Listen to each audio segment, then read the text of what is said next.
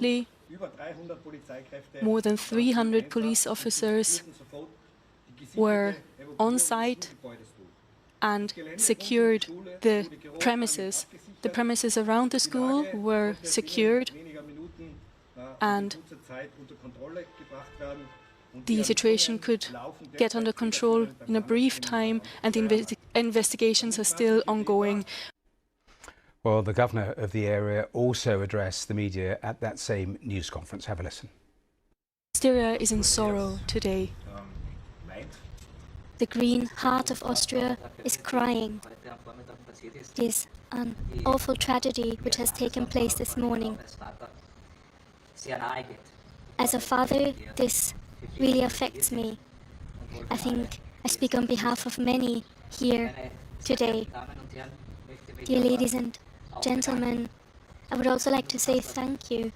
Thank you to the Chancellor, the members of the government who are present here today. The Chancellor has said it.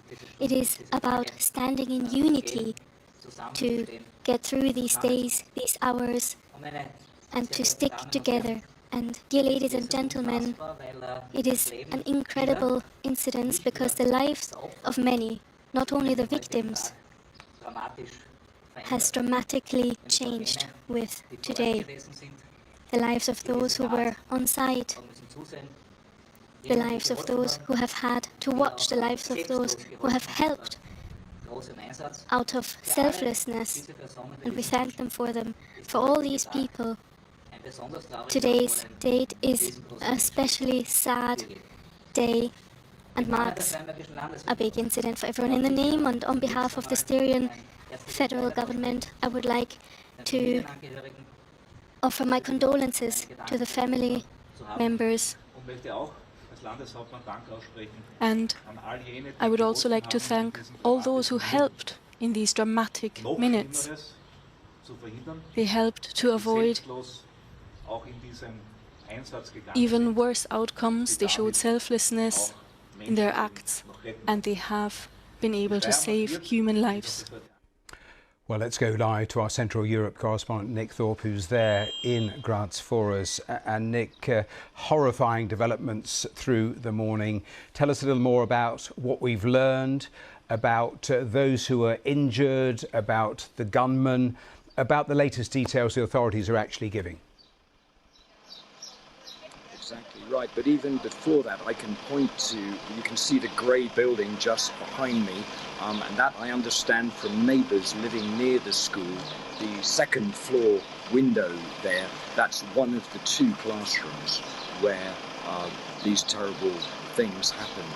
A neighbour was saying that first of all he heard something like 10 or 15 shots, and then there was a small pause, and then the shooting began again, and they immediately rang the police. This was literally about 5 to 10 this morning, and we understand the pause was probably as the perpetrator went from one classroom to the next.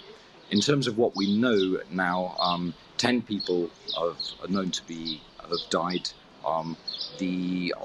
Killed in 2 different classrooms. There's been some confusion, different numbers about how many were girls and how many were boys in those 2 classrooms. One of the neighbours was saying to me that some of the shots actually took place outside the school before the shooter went into the school. We know there are 12 badly wounded people as well, and that, again, the neighbour was saying that the shot, there'd been another pause before the final shot, which was much louder, and there's sort of speculation here in the housing estate next to the school that was when the shooter shot himself, committed suicide in the bathroom in the school, in the toilets of the school. And Nick, what are they saying about the perpetrator, the motive? No motives. Obviously there is speculation, but in terms of who he was, a 21-year-old former pupil of the school who didn't finish studying here. What people are saying to me locally, however, is that this is a school, actually a district of Graz with a large immigrant community. But it's certainly what we know, what's being made public by the police and the Interior Ministry, is that it was an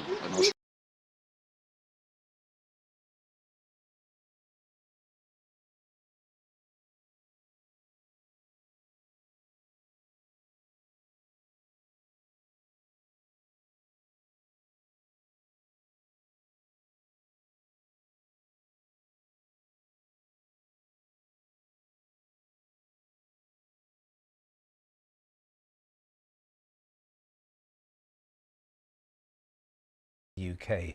Israel's government has described the move as outrageous. Well, this is what the UK Foreign Secretary David Lammy has been saying. These two individuals, Ben-Gvir and Smotrich, have been inciting violence against Palestinian people for months and months and months. They have been encouraging egregious abuses of human rights. We have been raising this with the Israeli government both privately and publicly. We were raising it before we came to government, and indeed the last government raised it as an issue. And alongside our partners, Canada, Australia, New Zealand, and Norway, today we are announcing sanctions against those individuals because we have been absolutely clear. This has to stop, and we stand for a two-state solution. And the settler violence that we've seen in the West Bank particularly is entirely unacceptable and must stop. Well, that was the UK's Foreign Secretary. There was quick reaction from the ministers. The National Security Minister, Itamar Ben-Gvir, said this. The sanctions do not scare me. Boo to the white paper.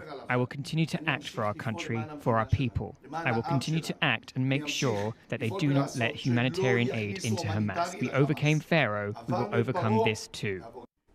Well, that's reaction. Well, today's move by the UK government is significant. Our diplomatic correspondent James Landale told me more. As far as I can tell, I can't remember the last time a British government actually sanctioned a member of Israel's government. Obviously, there have been lots of UK sanctions before on settlers and individual Israelis, but it's definitely a step to actually sanction members of a government. It's been a long time coming. David Cameron has said that when he was Foreign Secretary, he considered doing this. Specifically, what we know now is that the sanctions are mainly targeted about what these two men have said about inciting violence, in the view of the West, these allies, in the West Bank rather than Gaza.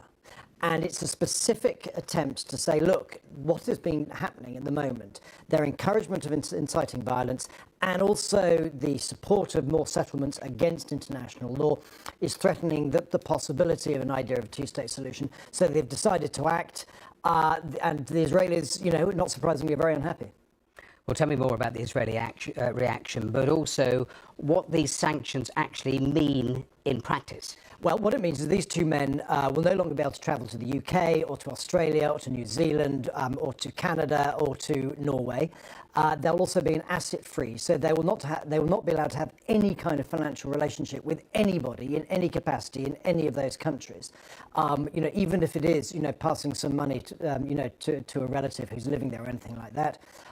Now, we don't know the financial circumstances of these two individuals, so it's impossible to know precisely what actual impact it have on them. But the impact is political. And what's interesting is that even people within the Israeli government who are not supporters of these two, because remember, they are very much at the far-right nationalist end of this government, there are other people in the opposition who are saying that this is just a wrong decision by these allies, because what it will do is it will further support for Ben-Gvir and Smotrich within Israel. But in terms of what we've seen in the UK, we were watching that session only last week in the House of Commons, and you got a real sense of the growing concern, the growing anger cross-party in terms of MPs. And again in that session, the phrase was used, words are not enough. So that is why potentially, or we've seen what we've seen today, but also what else is in the locker for the UK government? Well, obviously, it could restrict further arms sales. It's already did a little bit of that last year, suspending some arms sales license, about 30 of them, but there are a lot more that could be restricted. And then also the big question is, could the British government at some point recognise the State of Israel? This is a discussion that is taking place behind closed doors at the moment amongst various allies. There's a big conference in New York next week, hosted by the French and the Saudis, at which this will be discussed. Whether they actually get to that point, I don't know, but it is part of the process. As you say, there is a steady increase and escalation of action that reflects frustration with these allies, who are also, they're all supporters of Israel, but they are all under political pressure, growing political pressure. It's simply the scale of what is happening both in the West Bank and Gaza that they felt the need to act, so they've acted. James Landale, around the world and across the UK, you're watching BBC News.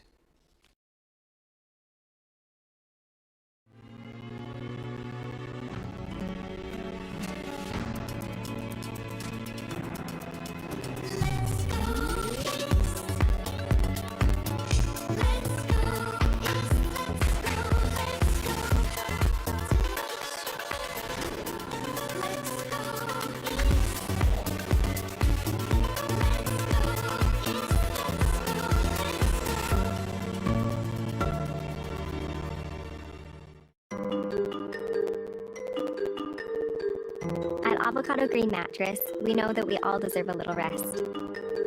That's why we're promoting better sleep this season with our certified organic mattresses and bedding, all made with natural, luxurious materials for a healthier planet and a healthier you. Start your sleep trial today at avocadogreenmattress.com.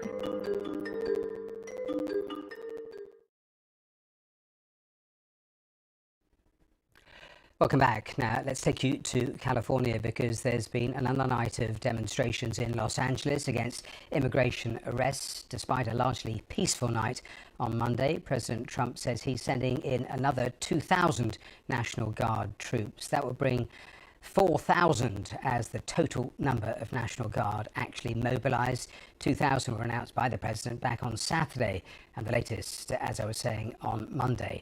The US Defence Secretary, Pete Hegseth, has also mobilised 700 US Marines. The Trump administration's orders are pretty much unprecedented. It is the first time since the 1960s that troops have been deployed without the state governor's consent. Well, the stated role of the National Guard here is to protect federal agents as they carry out their duties, such as immigration raids. California's Governor Gavin Newsom has described the increase in National Guard troops as, quote, deranged. Well, the Defence Secretary is on Capitol Hill. We've been showing you him answering questions. He's just been defending the National Guard being sent in, and he referenced the response to the protests surrounding the murder of George Floyd. We're both originally from Minnesota, which is why I recall 2020 quite well, when Governor Walz abandoned a police precinct and allowed it to be burned to the ground, and also allowed 5 days of chaos to occur inside the streets of Minneapolis. The police precinct, ma'am, was abandoned and burned to the ground. And because of that, the National Guard was eventually far too late mobilized. And President Trump recognizes a situation like that, improperly handled by a governor, like it was by Governor Walz, if it gets out of control, is a bad situation for the citizens of any location. So in Los Angeles, we believe that ICE, which is a federal law enforcement agency, has the right to safely conduct operations in any state and any jurisdiction in the country, especially after 21 million illegals have crossed our border under the previous administration. ICE ought to be able to do its job, whether it's Minneapolis or Los Angeles. Well, in the last hour, Los Angeles Democrat Congressman Jimmy Gomez and other lawmakers called events a dangerous escalation of federal force by the Trump administration in the state. We have laws. We have to go by the laws. We can't call in the National Guard unless we're requested by a governor. Those are not my words. Those are the words of Donald Trump in 2020. Today, he's doing exactly the opposite. He's deploying National Guard troops and now mobilizing 700 active duty Marines into Los Angeles without the consent of the governor or the request of the governor and local law enforcement. The chaos is the bait, and the switch is a constitutional crisis and power grab. Trump created this political distraction to divide us and keep our focus away from his policies that are wreaking havoc on our economy and hurting working families. He's not keeping us safe. He's not restoring order. He's ratcheting up the tension, wishing for it to reach a boiling point. And we all knew that this day would come. It was just a matter of time. And this isn't leadership. It's a deliberate attempt by Trump to incite unrest, test the limits of executive power, and distract from the lawlessness of his administration. Well, let's go live to California and talk to the Republican consultant Barry Ross. Barry, welcome here to BBC News. First, the National Guard, now the Marines. Is Gavin Newsom right that Donald Trump is simply manufacturing a crisis? No, that's not what I've seen. First, thank you for having me on. I live in Orange County, and I've been living in the UK for a little bit. I've come home, and I've kind of been shocked. My parents have been telling me that they've been afraid. My neighbors have kind of been like, "Whoa, there's just weird, some weirdness going on." But what I found when I came home was returning to a place where you could leave your cars, your house unlocked, coming to a place where in the morning, every morning, virtually on the ocean, You've got guys from Venezuela or Colombia or wherever the hell they're coming from. They're checking cars, they're checking houses, they're seeing where they can get in. The crime has gone up. It's there's people being dropped off in the middle of the night via boat. Here's the thing, though. Here's the thing. Marines are combat troops. California actually employs 75,000 uniformed law enforcement personnel with arrest powers. The LAPD on their own have 9,000. They can handle a few hundred agitators throwing rocks or blocking traffic, all the things that you've just gone through. This is just political optics, isn't it? No, I don't think so. I think that what you're showing is that there is a strong force that matches the population of California that is willing to protect and serve the people. But the leaders of this state have been very open and very honest about their disagreement with the president and their willingness to not go along with what he is saying. And frankly, there is a very large portion of Californians that are standing for illegal immigrants and their family and friends that are here, but there's a very large portion of Californians who are not okay with how everything is going. They're not okay with millions of people coming across the border, and they're not okay with the type of business that's been associated with that. We have sheriffs who are unwilling to send our people into San Bernardino to engage with the cartels because they know they're not going to get any support from the state. You're right that Donald Trump was elected to act on immigration, but like this, with ICE going into elementary schools, with lifting a tourist yesterday, kids threatening to arrest the governor, Gavin Newsom, really those sorts of ways of dealing with this? I think they are. If you actually can put your head around the number of people that have come into this country. Let's just forget about the country, the 20 million or so let's just think about California. There were 8 million border encounters, and 1.7 million of those border encounters, we don't know where they went. In any other circumstance in history, this is an invasion. These are fighting-aged, military-aged men that are coming across. That's a foreign invasion, but that is not what the police force on the ground was actually saying. Donald Trump called them insurrectionists. Yet this is a president who didn't call in the National Guard when a mob was actually storming the Capitol on January the 6th, beating police and wanting to hang the vice president. To do that. He attempted, he called in the National Guard, and this is actually all over the news, all over independent media. You can go and look at this. I can't believe you just said it, but he actually did try to get the National Guard in, and that was blocked. And it's about time that he sends some people here because, again, there's been a system that is corroding, and it's about time for it to stop. I mean, I want to have children here. I want to have a life for my family here as well. We can't just let everybody in. Everybody's allowed to come to California, and then suddenly you're a Californian citizen, you're a U.S. citizen, and you have all of the benefits. You are arguing the immigration issue, and what I'm putting to you is tactics we have not seen in the U.S. for decades, because the 1960s was the last time this was done without the consent of a governor. Now, Donald Trump famously asked his defense secretary in his first term, why can't we shoot protesters? Now he's sending in the National Guard. Now he's sending in the Marines. I mentioned that he's threatening, or the borders are threatening, to actually arrest the governor. It looks to many, many people that America is heading to authoritarianism at warp speed here. I don't necessarily agree with you. What I see is, and keep in mind, I'm a Republican.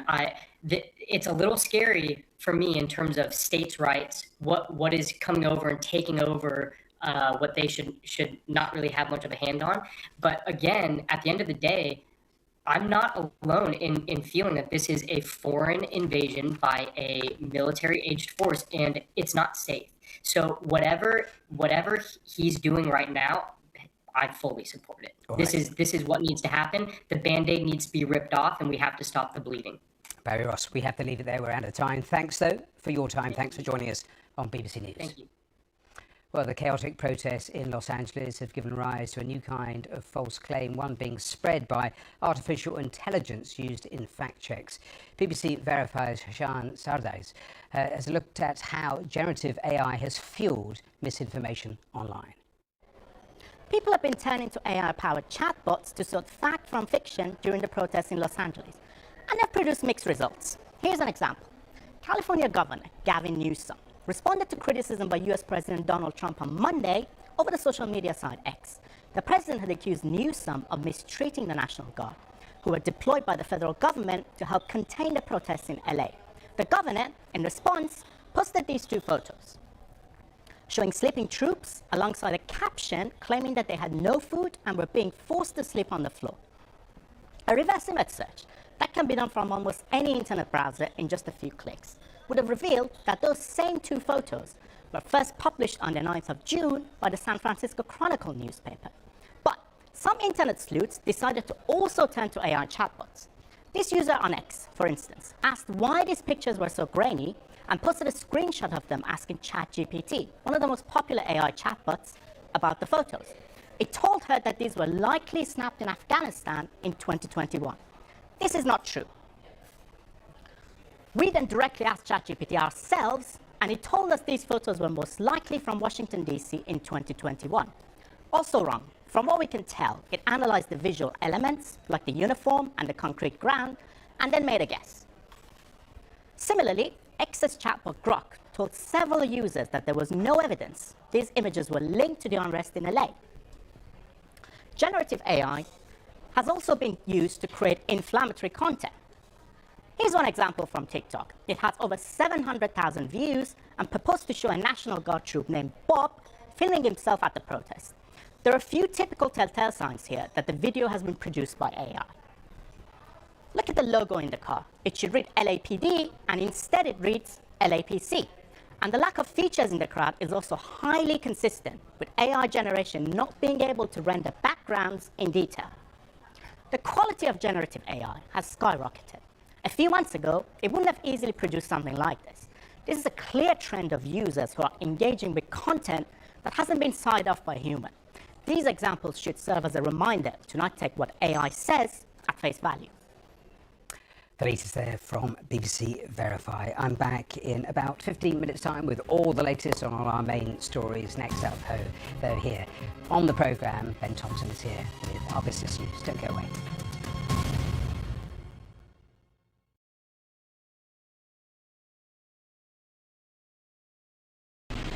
When the grid goes down, what's your plan? I'm Kate Courtley, former Navy SEAL. I've defended freedom around the world. And here's the truth. Freedom starts at home. That's why I trust the Patriot Power Generator 2500X. Solar powered and built tough to keep your fridge, phones, and medical devices running with no gas and no fumes. This 4th of July, get 2 solar panels absolutely free. Stay self-reliant. Go to forpatriots.com. Get peace of mind before the next blackout. We all need a little help sometimes, but 62% of people struggle to ask for it. Here's a little secret.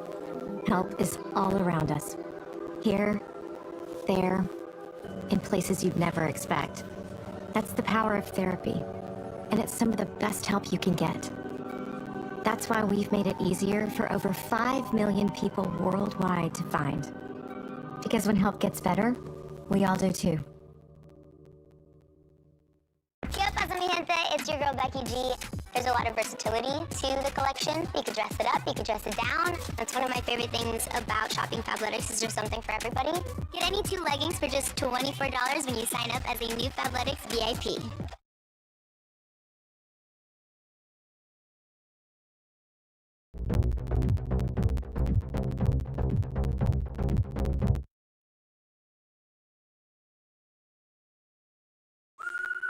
Clogged gutters can cause big problems fast. Until now.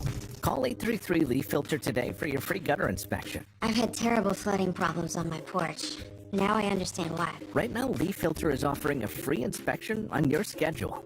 Leaf Filter is a permanent gutter solution, so you never have to worry about costly damage from clogged gutters again. Call us today and schedule your free inspection. To schedule your free inspection, call 833 Leaf Filter today or visit leaffilter.com. When you're at the starting line for your next event, 4imprint has the right promotional gear. Bottles, bags, hats, and tees delivered on time to energize your customers and your team. Race now to 4imprint.com. 4imprint, for certain. Simparica Trio protects against 3 categories of parasites. Power disease. This drug class has been associated with neurologic side effects, including seizures. Use with caution in dogs with or without a history of these disorders. Don't just protect, triple protect. When you're actively trading, the fees really start to add up. Public is the only platform that offers rebates on your option trades, which help offset those costs. It's a simple way to help me keep more of what I earn. It's lunchtime and Gary is double booked. Good thing Gary's company uses Otter's AI meeting assistant to take notes and generate a summary. So Gary doesn't miss a meeting and can regain his lunch break. Try now for free. Visit otter.ai or download the app. Let your feet take you wherever your spirit wants to go. The one and only Hurricane helps you navigate any surface so you can go anywhere your heart desires. Redesigned from top to bottom, it truly stands alone. Scan the code now and walk easier down whatever path you choose. Move forward with confidence at hurricane.com. Also available at Walmart and walmart.com.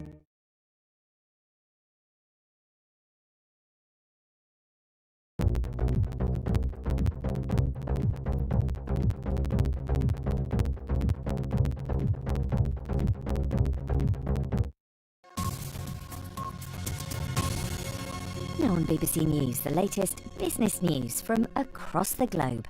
Business Today.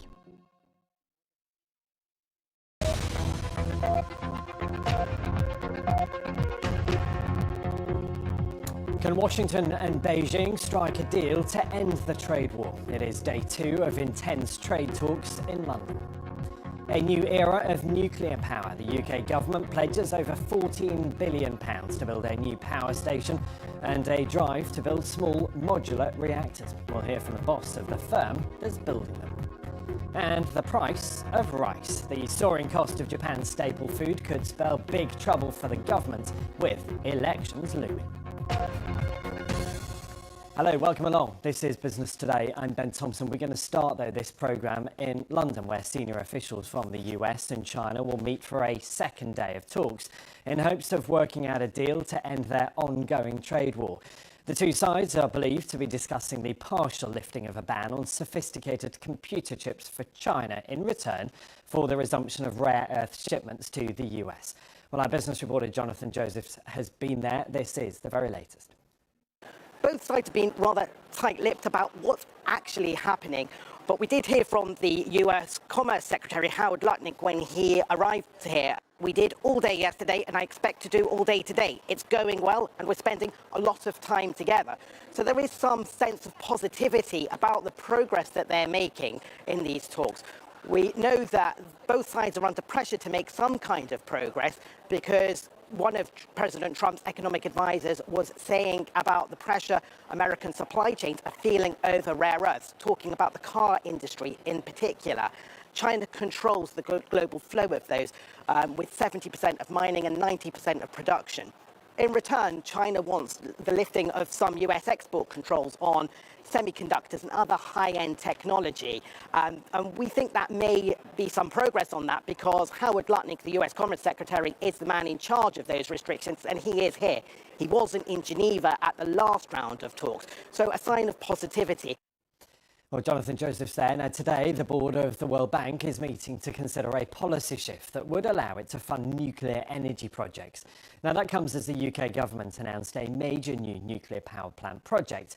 It will invest £14 billion, that's about $19 billion, to build the new Sizewell C nuclear plant on the Suffolk coast. The project is estimated to create some 10,000 jobs. It will provide enough energy for 6 million homes. But some protest groups have condemned the decision, citing concerns over spiralling costs and delays at similar projects. Speaking earlier to our business editor Simon Jack, the UK Prime Minister, Sir Keir Starmer, says today's announcement was about securing long-term economic growth and energy security. This is about investment. It carries with it 10 years' worth of jobs for 10,000 people. And what it carries with it is our own energy independence, security, and bringing down the bills for millions of people across the country. And I think if you ask most people what's one of the big headaches of the last 2 or 3 years, whether they're a business, whether they're a family, it's the price of their energy. So this is setting out a course for the future, which means that we have control over our own energy. Obviously the Sizewell itself, which is a big project, but also Rolls-Royce running that other modular reactor, small modular reactor. It's a statement of intent. So the Prime Minister there on that announcement. And in a related development today, Rolls-Royce SMR, that's got long provided nuclear reactors for things like submarines. It was announced as the preferred bidder for the UK's small modular reactor programme. Now, they have captured the imagination over the past year with the likes of Amazon, Alphabet and Microsoft all commissioning projects to power what is their pretty energy-hungry data centres. Our business reporter David Waddell spoke to the company's chief executive and began by asking how these reactors differ from traditional nuclear power stations. Our SMR is a nuclear power station that fits onto about the size of 2 football pitches, and from that will power 1 million homes for about 60 years. So the first point is it's about a third of the size. But the key difference here is our approach to delivery. This SMR is 90% built in factory conditions, with about 70% of it off-site in controlled factory environments, where we can standardise that product, replicate it at scale, and then deliver these as fleets, not just here in the UK, but hopefully through the world. What does this unlock in terms of international opportunities for Rolls-Royce? It's a real vote of confidence from the government in our technology and in our ability to deliver, and that will be heard by governments across the world. We've already been selected in the Czech Republic last year, and there are a number of other governments, particularly in Europe, looking at selection processes which we're part of. Safety is a concern for many people. Many opponents will point to Fukushima, to Chernobyl, to Windscale here in the UK. How do you address questions they might have? I'm very confident our plant is safe. This is proven nuclear technology. It's the type of reactor is one used in 75% of reactors through the world, one very familiar to Rolls-Royce, who've been building reactors for some 65 years for our submarine programme, and we're very familiar with the management of safety critical systems. We go through a very rigorous regulatory process of both the product and planning for the site, and we're in the final stages now of that regulatory process. And how will you manage nuclear waste? This is something that will need to be stored somewhere that can never be touched by humans ever again. Yes, we use a totally standard in the industry fuel type, so the methods and approaches to managing that waste are well proven and well managed, well proven in the UK. So we store the waste safely, contain it and store it, and then eventually find its way to a geological storage facility. And when should we expect to see Rolls-Royce SMR start providing energy into British homes? Yes, we've got a process now of going through regulation and the site-specific detail that will work with Great British Nuclear, and then start building. We think it will take us about 5 years to build the first one from that starts. So we anticipate around the mid-30s we'll see power on the grid. The very latest there on those small nuclear reactors. Now, elsewhere, Britain's jobless rate has surged to its highest level for nearly 4 years. Pay growth for UK workers eased by more than expected as employers face surging staff costs. The Office for National Statistics said average earnings, if you take out bonuses, it fell to 5.2% for the 3 months to April. All of that as the latest Manpower Group Employment Outlook survey states that UK hiring confidence has fallen by 12% for the third quarter of the year. Anna Spall is Market Intelligence Director at Manpower Group and told us more about what's going on right now in the UK jobs market. We found recently that hiring confidence has dropped 12%, which, as you've stated, is the biggest drop since COVID levels.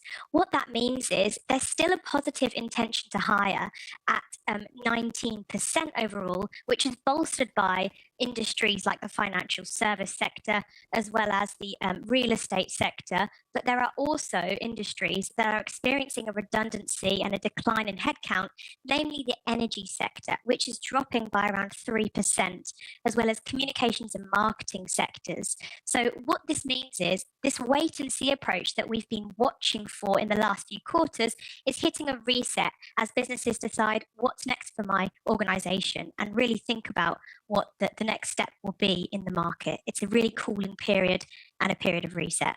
Yeah, and we know that so much of this is about confidence. You know, employers will not take on new staff if they don't know how their business will fare. They've been hit with a load of extra costs lately, whether that's staff costs in things like national insurance or minimum wage, or business rates going up too.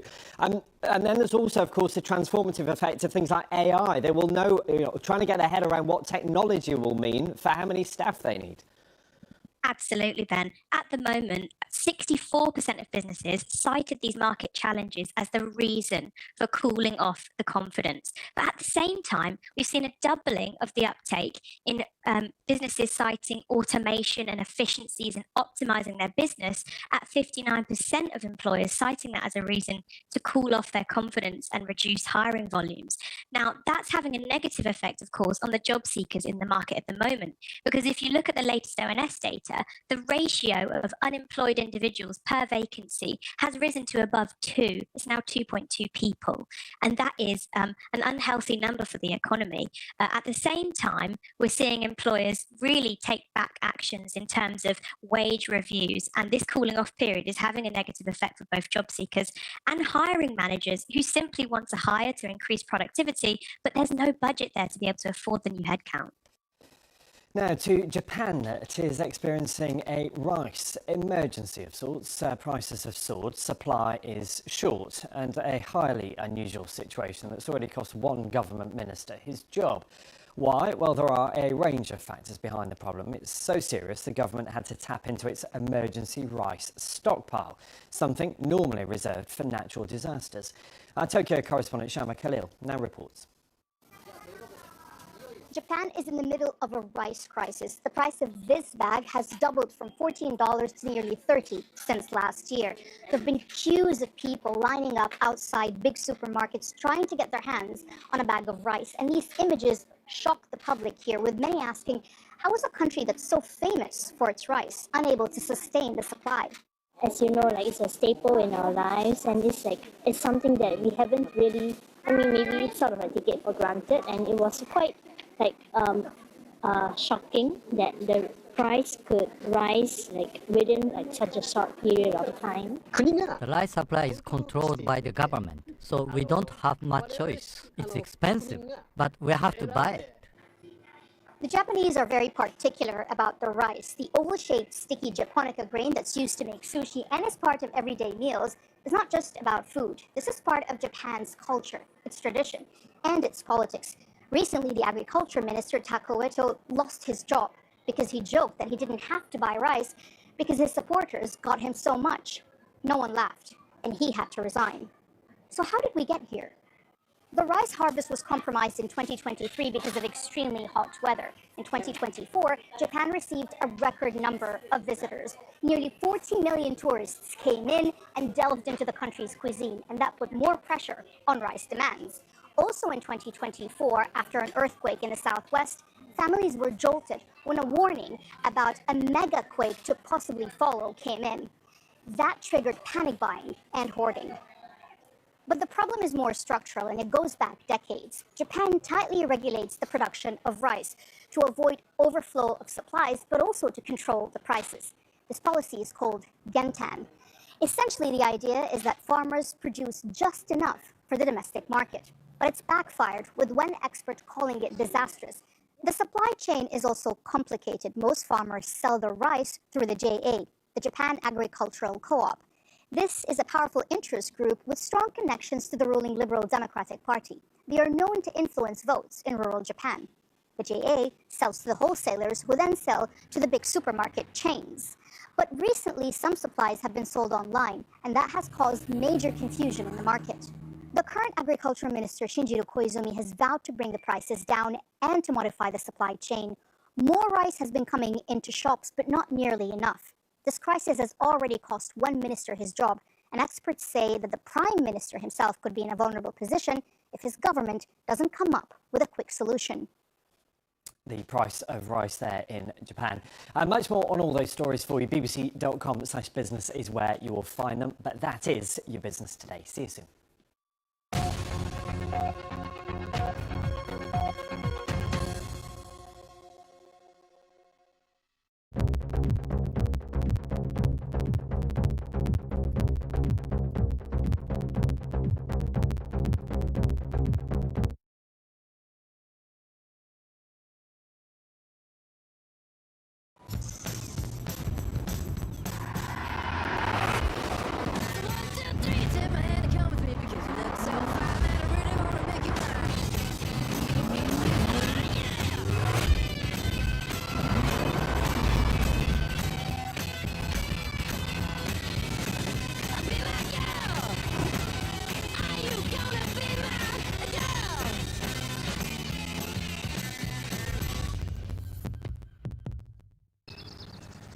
fool yourself.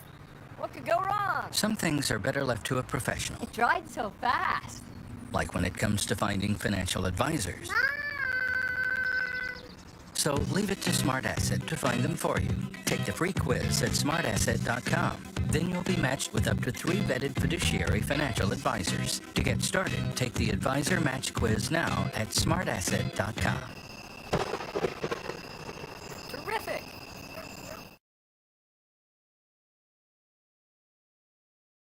My dad was a farmer, but he also had a radio talk show for farmers who called in with their farming problems.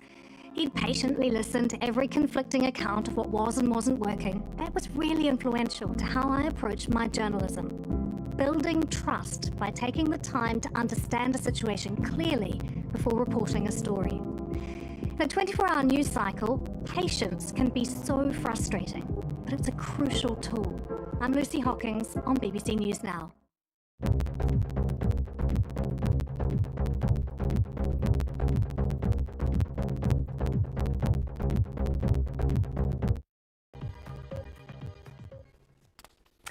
Welcome back to today's Verified Live here on BBC News. Now, Israel has deported the Swedish campaigner Greta Thunberg after blocking a boat she and activists were on from reaching Gaza. In the last few hours, she's arrived in Paris and spoke to reporters there. Have a listen.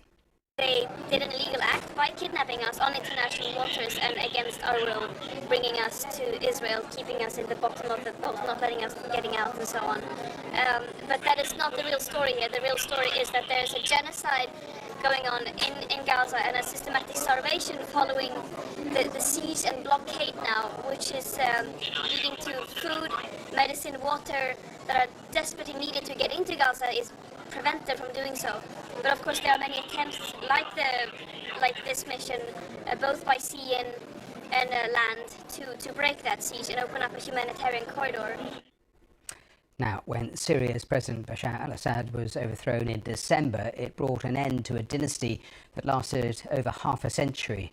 Across its 13-year civil war, the regime detained more than 1 million people. Human rights groups estimate around 100,000 of those are still missing. Well, now dozens of former officials have spoken to the BBC about their roles in enforcing Assad's brutal orders. This rare first-hand testimony forms part of an investigation into Syria's notorious prisons. Sarah Obadad has this report. Our superiors would say, torture them, don't let them sleep at night, throw them a party, put them in a grave if you want to, bury them alive if you want to. A new BBC investigation tells the story of Syria's notorious prisons under its former president, Bashar al-Assad, who was overthrown last December. Everyone heard the screams. Everyone knew how the interrogations were conducted. The team tracked down over 40 men who worked for the regime in various ranks. We agreed to conceal their identities, given the value of their first-hand accounts. Don't you think your silence or your inaction allowed these criminal acts to happen on your watch? My silence? If I spoke one word, I would sentence myself to death. You didn't try? No, I didn't. They would keep them under harsh torture, day and night, until they admitted to killing so-and-so. On that basis, they were taken to the field court, where no questions are asked. This torture had devastating effects on the prisoners.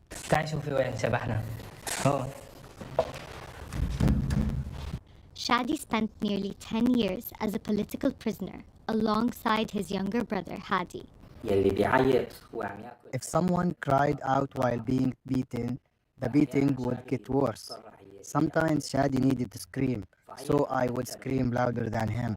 That way, they would take me instead. Because when Shadi suffers, I suffer more for him.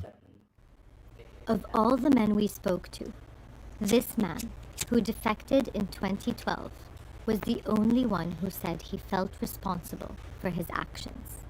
You might not believe me if I told you. It's been 2 or 3 years since I looked in a mirror. I can't bear to look at myself. Most insisted they were just following orders and had no choice. It's hard to decide who should be held accountable and who should be forgiven. I don't know how we are going to move forward and heal our wounds and rebuild this country. Sara Abeidat, BBC News. Now, the US Commerce Secretary, Howard Lutnick, says trade talks with China in London are going well. They're in a second day, with officials indicating that the two main topics are US access to China's stock of rare earth minerals and Beijing's desire that Washington loosens export restrictions on sophisticated computer chips. Both countries are under pressure to come to an agreement. Tit-for-tat tariffs have almost halted most trade between the world's two biggest economies.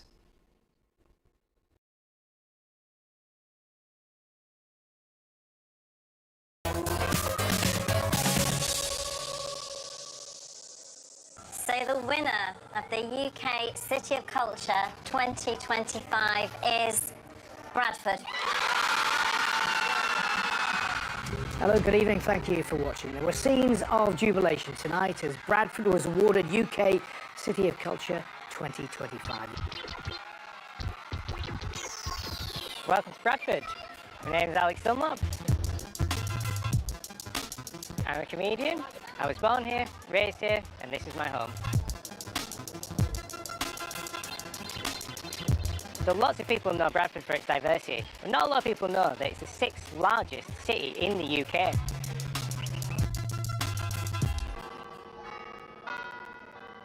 T.S. Eliot had a poem called The Wasteland where he used a metaphor like a silk hat on a Bradford millionaire. So clearly back then people thought of Bradford as this luxurious, opulent place, and it's such a shame that people don't think of us like that anymore. Oh, 1, 2, 1, 2. Does that sound good at the back? All right, so give us a cheer if you've ever been to a comedy night ever before. That's really helpful. Lovely. And it seems like everyone here is from Bradford. I think obviously 100 years ago, Bradford was like the richest city in the world. Today, we all work in social housing. You know what I mean? So something's gone wrong, so please support the City of Culture. We really do need it.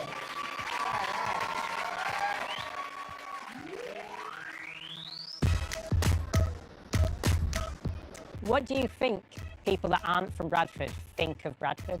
People are very negative, but yes, the one thing about Bradford, apart from the fabulous buildings, and you have to look up. There's more up there. I don't think people appreciate that. I don't think they do. And the other thing are the people.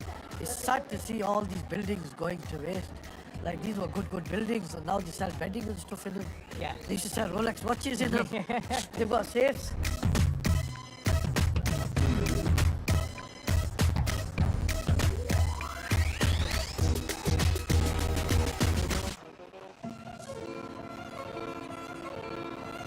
So I'm going to take you to Unspun Stories, which is a new exhibition at the Loading Bay, which is a brand new venue, cultural event space, set up using the investment into Bradford.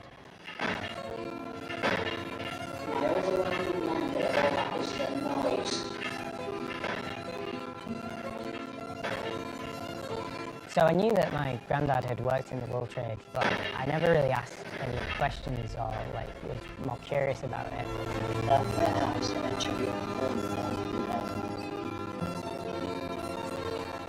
Now, as I've got older and he's no longer here, I kind of wish, I should have asked him more about his job, what it was like to go to those places, and what it was like when everyone lost their job.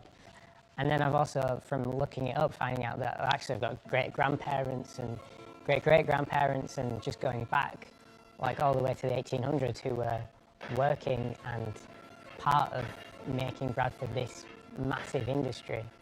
And I just kind of want to know even more, and this exhibition has made me even more curious to do even more digging, even more research, because it's, it's part of who I am.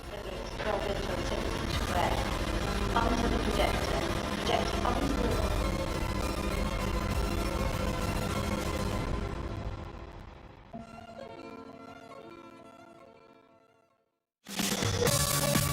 The Travel Show, your essential guide wherever you're heading. Every weekend on BBC News.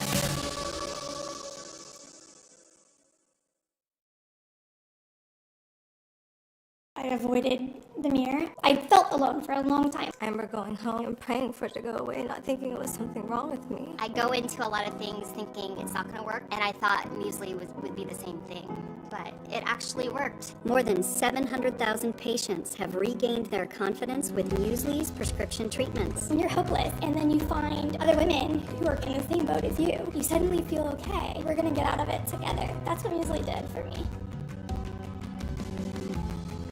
Memory and thinking issues keep piling up? It may seem like normal aging, but could be due to a buildup of amyloid plaques in the brain. The sooner you talk to your doctor, the more options you may have. Learn more at amyloid.com. Are you throwing away money on your car insurance? Yeah, that's exactly what I'm doing. Try Insurify. We help you compare quotes and save half on your car insurance. I like it when things are convenient and save me lots of money. Go to Insurify.com and save up to $1,000 a year on your car insurance. When logic bends, when certainties shatter, when left is right and right is left, which way do you turn? Go beyond the headlines. A trusted global perspective. The Economist. Know which way is up. We're all looking for some place to call home. But first you need a place to look for a place to call home. And that's homes.com, because it's the best. I told you, you cannot legally say Homes.com is the best. What if she says it as Morgan Freeman? Homes.com. I can get this whole.com. No. Well, how can we not say it if that's our new name? Give up. Homes.com is the best.com. It's just like our new house. I hope you have an American Home Shield warranty. Leaky toilet? Fixed. Oven beyond repair? If AHS can't fix your comfort item, then replace it, no matter its age. Sign up today at AHS.com. Wait, Noom has GLP-1 meds now?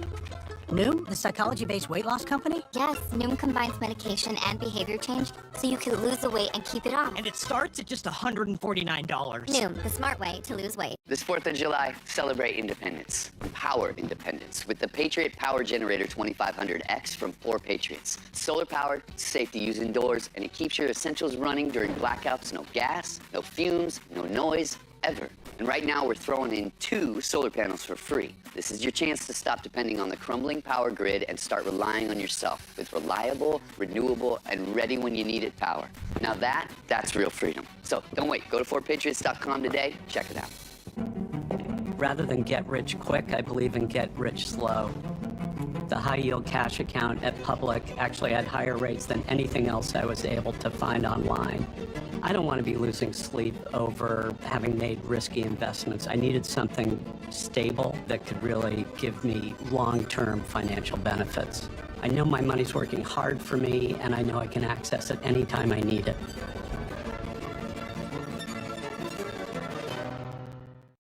Follow the world's top golfers via the BBC Sport website and app. Get in-play live text updates from every major and take a closer look at the golfing world. With features and columns from our correspondents on the tour. Go online or download the app now. Ukraine is just about holding the front here, while the Russians have launched this fresh assault. Everywhere you look, there are uprooted trees, there are bits of building, and the destruction is just in every direction. Incendiary drones were dropped here. We know this was the military junta because the rebels don't have that kind of weaponry. When you can hear the tear gas canisters being lobbed at the protesters. There, when the story breaks. BBC News.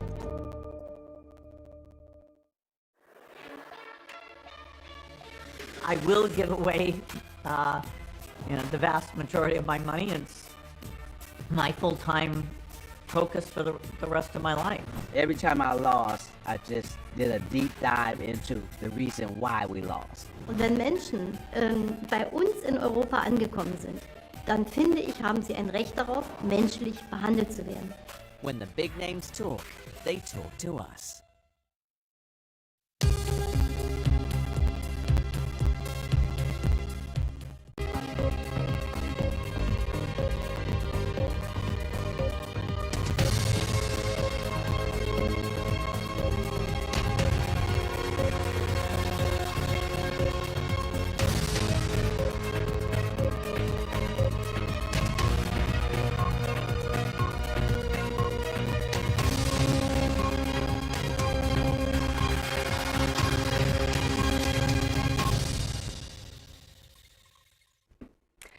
Live from London, this is BBC News.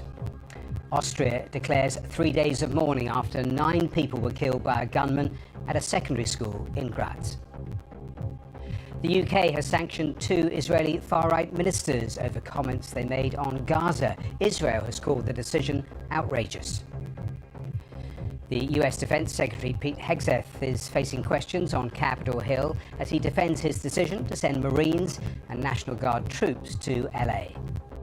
And we believe ICE the budget. agents should be allowed to be asked about the safe in budget, doing sir. their operations, and we have deployed National Guard and the Marines to protect them in the execution of their duties, because we ought to be able to enforce immigration law in this country. The UK government confirms a multi-billion-pound investment for a nuclear plant in Suffolk, which ministers say will deliver a golden age of clean energy. And Uber is to start trialling driverless taxis in London next spring, fully automated with no human behind the wheel.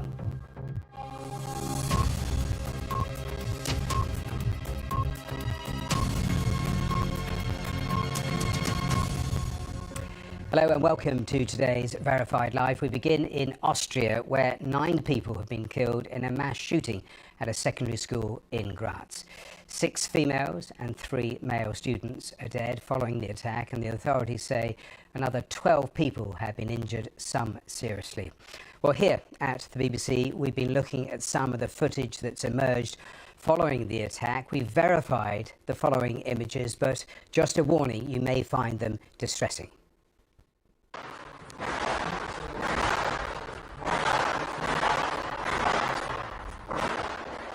These pictures are filmed from a property adjoining the school, and you can clearly hear the gunfire. Well, this video also shows students leaving the school as police officers line the corridors. We've blurred the images to protect identity, so you can see armed officers guiding the students out of the premises. The gunman is known to be a 21-year-old Austrian from Graz and a former student at the school. He's understood to have shot himself in a bathroom. Well, we don't know yet what the motive was or whether the weapon was illegally or legally owned. The Austrian Chancellor has called the attack a national tragedy, and he's declared 3 days of national mourning. Ellie Price has more. It happened around 10 o'clock this morning. Police arrived after shots were heard coming from the inside of a high school building. At least 1 adult was killed, but it's thought the majority of those who died were students, with a number injured. Police say the suspected gunman probably took his own life. It's thought he had been a student at the school. The school pupils have been evacuated and are taking refuge nearby. Parents also have a gathering point. There are crisis management teams at both locations, of course, to help people, even for those who haven't been physically harmed. But still, there are several fatalities. Pictures posted on social media showed the heavy police presence in the area, the city of Graz, Austria's second largest. It's thought 160 emergency workers were on duty at the scene, including emergency doctors, paramedics and response vehicles, with more arriving. Police said the school had now been secured and there was no further danger. But it's thought this could be one of the worst mass shootings in Austria's history. We would like to offer our deepest condolences to the families of the victims and the entire city of Graz, and we stand together in mourning and while we seek clarity in the wake of this horrible event in a school. The investigation into exactly what happened and why is obviously at a very early stage. The full horror not yet clear. Austria's Chancellor Christian Stocker described the attack as a national tragedy that strikes our country right at its heart. He said there were no words for the pain and grief that Austria was feeling. Well, there was Ellie Price with that report. Let's go live to Graz and our Central Europe correspondent Nick Thorpe, who is there. And Nick, tell us a little more detail about where exactly you are and the latest we've heard from the authorities on the horrifying details here. Yeah, that's right. Well, I'm literally outside the school. As you can see it just over my left shoulder here, it's that grey building. And in fact, the window on the second floor, that's one of the 2 classrooms. That's, I understand, the first classroom where the gunman opened fire. I've been speaking to neighbours here living literally opposite. A woman was just hanging out her washing when she heard the shots. She said there was an incredible number of them. She thought between 30 and 40, although obviously people's memory changes. There was a slight pause between them. As we understand now, the gunman went from one classroom to the other, and then she said at the end there was one much louder shot, which was presumably when he'd gone to the school bathrooms and shot himself. So a mood of real horror and shock here in this part of northern Graz, not far from the railway station.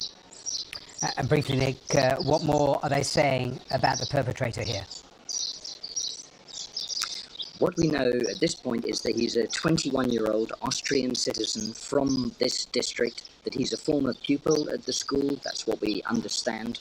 We don't know the motive, but we do know that he was armed with 2 guns, both legally bought. Some of the local media speculation here is that he'd only bought the guns a couple of days ago.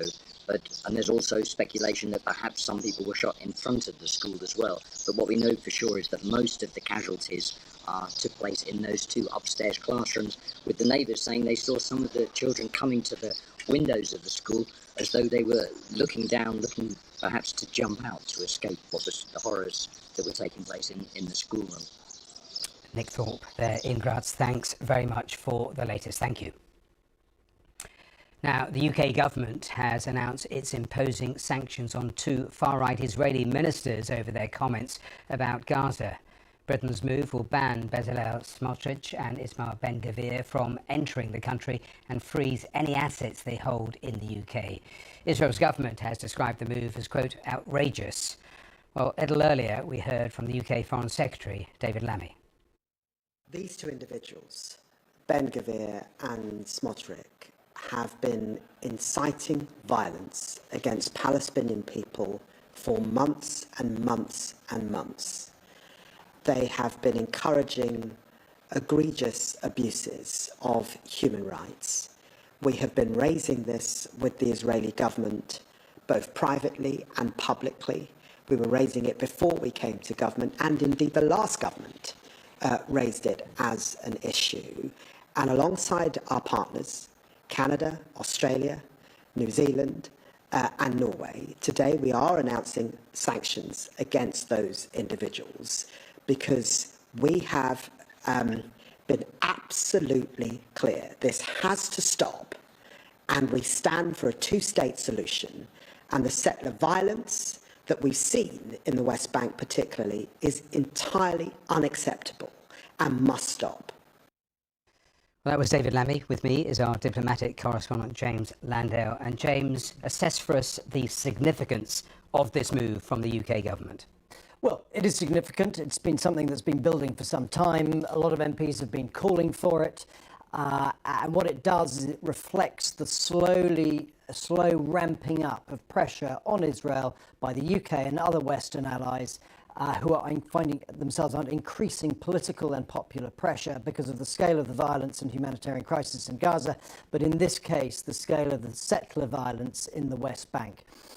That's why they're acting. If you think about it, the UK in recent months has formally warned Israel that it thinks it's at risk of breaching international law in Gaza. It has broken off trade talks. It's spoken of, ramped up the rhetoric. This is something that was the next sort of tool it had in its box to come out to try and put pressure. And so it's specifically targeting these 2 individuals because of what they've said, allegedly inciting violence in the West Bank. And the scale of the Israeli response, reflects the significance that they see it as a reflection of the growing international isolation of Israel amongst people who are its allies. You talked about the Israeli response in terms of what we heard from the 2 ministers. What have they said? Well, the Foreign Minister, Gideon Saar, has said the sanctions are unacceptable and outrageous. One of the ministers targeted Gideon Saar said that he used biblical terms. He said, "We overcame Pharaoh, we will overcome Sakir Starmer." To some extent, it might actually increase the support for these 2 ministers in Israel domestically to be martyrs, to have the international pressure on them. Certainly there are some people in opposition figures in Israel who've criticised these sanctions, think it's not the right thing to do. But the British government's taking the view that now is the time to act. Whilst you're with me, James, we were just bringing details a little earlier, and I want to ask you a question because the US Ambassador to Israel, Mike Huckabee, has told Bloomberg News in an interview the US no longer wholeheartedly endorses an independent state for Palestinians. Give me your assessment on that, because all the while in the background we have a growing push for more countries to recognise the state of Palestine.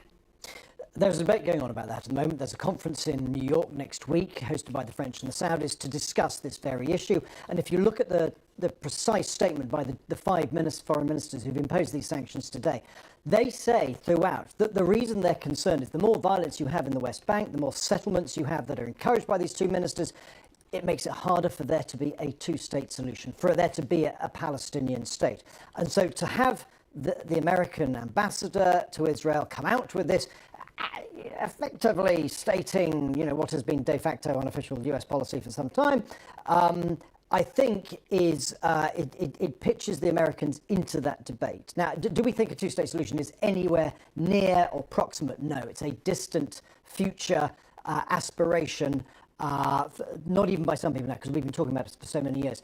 But the fact that you have an American here just saying, look, I don't think there's a two-state solution. Well, the question is, of course, well, what is your solution? And that's the question that everybody finds harder to answer. James Landau, thanks for taking us through all of that. Thank you. Well, let's stay in the Middle East, because Israel has deported the Swedish campaigner Greta Thunberg after blocking a boat she and activists were on from reaching Gaza. In the last few hours, she's arrived in Paris and spoke to reporters there. Have a listen. They did an illegal act by kidnapping us on international waters and against our will, bringing us to Israel, keeping us in the bottom of the boat, not letting us getting out and so on. But that is not the real story here. The real story is that there is a genocide going on in Gaza and a systematic starvation following the siege and blockade now, which is leading to food, medicine, water that are desperately needed to get into Gaza is prevent them from doing so. But of course there are many attempts like this mission, both by sea and land, to break that siege and open up a humanitarian corridor. Greta Thunberg talking there in Paris. Next year on the programme, we're talking about the National Guard and the Marines being sent to LA. That is coming up in just a moment or two. Around the world and across the UK, you're watching BBC News.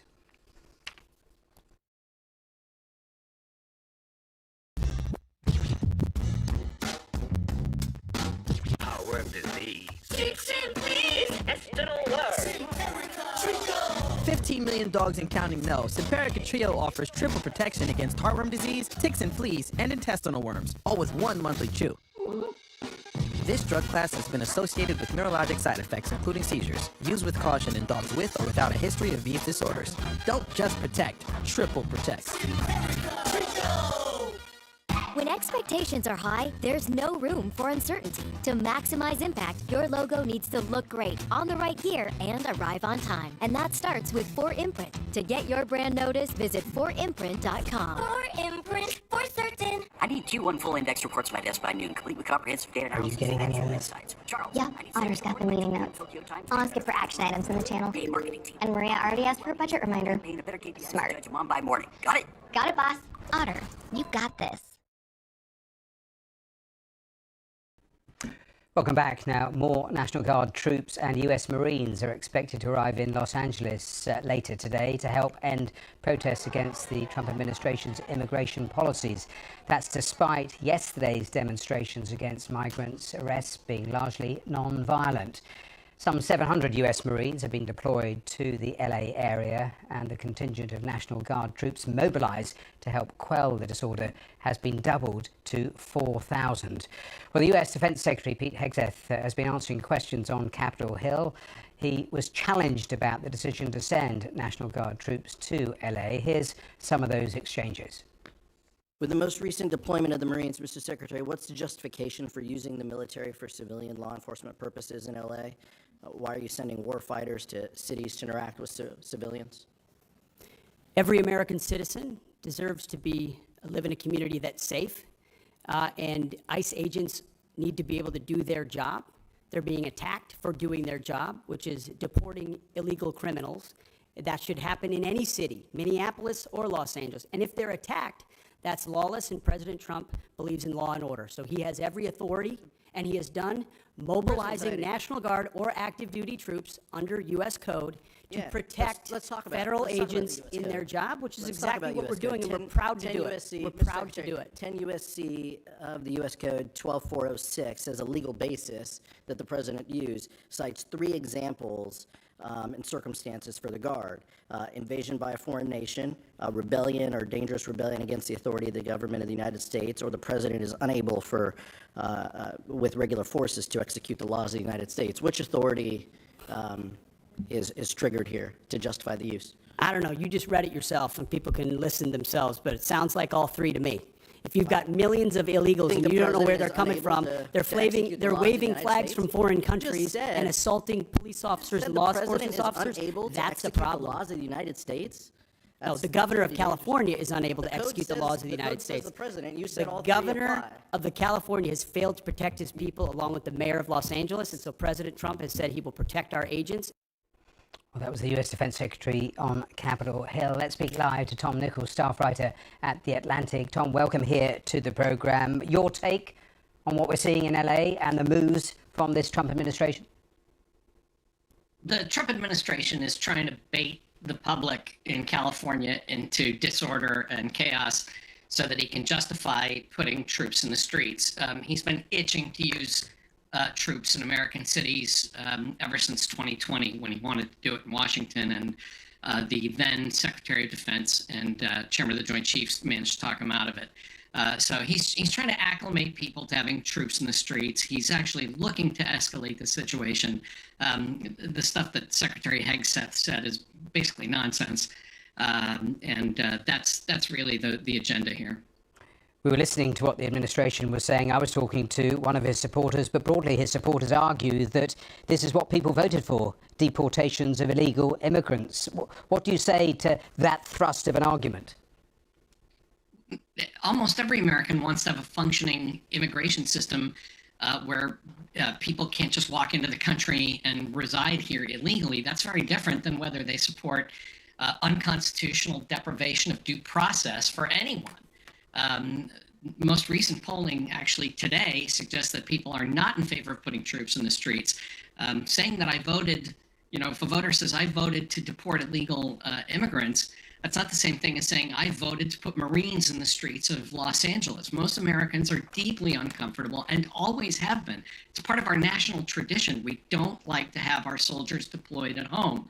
That's deeply rooted in the American culture, and that's partly why President Trump is trying so hard to do it. He's trying to get people to overcome that reluctance to have the military in the streets, because he wants that, because he wants to seem like a strongman. In terms of the why, your colleague at The Atlantic, David Frum, wrote a piece yesterday saying this was a dress rehearsal for the midterms of 2026. What Trump will do if he feels that his grip on power is threatened. Do you share that as being perhaps what we are seeing being played out here? Absolutely. David's absolutely right that this is a dry run. Los Angeles isn't really the target here. This is a dry run for putting troops in the streets anywhere Trump wants them. He very much has an almost childlike approach to the military. He thinks of them as his soldiers, to be used at his whim anywhere he chooses. And I think he may well, if not in 2026, he may well want to quell protests, suppress voting, do a lot of other things. And he's testing the limits of what the military can and will do.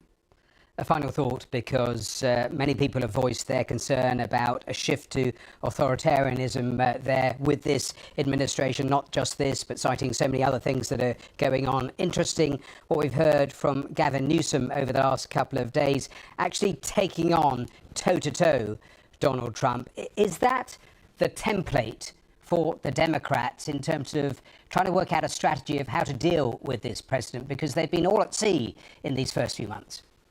Yeah, the Democrats have just lost their footing. What Gavin Newsom is doing is reminding people of a very powerful tool against the sudden imposition of national autocracy in the United States, and that is the American system of federalism. The United States is one national government, but it's 50 state governments. And it's very difficult to simply capture and overcome all of those at once. If democracy starts to fall in the United States, it will happen in pieces and in patches across this country. And again, I think my friend David is right that this is Trump testing the soft spots to see where he can sort of push in those spots across the country. Tom Nichols, great to have you on the programme. Thanks so much for joining us here on BBC News. Now here, the Prime Minister says the government's decision to invest £14.2 billion in a nuclear site in Suffolk will provide energy security, bring down bills and create 10,000 jobs for a decade. But opponents say he's not being clear about the final costs. Here's our business editor, Simon Jack. Nuclear energy has been produced here in Sizewell for nearly 60 years. Today, the Chancellor will confirm she's setting aside money to build a new generation of reactors to generate energy for decades to come. The plan is to take the design under construction at Hinkley Point in Somerset and replicate it on the Suffolk coast, ushering in what the government describes as a golden age of nuclear to boost the UK's energy security. Sizewell C's construction, it says, will create 10,000 direct jobs and once complete will produce enough energy to power 6 million homes. The government has earmarked £14.2 billion towards the cost over the next 4 years. The Prime Minister said it would create well-paid careers for the students at this Ipswich college, but he's committed to a project that will cost tens of billions of pounds and take at least a decade, leading some to ask whether he's written a blank cheque on behalf of taxpayers and energy customers. We're not writing a blank cheque, we're setting out exactly the investment we're making. This is about investment. It carries with it 10 years worth of jobs for 10,000 people, and what it carries with it is our own energy independence, security, and bringing down the bills for millions of people across the country. The total budget is expected to be around £40 billion. One reason, but not the only one, objectors say this will prove to be a costly mistake. There is £14.2 billion of taxpayers' funding, and that's a decision we condemn and firmly believe the government will come to regret. We don't see the benefit for voters in ploughing more money into Sizewell C that could be spent on other priorities, and when the project will add to consumer bills during construction and is guaranteed to be late and overspent just like Hinkley Point C. Nuclear energy has been produced on this coast since the late 1960s. Nuclear as a whole contributed 15% of the UK's electricity needs last year. But in a few years' time, that will be the last functioning nuclear power station in Britain. The government's convinced it needs a new generation to produce domestic, low-carbon, always-on energy as part of the future energy mix. This government is not the first to declare a golden age for nuclear, and it'll be over a decade before the electricity produced is there at the flick of a switch. Simon Jack. Now, Uber is to start trials of driverless taxis in London next spring. The app will work with the UK artificial intelligence firm Wave, which has already been testing out the technology on the city's streets, but with a human in the seat for now. Here's our technology editor, Zoe Kleiman. A few weeks ago, I took a ride across London in a car using driverless tech, but I wasn't on my own. I'm in a car right now that is driving itself through the streets of central London. It is identifying which lanes it needs to be in. It is avoiding hazards, notably lots of cyclists, parked vehicles, roadworks, all the usual city traffic that throws all of us, really. And there is a safety driver sitting in the driver's seat, whose name is George, but he's not doing anything. We're in autonomy mode. That also means that all of the decisions are being made on the edge of the vehicle in real time. There's also a big red button to hit at the front in case anything goes wrong, and he can take control at any time. From next year, you can expect to see more cars like this on the city streets with no George at the wheel. The government says it's bringing forward plans to allow trials of fully driverless taxi and bus-like services in the spring of 2026. And Uber says it's ready to go. We could launch as soon as the regulatory environment is ready to go for us. We've got 18 global partners right now working with us on autonomous. There's a number of those companies that would love to launch in the UK on the Uber platform. So as soon as the regulatory environment is ready, we're ready to go.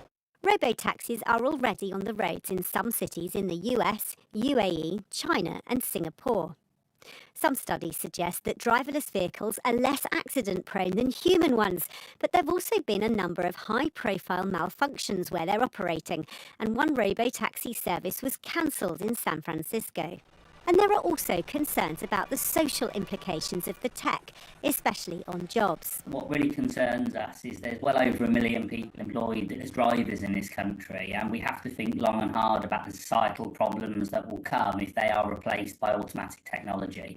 This could have major issues for society, huge issues for jobs, and we need to be very careful before we let the genie out of the bottle. In Austin, Texas, Uber's driverless fleet can work 20 hours per day, 7 days per week, and the firm charges the same fare. Tesla's about to launch a rival service there too. Uber says it hopes to be able to offer them to UK customers straight away once the trial starts here next year. The question is whether Brits are ready to get in them. A survey last year suggested that 37% of us would feel very unsafe in a car with no driver. Zoe Kleinman, BBC News. You are right up to date here on BBC News.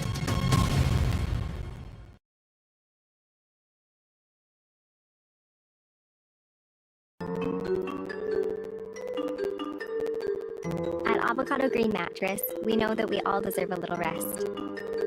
That's why we're promoting Better Sleep this season with our certified organic mattresses and bedding. All made with natural, luxurious materials. For a healthier planet and a healthier you. Start your sleep trial today at avocadogreenmattress.com. Right now, enjoy a massive 80% off your entire first order at Fabletics. We've got everything you need to look and feel fabulous. Don't miss out. Get 80% off your entire first order when you sign up as a new VIP. Only at Fabletics.com. I knew that I wanted to get help immediately. I was going to be able to see a therapist within that same week. I am just so much more like in tune with myself after just being able to talk to my therapist. She's dope. There's so much ease with using BetterHelp. Now I feel so much more confident in expressing myself, and that's been a great gift for me.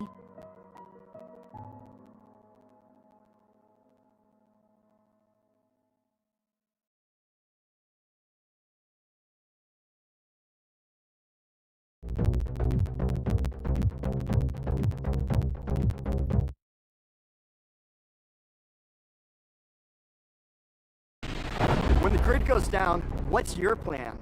I'm Kate Courtley, former Navy SEAL. I've defended freedom around the world. And here's the truth.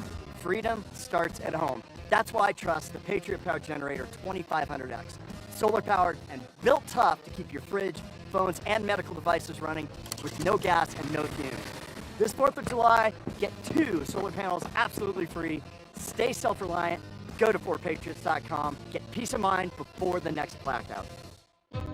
Every morning, even before the markets open, I'm planning my moves that I make throughout the day.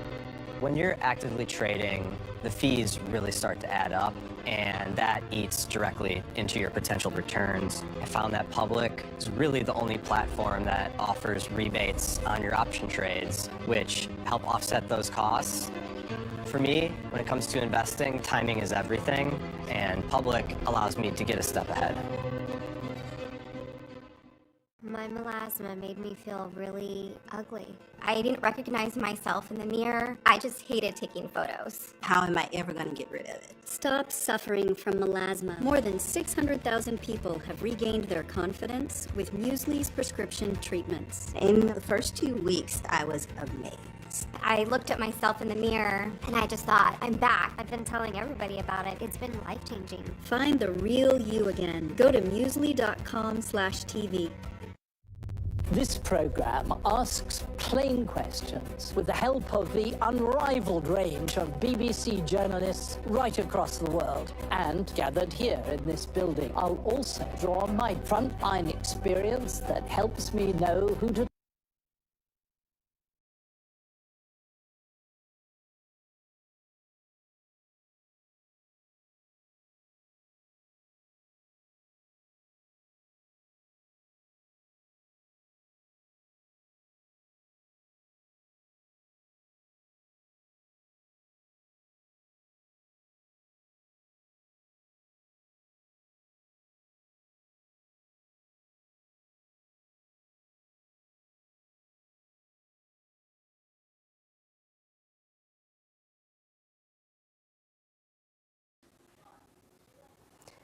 Live from Nairobi, this is Focus on Africa on BBC News.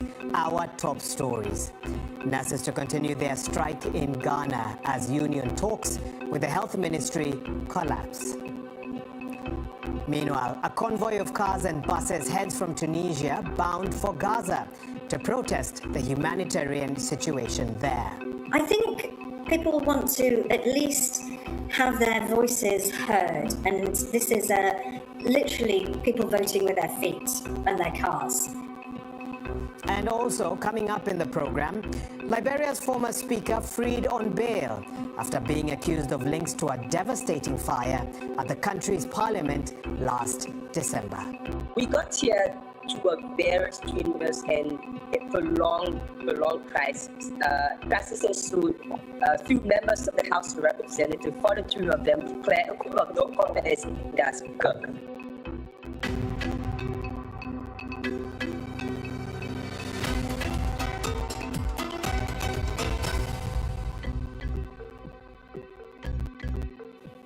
Well, thanks for joining us. You're watching Focus on Africa. I'm Wahiga Mwaura. Let's begin in North Africa, where a convoy of vehicles departed from Tunisia's capital, Tunis, and set out for battle-ridden Gaza on Monday, a distance of over 2,000 kilometers. Well, the convoy, dubbed Maghreb Steadfastness Convoy, carries more than 1,000 volunteers and is making the trip to protest Israel's blockade on Gaza that has halted delivery of crucial humanitarian supplies there. Well, the convoy is hoping to travel through Tunisia, Libya, and Egypt, ultimately getting to Rafah on the border with Gaza. Organizers say that while they do not expect to be allowed into Gaza, their aim is to stand in solidarity with the Palestinian people and break the siege. The Rafah crossing has been closed for more than 2 months now, with basic supplies only being allowed in last month. Humanitarian organizations warning of looming famine for the over 2 million residents if the blockade is not lifted. Well, earlier, I spoke to Elizia Volkman, a journalist in Tunisia, who began by giving an update on the progress of the convoy towards Gaza. Currently, it's crossing Libya. They entered Tripoli in the wee small hours this morning, and there were huge crowds. It was sort of the scenes that I've been seeing across friends in Libya's social media feeds. There's a real sort of high energy feeling. If you didn't know it was a protest about Gaza, you would think this is like a big festival. All along the route, people have been cheering when they were passing through southern Tunis. They were greeted in the city of Gabis. Then there was a complete gridlock. There were so many cars and people stopping to cheer. Are they likely to achieve anything in terms of, putting pressure on an end to the blockade in Gaza, for example? What's the hope here? I think people want to at least have their voices heard, and this is literally people voting with their feet and their cars. Whether it will actually achieve something, it's really hard to tell. Also, part of the aim of the convoy is to deliver aid. That's the immediate focus, as well as a big demonstration of people saying, no, we don't want this war to continue. We don't want the bombardment and mistreatment of people in Gaza to continue. They want to deliver aid. Tunis and Tunisian people have been raising funds and sending medical aid for some time. And what reports are you receiving about the humanitarian situation in Gaza? It's deteriorating massively, and it's also very chaotic. There has been this US-Israeli sort of attempt to distribute aid, but the reality is it's very chaotic. The distribution centres are far away from where people are living. There's looting going on. With the blocking of convoys of aid, the UN is saying that only about 20% of any aid is actually getting through and getting to the people who need it, and that famine and starvation are it's a reality now. It's not just a threat, that we are moving towards a very serious situation where people aren't just going hungry, but we're moving towards actual starvation of civilians there. And this convoy kicked off just as that aid ship was making its way towards Gaza. I believe it was seized by Israeli authorities, and some of those on board are actually on their way back to their home countries. But was this coincidental, or was this part of sort of a broader plan to apply pressure? This is separate from the convoy. I mean, what's happening with demonstrations around the world? I mean, these are people are acting in symphony rather than in concert. So these are different movements, different organisations organising their own demonstrations, marches and convoys. But they are speaking as one, but within their own communities. So I think what government leaders need to take note of is actually how these disparate and diverse voices are coming together and are singing from the same hymn sheet. Did the organizers of this convoy give any sense of how close to Gaza they hope they'll get to? And have they sort of reached out to the Israeli authorities to let them know we are on our way and so forth? I think most likely that they're going to be pushed back. The plan is that all the different convoys, so they're gathering momentum, but they are setting off separately from Algeria, Tunisia, Morocco and Libya. The idea is that they will all meet in Cairo, and that from Cairo they will leave their cars and that they will march towards the Rafah crossing. Now, one of the obstacles may not be Israel itself, but actually the Egyptian border guards, because there's been a lot of issues at this crossing. And of course, Sinai itself, that lies between Egypt and Israel is traditionally regarded as a bit of a no-go zone. So I think the intention is to get as far as they can. I think they are realistic that they are civilians, and that they will, they may well be turned back, because you're facing security forces that are firing not just tear gas, but are armed with live rounds. Well, on to Liberia now, where the country's political establishment has been rocked by a dramatic series of events. Former Speaker of Parliament Jonathan Fonati Kofa is facing multiple criminal charges, including arson and attempted murder, over a devastating fire that gutted the country's legislative chambers late last year. The huge blaze broke out at the Parliament building a day after plans to remove Kofa as Speaker sparked protests in the capital, Monrovia. The fire was initially believed to be accidental, but investigators now say it was a deliberate act of sabotage that led to damages of more than $8.5 million, with several other lawmakers also facing charges. Authorities say Kofa used his office and staff to coordinate sabotage efforts weeks before the fire, accusing him of strategic involvement in what police now describe as a deliberate act of arson. The former Speaker and 3 other members of Parliament have been released from prison after paying a combined bond of $440,000, but they cannot travel outside the country until the case is concluded. They deny any wrongdoing and blame the local police, according to local media reports, for what they describe as politically motivated investigation and prosecution. Well, earlier I spoke to Moses Koli Gaziahu, a Liberian journalist who's been following this matter, and this is what he told me. We got here through a very strenuous and a prolonged crisis. Crisis ensued. Few members of the House of Representatives, 43 of them, declared a call of no confidence in their Speaker, Jonathan Fonati Kofa, and asking to resign his position. And they said he was never going to be their presiding officer. And Speaker Kofa challenged their decision and said they needed to have gone to chambers and present their petition before him as presiding officer of the House of Representatives, so that they can be adjudicated. If need be, he will be removed or will step aside. But the majority bloc of the House, remember there are 73 members in the House of Representatives, they said they will not be governed by Representative Kofa at that point. So they went ahead and elected a new speaker, which was also controversial. So Speaker Kofa went to the Supreme Court. At first, there was a ruling that came through where the Supreme Court termed their actions as ultra-virus, which means anything done outside of the Constitution was not illegal. But the majority bloc still went ahead and continued business. But when the assault took place on December 18th at the House of Representatives, police started to ask questions. They invited Speaker Kufa and members, some members of the House of Representatives, most especially those from the minority bloc. They asked them about statements they made to the public. How have he or his legal team responded to these charges? When he was billed yesterday to a rising welcome of opposition supporters, in fact, former President George Weah was here alongside opposition leader Alexander Cummings, also from the ANC, were here to receive Speaker Kufa in solidarity. They visited him and his colleagues on Sunday at the Monrovia Central Prison. Then they escorted him to the party headquarters. And speaking to reporters, Speaker Kufa said the charges were innuendos, and in fact, it was more political than it was.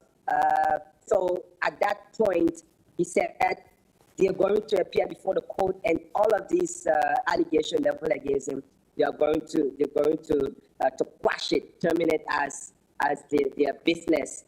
When he was speaking to reporters. How has this all affected the political atmosphere in Liberia? It's been a gloomy atmosphere. There have been planned protests organized by some society groupings. There have been planned protests organized by some members of the opposition.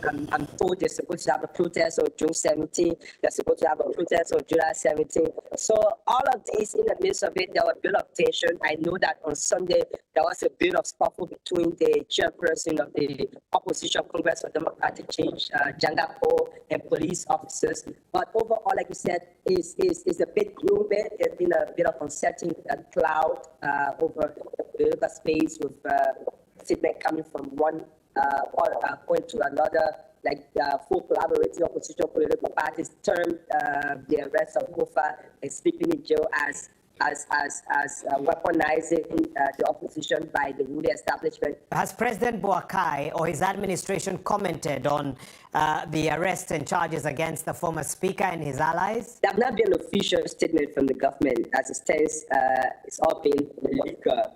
So we're hoping maybe in the next few days, because it's the government that is prosecuting through the Ministry of Justice. So we don't really hope to see something coming from the government, unlike the likelihood occurs where there will be tension or situation arising. But as it stands, there hasn't been any official statement from the President's office or neither the Ministry of Information, neither the police has been speaking on this matter. I want to understand more about this combined bond of over $400,000. It seems to be an unusually high amount.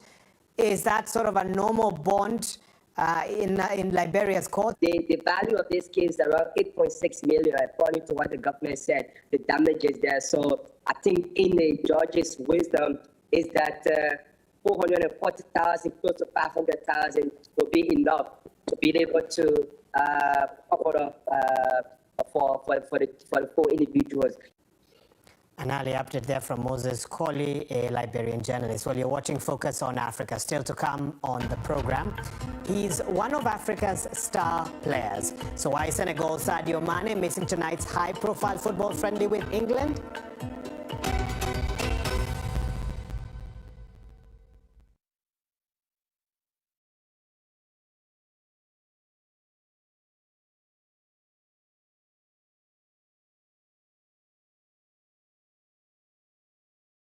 Hey folks, Chris Cunahan here with Leaf Filter, America's largest gutter and gutter protection company. Leaf Filter has over 150 locations and has been installed on over 1 million homes. We've been protecting homes now for over 20 years. Our patented technology offers total protection for your home and comes with a lifetime transferable warranty. The process is simple. Give us a call to schedule your free gutter inspection. If you decide to move forward with the project, you put nothing down at all. 833 Leaf Filter or visit leaffilter.com today.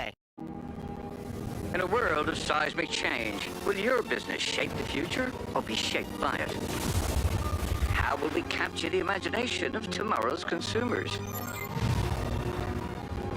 Overcome operational constraints to focus on future growth and harness technology and AI to power entire industries. With EY's full spectrum of services across sectors, we're all in to shape the future with confidence. What is going on? People love how the new Homes.com helps them get quick answers about any property by connecting them to the actual listing agent. Oh, so I'm done? Oh, no. We're still not sure everyone knows that we're the only site that always connects you to the listing agent rather than selling off your contact info. So we're gonna keep you up there a little while longer. Okay, yeah, I'm getting great exposure. Speaking of exposure, can we get him a hat? Ooh, what about a beret? Oh. Ding dong. Homes.com. We've done your homework.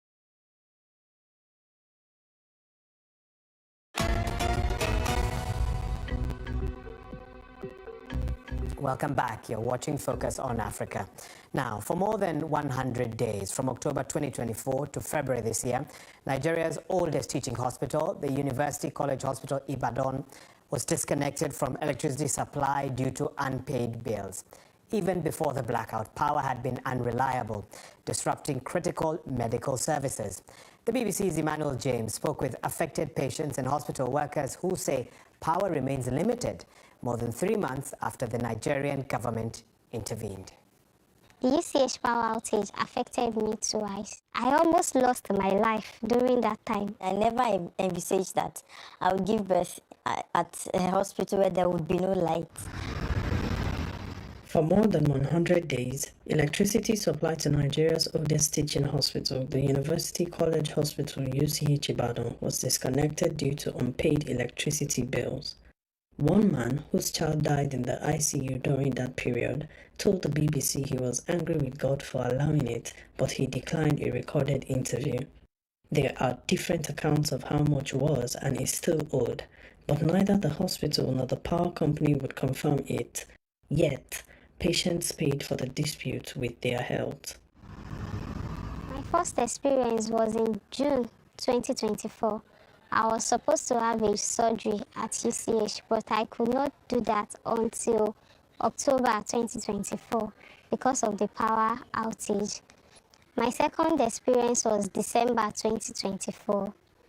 I had a crisis around that time and I was referred from the school clinic to UCH. I spent 4 nights there, and throughout the 4 nights there was no light. In some wards, generators would be lined up at the back, like about 10 to 15 generators being powered at once. While on admission the second time, Fatima says she almost lost her life after a blood transfusion. They could not do the blood screening on time because of light. A proper cross-matching was not done. I started reacting to the blood just about 30 minutes into the transfusion. For Adetutu, a dark labor room was not where she expected to have her first child. I had the baby with touch and phones everywhere. After delivery, I had severe tears, and I was like, are these guys going to sew me up with touch lights? The doctor was literally putting his hands and then removing it with touch. I mean, it could have it had every business to go wrong. We are tired. Yes, you are one. We are one. In February, after the power outage reached 100 consecutive days, medical students staged a protest. It crumbled not just normal life of people, but also the academic life. I remember times when I went for word calls with my teachers, and we would be struggling to look for lamps. Finally, the federal government intervened, but power was only restored to some areas. What we have now is on a rationing, rotational basis. About 8 hours of light daily, and even those 8 hours are not guaranteed. A medical student's account there, voiced by an actor, ending that report by Emmanuel James there. And the spokespersons for the power company and the University College Hospital in Ibadan did not respond to the BBC's requests for statements. Okay, let's switch gears now and take you to the world of football. And former African champion Senegal take on England tonight in what should be an intriguing international friendly. But the build-up to the game has focused on the absence of Senegal's most celebrated player of recent years, former Liverpool star Sadio Mane. His withdrawal from the squad comes after intense criticism over his recent performances. For well over a decade now, the 33-year-old has been Senegal's driving force. In 2022, he led his team to glory over Egypt, scoring the winning penalty as Senegal lifted the African Cup of Nations for the first time. But the forward has reportedly been disheartened by the widespread backlash he received, primarily on social media, for his performances in March's World Cup qualifiers against Sudan and Togo. Well, on Friday, Senegal's head coach, Pape Thiaw, said he reluctantly granted Mane's request to sit out Saturday's 1-1 draw against the Republic of Ireland for personal reasons. Now, for the friendly tonight, Senegal's record all-time scorer is once again sitting out, despite his prestigious stature. Widespread reports suggest he is absent, given the criticism, but other reports are that he wanted to attend the Hajj pilgrimage. So earlier, I asked Senegalese sports journalist Bamba Kassé what is really going on. Sadio Mane decided only this year to do the pilgrimage. You know, he's Muslim, and he decided this year to do the pilgrimage. And unfortunately, the game happened when the pilgrimage is taking place in Mecca. There has also been speculation that he could have made the decision not to play with Senegal because of social media criticism that has been meted out against him. I mean, what can you tell us about that? The fact is, after these last two games, Sadio Mane was the target of hard criticism from the Senegalese fans. He replied saying that, okay, I'm Sadio Mane, I'm leader of this team, and it's normal people criticize me. What the advisors told me is that Sadio Mane gets this permission from the coach. He asked him to excuse him for these two games, and the coach said yes, okay, you can take your time. I think Sadio Mane, as a former player from Premier League, was normally supposed to be very excited to play against England. He already missed a game against England because he was not part of the team during the last World Cup. But the fact is, after 3 trials to do the pilgrimage, he decided to do it this year. As a journalist who covers, footballers, do you think there's been an extraordinary amount of social media feedback regarding his performance, and how do you think players like Sadio Mane deal with that? Yeah, as a sport journalist, what I just can remind you that it's not the first time. You know, I remember after the 2017 AFCON, Sadio Mane was the target of bashing during quite 1 year. Even when he came to the selection, to the national team and play, people remind him that, okay, he was not good against Cameroon in the quarterfinal. And they even create a nickname, a local nickname, Samba Alar. Samba Alar is someone, who is not very serious. And during 1 year, people call him here Samba Alar. This thing does not, affect him. Do you think some of this social media criticism, which borders on the extreme, should be tackled, by the federation, the Senegalese Football Federation, or the more broader football bodies? Is bullying of football players something that needs to be tackled at a broader level, in your view? No, I don't think so. Because if you are a member of the Senegalese national team, you are normally and naturally you are target of criticism if you are not good. People have the right to say that you are not good. Well, neither the way that people express themselves, they have the right to criticize. And the player supposed to be ready to accept all criticism from the fans. How important would you say tonight's game is? I think it's a very important game against one of the biggest team in the world. After we lost, with the last score 3-0 during the last World Cup, It's a new opportunity for our team, to measure themselves, to measure their own strength. And if we have a good result, it can impact the following games we will have for the World Cup qualifier. Meanwhile, in other news tonight, the Ghana Registered Nurses and Midwives Association continues a week-long national strike. Nurses are protesting the government's failure to implement the 2024 Conditions of Service Agreement, an improved working conditions agreement signed with the previous administration last year. Meanwhile, health facilities across the country continue to struggle with the absence of workers, as reports say that more than 128,000 nurses have joined the strike. During an emergency meeting on Monday, the government requested to postpone the implementation of the nurses' conditions of service until 2026. This was rejected by the Ghana Registered Nurses and Midwives Association. Well, that's it for today's program. Remember, you can get in touch with me and some of the team with your feedback on social media. Catch me on X. I'm at Wahiga Mwaura. Get news updates on at BBC Africa as well. Thanks for your time. We'll see you again tomorrow. Goodbye for now.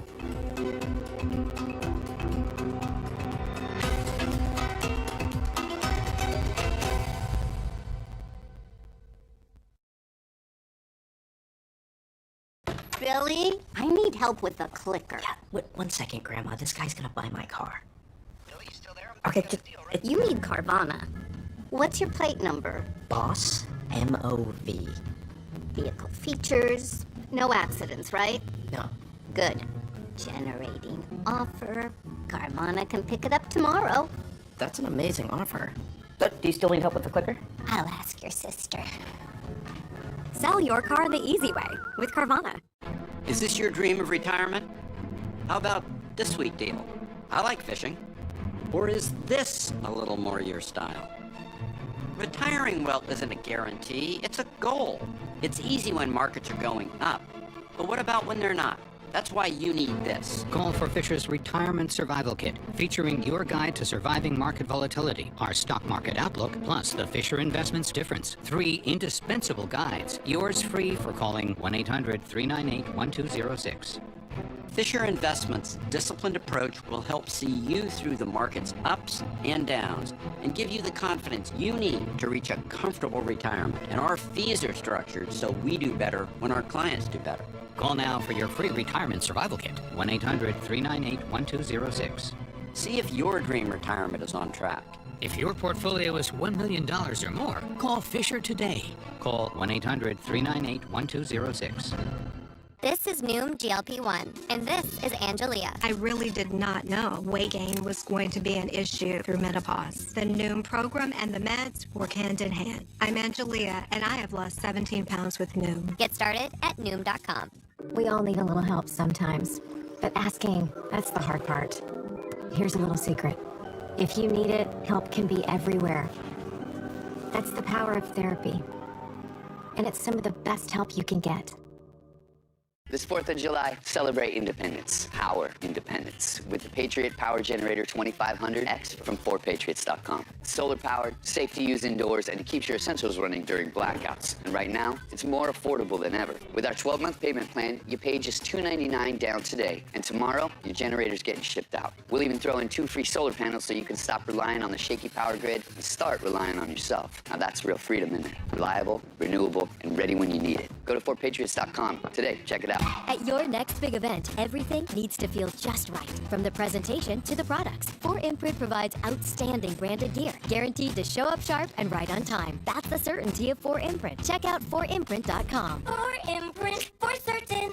Since 2007, Origin has been focused on the future. A future that helps you build passive income from real estate. One where we invest by your side, without hidden fees or confusing structures. Build the future you deserve with Origin Investments. Ukraine is just about holding the front here, while the Russians have launched this fresh assault. Everywhere you look, there are uprooted trees, there are bits of building, and the destruction is just in every direction. Incendiary drones were dropped here. We know this was the military junta because the rebels don't have that kind of weaponry. When you can hear the tear gas canisters being lobbed at the protesters. there when the story breaks. BBC News.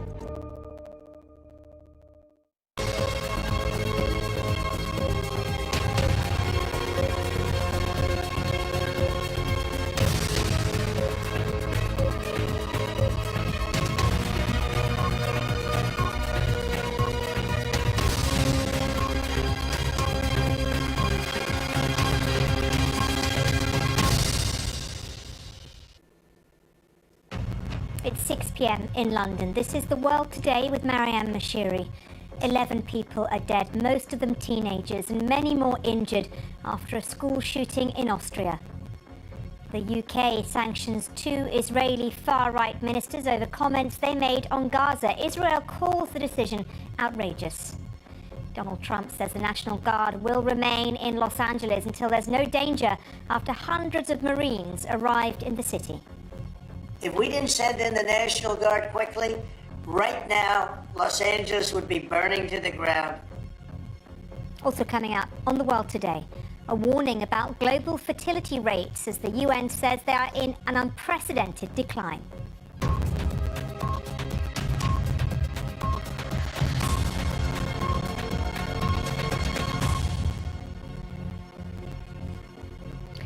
Hello and welcome to The World Today on BBC News. 10 people have been killed by a gunman at a school in Austria, with local media saying most of those who were shot were pupils.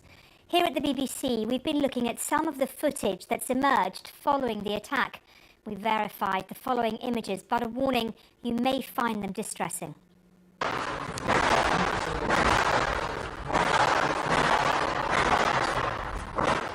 These pictures are shot from inside one of the classrooms. You can clearly hear the gunfire. This video shows students leaving the school as police officers line the corridor. We've blurred the images to protect identities. You can see armed officers guiding students out of the premises. Well, police say the 21-year-old gunman, who's a former student at the school, had used 2 legal firearms, and it's believed he acted alone. He later took his own life in a bathroom. Well, it happened at a high school in Graz, Austria's second largest city. It's located around 200 kilometers from the capital, Vienna. Austria has declared 3 days of national mourning, starting from tomorrow. Gerhard Kahner, the Austrian Interior Minister, gave details of how events unfolded. This morning at 10 a.m., the central office received the alarm, gunshots and screaming in the school block, Riots. Within a few minutes, the first police forces were on site.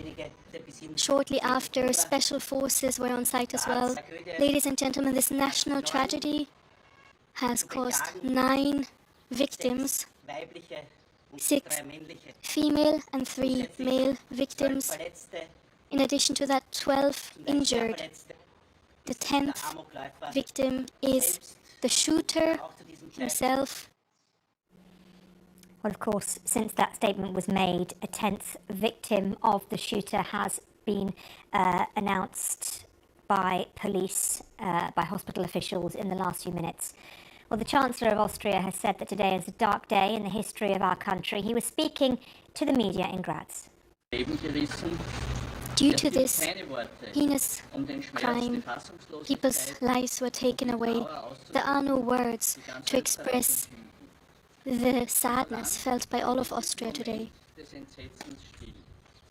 In these moments of shock, our country stands still.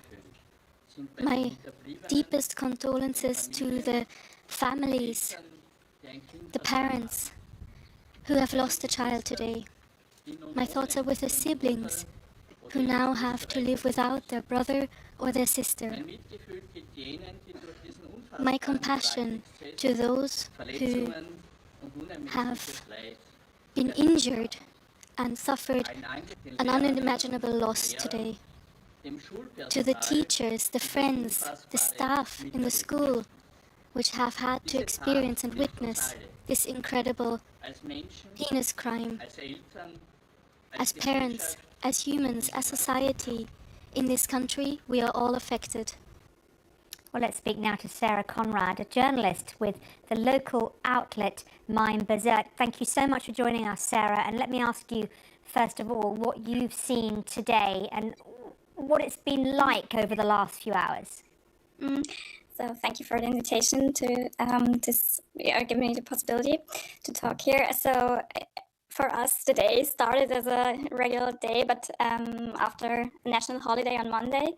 And when we were in the office at around 10 a.m., we heard an unusual amount of sirens. And usually they stop after a few minutes, but this time they just went going. And that was when we knew that something must have happened. And at first, there wasn't that much information that we got. Police just told us that there had been a shooting at a school in the northwestern part of Graz, and that there were victims, injured people. And yeah, we, my colleagues and I, we rushed there. Some were staying in the office to cover the, to stay here, just, yeah. And it was a really strange feeling because it just brought back some memories from 10 years ago, because there was a car driver drove through the city of Graz and killed 3 people and dozens were injured. But this time it was, of course, a different context. And we went there, and police had quickly set up some kind of information center for the parents and family members, because of course they didn't really know whether their kids were all right.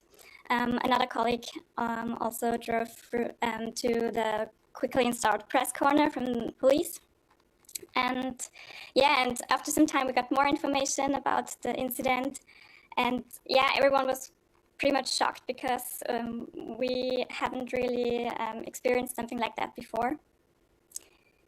Sarah, you talk about this bringing back memories of a previous car attack, but how common is gun crime in Austria? Because there are strict gun laws, are there not?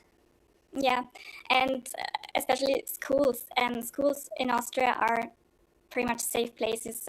We don't have any metal detectors. No one's controlling the bags of the pupils. So schools are safe and open places. Parents don't have to be concerned about their kids going to school, because something like that just, it's not something that has been a big topic here in Austria until today.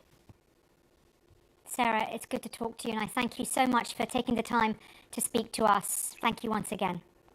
You're welcome. We can cross live now and speak to our correspondent, Bethany Bell, who's also in Graz. And Bethany, if I can ask you, first of all, what more are we hearing about the perpetrator and about the victims as well? Well, what we know, the authorities have told us about the perpetrator, is that he is a 21-year-old Austrian citizen from an area just outside of Graz. He attended the school that I'm standing in front of now, as a student himself. We're told that he didn't actually complete his studies here. And what we know, the police saying that they got the alert around 10 o'clock local time this morning, and they came here very quickly. They believe that the shooter had 2 weapons that he used to shoot. And we understand from media reports that a number of the people who were injured were shot in the legs, and then that the shooter took his own life in a school toilet. And we know now that a 10th victim in that school shooting has died of their injuries. Do we know how serious those who are injured, how serious their condition is in hospital right now? We know that some are still in a serious condition, other people are less seriously injured, but this is a time of deep anxiety, sadness and shock to the people here. I was speaking to a woman who lived just around the corner, and she said it's almost inconceivable to imagine such a thing happening in our town here like this. It's a quiet place, it's safe, people are nice, the school is nice. I can't fathom this happening here. And Bethany, I know that people at the school are already coming and paying their respects. They're laying flowers. We are seeing those pictures live. And there will be 3 days of national mourning from tomorrow. What's the mood like? The mood is deeply sad.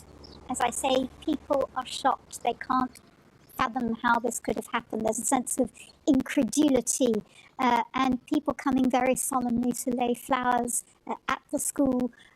And really, Austria, until today, had been spared the kind of mass shootings that a number of countries have seen. There has been violence at schools in Austria in the past, but much on a far smaller scale than what we saw today.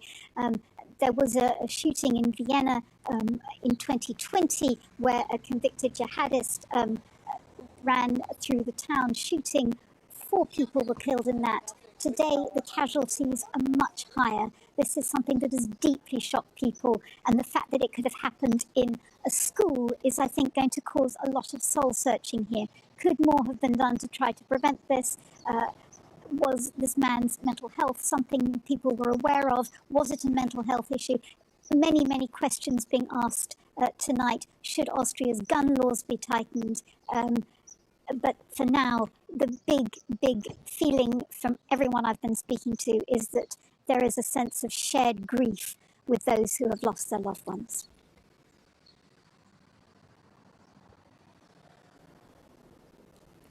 Bethany, thank you very much indeed for that.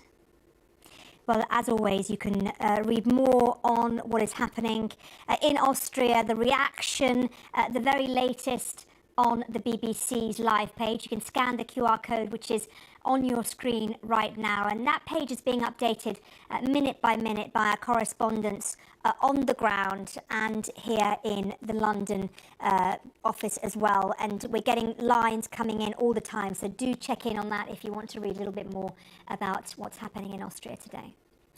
Still to come on The World Today, we have the latest on those protests in LA as thousands more troops are sent to the city by President Trump. And a warning from the UN that world fertility rates are in unprecedented decline. Around the world and across the UK, this is The World Today on BBC News.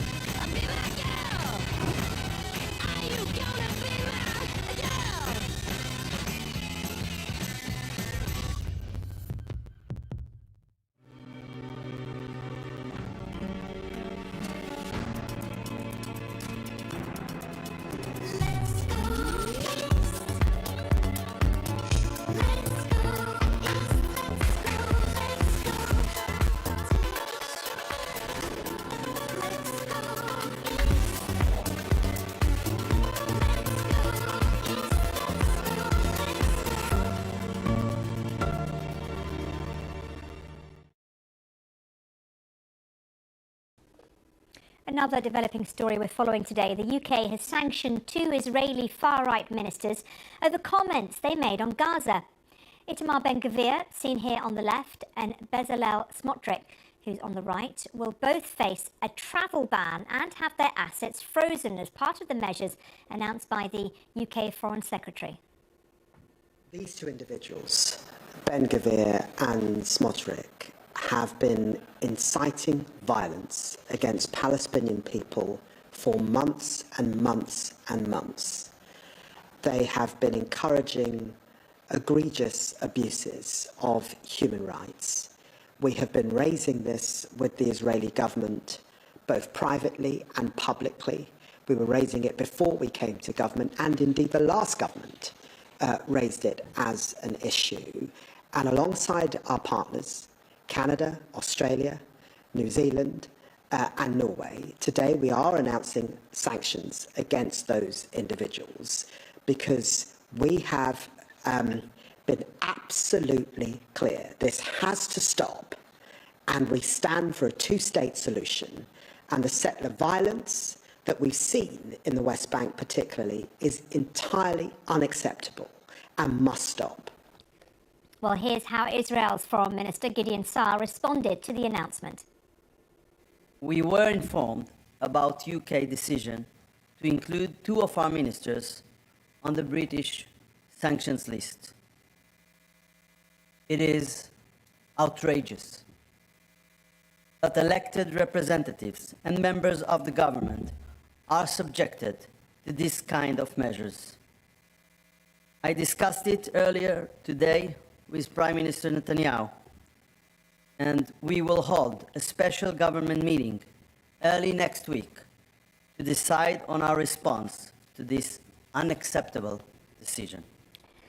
Well, in response to the sanctions, Israeli Finance Minister Bezalel Smotrich said this: Britain has already tried once to prevent us from settling the cradle of our homeland, and we will not allow it to do it again.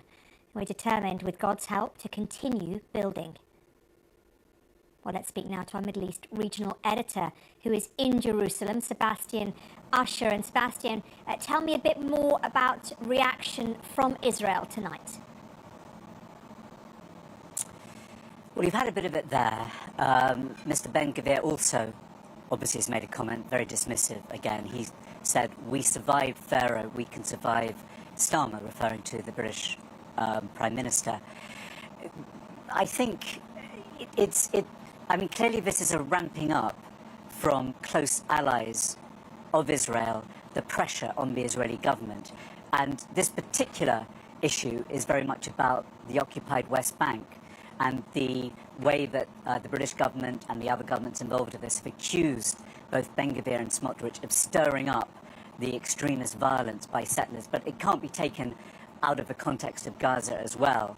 And we've seen from the UK, and as I say, from other close allies who didn't sign this particular move, these sanctions, who have expressed increasingly their deep concern over what's happening in Gaza, particularly over the aid situation. So certainly as far as the Israeli government is concerned, as you heard there from the foreign minister describing it as outrageous, they are trying to dismiss it essentially as being something that outside government should not be getting involved in, that it's entirely wrong to attack elected representatives of another country in this way. I think in Israel more widely, though this is a ramping up of international pressure, because it's focused on 2 figures who are extremely divisive here, and are seen here by many as well, probably the majority, as extremist figures, even though they've played an absolutely vital role in the current government and in keeping Mr. Netanyahu in power.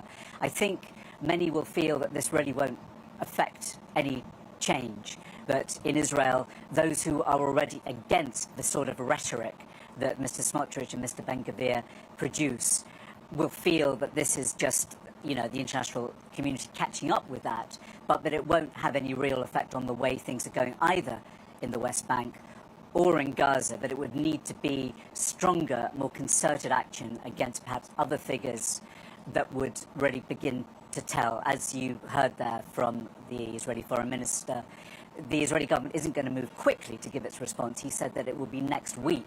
And we haven't heard anything from Mr. Netanyahu either today. He seems more concerned about talking up the possibility, again, maybe of a hostage deal, and also very much concerned about what might happen with Iran as the US and the Iranian talks continue, something that he is not particularly happy with if the US and Iran sign a new deal. So I don't think anything earth-shattering as far as Israel is concerned about these developments today.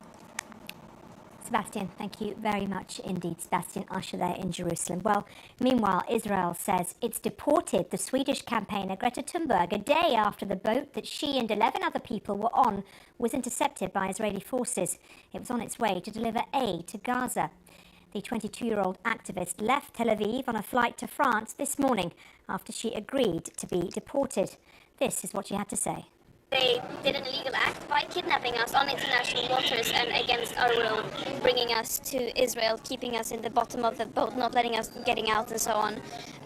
But that is not the real story here. The real story is that there is a genocide going on in Gaza and a systematic starvation following the siege and blockade now, which is leading to food, medicine, water that are desperately needed to get into Gaza, is prevented from doing so. But of course, there are many attempts like this mission, both by sea and land, to break that siege and open up a humanitarian corridor. Well, Israel has called the aid boat a gimmick and said that unauthorized attempts to breach their blockade were dangerous, unlawful, and undermined ongoing humanitarian efforts. Well, let's take you live now to the United States. You can see there, we're taking these live pictures because that is President Trump on his way to Fort Bragg from Joint Base Andrews. President Trump is just climbing those stairs and walking into Air Force One. This after the US leader in the last hour or so has been talking about those protests in Los Angeles, about the controversy surrounding his sending of the National Guard to Los Angeles. He said that by taking action, he, quote, stopped the violence in Los Angeles. He said, "We did a great job. We stopped a disaster." He's currently boarding that plane. He is on his way to Fort Bragg, and in a moment or two we will see that plane taking off. So while he heads to Fort Bragg, let's talk a little bit about that criticism that he has faced for deploying the military. And incidentally, if you wanted to know, he's going to Fort Bragg to celebrate the 250th anniversary of the US Army, so it's apt that we're talking about the military. Let's speak to our senior North America correspondent, John Subworth. We're just sitting on these pictures of Air Force One while we talk to you, John. Thanks for joining us. Just talk me through a little bit about what is happening in Los Angeles this morning, given all the latest that we've heard, not only from Governor Newsom, but also from the President in the last hour or so. Well, I'm talking to you from outside the Metropolitan Detention Center in downtown Los Angeles. Let me know when you're off the pictures of President Trump, and I'll give you a bit of a look at the scene here. But for now, what I can tell you is that you are now on me. Let me just show you where we are. So this is the Metropolitan Detention Center. It's been one of the focal points of the protests here over the past few days. Some of the immigrants detained in the work-based raids here are being held in this building, which is why the protests have been here. If I let Chuck, our crew, go in here onto the members of the National Guard that you can see here, their vehicles, some of the troops out front here, you can see them holding their weapons. This, of course, is the reason for the controversy now surrounding what is happening in Los Angeles. The big question is whether this deployment is proportionate and necessary, or whether it is, as the politicians, Democratic Party politicians, the governor, the mayor of Los Angeles, whether it is, as they believe, a manufactured crisis. That this is all for political effect.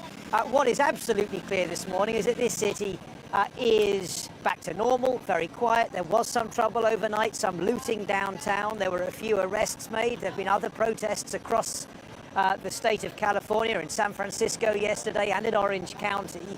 But here this morning in Los Angeles, once again, the vast majority of this city is operating as normal. Traffic is flowing freely. People are heading to work. If we just spin around this way, you can see over on the other side of the entrance to the detention center here, the large group of journalists, camera crews, media, far outnumbering the protesters here this morning. So that gives you a sense of how normal things are, but of course also how intense the media spotlight is on this story as a result of that decision to deploy not only the National Guard, but 700 members of the Marines as well. We haven't seen them yet, but we are told they are now somewhere in the city. And the President was talking about how, his actions were necessary to avoid LA being burnt to the ground. But judging from what you're saying to me, John, that's not right. Well, the violence has been very real. The authorities here in this city, the mayor, admit that themselves. They've been appealing for calm. There have been, skirmishes with the police over the past few days. We've seen people throwing stones. there certainly have been acts of violence, and there have been a number of arrests.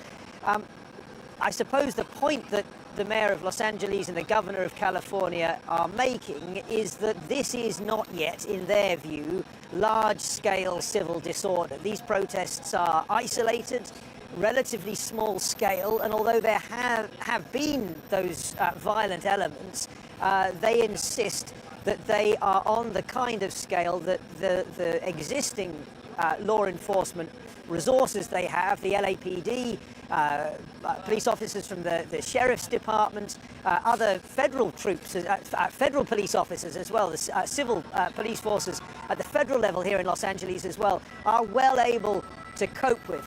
The comparison that is being made by some members of the Trump administration is with the protests and the civil unrest back in 1992 following the Rodney King incident, the beating of Rodney King, and the wide-scale civic disorder we saw then. The National Guard were sent in back then.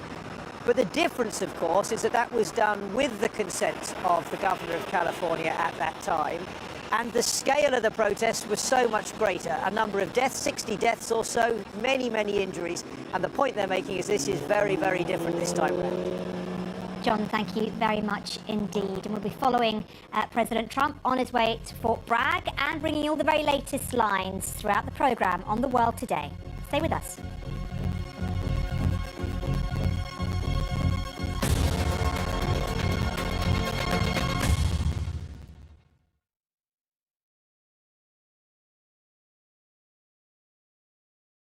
In this collection, we have 3 new styles of leggings that have never been done before. All the leggings are going to give you the butt you've always wanted. No squats required. Get 80% off of my collection when you sign up and become a new Fabletics VIP member. It's lunchtime and Gary is double booked. Good thing Gary's company uses Otter's AI meeting assistant to take notes and generate a summary. So Gary doesn't miss a meeting and can regain his lunch break. Try now for free. Visit otter.ai or download the app. Simparica Trio protects against 3 categories of parasites.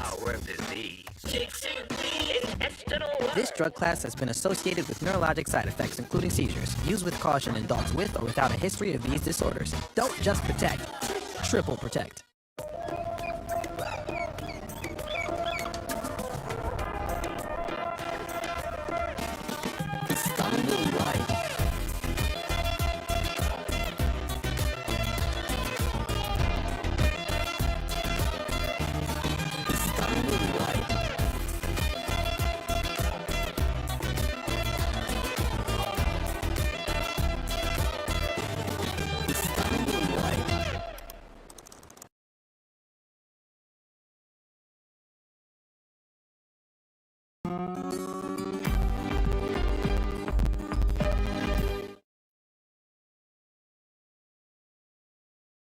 So why can't we say we're the best home shopping site? Because while true, you just can't say that legally. So I can't say, homes.com is the best. No. What if we jumbled up the words? Homes best is com.da. No. What if we said it in Spanish? Homes.com es el mejor.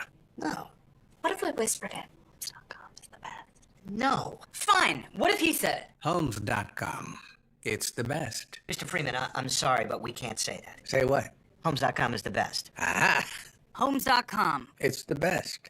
You put everything into getting it right, from launches to milestones and team recognition. With expert support, quality products, and on-time delivery, 4imprint makes sure your brand shows up strong. Visit 4imprint.com. 4imprint for certain. Ever worry that you're drinking too much?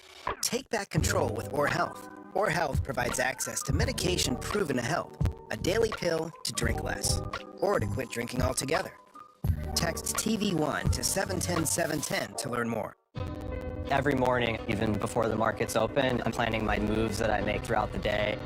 When you're actively trading, the fees really start to add up, and that eats directly into your potential returns. I found that Public is really the only platform that offers rebates on your option trades, which help offset those costs. For me, when it comes to investing, timing is everything, and Public allows me to get a step ahead. When the grid goes down, what's your plan? I'm Kate Courtley, former Navy SEAL. I've defended freedom around the world, and here's the truth. freedom starts at home. That's why I trust the Patriot Power Generator 2500X. Solar powered and built tough to keep your fridge, phones, and medical devices running with no gas and no fumes. This 4th of July, get 2 solar panels absolutely free. Stay self-reliant. Go to fortpatriots.com. Get peace of mind before the next blackout. Need your fix of the beautiful game? Then head to the BBC Sport website and app for live updates and social media from Premier League and Champions League games. With gossip, goal alerts, quizzes, score predictors, team selectors and top punditry. Go online or download the app now.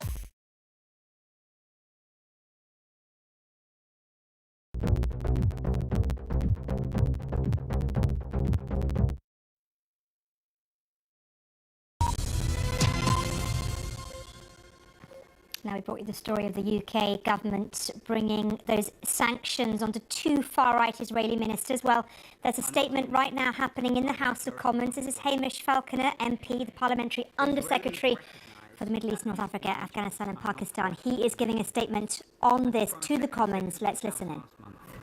We want a strong friendship with Israel based on shared values and our many close ties.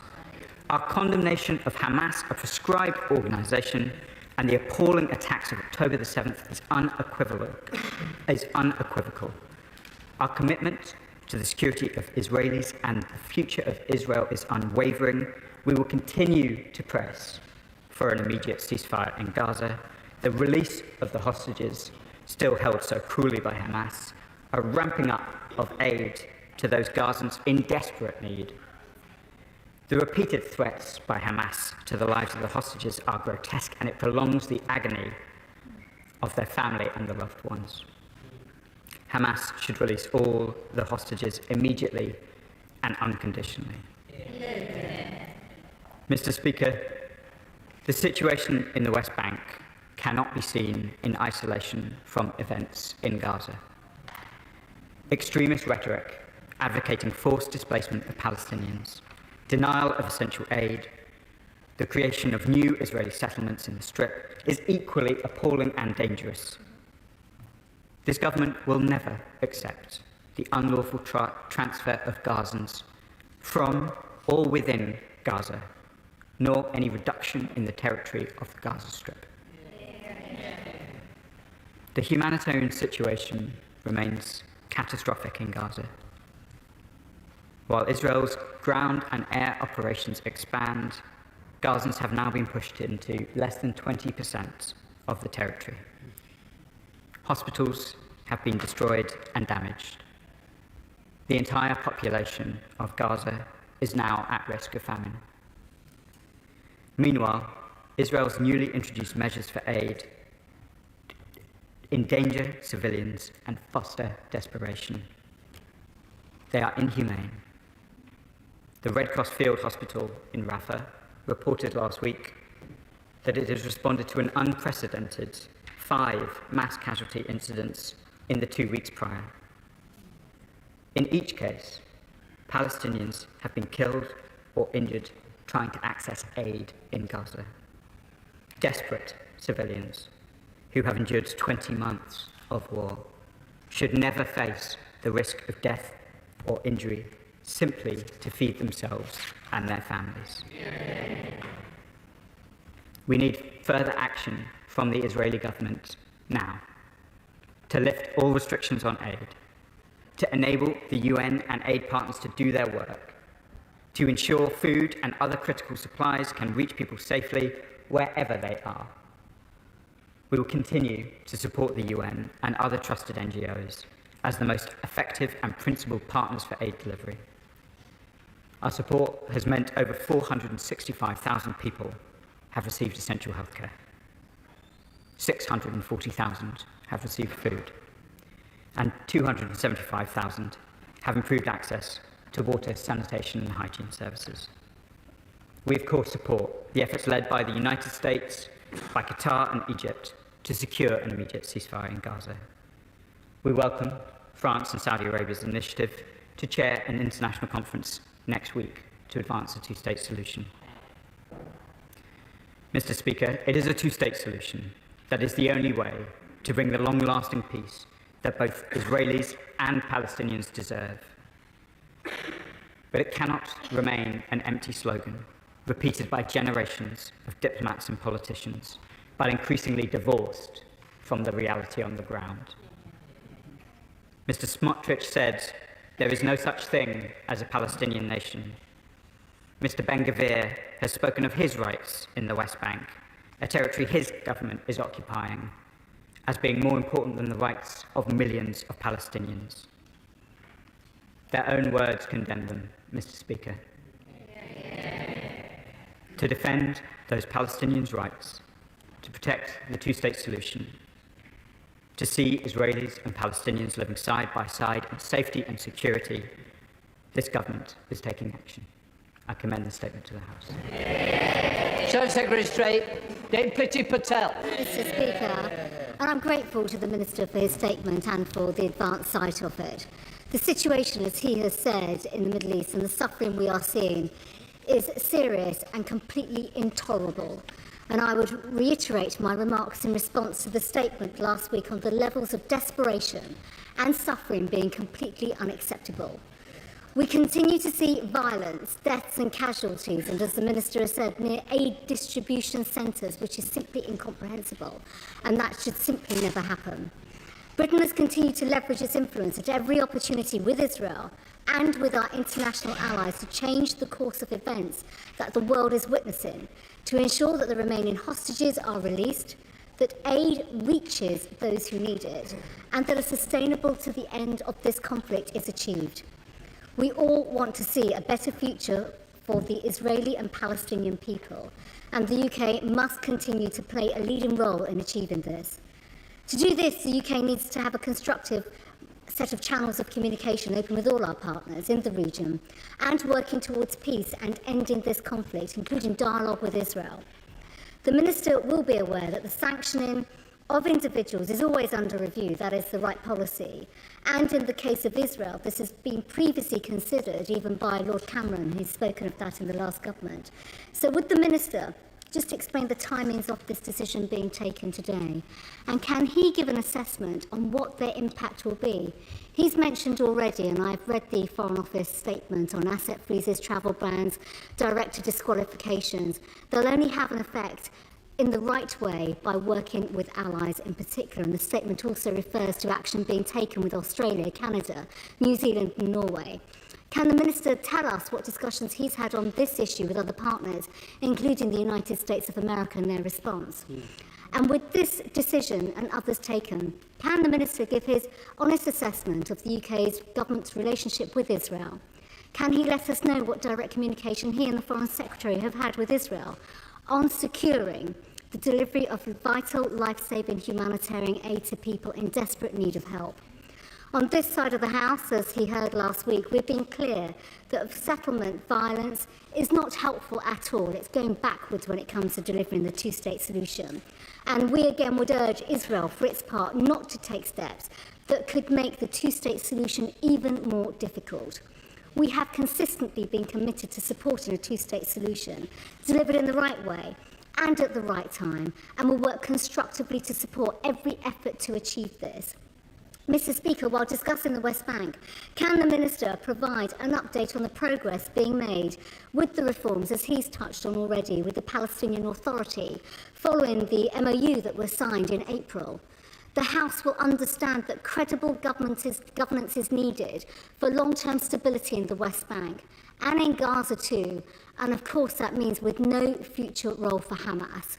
And more widely on the conflict, the reports of the latest rounds of negotiation on hostage releases and bringing an end to the conflict are frustrating for us all and have not made the progress that we all desperately want to see. So can the Minister provide an update on the direct discussions he is involved in, including with Saudi Arabia, Jordan, Egypt, Qatar and other allies in the region?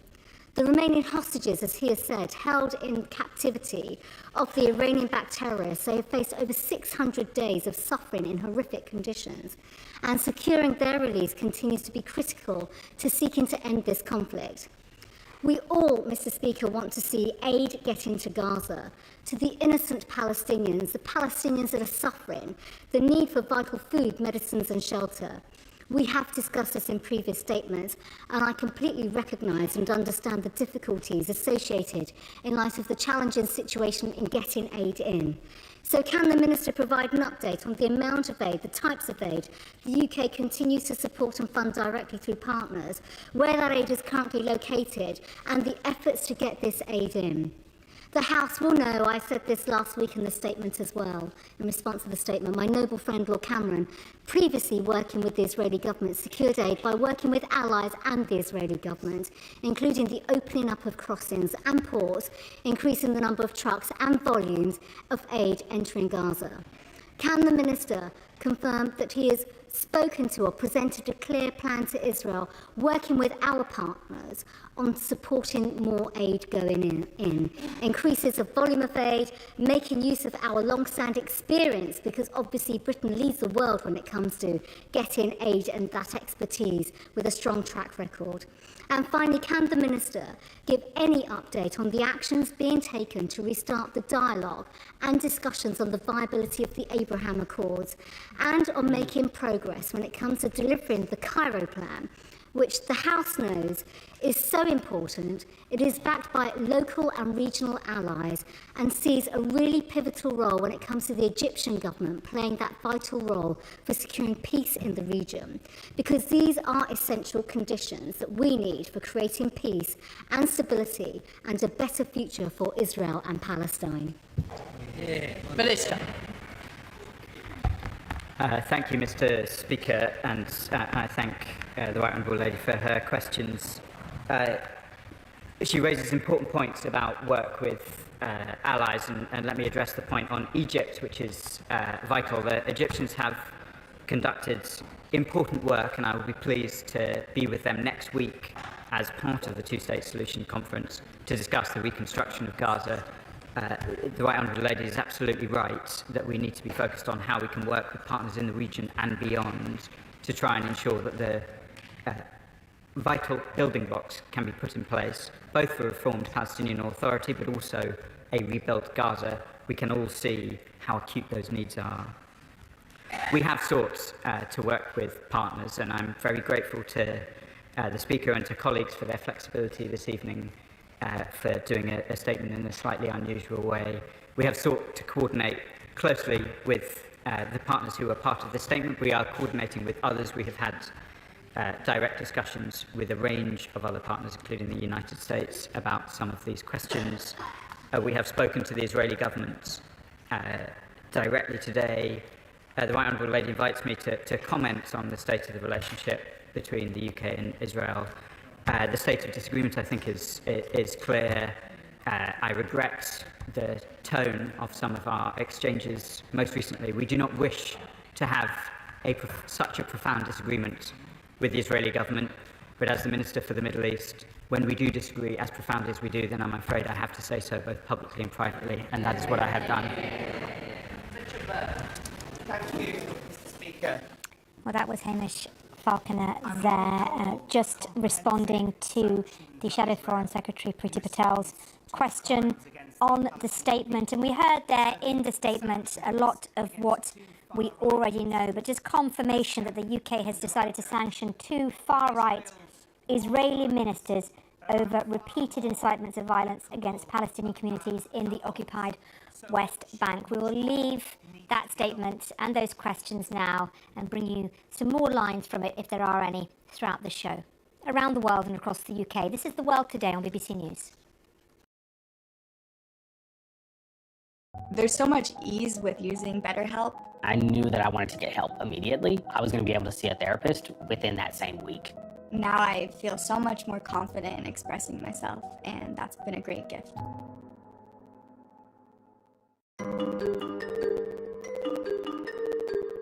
At Avocado Green Mattress, we know that we all deserve a little rest.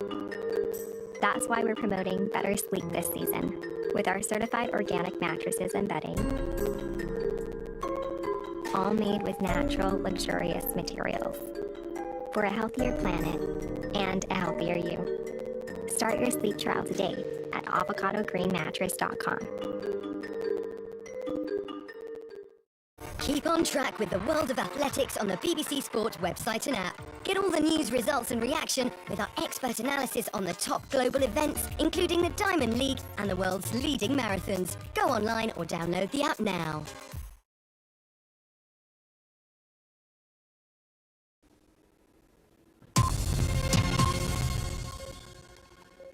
Let's bring you now the very latest on those protests in Los Angeles and the political wrangling that's come about because of the reaction of the Trump administration to those protests. As I mentioned earlier, President Trump has sent hundreds of troops to LA. He's justified this by saying that he needed to defend the city, that it would be burnt to the ground without his help. Well, let's take you straight to a press conference that is about to happen in LA. We're waiting now this press conference to begin. Some more reaction from officials in the city. But as we watch and wait, let's bring in Eleni Kounalakis, who's the Lieutenant Governor of California and joins us now on the line. Eleni, it's good to talk to you. Thank you so much for joining us on The World Today. And just first of all, your reaction to the events of the last few days, if I may. Well, first, thank you for having me out here in California. The reaction that you're hearing from a lot of us in California is very simple, which is that violent protests are unacceptable, but California has, without question, the capacity within our own local and regional law enforcement to be able to handle the situation on the ground. So it started with about 400 people in 2 locations. We mobilized law enforcement, but Donald Trump decided that he was going to make some kind of an example, lift a very heavy hand, and announce the mobilization of the National Guard, which we believe is not only totally unnecessary, but also unlawful. And as a result, California has now filed a lawsuit against the Trump administration for mobilizing the National Guard without consultation with the governor. But again, it goes back to the fundamental situation here, which is that the protests are not beyond the capability of California's highly skilled law enforcement agencies to manage. So why is the president saying that this is something that for him could potentially become an insurrection? Why is he using that language?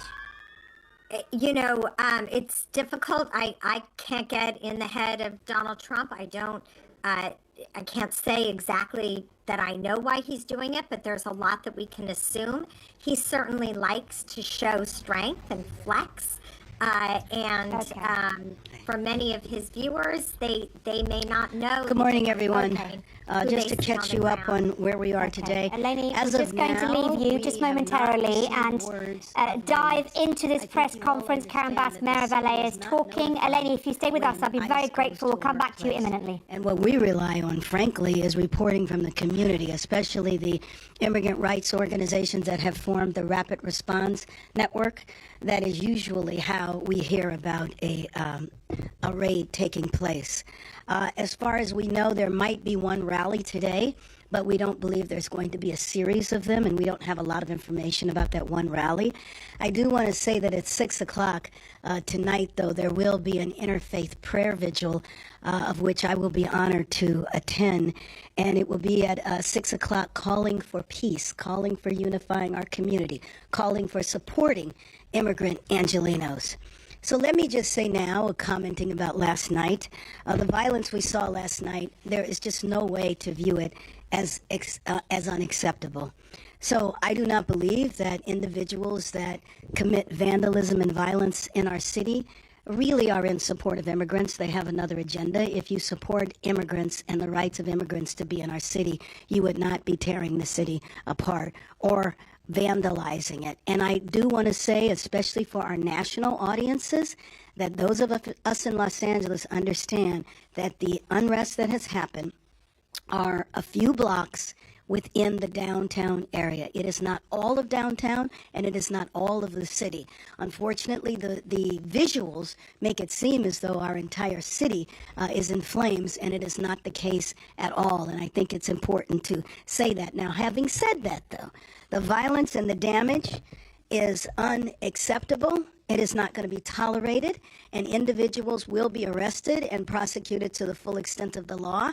And no individual that is involved in vandalism should think because they went home that night that they're off scot-free, because investigations will take place, and I am assured by the police department that there will be follow-up and arrests. The extensive vandalism downtown, especially of the graffiti that is just blanketing a number of blocks, has been extensive. We are 1 year away from the World Cup. This is about beautifying our city and bringing our city together. And so I am calling on business leaders, community leaders, faith leaders to come together downtown in the next few days to talk about how we are going to clean up the city. Obviously, city workers are already out there removing the graffiti, but this is so extensive, it's going to take community-wide involvement. We had launched a program called Shine LA a couple of months ago in preparation for the World Cup, and now we are called on to direct that citywide. We need people from all over the city to come to downtown and to help with this effort. The staff, the mayoral staff standing behind me, represent the best of our organizers and community liaisons, and they will be leading that effort. I do want to go back and say that, just go back in time a minute. On Thursday of last week, Los Angeles was peaceful. There was nothing going on here that warranted the federal intervention that took place the very next day. If we want to look at the cause of what is happening here, I take it back to raids that took place on Friday, and the uncertainty and the fear and the fact that families across the city are terrified that they don't know if they should go to work, they don't know if they should go to school. We have people that were detained. We don't even know the exact numbers of the people that were detained. We have people that have not had contact with legal representation, nor have they even had contact with their families. And so there is an awful lot of concern. When the administration started, they said that this was about crime. They were going to go after violent felons, drug dealers, and I don't know how that matches with the scenes that we saw of people in Home Depot running through the parking lot because they were afraid that they were going to get arrested. You are talking about people who are trying to survive day by day, which is what a day laborer is doing, and why they would be considered as part of a problem as opposed to contributing to our economy is very difficult for me to understand. We've also received reports of people who were here legally, who were showing up for their annual appointment at the immigration office and maybe even showing up with their family and getting detained.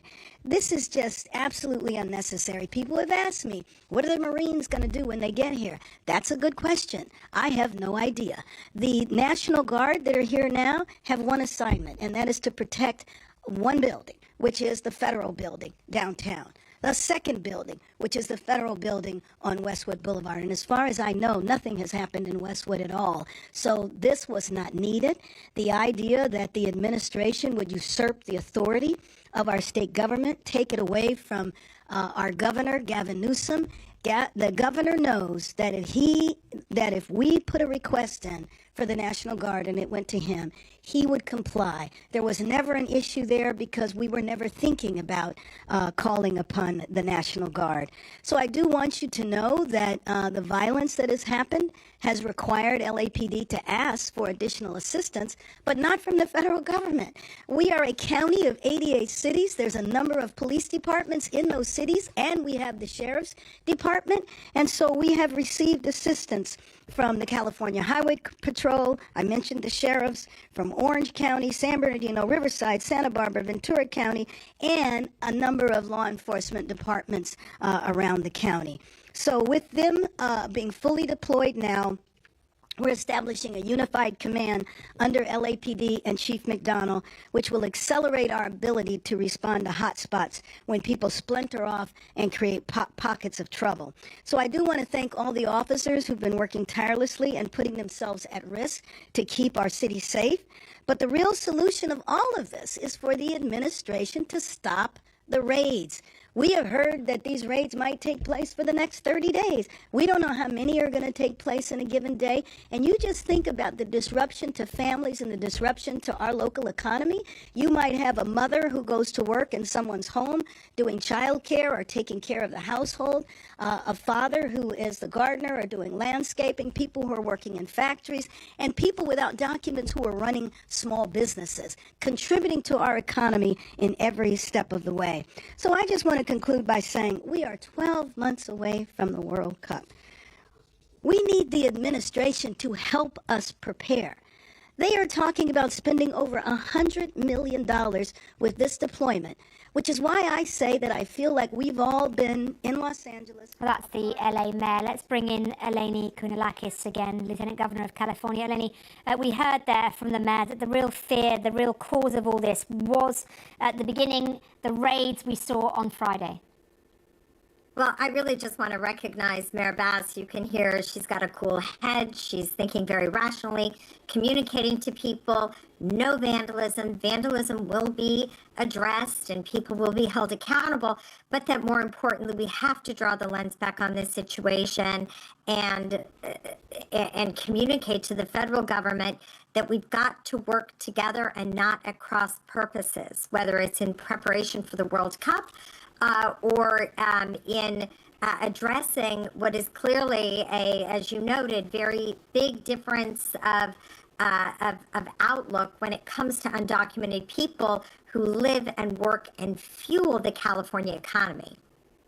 Lieutenant Governor of California, Eleni Kounalakis, it's been so good to have you and to have your analysis as well off the back of Karen Bass's words. So I thank you once again for joining us on The World Today. Headlines coming up in a moment. Stay with us on BBC News.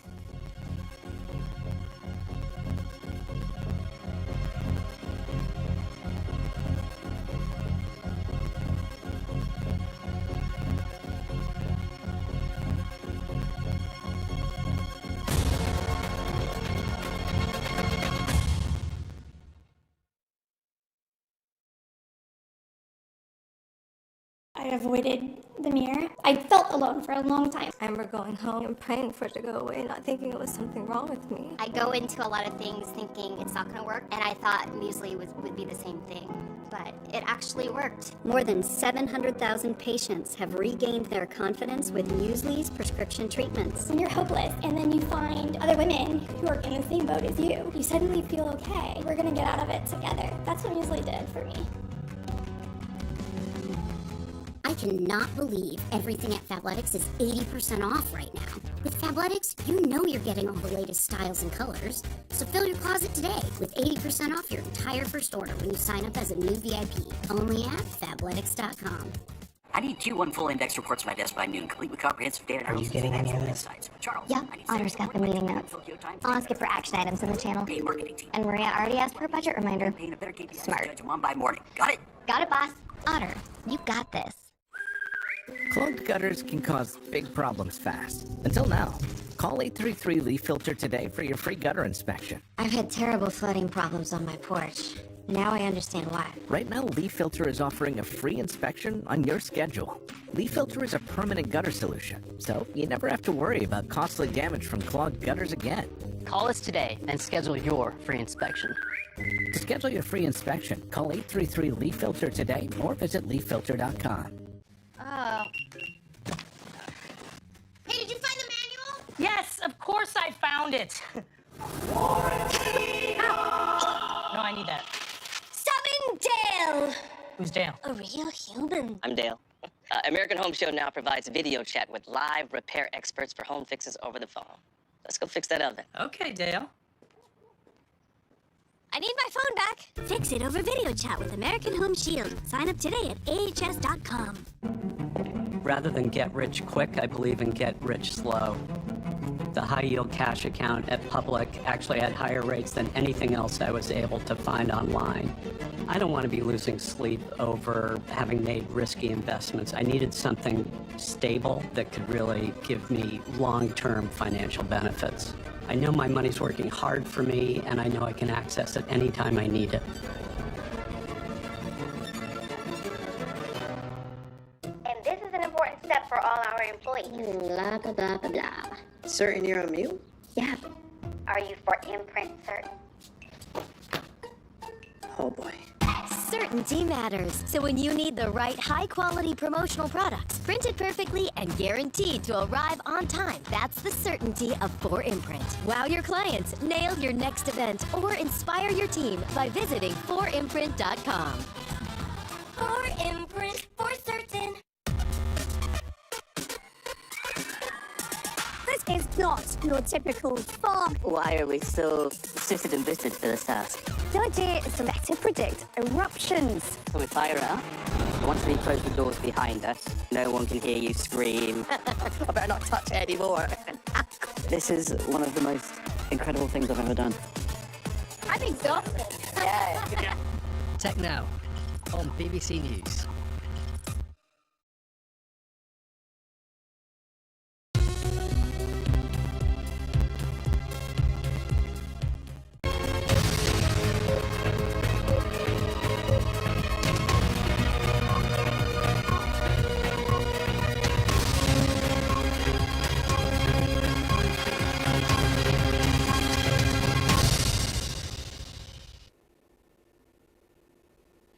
Welcome to The World Today on BBC News. We're taking you live now to Los Angeles, where there is a press conference still taking place involving Karen Bass, the mayor of Los Angeles. And this is in response to the latest words from President Trump that we heard a few hours ago about the sending of troops, of National Guards, of Marines to Los Angeles, a decision that has been criticised by Karen Bass and by the governor of California, Gavin Newsom. She's been taking questions for a few minutes now, so let's have a listen.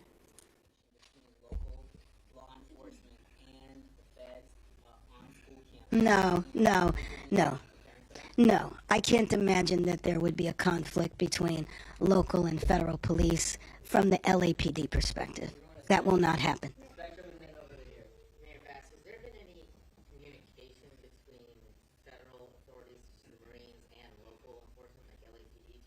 No, I do not. I mean, I talked to the chief an hour ago.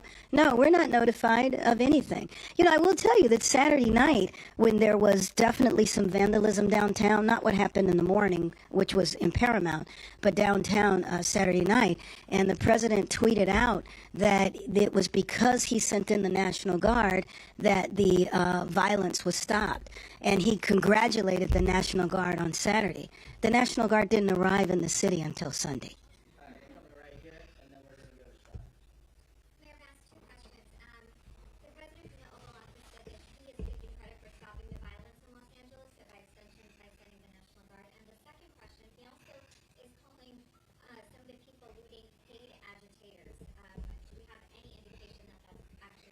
Absolutely not. I mean, my guess is that you have social media phenomena that calls for parties, that calls for street takeovers, and I think it's in the same vein.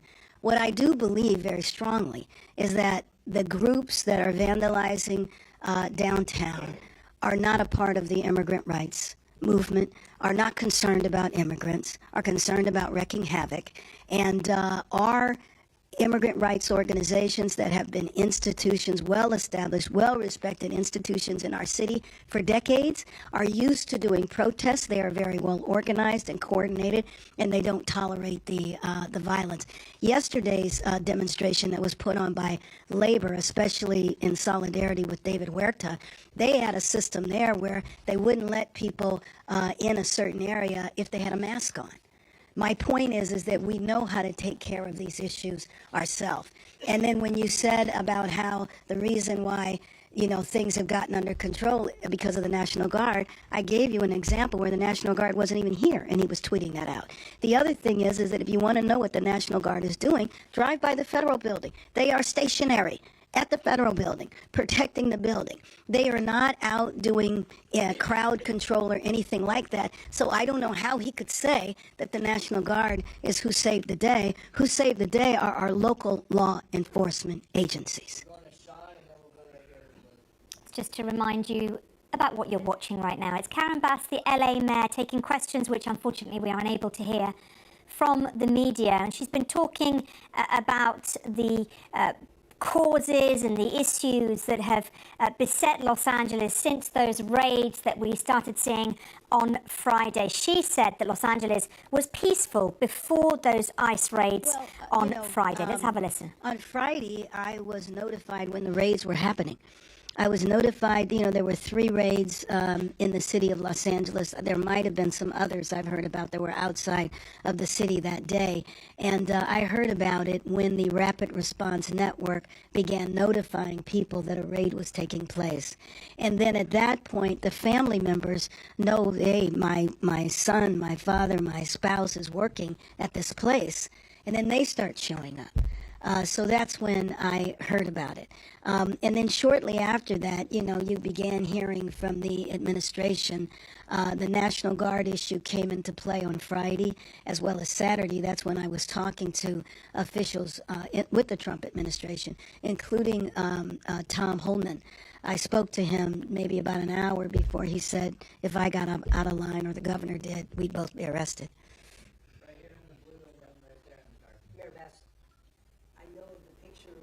So Karen Bass continuing to answer questions from the media, and she's been talking a little bit about the vandalism happening in downtown LA, in particular the graffiti. She called it extensive, and she said that it would take time to clean up. She also reminded reporters that the FIFA World Cup is hosted or being hosted in 1 year in LA, and she talked about beautifying the city and bringing it together. How vast our city is, and how if something happens in one area, it doesn't mean it's happening all around the city. So it's a little ironic we were having that conversation. I have not talked to them directly since then. Needless to say, my focus has been on keeping Angelenos safe and protected here. And the second question, the curfew idea, obviously that happened many years ago with the Rodney King situation, and it did calm things down. What would the parameters be? Would it be a localized limited area type curfew? At least what you're thinking right now. What I'm thinking is yes, because there's no need for it to be anything other than that.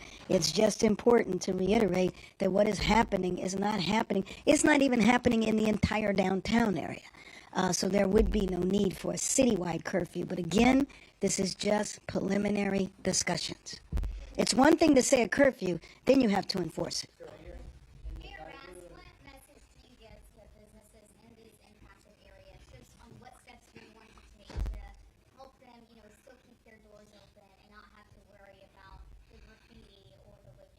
Well, I wish I could say and not have to worry about, but we're coming together. I spoke to business leaders this morning saying that we need to come together, not just to talk, but come together with a plan on how we're going to repair the damage that has taken place and understand that it's going to take everybody. It's going to take the private sector, obviously the city. The city workers are already out there, and they've been out there for hours, and they've been out there for the last couple of days. But I know if you've driven around downtown, you know how massive this is. So the city workers are going to need assistance as well, but also, general citizens. I think everybody is concerned about downtown. I think people need to come from all different parts of the city to join us in repairing the damage that has taken place. Right, let's move on now from Mayor Bass and her press conference.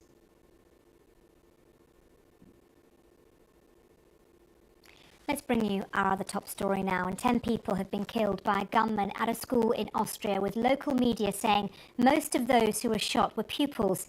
Here at the BBC, we've been looking at some of the footage that emerged following the attack. We've verified the following images, but a warning, you may find them distressing.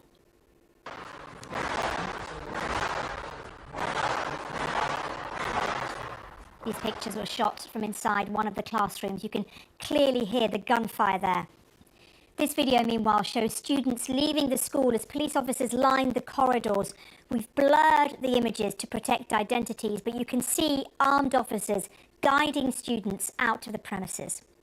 Well, police say the 21-year-old gunman, who's a former student at the school, had used 2 legal firearms, and it's believed he acted alone. He later took his own life in a bathroom. Well, this is the live scene at a church service in Graz, where The victims are being remembered. Let's stay on these pictures just temporarily while I tell you that, as I mentioned earlier, there will be 3 days of national mourning from tomorrow. And as this memorial service takes place, a little earlier I spoke to our correspondent Bethany Bell, who is in Graz, and she told me about the absolute complete shock that's felt by the community in Graz. This type of thing does not happen often in Austria. We saw earlier as well pictures of people coming to the school, the scene of the shooting, and leaving flowers for the victims. So many victims, and the police have told us that most of those that have been killed in the Austria shooting were teenage students of the secondary school, which is located northwest of the city. Well, Graz is Austria's second largest city. It's located about 200 kilometers from the capital, Vienna. We're going to have 3 days of national mourning, which start from tomorrow.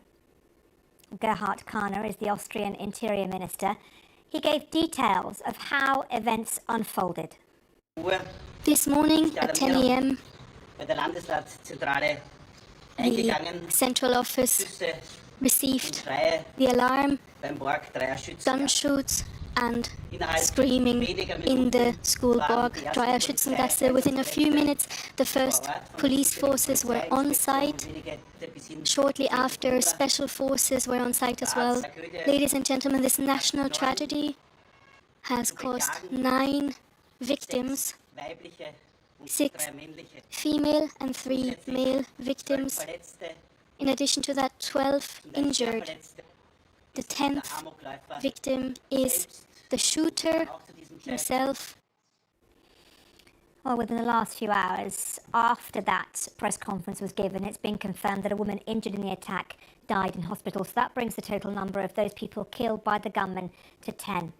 Well, earlier, the Chancellor of Austria said today is a dark day in the history of our country. He was speaking to the media. Have a listen. Due to this heinous crime, people's lives were taken away. There are no words to express the sadness felt by all of Austria today. In these moments of shock, our country stands still. My deepest condolences to the families, the parents who have lost a child today. My thoughts are with the siblings who now have to live without their brother or their sister. My compassion to those who have been injured and suffered an unimaginable loss today. To the teachers, the friends, the staff in the school, which have had to experience and witness this incredible, heinous crime. As parents, as humans, as society, in this country, we are all affected. Let's cross live and speak to our Central Europe correspondent, Nick Thorpe, who is in Graz. And Nick, just give us a sense of the reaction there this evening.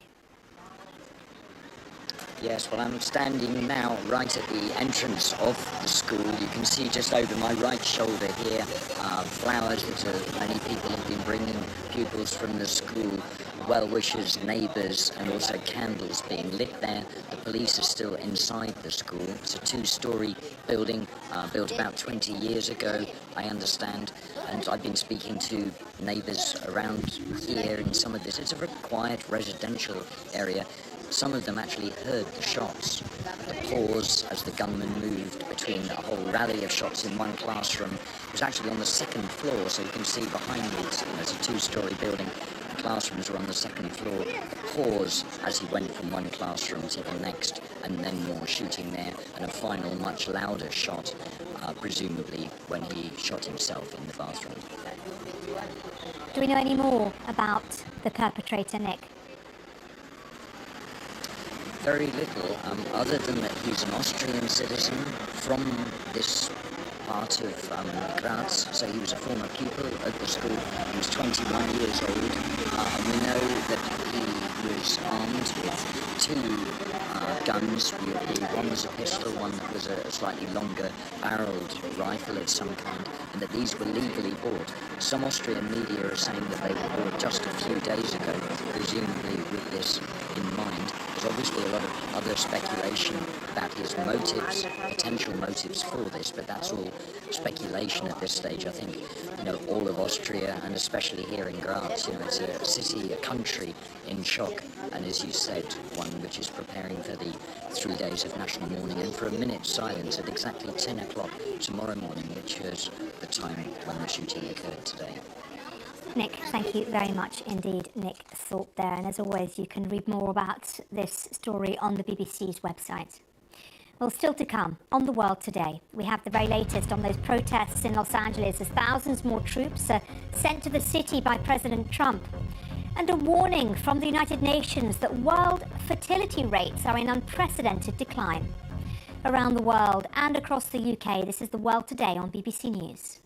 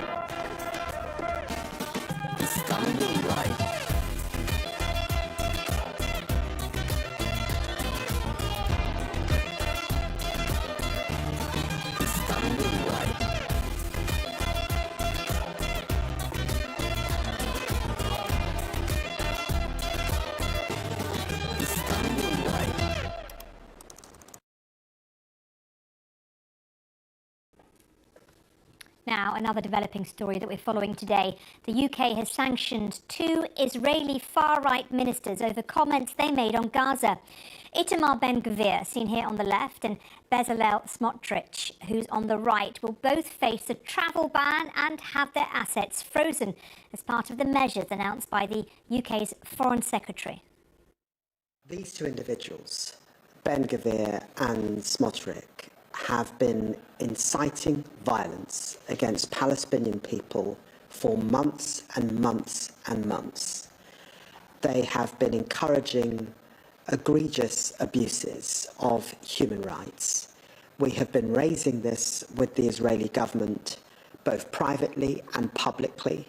We were raising it before we came to government, and indeed the last government raised it as an issue.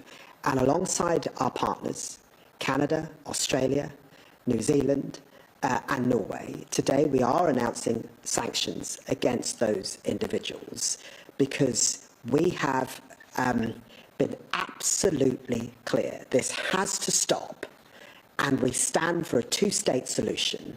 And the settler violence that we've seen in the West Bank particularly is entirely unacceptable and must stop.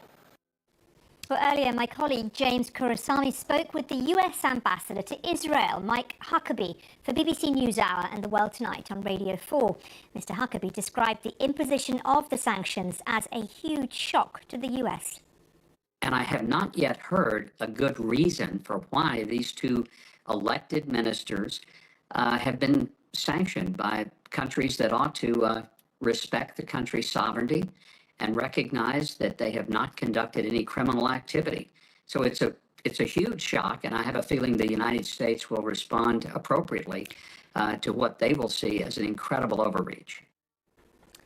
Well, with me now is our diplomatic correspondent, James Landale. You heard what Mr. Huckabee had to say there. He doesn't really understand the reasons for this. What are the reasons for these sanctions? The British government believes that these 2 men, Mr. Smotrich and Ben-Gvir, have been inciting violence against Palestinians for many, many months. And they say that they have warned the Israeli government about these 2 ministers repeatedly, and the Israeli government has failed to rein them in. And so they've decided they're going to take action as a result of that. And it's not just the UK, it's the Australians, New Zealanders, Canadians and Norwegians. And essentially the political argument is that if you want to have a discussion about the future of peace in Israel and in the region, you need to be able to talk about a Palestinian state. And what's happening at the moment in the eyes of the British government is that these two ministers are in the process of attempting to destroy the viability of even the possibility of a Palestinian state by encouraging the massive increase in settlements. In the last couple of years, they've gone off the scale. There've always been settlements, the minister in the House of Commons in the last few minutes said, look, on average, it was 7 new settlements a year. Whereas he said literally, whereas in 2024, he said there were 59 new settlements. Plus all the violence that has been carried out against Palestinians, in the eyes of the British government, you've simply got to draw a line somewhere. They've chosen to do it now. Second reason, there's a lot of growing political pressure here in the UK and elsewhere saying, look, something has to be done to try and stop what's happening in the West Bank. So what do these sanctions actually mean for these two men?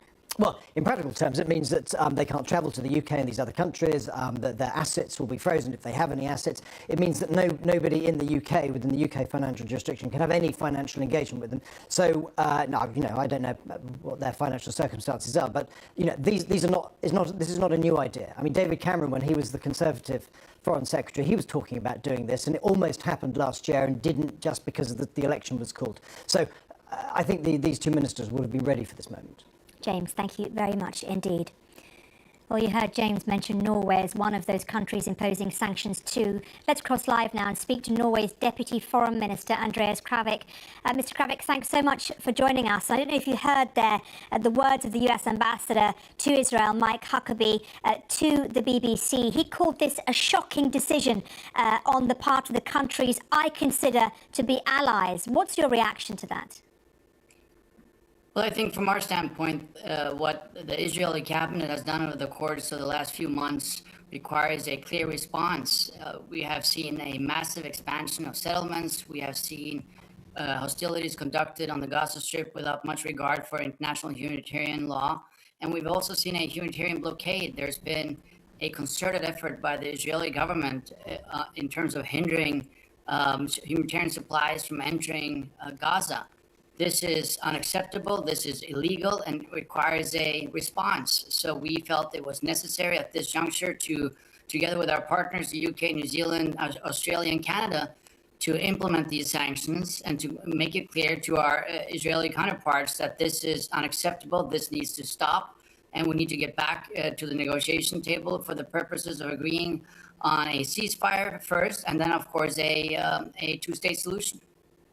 Now, the US ambassador has said that the timing is wrong on this. This is not the correct time to be doing this. Do you accept that assertion? I think what's important now is to recognize the humanitarian catastrophe which is unfolding on the Gaza Strip, and also the massive expansion of settlements on the West Bank. This cannot stand. It requires a concerted, effective, clear response by the international community.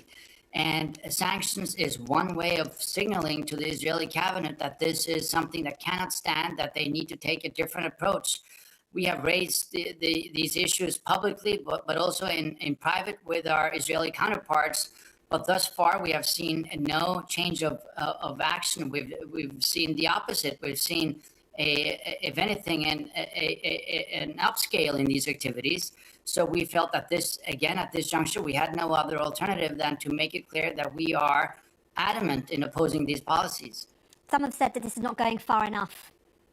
Sanctioning these two far-right men within the Israeli political sphere isn't going far enough in making any kind of difference. Well, we have stated together with our partners that this is a first step. We'll have to consult further, and other steps might be required if the Israeli cabinet, if the Israeli government doesn't change its behavior.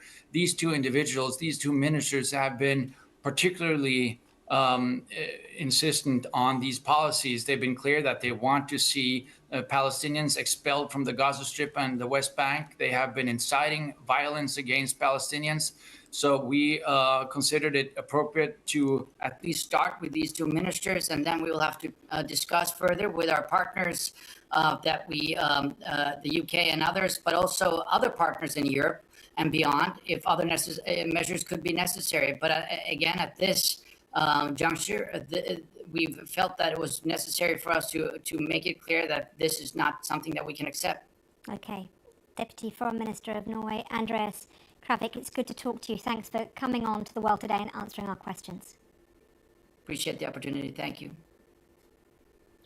The head of the UN Population Fund has warned about declining global fertility rates, saying the world is seeing an unprecedented fall.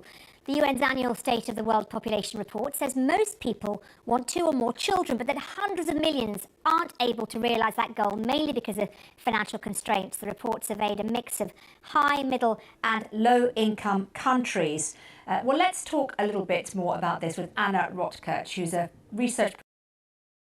Population Research Institute in Helsinki. Thanks so much for joining us. Why is this happening? Is it a cultural thing? Is it an economic thing? Why do you think people are wanting fewer children now? Well, the big shift now is that people are postponing having the first child, or then not having the first child at all. So in previous decades, when fertility was falling, it was really much not having the, third or fourth child.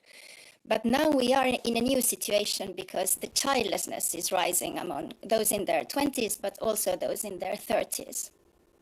So is this a shift in how we see children in terms of what they mean for our lives, for our pockets and for our future? Yes, I think so. I think that the threshold to become a parent has become exceedingly high for too many. And we also see that it's a very strong trend in many countries, including the Nordic countries where I come from, that it's those with many resources who become parents, economic, but also social, having a good partner. So the well-off are having children and the poor and less well-off, less so. And that is also a very worrying tendency that the ability to realize your family dreams is increasingly intertwined with other kinds of social inequalities.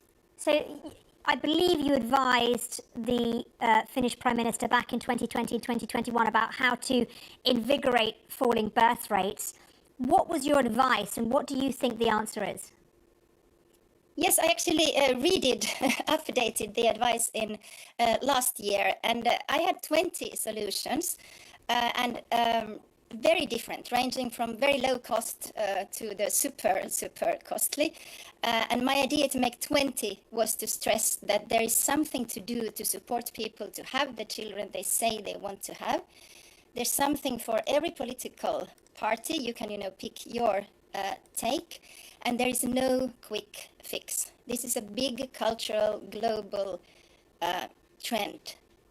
And I'm sure we are going to find a solution. I hope the Nordic countries will lead the way and do it in a very gender equal and democratic way. Okay. But there's no quick fix. Okay, well, as with most things in life, Anna Rotkirch, there is no quick fix. Thank you very much indeed for joining us on The World Today. Thanks again.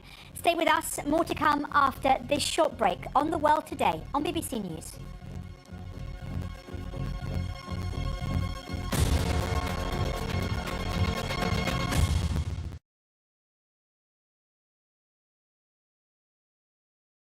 Ever worry that you're drinking too much?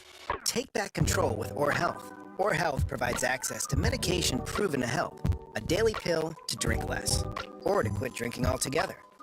Text TV1 to 710-710 to learn more. Is this how you're hoping to retire? Well, hope isn't a good retirement strategy. You've worked for a comfortable retirement for years. Now you need to plan for retirement income. Learn ways to avoid common mistakes, like being too conservative or not setting retirement goals. Have someone on your side to keep you on track. Call for Fisher's Comfortable Retirement Kit with the help you need to make your retirement a success, including the Investor's Guide to a Comfortable Retirement, 13 retirement blunders to avoid, and maximize your Social Security. Call 1-800-650-0618. Fisher tailors a plan to keep you on track for a retirement you want.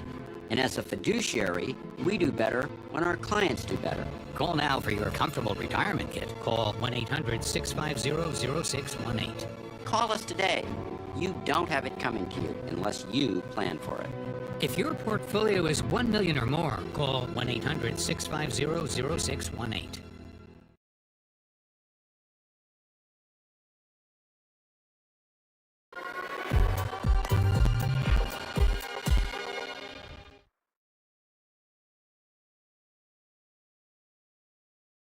We all need a little help sometimes, but asking, that's the hard part. Here's a little secret. If you need it, help can be everywhere. That's the power of therapy. And it's some of the best help you can get. Hey folks, Chris Coonihan here with Leaf Filter, America's largest gutter and gutter protection company. Leaf Filter has over 150 locations and has been installed on over 1 million homes. We've been protecting homes now for over 20 years. Our patented technology offers total protection for your home and comes with a lifetime transferable warranty. The process is simple. Give us a call to schedule your free gutter inspection. If you decide to move forward with the project, you put nothing down at all. 833 Leaf Filter or visit leaffilter.com today. This 4th of July, celebrate independence. Power independence with the Patriot Power Generator 2500X from 4 Patriots. Solar powered, safe to use indoors, and it keeps your essentials running during blackouts. No gas, no fumes, no noise, ever. And right now we're throwing in 2 solar panels for free. This is your chance to stop depending on the crumbling power grid and start relying on yourself with reliable, renewable, and ready when you need it power. Now that's real freedom. So don't wait. Go to 4patriots.com today. Check it out.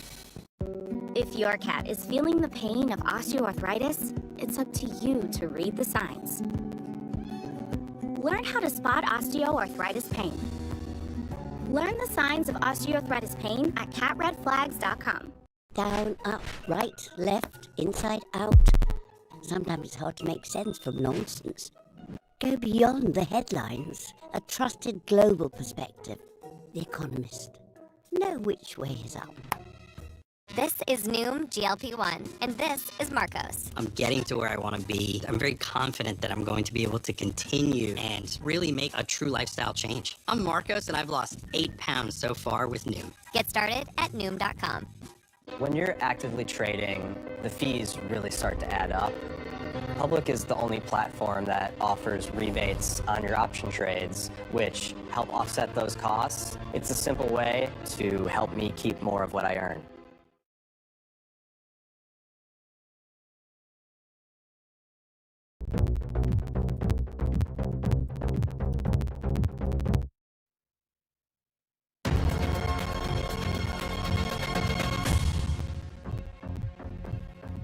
This is The World Today on BBC News. The headlines.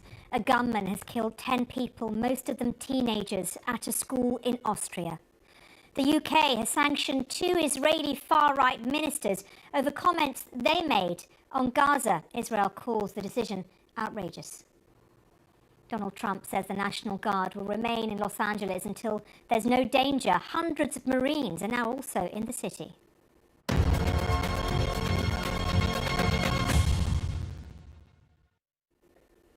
Well, let's bring you more on that story after another night of demonstrations in LA against immigration arrests. Despite those protests largely unfolding peacefully, though, the US president has said he's sending in another 2,000 National Guard to bring a total of 4,000 National Guard troops that have been mobilized. Well, the California governor, Gavin Newsom, says that only around 300 are currently being used. The Pentagon has also mobilized a battalion of 700 Marines, an order that Mr. Newsom has described as un-American, and also has said it's the deranged fantasy of a dictatorial president. Well, according to the Pentagon, the deployment will likely cost $134 million. The protests all began on Friday in response to raids carried out by the US Immigration and Customs Enforcement, known as ICE. Well, in the last hour, President Trump addressed the situation in LA from the Oval Office and defended the deployment of both the National Guard and the Marines. If we didn't send out the National Guard, and last time we gave them a little additional help, you would have, Los Angeles would be burning right now. Los Angeles would be not a lot different than what you saw take place in California and Los Angeles just a little while ago. And, you know, you got to remember, we have the Olympics coming. And we don't want people looking at Los Angeles like it was, like it would have been. It would have been bad. Last night, they had total control. If we didn't have the military in there, the National Guard, and then we also sent in some Marines, we had some bad people. We have people, they look in your face and they spit right in your face. They're animals. And these are paid insurrectionists. These are paid troublemakers. They're agitators. Well, the Los Angeles Mayor, Karen Bass, condemned the violence but said the deployment was unnecessary. People have asked me, what are the Marines going to do when they get here? That's a good question. I have no idea. The National Guard, they're here now, have one assignment, and that is to protect one building, which is the federal building downtown. The second building, which is the federal building on Westwood Boulevard. And as far as I know, nothing has happened in Westwood at all. So this was not needed. The idea that the administration would usurp the authority of our state government, take it away from our governor, Gavin Newsom. The governor knows that if we put a request in for the National Guard and it went to him, he would comply. There was never an issue there because we were never thinking about calling upon the National Guard. So I do want you to know that the violence that has happened has required LAPD to ask for additional assistance, but not from the federal government. Well, that was Karen Bass there. Let's speak to our senior North America correspondent, John Subworth, who is in Los Angeles. And John, you could hear there from Karen Bass that, you know, yes, there was some violence, there was vandalism, there was graffiti, but not enough to merit, in her mind at least, the reaction from the Trump administration. Yeah, let me just show you where we are. We're outside the detention centre here, the Metropolitan Detention Centre. This is where some of the immigrants detained in the workplace raids have been brought to. It's been a focal point for the protests, and you can see right behind me here members of the National Guard in their military uniform with their shields. Interestingly, in the last hour or so, they've put their assault rifles away. They are now only carrying the wooden batons you can see them with here, and behind them in the black uniforms, these are police officers with the Department of Homeland Security Police. Nothing unusual about their presence here. The weapons they're holding are the non-lethal weaponry, the pepper ball guns and the rubber bullet guns. They are normally here guarding federal buildings. That is their role. But of course, it's the presence of these troops that is so controversial. It is a long-established principle in America that the military is not to be used for enforcing domestic law and policing US civilians on American soil. The threshold, the few exceptions to that principle, is set pretty high. And that is why you've heard Donald Trump talking about a rebellion, an insurrection. That is the standard that needs to be reached before troops are called in, and that is why there is such debate here. The civil leaders in the city of Los Angeles and the state of California say that what has been happening in this city over the last few days falls a long way short of anything approaching a rebellion. The protests have been localized, and although there have been, of course, incidents of violence, protesters throwing rocks and bottles at the police, setting fire to cars, they have been small and well within the capabilities of the existing law enforcement resources that they have here to cope with it. So what happens next? You know, how far is this going to go? Well, Pete Hegseth, the Secretary of Defense, has been giving evidence in Congress today. He says that the troops will remain in this city for 60 days. And so, that looks like that's the sort of time scale we're looking for. The real question, of course, is where does this go next in terms of the protests? A lot of people here suggesting that already, as these troops were arriving, the violence had decreased in intensity and in scale, and I think there's certainly, from what we've been seeing, there's some truth to that. At the moment, if we give you a look around along the street here, I mean, you can see there are a few protesters every now and again wandering out, but the vast majority of people here at the moment are members of the media. There is no sign yet of any sort of large-scale protest, and absolutely no sign of any violence or anything like that. And the big question, of course, is that if that remains to be the case, it speaks to the question that you heard Karen Bass asking there. What are these troops doing here? Okay, John, thank you very much indeed, John Subworth. Well, let's bring in Seth Stodder. He's the former Assistant Secretary of the Department for Homeland Security under President Barack Obama. Seth, good to talk to you. Thanks so much for joining us on The World Today. And just give me, if you could, your reaction to what you've been seeing on the streets of Los Angeles, of what the Trump administration has done, and indeed what the president has been saying in the last few hours.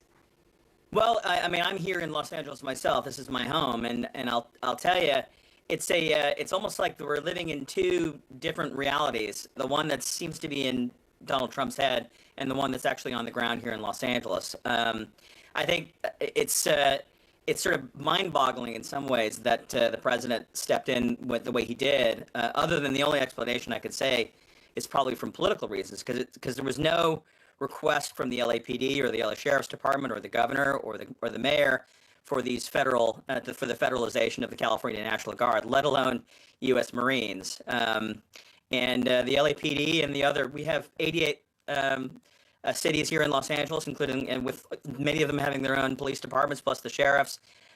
We have plenty of police authorities to handle this level of disturbances, and most of the protesters were peaceful, some violent, and it was well within the capacity of our local law enforcement, and would have been within the capacity of the National Guard under Governor Newsom's command. It didn't need to be federalized. So what does this mean going forward for the way in which these things are handled? Does it change things, do you think? Because the Trump administration, in many ways, is setting some sort of precedent, is it not?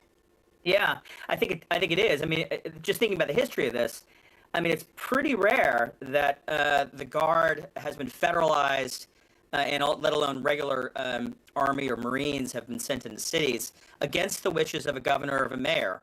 The last time it was done in the 1960s, Lyndon Johnson, and then before that, JFK, and famously President Eisenhower in Little Rock. And this is all during the Civil Rights Movement and the desegregation of the schools.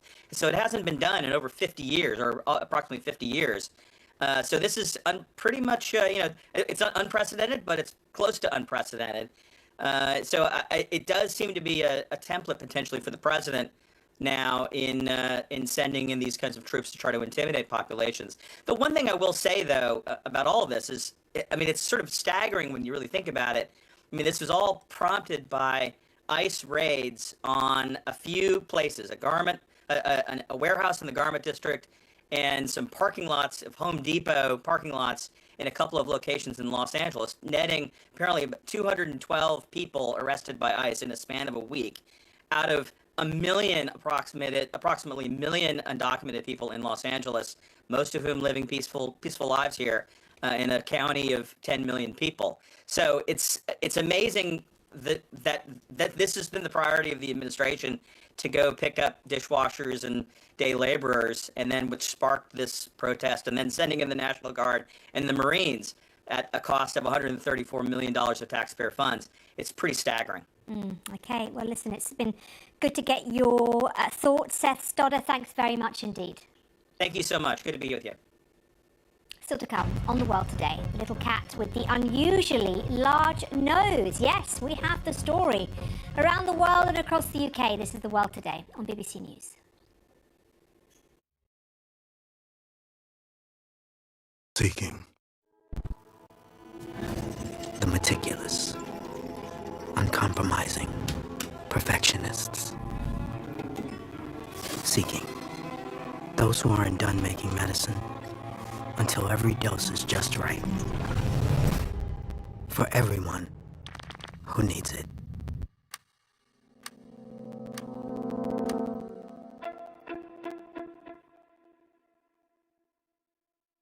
Why can't we say we're the best home shopping site? Because while true, you just can't say that legally. What if we said it in Spanish? Homes.com es el mejor. No. What if he said it? Homes.com. It's the best. Homes.com. It's the best. Summer is here and Fabletics has you covered with 80% off everything. That's 80% off shorts, skirts, bras, flares, and all of our iconic activewear. Get 80% off your entire first order today when you sign up as a new VIP, only at Fabletics.com.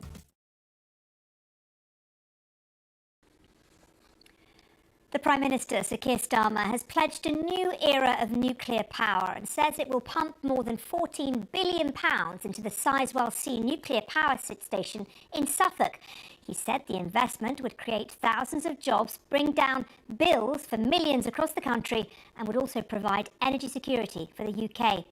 But campaigners against Sizewell C say the project is virtually guaranteed to be late and overspent. Here's our business editor, Simon Jack. Sizewell on the Suffolk coast has been generating nuclear energy since the late 1960s. Today, the Chancellor announced she is setting aside money to build a new generation of reactors to produce energy for decades to come. The plan is to take the design under construction at Hinkley Point in Somerset and replicate it as part of what the government calls a new golden age of nuclear to boost energy security and the economy. The government says Sizewell C's construction will create 10,000 direct jobs and thousands more in the supply chain. Once complete, it will produce enough energy to power 6 million homes, and the Chancellor's earmarked £14 billion of public money over the next 4 years towards its cost. The Prime Minister said it will create well-paid careers for students at this Ipswich college, but it will also add £1 a month to customer bills for at least a decade, leading some to say he's written a blank cheque for future costs.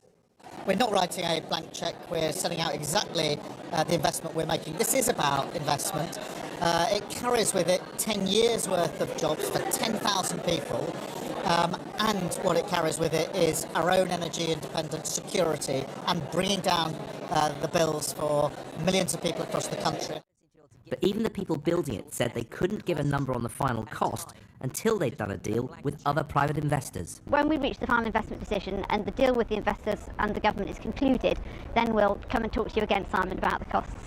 Anti-Sizewell campaigners say the best guide is the plant in Somerset, whose cost is expected to top £40 billion, which they say buys a lot of alternatives. Every single pound that's spent on Sizewell C is a pound that's been lost to other initiatives and renewables, energy efficiency, the government's own warm homes plan that could reduce our bills, give us energy security and create thousands of sustainable jobs in the meantime. The UK is a world leader in renewables, with offshore wind generating 20% of the UK's electricity last year, and there are plans to double that by 2030. But most agree it's not the whole solution. Nuclear generated around 15% of the UK's electricity last year from 9 reactors at 5 different sites. But in just a few years, that, Sizewell B, will be the last working power plant of its generation. And the government's convinced that when the days are not like today, with the sun shining and the wind blowing, that you need that always-on, non-intermittent power supply as part of the UK's energy mix. The government also announced funding for developing smaller reactors and research into new nuclear technologies. This is not the first government to declare a new nuclear age, and this one may take an age to arrive. Simon Jack, BBC News, Suffolk. Now, if you've been on social media in the past 2 weeks, there's no way you can have missed this viral moment. Have a listen. You'll be married in a year in the suburbs with a kid.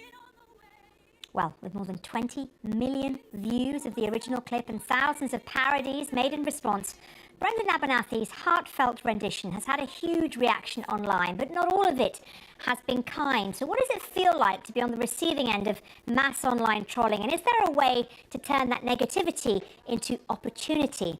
Well, I'm very pleased to say I'm joined by Brendan Abernathy. And Brendan, it's so lovely to talk to you. Thanks so much for joining me. And what does it feel like to be caught in this viral moment, together with the internet trolling that you suffered as a consequence?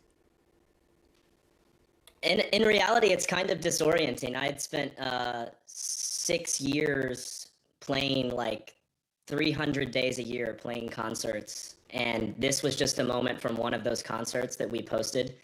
And I think I've just learned you can't really control what the internet perceives or thinks about something. So a little bit disorienting, but also very exciting, because I've spent so long building like a grassroots fan base in the United States.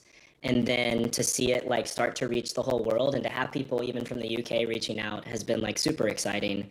And so I think a lot of it is like learning what to focus on and to block out negative voices and block out trolls, and just focus on like the fact that the art is connecting with real people, and to rejoice in that. And what's come from it? So the art's connected, people have been reaching out to you. Have you seen You know, if you become more successful? Are things looking good for you in terms of your career? What difference has it made?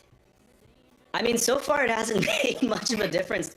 I think there's this perception that if your video gets 30 million views, you're like rich overnight. But I've made zero money from the whole thing. It has definitely, I think, increased like awareness of who I am and of my music, and both within the music industry and just online. And so I think over time it will end up being a major net positive, just because it becomes easier to get your music heard, which for me is the entire motivation. I don't really care about virality or fame. I care about building a community where I can grow shows and connect with people in person. What is it about Married in a Year that made it go viral? How did it all start? You must have kind of realised when it was starting, oh my goodness, this is really kicking off. How did it all begin? Yeah, I mean, I don't know what about it really, I mean, honestly, at the beginning, it went viral, like, positively. If you look at my Instagram or TikTok, we have 2 different angles. And the first angle we posted was, like, my friend who was shooting video at the concert. And that one went pretty much only positively viral, because a lot of my fans saw it and were like, oh yeah, we love the passion. Like, we know he doesn't wear shoes. We know he's a run-of-the-mill Brendan Abernathy.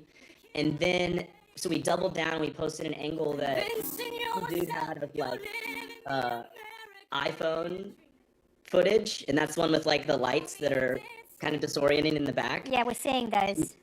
And that's the one that just went absolutely, like, bonkers on the internet. And it was largely fueled by hate at the beginning. And I was actually hanging out with my friends, and I got back to my car and I had a text from my mom. And she said, I'm so glad you're with friends right now. And I was like, what's she talking about? And then I went in, I was like, oh my goodness, I'm getting obliterated. But the things they were attacking, I'm so confident in, and, like, I'm not really worried about. And they're kind of roasting me by saying, like, you sound like Sam Fender, who is, I don't think I sound like Sam Fender, but Sam Fender is my favorite male artist. So I'm like, this is a compliment. I don't know what was it before. So it was definitely weird. I don't know why it went viral. I think it went viral because people think it was staged, but it was just at a concert. So it was really actually like the most authentic piece of social media content. Well, I'm so glad that you are embracing it. It's good to see that. And thank you very much indeed for joining us on The World Today. Brendan Abernathy, thank you. Yeah, happy to be here. Let's take you very briefly, if I may, to LA. Let's just show you the picture there, because in the last few minutes we've had some breaking news from the California governor, Gavin Newsom, who has just filed an emergency motion to block President Trump's illegal, in his words, deployment of Marines and National Guard to Los Angeles. You're seeing there the post on X as well. We'll bring you more updates on that, of course, throughout the day here on BBC News, but that's the very latest from Gavin Newsom.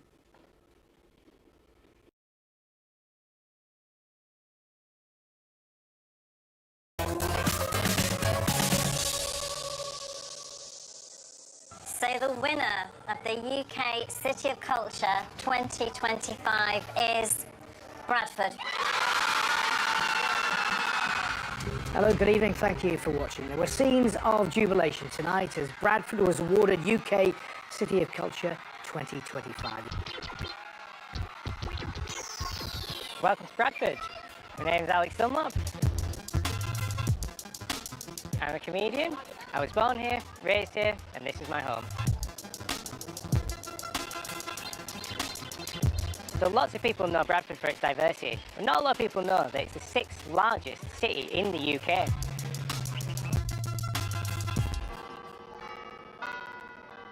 T.S. Eliot had a poem called The Wasteland where he used a metaphor like a silk hat on a Bradford millionaire.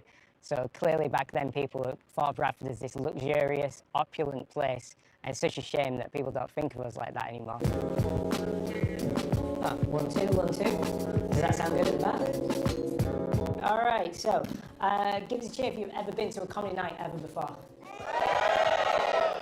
That's really helpful. Lovely. It seems like everyone here is from Bradford. I think, like, obviously, like 100 years ago, Bradford was like the richest city in the world.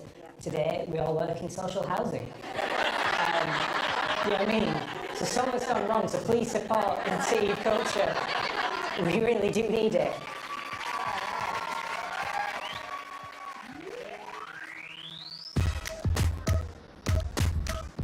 What do you think people that aren't from Bradford think of Bradford?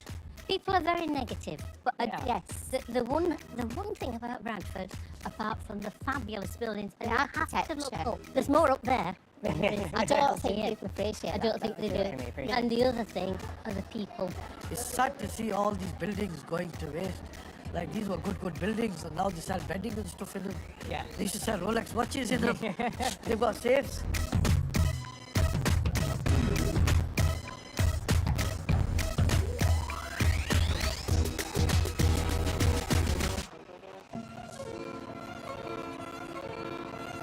So I'm going to take you to Unspun Stories, which is a new exhibition at the Loading Bay, which is a brand new venue, cultural event space, set up using the investment into Bradford.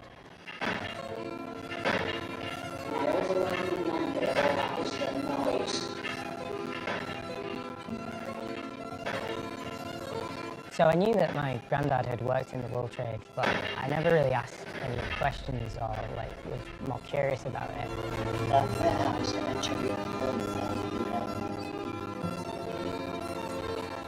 Now, as I've got older and he's no longer here, I kind of wish, I should have asked him more about his job, what it was like to go to those places, and what it was like when everyone lost their job. And then I've also, from looking it up, finding out that actually I've got great-grandparents and great-great-grandparents and just going back, all the way to the 1800s, who were working and part of making Bradford this massive industry. And I just kind of want to know even more, and this exhibition has made me even more curious to do even more digging, even more research, because it's, it's part of who I am.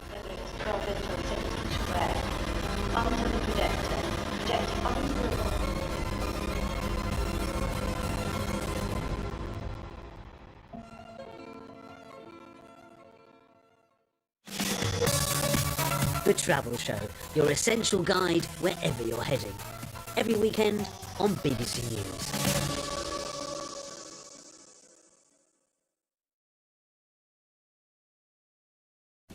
It's lunchtime, and Gary is double booked. Good thing Gary's company uses Otter's AI meeting assistant to take notes and generate a summary.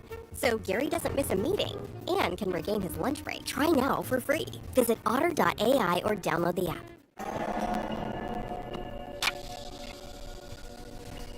Nice car. Still for sale? Actually... Perfect. How about I pay you half now, half later? Well, the thing I'll is whip that... the trailer around, load this baby up. There you go, Jake. Thank you. Did you just sell your car to Carvana? Yes. Yes, I did. Well, that puts this location into context. I tried to tell you. Sell your car to Carvana today. I avoided the mirror. I felt alone for a long time. I remember going home and praying for it to go away, not thinking there was something wrong with me. I go into a lot of things thinking it's not going to work, and I thought muesli would be the same thing, but it actually worked. More than 700,000 patients have regained their confidence with Muesli's prescription treatments. When you're hopeless, and then you find other women who are in the same boat as you, you suddenly feel okay. We're going to get out of it together. That's what muesli did for me.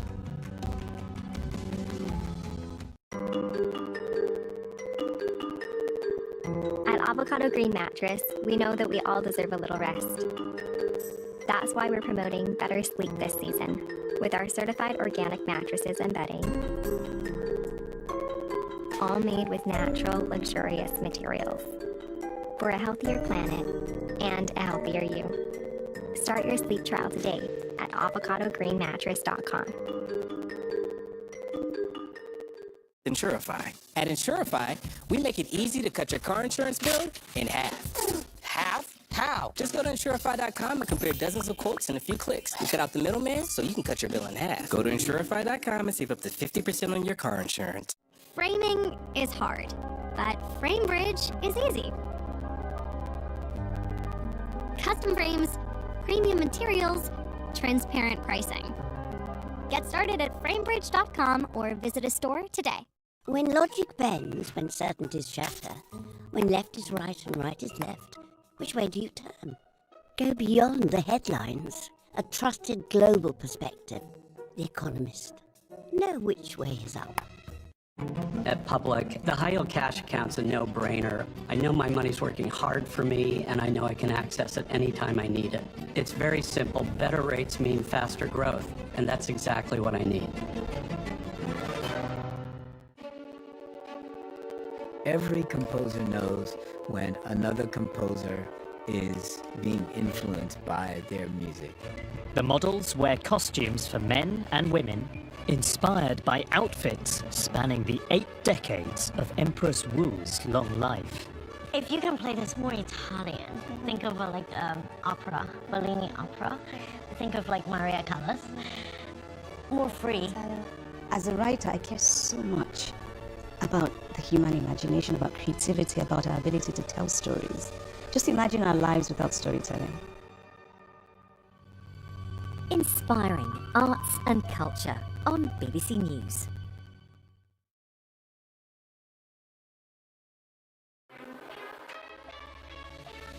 I will give away the vast majority of my money. It's my full-time focus for the rest of my life.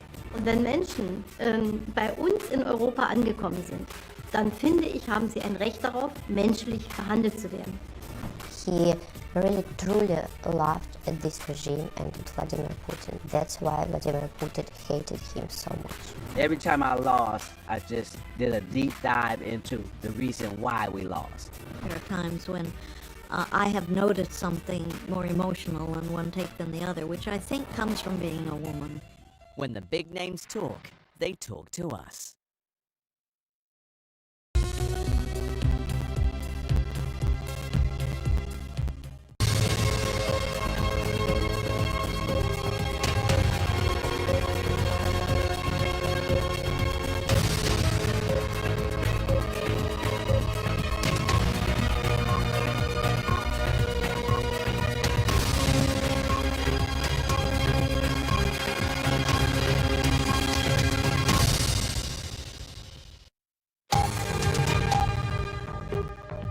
Hello, I'm Geeta Gurumurthy. This is The Context on BBC News. If we didn't send in the National Guard quickly, right now, Los Angeles would be burning to the ground.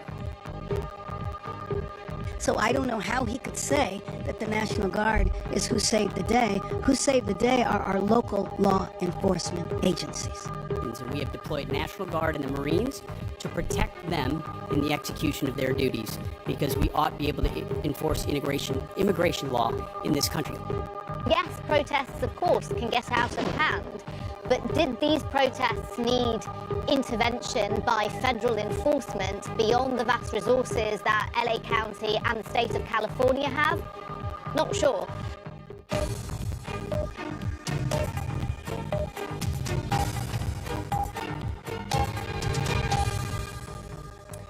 Coming up on The Context in the next hour, President Trump and officials in California at loggerheads over the deployment of National Guard troops and Marines in Los Angeles. We'll assess their role. 2 far-right Israeli ministers are sanctioned by the UK and 4 other countries for inciting extremist violence in the occupied West Bank and inflammatory comments on Gaza. We'll have reaction live from Tel Aviv. 11 people are dead, most of them teenagers, and many more injured after a school shooting in Austria. We'll have the latest. President Trump says he will invoke the Insurrection Act if necessary to deal with protests against his immigration policies in LA. The first of 700 US Marines have arrived in Los Angeles under orders from Mr. Trump, who's also mobilized a total of 4,000 National Guard troops to try to end the protests over the objections of the Californian officials. Well, the governor, Gavin Newsom, says only around 300 National Guard troops are currently being used. He also says he's filed an emergency motion to block the deployment of Marines and National Guard troops. In a post on X, he says Donald Trump is turning the US military against American citizens. He adds that the courts must immediately block these illegal actions.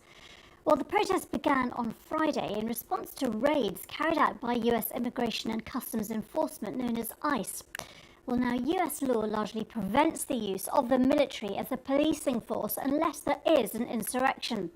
Invoking the Insurrection Act would give Mr. Trump a free hand to use regular troops for law enforcement around the country. The US President was asked whether he would be invoking the act in the Oval Office a little earlier today. If there's an insurrection, I would certainly invoke it. We'll see, but I can tell you last night was terrible. The night before that was terrible. We have, as you've seen, it was on most of your networks, people with big, heavy hammers pounding the concrete and pounding curbs, pounding it, breaking up, and handing these big chunks of concrete to people. And they were taking that concrete, going up on bridges and dropping it into the roof of a car. They were throwing it at our police. They were throwing it at our soldiers that are there. And we got it stopped, and we have them in custody right now. Look, if we didn't get involved, right now, Los Angeles would be burning, just like it was burning a number of months ago with all the houses that were lost. Los Angeles right now would be on fire. Well, that line is denied by the mayor of Los Angeles, Karen Bass, who's been speaking in the last hour. If you want to know what the National Guard is doing, drive by the Federal Building. They are stationary at the Federal Building, protecting the building. They are not out doing crowd control or anything like that. So I don't know how he could say that the National Guard is who saved the day. Who saved the day are our local law enforcement agencies. Well, the US Defense Secretary Pete Hegseth earlier defended the deployment of Marines and National Guard troops to LA. In testimony to the congressional hearing, he referenced his response to the protests which followed the murder of George Floyd in 2020, accusing Minnesota Governor Tim Walz of allowing a police precinct to be set on fire. The police precinct, ma'am, was abandoned and burned to the ground. And because of that, the National Guard was eventually far too late mobilized. And President Trump recognizes a situation like that, improperly handled by a governor, like it was by Governor Walz, if it gets out of control, is a bad situation for the citizens of any location. So in Los Angeles, we believe that ICE, which is a federal law enforcement agency, has the right to safely conduct operations in any state and any jurisdiction in the country, especially after 21 million illegals have crossed our border under the previous administration. Well, the former US House Speaker, Nancy Pelosi, a Democrat, has also addressed the whole deployment of National Guard troops in LA. Let's hear what she had to say. On January 6th, with violence against the Constitution, against the Congress, and against the United States Capitol, we begged the President of the United States to send in the National Guard. He would not do it. He has sent the National Guard into California. Something is very wrong with this picture. Nancy Pelosi speaking to us earlier, well, speaking in public earlier, of course. Let me just show you some pictures at the moment that we're getting in from Fort Bragg in North Carolina, where President Trump is watching a military demonstration. Fort Bragg in North Carolina serves as the headquarters for the US Army Special Operations Command. Highly trained outfits like the Green Berets and the Rangers are based there. And President Trump was speaking a little earlier. We brought you those clips, and he is there in Fort Bragg at the moment. We will keep across those pictures and Donald Trump's movements there. Well, our correspondent Carl Nasman joins me live now from Los Angeles. Carl, just first of all, just tell me the picture on the ground in terms of whether there are protests today expected and what nature they might take. Yeah, this is the picture right now. We're outside of the federal building in downtown Los Angeles. This has been where many of those demonstrations have started over the past few days or so. And we heard a lot of discussion there about the California National Guard and their presence in Los Angeles. You can see behind me some of those National Guard members here. They've been mostly just stationed outside of this entrance to the federal building. This is where they've been for most of these days since they were actually deployed.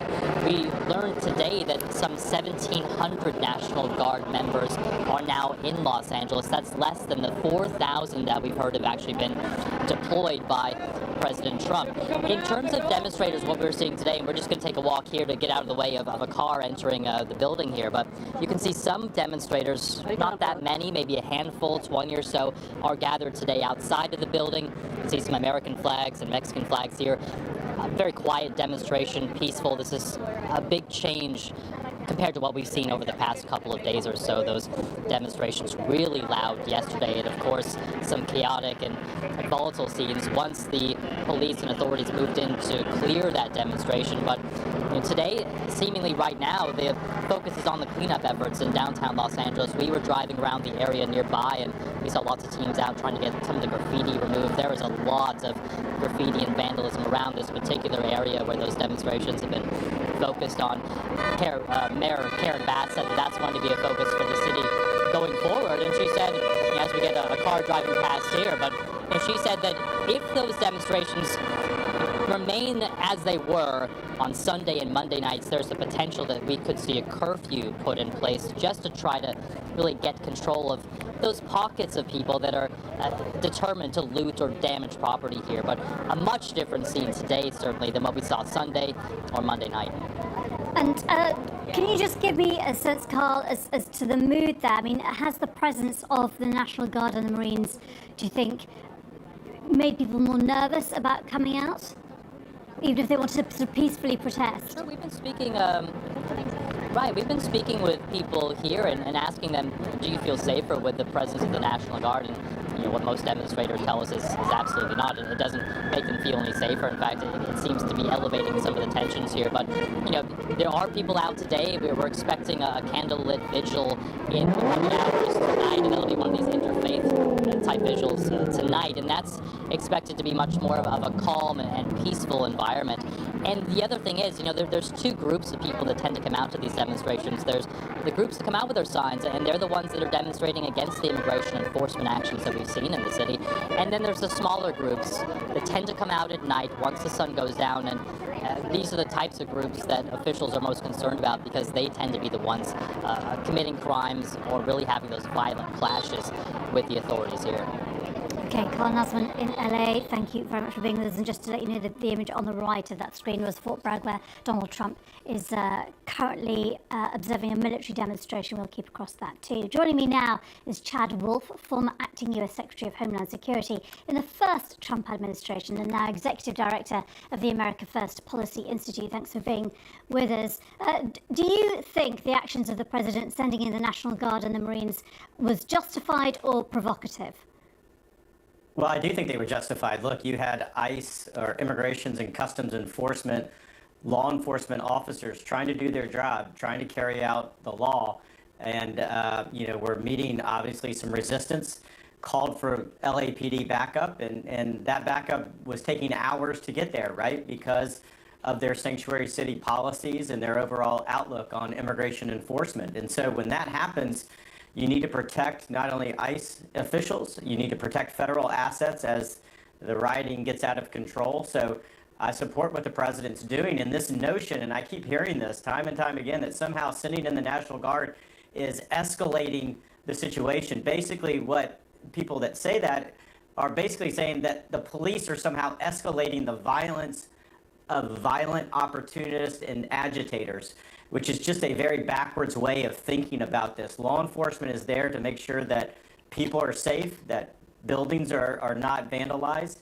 They are not escalating anything. It's the violent individuals that continue to do this destruction that are, in fact, elevating this. Well, the LA Mayor, Karen Bass, has pushed back against that line of argument coming from the Trump White House, saying the LAPD was managing, it was calling in police reinforcements, and that the move by the president was unnecessary. And the critics say that it is provocative, and Gavin Newsom, we know, is saying that they're going to legally challenge it. Well, again, we heard this in 2020. We heard this in Portland and Seattle and Minneapolis. All of those officials, those elected officials in those states told President Trump, don't deploy the National Guard when those cities were burning. President Trump deferred to them, and what you saw in those cities and other cities throughout the United States, this went on for weeks and months at a time. And I think President Trump and his team this time around are saying, look, we're not going to have that again. We're not going to have a police precinct burn. And so when the mayor of Los Angeles basically comes out on television and says, none of this needed to happen if ICE would just leave. What she is saying is that law enforcement should abandon their job and not carry out enforcement actions, things that Congress has told them to do. That is what the mayor is advocating for. Can I She very should quickly resi- say, she should can I resign just from quickly office. ask you one final question? Sorry, we're very pushed for time today, but what do you say to those who say any thought of Trump invoking the Insurrection Act really is a very cynical political ploy? Well, I would say it's a law in the United States. There's a reason that it's on the books, right? In case there is a situation that it needs to exercise and it needs to be taking up. I don't know that we're quite there yet. I think the National Guard and others can certainly probably handle this and provide. What the National Guard is doing is actually allowing law enforcement to interface with those violent protesters and get that under control while federal facilities are being protected. I think it's important to remember that all of these violent opportunists, they're looking for targets. They're looking for targets to either burn or vandalize. Okay. And so the National Guard and others are there to protect those assets. Okay, we will have to leave it there. Chad Wolf, very grateful to you for your time today. Thank you. Well, I'm joined now by Jonathan Gilliam, former US Navy SEAL and FBI agent. Do you support the Trump move in sending in the military in this way? I do, and I feel like he's met the three obligations in order to activate them himself and bypass the governor. I think we can clearly look at what happened over the past 4 years, where the border was completely opened up, and literally millions and millions of people have been able to pour across into this country. So as far as a foreign invasion, it may not be an exact nation state, but there has been an invasion of people that have come in here that did not go through the legal process. That's the first thing. The second thing is that there is a rebellion building. We've seen this for the past 10 years, and it's becoming more uniformed. And that's evident with the way and the structure that these types of riots occur. It's not just simple agitators.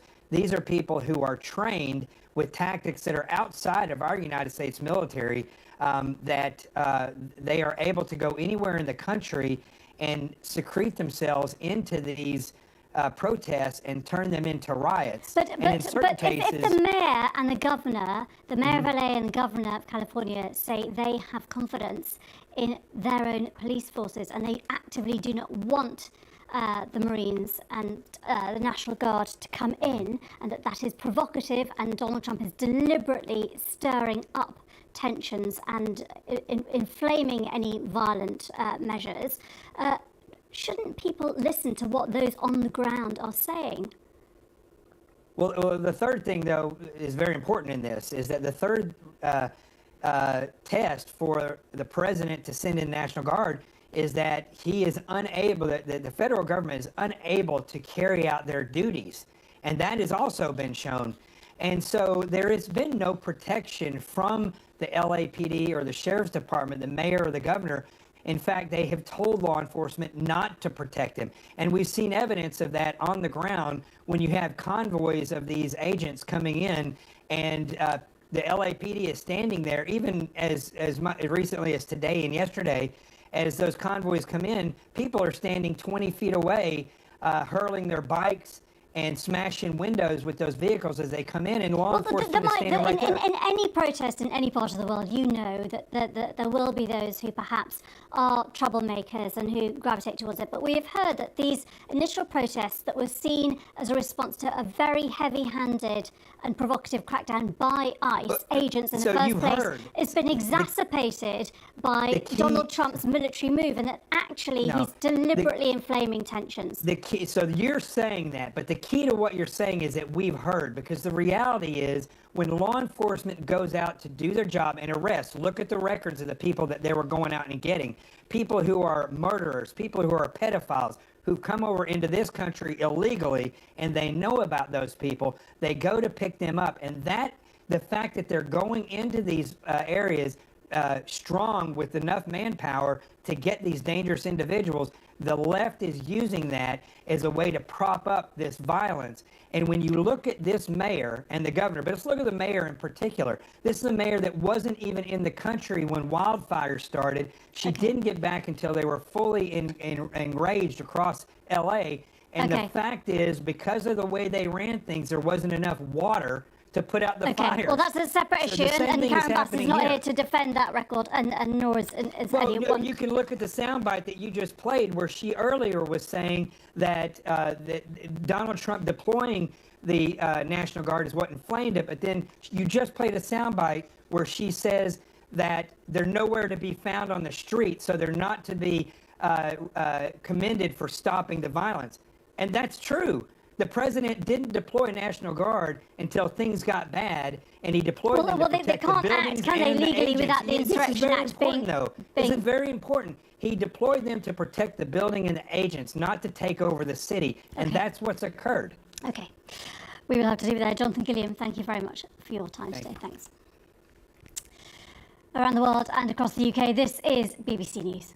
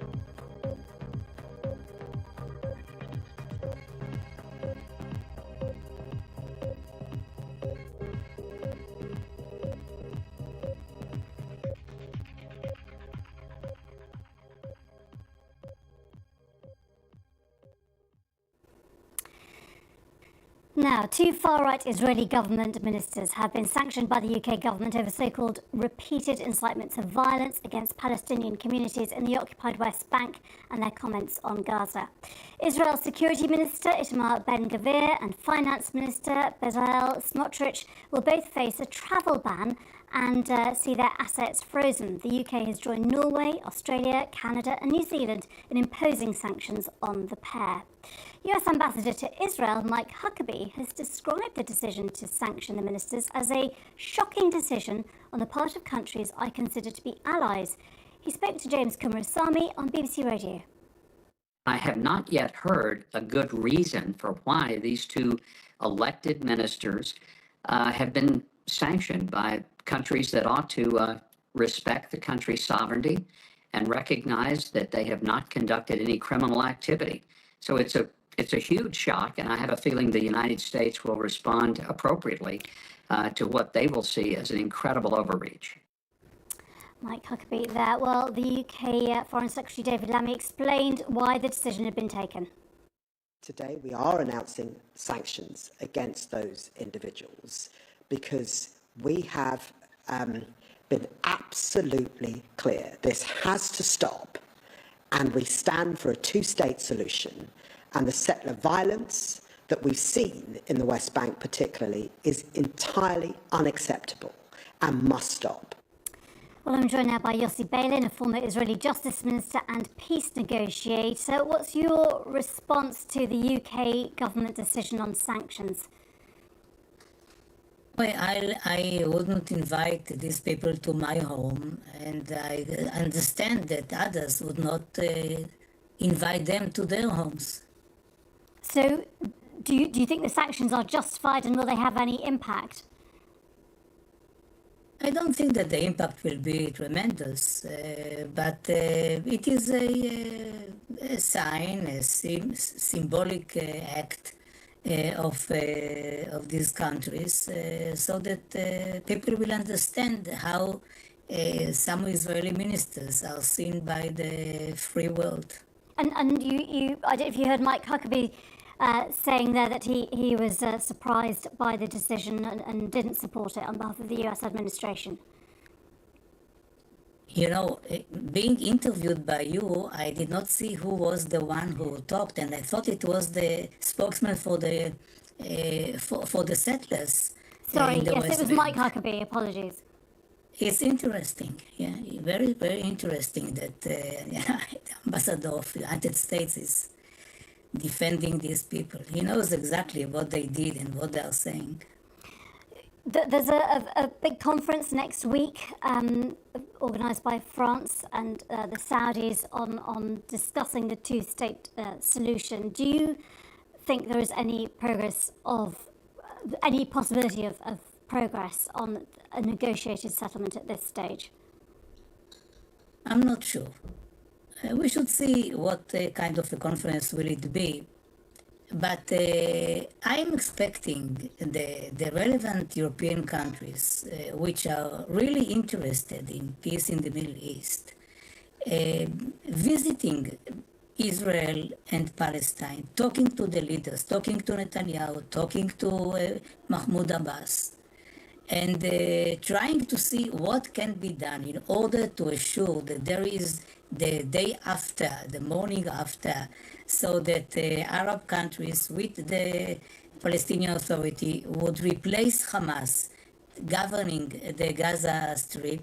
This will allow the release of all the Israeli hostages and will put the two sides, or ask the two sides, to begin negotiating about a real permanent solution.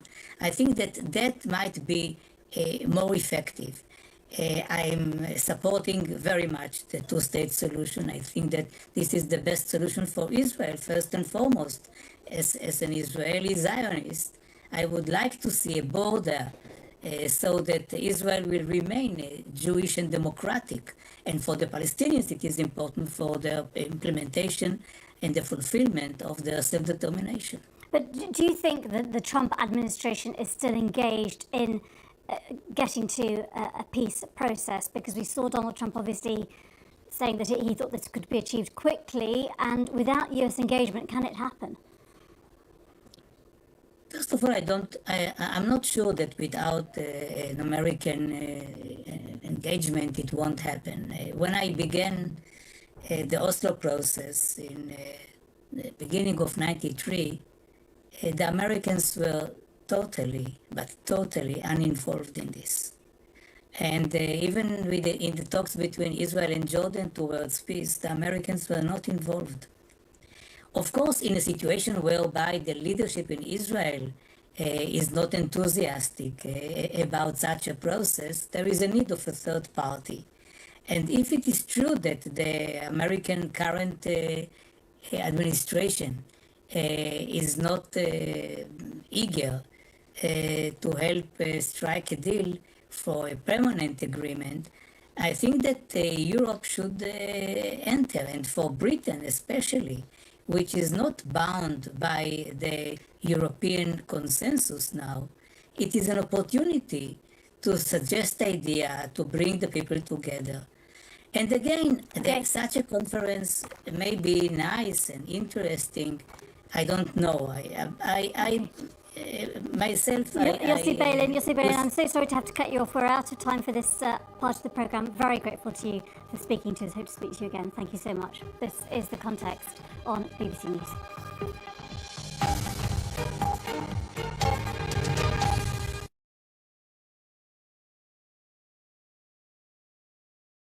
Mom, Dad, let me give you a ride home. Yours, sir. Is this yours?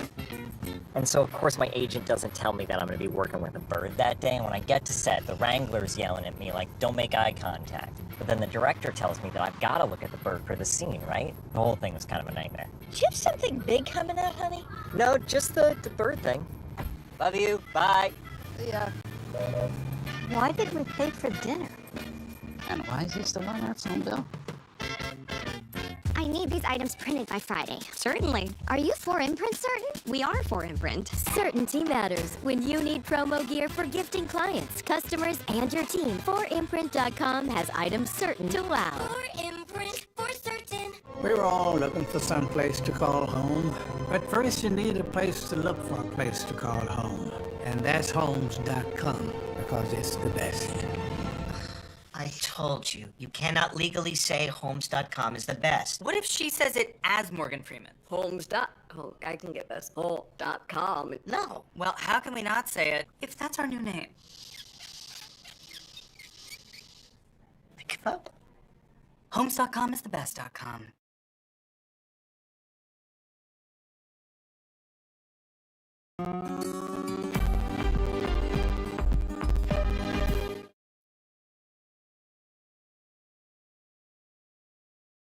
There's so much ease with using BetterHelp. I knew that I wanted to get help immediately. I was going to be able to see a therapist within that same week.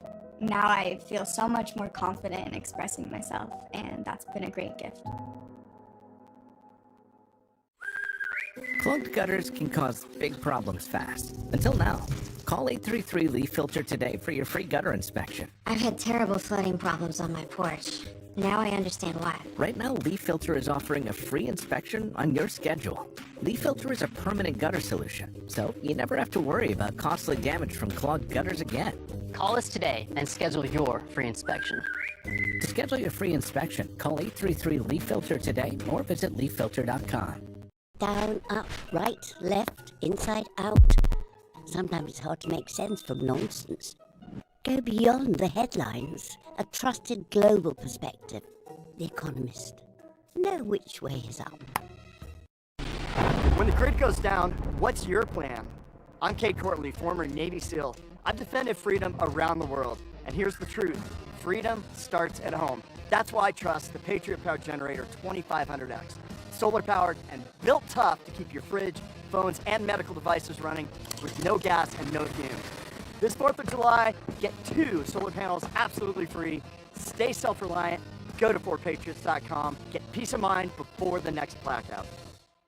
At Public, the high-yield cash account's a no-brainer. I know my money's working hard for me, and I know I can access it anytime I need it. It's very simple. Better rates mean faster growth, and that's exactly what I need. Huh. Noom has GLP-1 meds now? Yes, Noom combines medication with healthy habits so you can lose the weight and keep it off. Yeah. GLP-1s, starting at $149. That's Noom smart. Noom, the smart way to lose weight. I need Q1 full index reports my desk by noon, complete with comprehensive data analysis. Are you getting any of this? Charles, Yeah, Otter's got the meeting notes.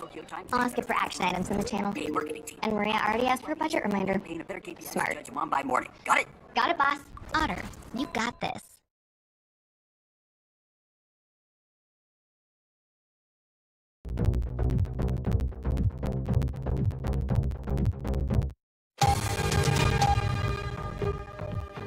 Hello, I'm Geeta Goramuthi. This is The Context on BBC News. Still to come, a warning about global fertility rates as the UN says they're in an unprecedented decline.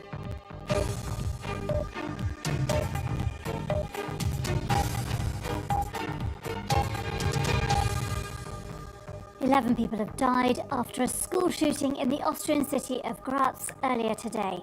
Police say the gunman acted alone and is amongst the dead. It's thought the suspect was a 21-year-old former pupil at the school who used 2 weapons, which were both legally owned. Well, these are live pictures from the square in Graz with a vigil of the people there holding candles and remembering those who've been killed and injured in the attack today. Austria has declared 3 days of mourning. From Graz, Bethany Bell sent this report, which you may find upsetting. Armed response teams moving down the school corridor, caught on footage filmed by a student and verified by the BBC. The police carefully shepherded students away from danger and finally to safety.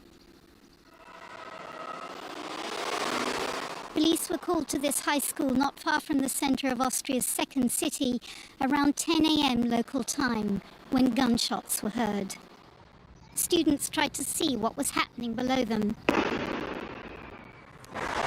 The gunman, armed with 2 weapons, moved through the school, shooting as he went. The police moved quickly to secure the scene, through the school grounds and then inside the building. Outside, dozens of paramedics and responders went to work to help the injured. The school pupils have been evacuated and are taking refuge nearby. Parents also have a gathering point. There are crisis management teams at both locations, of course, to help people, even for those who haven't been physically harmed.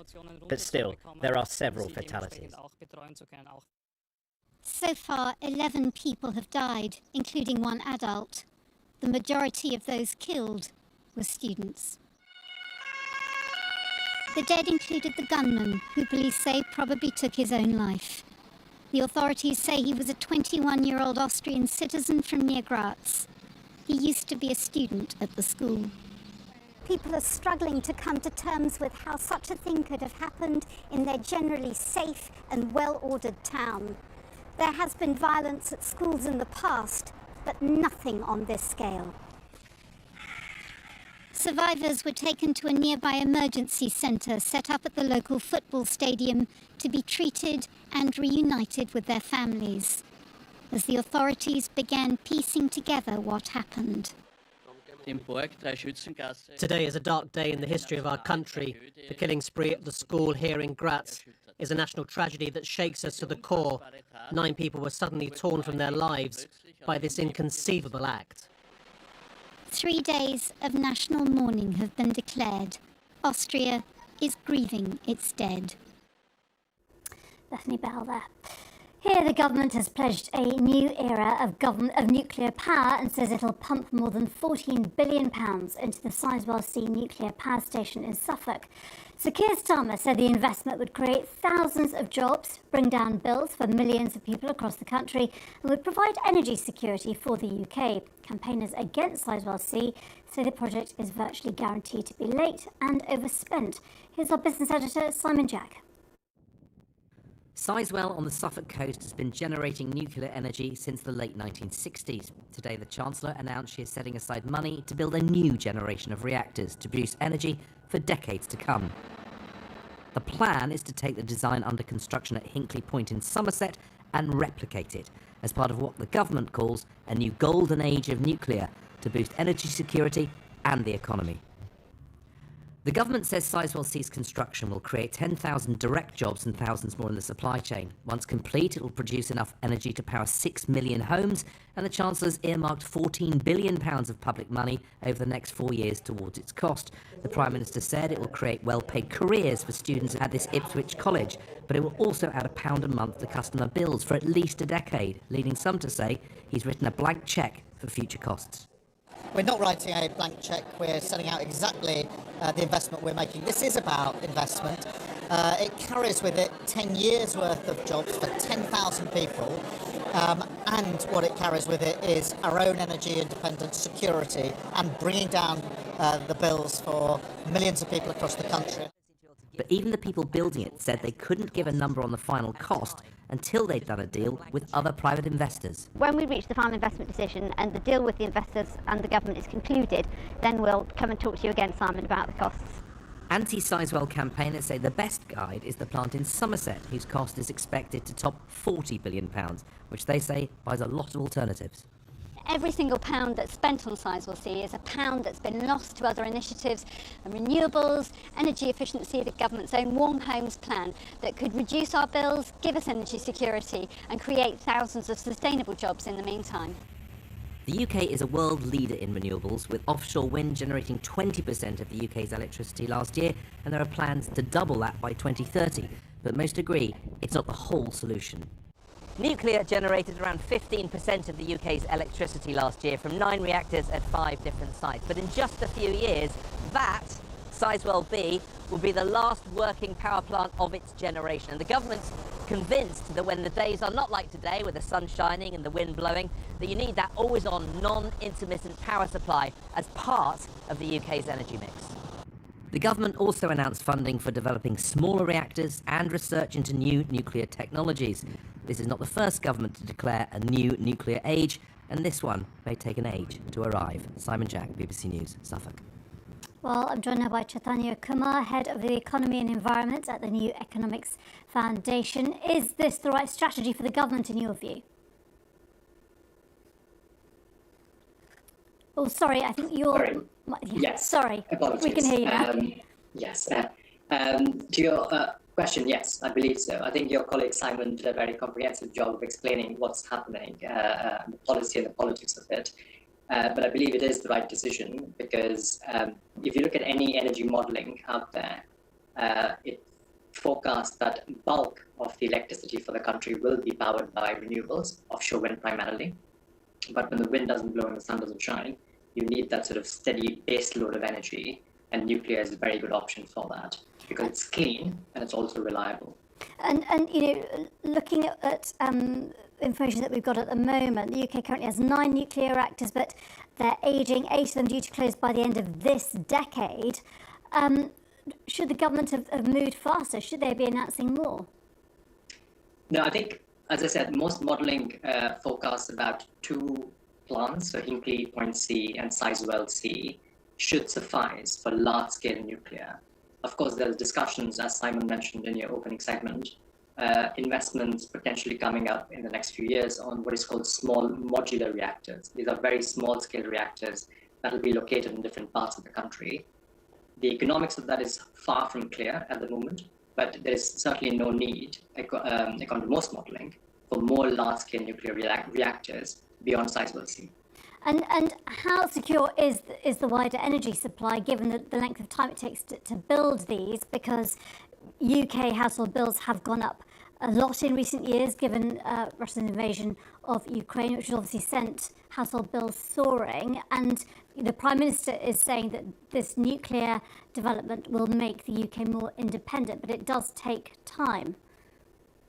Absolutely, and that is the big question. The quicker we move away from fossil fuels and our reliance on foreign natural gas, the better it is for energy security and energy bills. The nuclear is certainly a core bit of that transition away from fossil fuels, but you're absolutely right. In the short term, a lot of the transition will be driven by renewables, hence the urgency towards building more and more offshore wind, for example. And is the government going fast enough on renewables, do you think?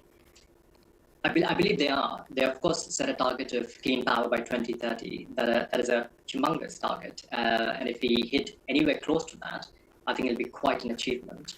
But it'll be a tough feat to pull off, yes. Chaitanya Kumar from the New Economics Foundation, thank you very much indeed. Thank you. Around the world and across the UK, this is BBC News.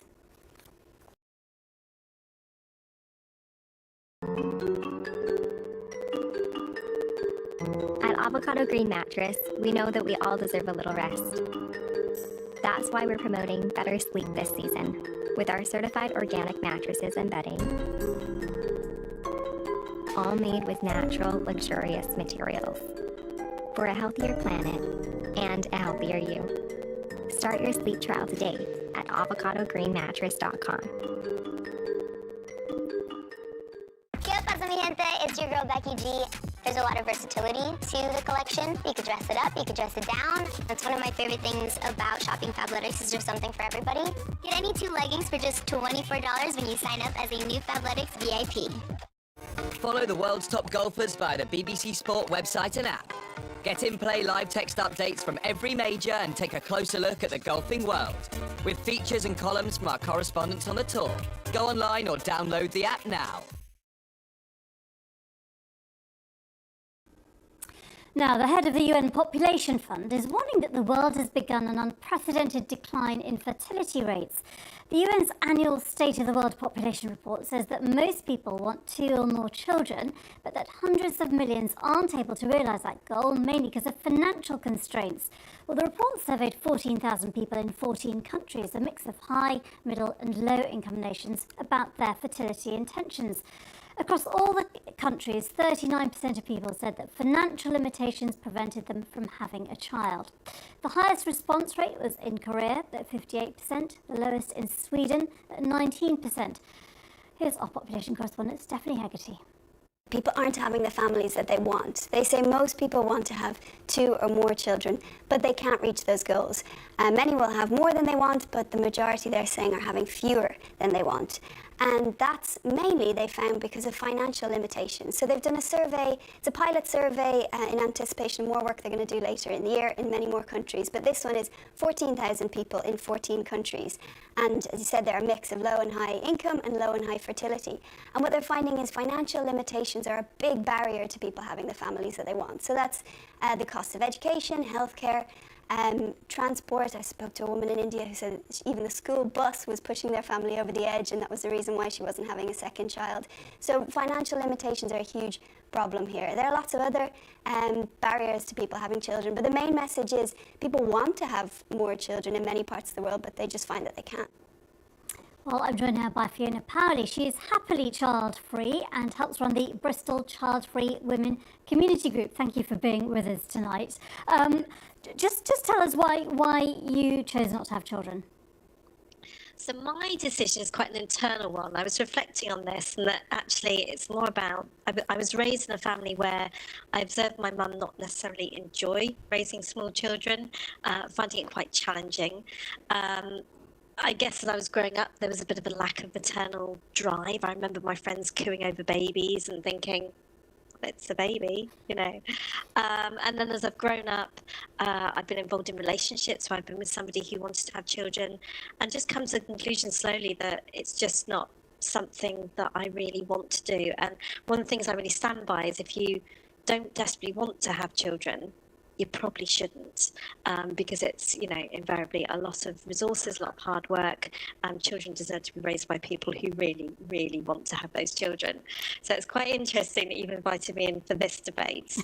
Well, it's great to talk to you and great to get your perspective, because obviously it's all about freedom of choice. But you run this group, don't you, for other women who have not had children. Are most of them in your position where they have chosen to for lots of different reasons, or do you hear from people who are worried about, for example, the financial strains on having a family or a bigger family? So we have a bit of a mixture. We are a child-free group. So child-free is a term that's now becoming much more present in our culture to describe I don't have children and that's my choice, as opposed to childless. So if I talk about child-free first, we have many members who just sort of, you know, almost like you feel it in your bones, like your own sexuality, that actually, you know, raising children is not going to be something that you're desperately excited about doing. So there's definitely a strong child-free camp. But interestingly, we also have a lot of women in the group who maybe imagined they might have had children. They maybe would have said when they were younger they might have wanted 2 children, 3 children. And then as life has progressed, either those avenues have been blocked for them or they've come to their own change of mind. When they join the group, I'm always at pains to point out that we are a child-free community. So there will be people in our group who are actively celebrating our lives and our purposes without being parents. What I find is a lot of people, they'll get to a point where maybe they wanted children, they've been through the grieving process perhaps, and they're looking at, well, actually there are other women out there who don't have children and are having a good and happy life. What are they doing? You know, and I guess if you've grown up with the mantra that your life's purpose is going to be to marry somebody, to have a family, to raise your children, to see them fly the nest, you know, to be a grandma, then it's quite a big transition to think, well, actually, if I don't have children, what is my life about? Absolutely, so Fiona Powley, I would love to explore that, but sadly, we are running out of time. But great to speak to you. Thank you very much indeed for being with us today. Thank you, Fiona Powley. Thank you. Now, the chaotic protests in Los Angeles have given rise to a new kind of false claim, one being spread by artificial intelligence used in fact checks. BBC Verify looked at how generative AI has fueled misinformation online. People have been turning to AI-powered chatbots to sort fact from fiction during the protests in Los Angeles, and they've produced mixed results. Here's an example. California Governor Gavin Newsom responded to criticism by US President Donald Trump on Monday over the social media site X. The president had accused Newsom of mistreating the National Guard, who were deployed by the federal government to help contain the protests in LA. The governor, in response, posted these 2 photos, showing sleeping troops alongside a caption claiming that they had no food and were being forced to sleep on the floor. A reverse image search that can be done from almost any internet browser in just a few clicks would have revealed that those same 2 photos were first published on the 9th of June by the San Francisco Chronicle newspaper. But some internet sleuths decided to also turn to AI chatbots. This user on X, for instance, asked why these pictures were so grainy and posted a screenshot of them asking ChatGPT, one of the most popular AI chatbots, about the photos. It told her that these were likely snapped in Afghanistan in 2021. This is not true.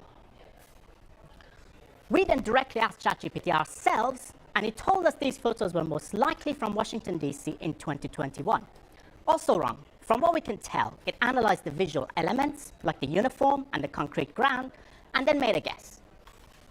Similarly, X's chatbot Grok told several users that there was no evidence these images were linked to the unrest in LA. Generative AI has also been used to create inflammatory content. Here's one example from TikTok. It has over 700,000 views and purports to show a National Guard troop named Bob filming himself at the protest. There are a few typical telltale signs here that the video has been produced by AI. Look at the logo in the car. It should read LAPD, and instead it reads LAPC. And the lack of features in the car is also highly consistent with AI generation not being able to render backgrounds in detail. The quality of generative AI has skyrocketed. A few months ago, it wouldn't have easily produced something like this. This is a clear trend of users who are engaging with content that hasn't been signed off by a human. These examples should serve as a reminder to not take what AI says at face value. Now to Uber, which is starting a trial of driverless taxis in London next spring. Our tech editor Zoe Kleiman reports. A few weeks ago, I took a ride across London in a car using driverless tech, but I wasn't on my own. I'm in a car right now that is driving itself through the streets of central London. It is identifying which lanes it needs to be in. It is avoiding hazards, notably lots of cyclists, parked vehicles, roadworks, all the usual city traffic that throws all of us, really. And there is a safety driver sitting in the driver's seat, whose name is George, but he's not doing anything. We're in autonomy mode. That also means that all of the decisions are being made on the edge of the vehicle in real time. There's also a big red button to hit at the front in case anything goes wrong, and he can take control at any time. From next year, you can expect to see more cars like this on the city streets with no George at the wheel. The government says it's bringing forward plans to allow trials of fully driverless taxi and bus-like services in the spring of 2026. And Uber says it's ready to go. We could launch as soon as the regulatory environment is ready to go for us. We've got 18 global partners right now working with us on autonomous. There's a number of those companies that would love to launch in the UK on the Uber platform. So as soon as the regulatory environment is ready, we're ready to go. Robo-taxis are already on the roads in some cities in the US, UAE, China and Singapore.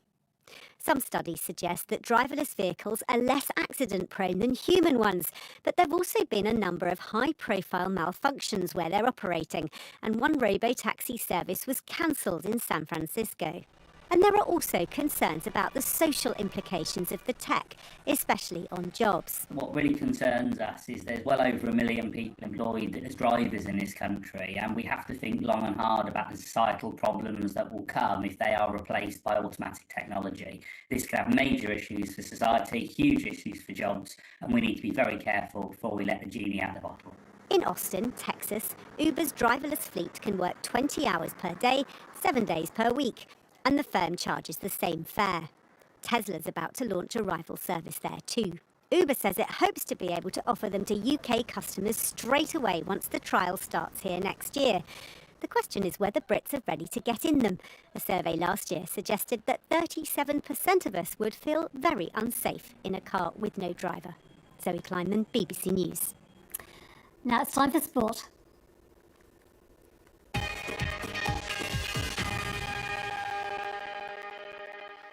Hello there, I'm Ben Croucher with your latest from the BBC Sports Centre. We will start with football and a host of friendlies and World Cup qualifiers well underway across Europe. England are taking on Senegal in Nottingham, just about to get underway in the second half. Harry Kane's 73rd England goal opened the scoring.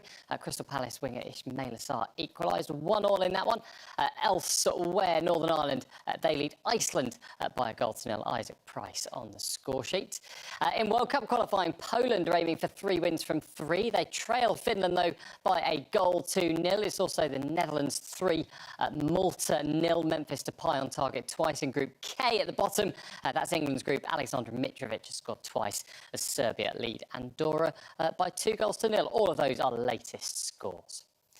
The mini-summer transfer window ahead of the Club World Cup has come to an end, with Manchester City completing the signing of the Lyon forward Ryan Cherki for $41 million. That's £30.5 million. And Borussia Dortmund have signed Jude Bellingham's brother Joe from Sunderland in a deal worth $42 million. He helped Sunderland gain promotion to the Premier League last season.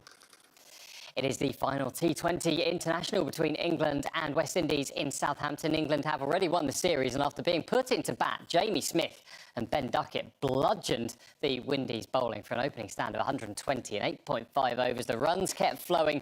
England racked up 248 for 3. In reply, Windies are 60 for 2 after 6 overs. Marnus Labuschagne has never opened the batting before in Test cricket, so why not the World Test Championship final for your first go? That is the option Australia have gone for when they face South Africa at Lords on Wednesday. Cameron Green will come in at number 3. Labuschagne becomes Usman Khawaja's 5th different opening partner since David Warner retired at the beginning of 2024.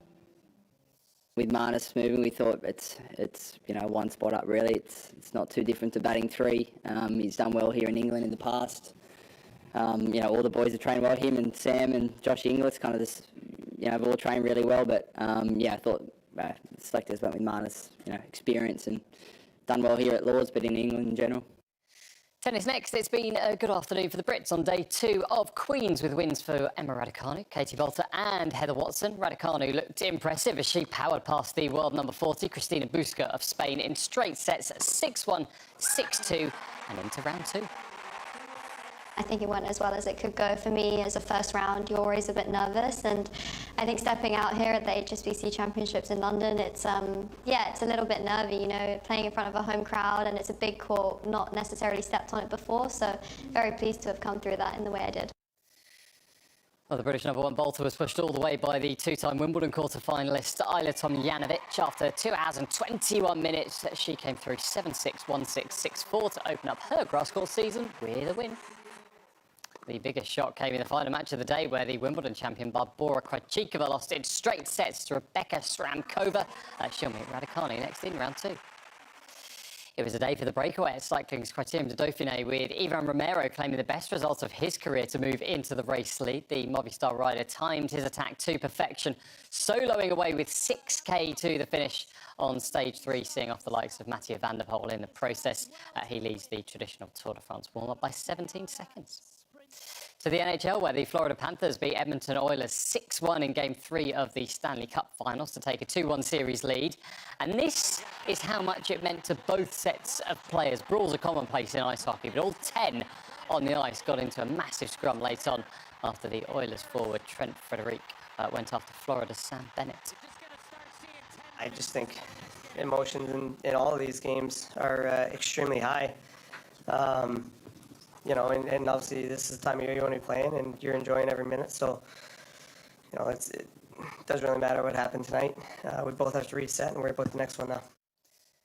And finally, could this be the catch of the year in Major League Baseball? Denzel Clark of the Oakland Athletics made his case here, sprinting back to the warning track and climbing the center field wall to make an incredible catch, robbing the LA Angels of a certain home run to make it all the more impressive. Clark is less than 3 weeks into his Major League career. Certainly enjoyed it. That is all your sport for now.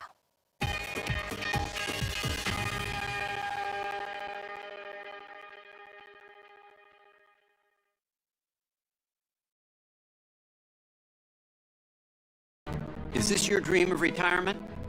How about this sweet deal? I like fishing. Or is this a little more your style? Retiring well isn't a guarantee, it's a goal. It's easy when markets are going up. But what about when they're not?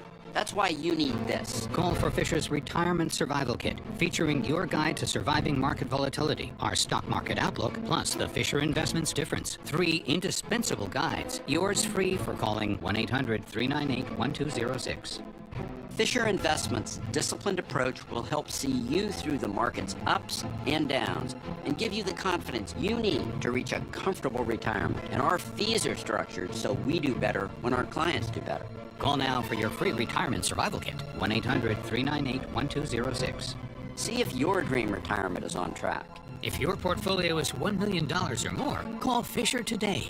Call 1-800-398-1206.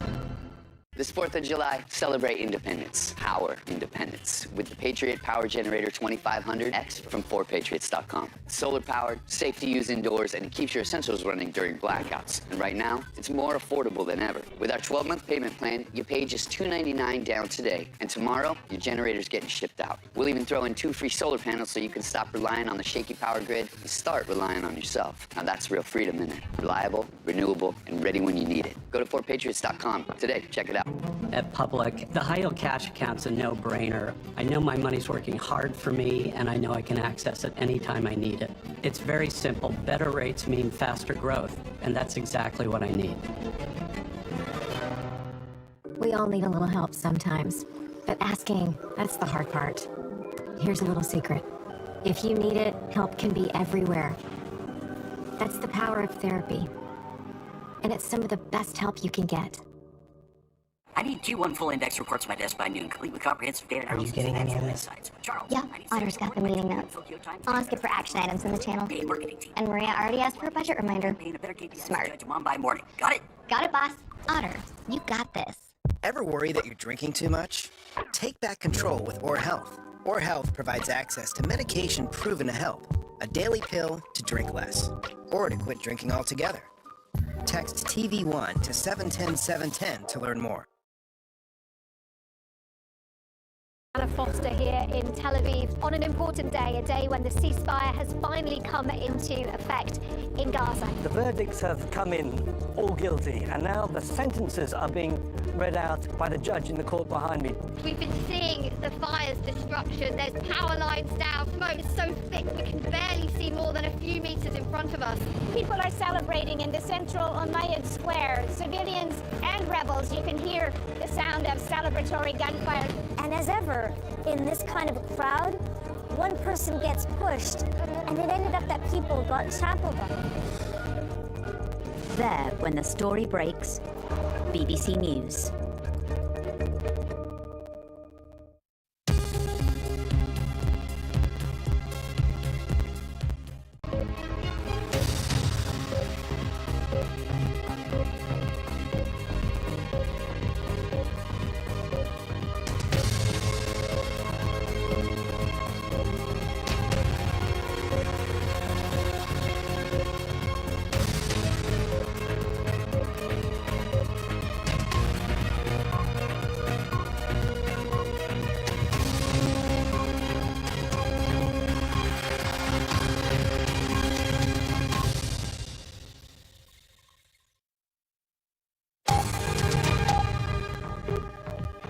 Hello and welcome to The Context. I'm Sumi Somaskanda in Washington.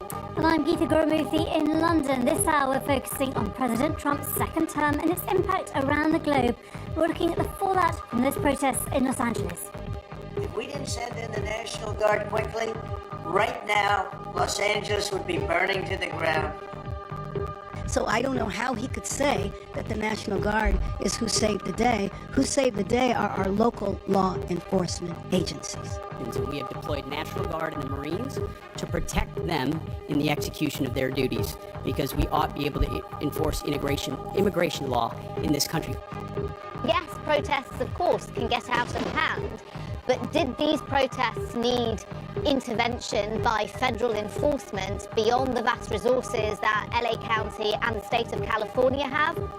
Not sure. Plenty to discuss tonight with our panel. Carrie Sheffield, conservative commentator and senior policy analyst at the Independent Women's Voice, and Kurt Bardella, Democratic strategist.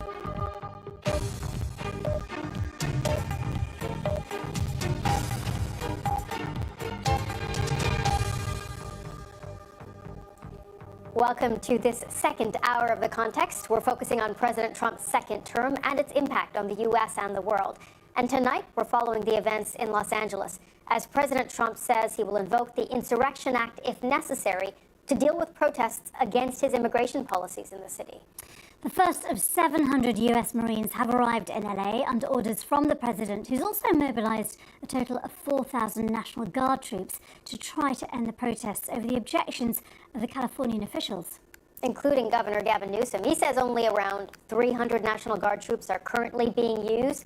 He also says he's filed an emergency motion to block the deployment of Marines and National Guard troops.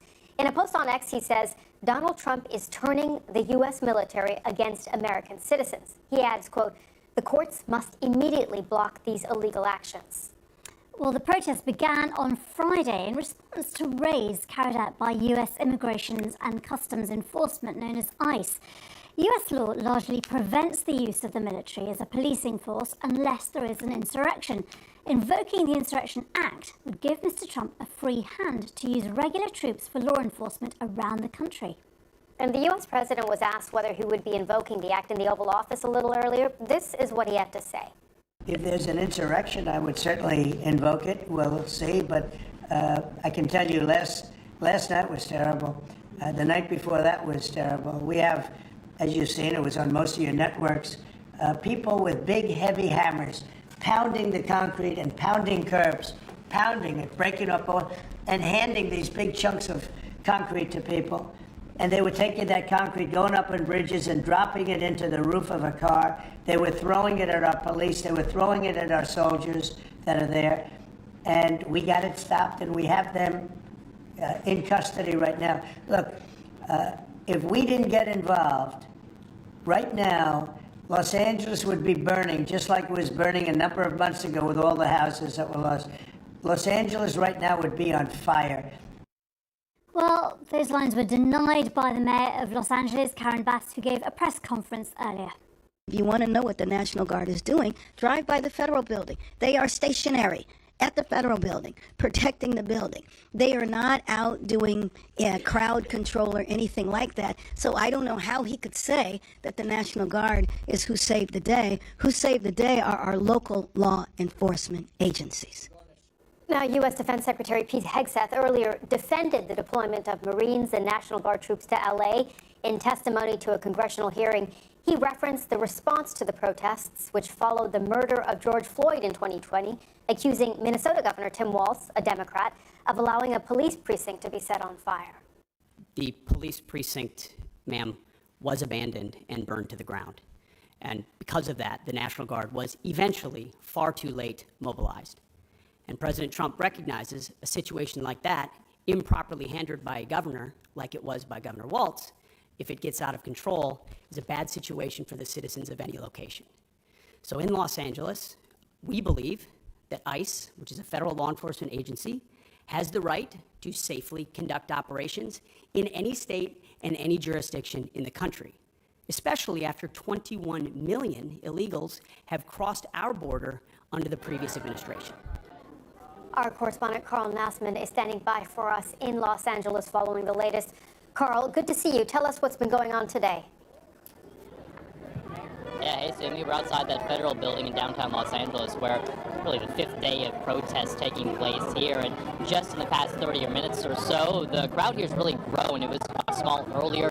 Now, a bigger group of protesters. You can probably see just over my shoulder here that crowd beginning to gather. And, of course, you also see here that line of National Guard troops that are guarding the entrance to this federal building. I'll just get out of the way. You can see those shields. But nothing like the interactions or clashes that we've seen between demonstrators and authorities over the past 4 to 5 days or so. It's been a peaceful scene here today, and I think that's welcome news for everybody in Los Angeles, from residents all the way up to authorities. But, you know, we have been speaking with some of the demonstrators here, and I just want to give you a sense of what some of them have been saying and why they came out today. And, you know, we can actually speak with one demonstrator here. Courtney, it's great to get your thoughts, and, you know, just tell us what's your message. Why did you come out again today to this demonstration? Well, Trump and his fascist regime, he's doing all these things just to instigate protesters. He's doing all these unconstitutional and illegal things that are harming our country and harming other countries as well. And what have you thought? Because over the past few days, Donald Trump has sent some members of the National Guard. He's now beginning to send members of the active duty Marines here. How does that make you feel? Does that make you feel any safer? Not safer at all. It makes me feel less safe because me I'm Hispanic, and me as a person, a part of the LGBTQ, it makes me feel like danger because Trump is the type of person that he wants me away. He wants the LGBTQ away, queer people, brown people, black people. criminals. He only wants white supremacists here. That's the only person he wants. You know, what Donald Trump and federal authorities have been saying is that the immigration enforcement taking place in Los Angeles, they say, you know, they're targeting criminals, people with a criminal background. How concerned are you about what's been taking place just in terms of the immigration enforcement? I think it's ridiculous because before they were doing it like it was kind of sucky to just get families torn apart, but at least it was legal. They were checking papers. It was mostly criminals, but now they don't care. They're pulling, like I was here Sunday and they pulled up in all these white vans just for no reason. Like the unregistered, they're just coming here and taking people who they think are legal.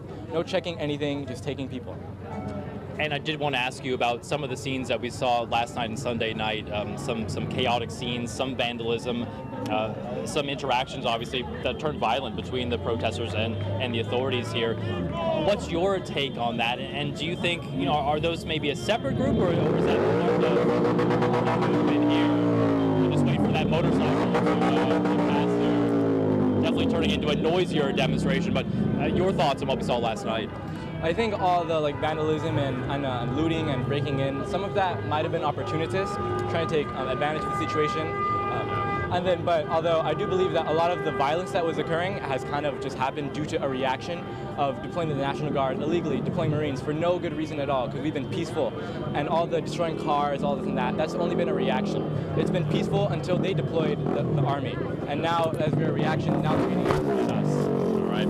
Thank you very much for your thoughts, Courtney. There will be a vigil tonight around 6 o'clock this evening. That will likely be a much calmer demonstration than what we've seen in the past couple of days. But you know, this demonstration is continuing here outside the Federal Building in Los Angeles.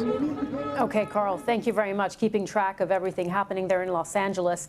And just to explain the images we're seeing on your screen there, that is Marine One, the president landing. He's been traveling to Fort Bragg, North Carolina, ahead of Saturday's celebration of the Army's 250th celebration.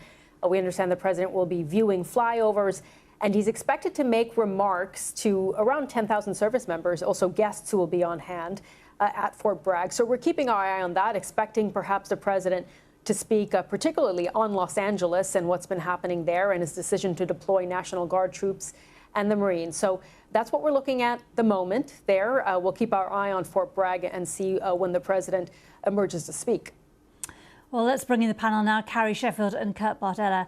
Carrie, can I just ask you, Gavin Newsom, the California governor, has filed an emergency motion in a federal court trying to block the expansion of the military presence. And he says that Donald Trump is behaving like a tyrant, not a president. What do you make of the White House strategy in California here? Well, Gavin Newsom is illustrating yet again why he's a completely incompetent governor and why people are fleeing the state of California and why in recent years under extreme Democrat rule, for the first time, California has now lost a congressional district.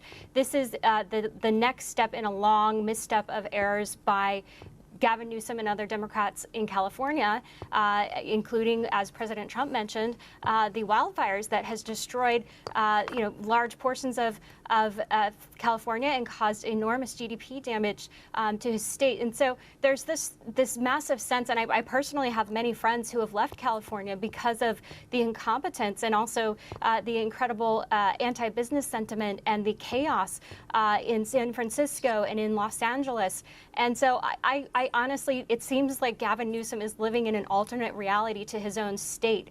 And so the fact that Gallup, for example, said for the first time since 2019, this was last year during the election, they said that immigration topped the top issue of most pressing issues for American voters for the first time since 2019. And so President Trump is doing exactly what he was elected to do. And Gavin Newsom, he's just further illustrating why he should never be president of the United States.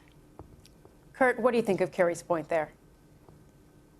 Well, I mean, I don't think Gavin Newsom's ever going to be president of the United States. I'm really not too concerned about that happening. I don't think that any governor of California, frankly, will ever be president of the United States, given how the majority of Americans look at the state of California. And I'm saying that as someone who grew up in San Diego. I'm a Californian. I'm not hating on them. This is how people view them. I think that Gavin Newsom thinks this is a good fight for him. I think that he believes that there is a large amount of the Democratic Party base who's looking for a political figure to go toe-to-toe with Donald Trump. It's kind of that interview the governor gave this past weekend where he effectively challenged Tom Homan and Donald Trump to arrest him. It had a very WWE feel to it, actually. And there are Democrats who would like to see that level of fight within their political leadership. There's a void right now in the Democratic Party in terms of who really is the leader, who's going to emerge in 2028. And any time that it's the president of the United States fighting a governor, if you fight at that level, you're fighting up. I always say in politics, punch up, not down. And if Donald Trump gets into a rhetorical fight with the governor of California, someone who is lower than him, his subordinate, I don't think that Donald Trump has anything really to win or gain by that. I think Gavin Newsom could, and I think that's part of the optics at play right now politically, that Gavin thinks this is good for him. Donald Trump thinks this is good for him. The issue of immigration is a political winner for Republicans. There's no doubt about that. I think most Democrats nationally would prefer that this not be happening right now. Okay, Kurt and Carrie, we'll be back with you both in just a moment as we keep our eye on those scenes from Fort Bragg as well. But I want to bring in Congressman Ami Bera. He's a Democrat who represents California's 6th Congressional District, which is in Sacramento County. Congressman, it's great to have you back on BBC News. Good to see you. So I want to start with what we've... thanks for joining us. I want to start with what we've seen from the governor of California today, which is filing an emergency motion in federal court to block the deployment of Marines and National Guard troops to Los Angeles. What do you think of that move? Do you think it's a further escalation?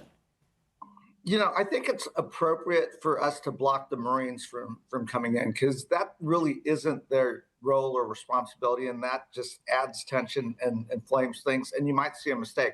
They're not a law enforcement presence. I think it is appropriate if the Los Angeles Police Department and others need help protecting buildings, the federal building, et cetera, to have the National Guards come in. And some of us have messaged to Governor Newsom that it would be better for him to go ahead and take control of the National Guard and be in control of that. Right now, though, the majority of folks do seem to be peacefully protesting. It does seem like local law enforcement, the LA Sheriff's Department, are able to manage this situation. But again, I'm not against some National Guard presence. So do you think that the governor actually fighting back against the deployment of the National Guard is a mistake? I think it would have been better for him to maintain control of the National Guard and not let President Trump take control of the California National Guard. That usually is a governor's responsibility. We'll push back on the Trump administration. I also, again, think peaceful protest is something that we want to protect.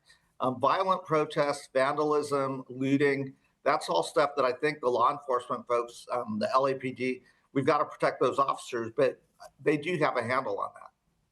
We've heard the mayor of Los Angeles, Karen Bass, and the governor, of course, Gavin Newsom, both saying Los Angeles Police Department, Los Angeles law enforcement have this under control. At the same time, we've seen those images of this limited violence, these scuffles with law enforcement. Do you think that that has changed the perception of these protests? I think that's what's getting covered on television. And certainly at the outset of these protests, you did see law enforcement being assaulted. Those are criminals. Those folks should be arrested, and that should be stopped. Again, I'm not against the limited National Guard presence to make sure this doesn't escalate into looting, arson, vandalism, et cetera. But I would rather that be under the governor's control, not President Trump's control. This is exactly what President Trump wants. I mean, he's escalating the situation. Having Marines come in escalates the situation, and this is how something bad happens, an accidental death, a U.S. citizen getting shot. In terms of messaging, what do you think the governor and the mayor should be doing right now? Look, I think they should be trying to de-escalate this. I think they should be speaking directly to the citizens to peacefully protest. Obviously, that is their constitutional right to express their opinion. I don't think getting into this back and forth war with President Trump is helpful at de-escalation. It's exactly the battle that President Trump wants. It is also making us not pay attention to horrendous legislation that we see in Congress that would take healthcare away from millions of Americans. I also feel like I should defend my home state of California, because I did hear the two prior panelists trashing us. We are the 4th largest economy in the world at this juncture. Business is still going well, and it is a place that more Americans want to live than any other state. Okay, Congressman Ami Bera, thank you very much for joining us. Really good to have you on the program, as always. Thank you. Be well. Be safe. Thank you. And I think we are just looking at some images of the Defense Secretary, Pete Hegseth, who's arrived there at Fort Bragg. Let's see if we can listen in. It's incredible. I wish every American could stand in that field and watch 600 paratroopers fall from the sky after preparatory fires and assault on the objective. That's sheer American firepower. But you know what I wish Americans could also see? What I get a chance to see every day, what other members of the cabinet get to see every day, which is our Commander-in-Chief, President Donald Trump, putting America first.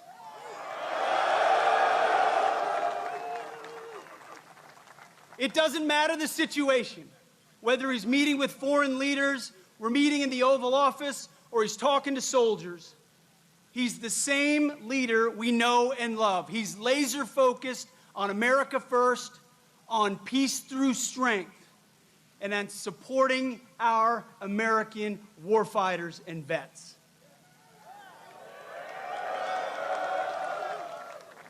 You know exactly where his compass is. You know exactly what he believes. And what I tell troops when we travel across the world, and I've had a chance to meet so many of you fine Americans, what I always say, the message from our Commander-in-Chief is, he has your back.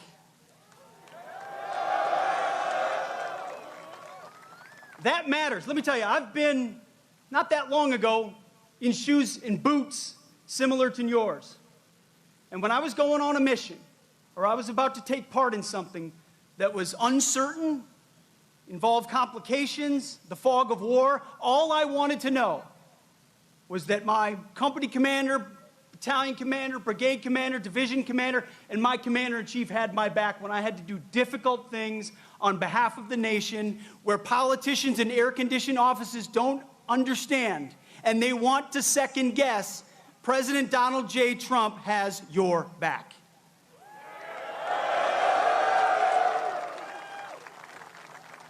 So at the Defense Department, we're doing 3 critical things at his direction. Number 1, we're restoring the warrior ethos. We're getting back to basics. Standards, accountability, readiness, training, warfighting, lethality. We're not a college or a university. We're not interested in your woke garbage and your political correctness.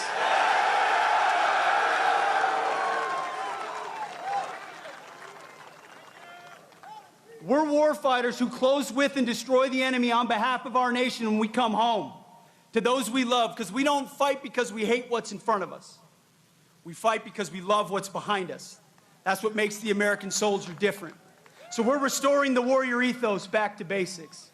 We're also rebuilding our military. We'll have the first $1 trillion budget. You will have the best equipment in your hands to stare down the enemy. From multi-billion-dollar platforms to the best rifles, to the best equipment, to hypersonics and drones and fighters and jets, ships and carriers.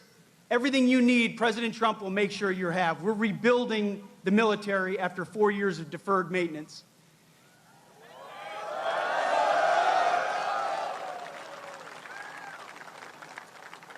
And finally, we're reestablishing deterrence. Our allies know that we stand with them, and our adversaries know what we are capable of doing to them, so that we can maintain peace through strength. President Trump seeks peace. He wants peace. So do I. So do you. For our families, for our kids and our grandkids. But those who long for peace must prepare for war. And that's something the 82nd Airborne, America's 911, does every single day. So it's an absolute honor to be your 29th Secretary of Defense. You have my pledge that every single day our focus is on you and your mission and having your back. And you're about 1 minute away from hearing from your Commander-in-Chief, President Donald Trump. God bless you and God bless our nation.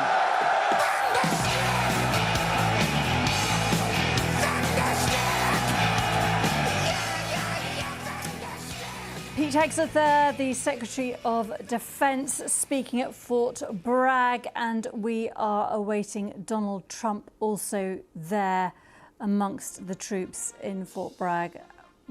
And this comes, of course, with the background of the ongoing tensions in LA, but Pete Hegseth there saying readiness for war was always important and praising the troops there for their commitment.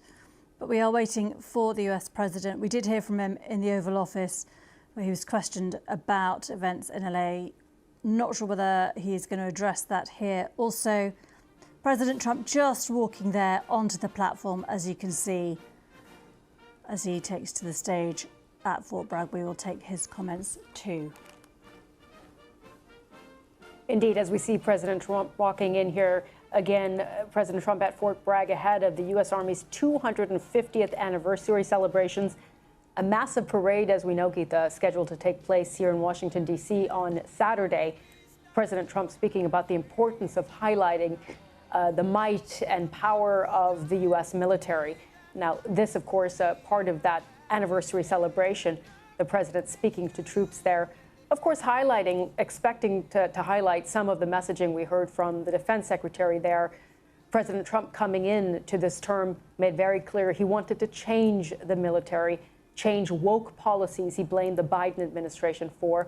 So it will be interesting to see in his remarks what we hear the president say. But this is the president on stage at Fort Bragg delivering directly an address to some 10,000 service members who are on hand there.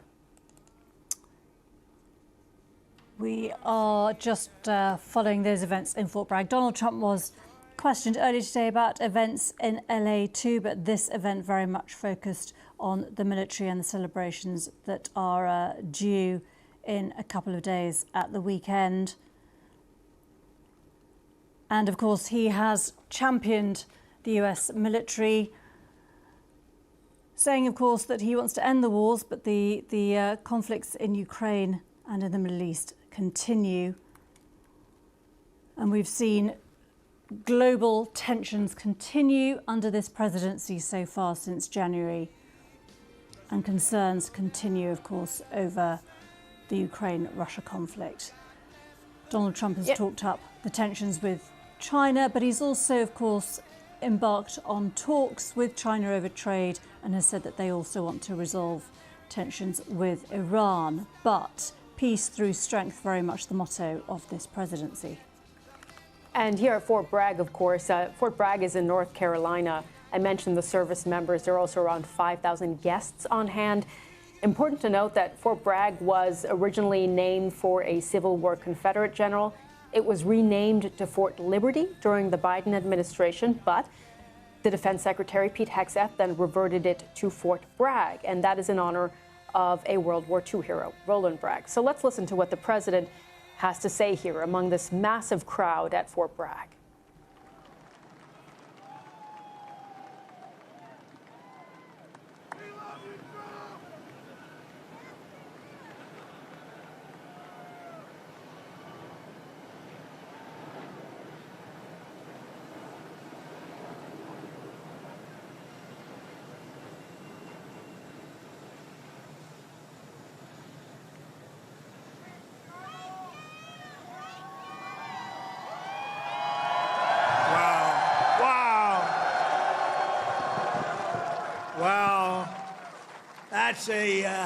That's a beautiful sight, and it's a beautiful sight to be with you in a place called Fort Bragg.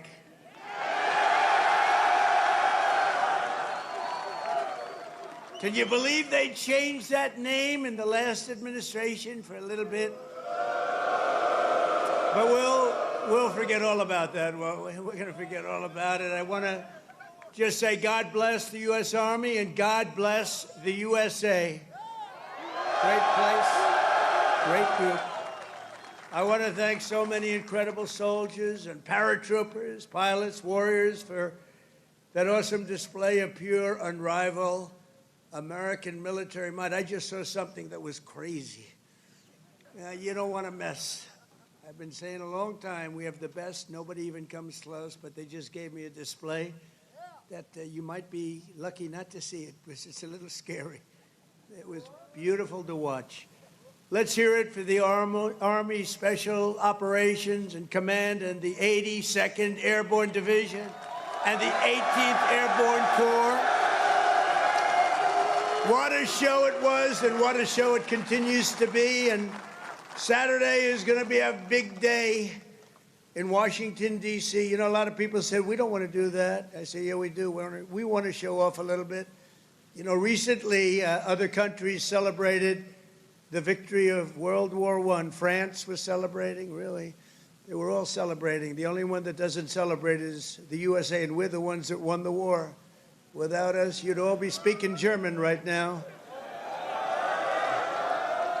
Maybe a little Japanese thrown in.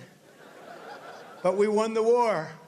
And we don't celebrate, but we're going to celebrate on Saturday, and we're going to celebrate from now on. We're going to celebrate our greatness and our achievements. This week we honor 250 years of valor and glory and triumph by the greatest fighting force ever to walk the face of the earth, the United States Army.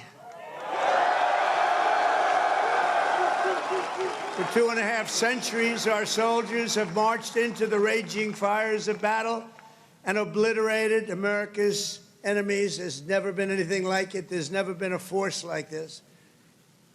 And I rebuilt it. I gave you so much money for 4 years. It was crazy. And we just approved our largest budget for military operations, over $1 trillion. We've never even come close. But our army has smashed foreign empires, humbled kings, toppled tyrants, and hunted terrorist savages through the very gates of hell. Our soldiers do not rest until they win. You know that better than anybody. From June 1775 to June 2025, those foolish enough to challenge America's army have been met with unyielding strength, unbreakable spirit, and unstoppable, overwhelming force.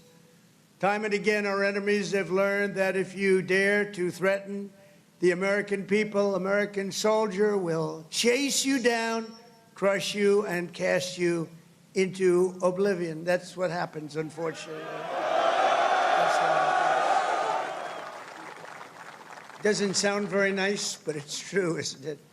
The last sound you ever hear will be the chilling howl of Black Hawks in the dead of night, the thunderous boom of artillery fire, or the ferocious roar of a U.S. Army infantry brigade charging over the horizon. That brigade is going to charge like you've never seen before, and hopefully I can keep you out of that, but if I don't, you're ready. Is that right?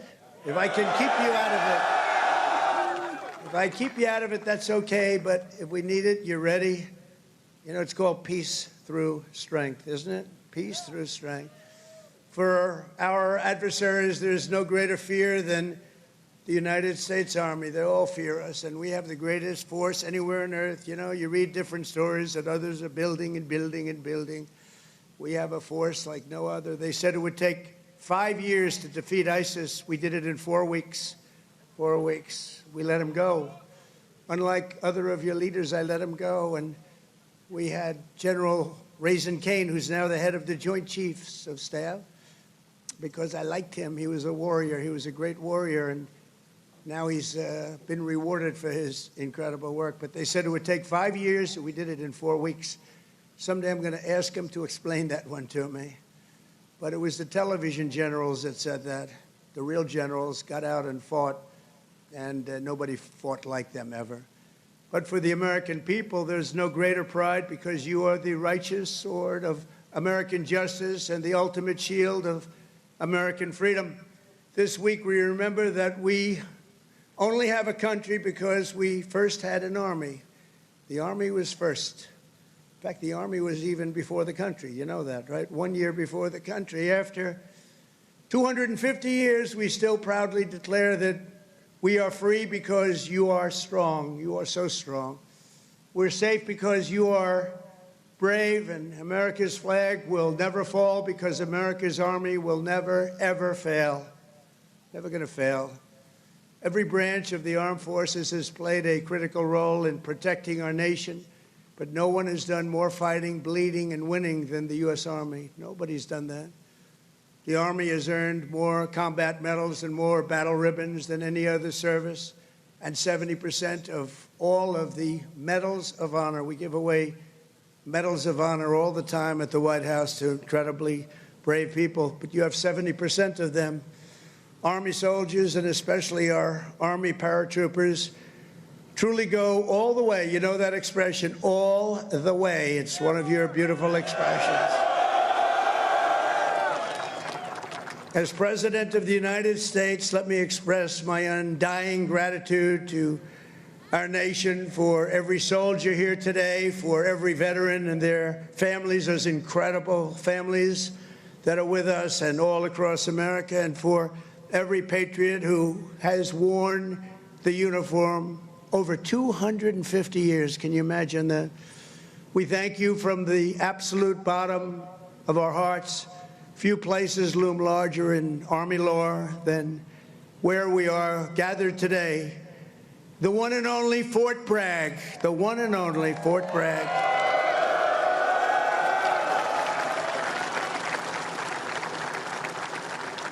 But remember, it was only that little brief moment that it wasn't called Fort Bragg. It was by the Biden administration, not Trump. I had nothing to do with it. We got it changed. We said, you know, I came here numerous times and everybody, they kept saying Fort Bragg, Fort Bragg. I said, you know, it's not the name, but then I was making a speech. I said, what do you think I should call this place? Call it Fort Bragg.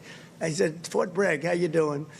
We won a lot of battles from this place, and that's the way it is. It wasn't even close. When Pete and some of the generals came to see me, I said, not even close, not even close. This is the home of the Green Berets, the Sky Dragons, and the all-American 82nd Airborne. We know what 82nd Airborne Division.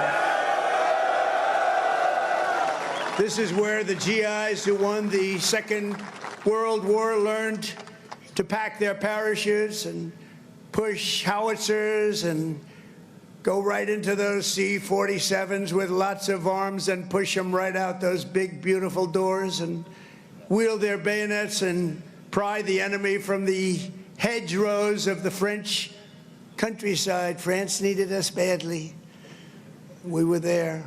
A lot of people needed us badly. They still do, maybe worse than ever. It was here in the soil that the Army forged the medal that held strong at Bastogne. It was here the mighty paratroopers earned their wings before they rained down death from above to liberate Sicily, Normandy, and even the Netherlands. That's right. We saved the Netherlands. Every inch of this base is steeped in the legacy of those warriors who have said with pride, "Sir, I trained at Fort Bragg, sir." That was pretty cool. And that is why we restored the historic name of this very, very special place. I don't know if it could be the same place. Fort Bragg is in, that's the name. And Fort Bragg, it shall always remain. That's never going to be happening again.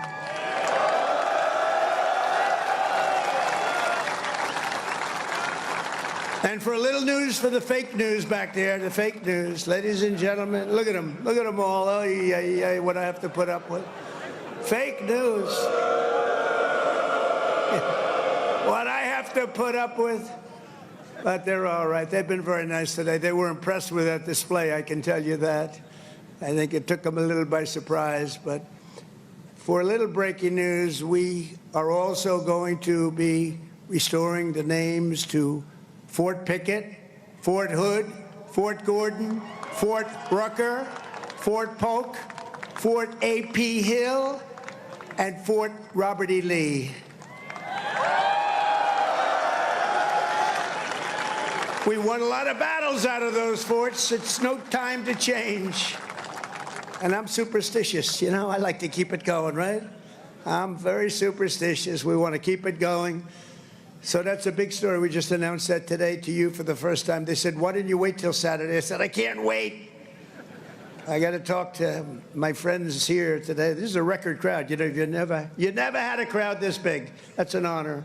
You think this crowd would have showed up for Biden? I don't think so. I don't think so. I don't think so. Maybe I'm wrong. Maybe I'm wrong. I want to thank so many great leaders here today, including Secretary of Defense Pete Hegseth, who's been great. By the way, Pete, thank you. Great. And he went through the wars, you know? Pete went through the wars. He had to get through a very hostile group of people that I think really don't want to see America be great again, maybe, or something. But he persevered, and he got there, and he's doing a fantastic job. Great job, Pete. Thank you very much. Secretary of Veterans Affairs, Doug Collins, a fantastic man. Thank you, Doug. You're doing a great job. Doing a great, great job. Way, way up from the last administration, Veterans Administration. It's way up. You saw the recent poll. The people are happy. They weren't happy a couple of years ago. They were really happy 5 years ago. But it went downhill from there. We did so much. We got you medical. If you had to wait, if you had to delay at all, you go out to see a private doctor. We pay the bill. You take care of it. You don't wait for 6 months and end up getting very sick on something that could have been done with a little shot or a pill. We did that. Then they wanted to drop that. I said, we're not dropping it. But, Doug, I'm proud of you. I just heard some great things. Thank you very much. The Secretary of the Army, a really brilliant young guy, went to Yale. Can't have everything. Top student, Dan Driscoll. Thank you. Thank you, Dan. And we have your senators, Senator Ted Budd and Senator Tom Tillis. Thank you, fellas. Thank you. Thank you. Congressman Richard Hudson, Pat Harrigan. Where's Pat? Pat? Good, Pat. You're doing great. You guys are amazing. And we have the big brass, General Andrew Pappas. General, thank you. Thank you, General. Doing a great job. General John Braja. John, thank you. Great job. Thank you for today, John. General Greg Anderson. Thank you. Thank you, Greg. Thank you. Sergeant Major of the Army, Michael Weimer. And before going further, I want to say a few words about the situation in Los Angeles, California. Have you heard of the place? Where I've deployed thousands of National Guard troops and hundreds of Marines to protect federal law enforcement from the attacks of a vicious and violent mob. And some of the radical left, they say, oh, that's not nice. Well, if we didn't do it, there wouldn't be a Los Angeles. It'd be burning today, just like their houses were burning a number of months ago. Generations of Army heroes did not shed their blood on distant shores only to watch our country be destroyed by invasion and third world lawlessness here at home, like is happening in California. As Commander-in-Chief, I will not let that happen. It's never going to happen. What you're witnessing in California is a full-blown assault on peace, on public order, and on national sovereignty carried out by rioters bearing foreign flags with the aim of continuing a foreign invasion of our country. We're not going to let that happen. Remember, millions of people were allowed to come into our country totally unchecked and unvetted by stupid people or radical left people or sick people. But regardless, open border policy, the dumbest policy yet, I would say even dumber than men playing in women's sports, transgender for everyone. Even dumber than that. They're hurling bricks and cinder blocks at law enforcement. Did you see they're breaking up the sidewalks and the curbs, breaking it up with big, strong hammers? These guys are professionals. These are not amateurs. They're breaking it up because they took the bricks away from them. They came in with bricks, red bricks, that they could throw at our military and at the police in LA who are very good, but they weren't aggressive like our soldiers. Our soldiers really were aggressive, but they all worked together. But they came in with bricks they were taking away, and they had hammers. Oh, wow, how did that happen? And they're pounding the sidewalk. I said, what the hell is he doing? And he's breaking it up and making it into concrete bombs in a way, and they're dropping them on our military. They're throwing them at our military. Pretty good arms they had, too. Hits guys right in the face. Big chunk of concrete, worse than a brick. They're taking them up to the bridges, and they're dropping them in the cars that are going by. These are animals. But they proudly carry the flags of other countries, but they don't carry the American flag. They only burn it. Did you see a lot of the flags being burned? They weren't being burned by people from our country or from people that love our country. People that burn the American flag should go to jail for 1 year. That's what they should be doing. 1 year. And we'll see if we can get that done. We're going to try and get that done. We're working with some of your senators. I know Senator Josh Hawley is very much involved. And I know the 2 senators from here. I think you guys, are you guys in favor of it? Boy, would this be a bad time for them to say no. I got you. I got those 2 votes. The agitators are throwing firebombs, Molotov cocktails, lighting vehicles ablaze. You saw all the cars that were burning, mobbing police officers and ICE officers who are the toughest people you'll ever meet, and they love our country, and they're getting really they want to stomp on them, but they're too tough. They don't allow it. And attempting to infiltrate and occupy federal buildings wearing armor and face shields. The best money can buy, somebody's financing it. We're going to find out through Pam Bondi and Department of Justice who it is. They're already on it. Who's financing all this equipment? Very professional. Under the Trump administration, this anarchy will not stand. We will not allow federal agents to be attacked, and we will not allow an American city to be invaded and conquered by a foreign enemy, and that's what they are. A lot of those people were let in here by the Biden administration. They just poured right in. They came from prisons, they came from jails from all over the world. They came from mental institutions. They were the leaders of gangs. They were drug lords allowed to come into our country. Their countries threw them out. Their countries would bus them or drive them right to our border and say, go in there. You ever come back, we're going to kill you. And we got them, and we're getting them out of here. I want to applaud the courage and the strength of the incredible troops who are right now standing guard to protect federal property and personnel and uphold the supremacy of federal law. That's what they're doing. They're protecting our ICE agents. They're protecting the police in Los Angeles. The head of the police in Los Angeles, a good man, I hear a good man, but he was actually saying we really did need this help. It had gotten away from them. It had long gotten away. And we gave it to them. Not only are these service members defending the honest citizens of California, they're also defending our republic itself. And they are heroes. They're in there, they're heroes. They're fighting for us. They're stopping an invasion just like you'd stop an invasion. The big difference is most of the time when you stop an invasion, they're wearing a uniform. In many ways, it's tougher when they're not wearing a uniform because you don't know exactly who they are. In Los Angeles, the governor of California, the mayor of Los Angeles, they're incompetent, and they paid troublemakers, agitators, and insurrectionists. They're engaged in this willful attempt to nullify federal law and aid the occupation of the city by criminal invaders. That's what it is. They're invaders, no different. Their position is that the rioting will not stop unless ICE withdraws from Los Angeles and ceases the enforcement of federal immigration law. In other words, they came in here illegally. Many of them came out of prisons and jails, the most heinous people. They came from all over the world. They came from the Congo in Africa. They came from Asia. They came from the prisons of these places. They were put into the United States and allowed to stay here because we had a grossly, grossly unfit president who listened to whoever was operating the auto pen. and they allowed these people to stay. And by the way, I've known this guy for a long time. He was never the sharpest bulb. But you know what he was? He wasn't a radical left lunatic.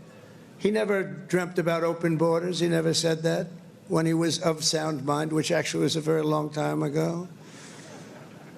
So sad what they've done to our country. I will say that without question, however, you're seeing the financial numbers. We've now got the hottest country anywhere in the world. And 6 months ago, it was the coldest country. We're being laughed at all over the world. I was in Saudi Arabia, Qatar, UAE. We brought back $5.1 trillion into our country. And all three leaders, they're great leaders, all three said, you know, you are presiding over the hottest country anywhere in the world. And they said the exact same thing. They said 6 months ago, it was the coldest country. I'll tell you, it changed on a date. You know what November 5th was? It was the election of a president that loves you. And that's when it all changed. That's when it all changed.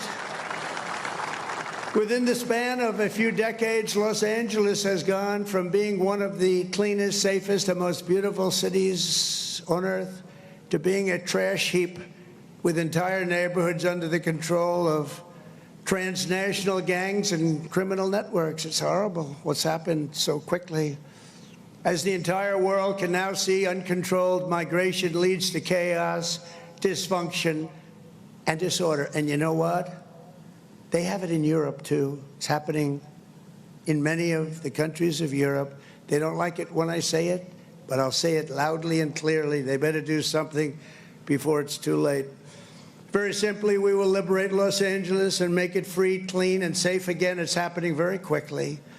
The one big, beautiful bill, you've heard about it. We call it the one big, I was on one of the television shows, I think Deface the Nation. Ladies and gentlemen, Deface the Nation.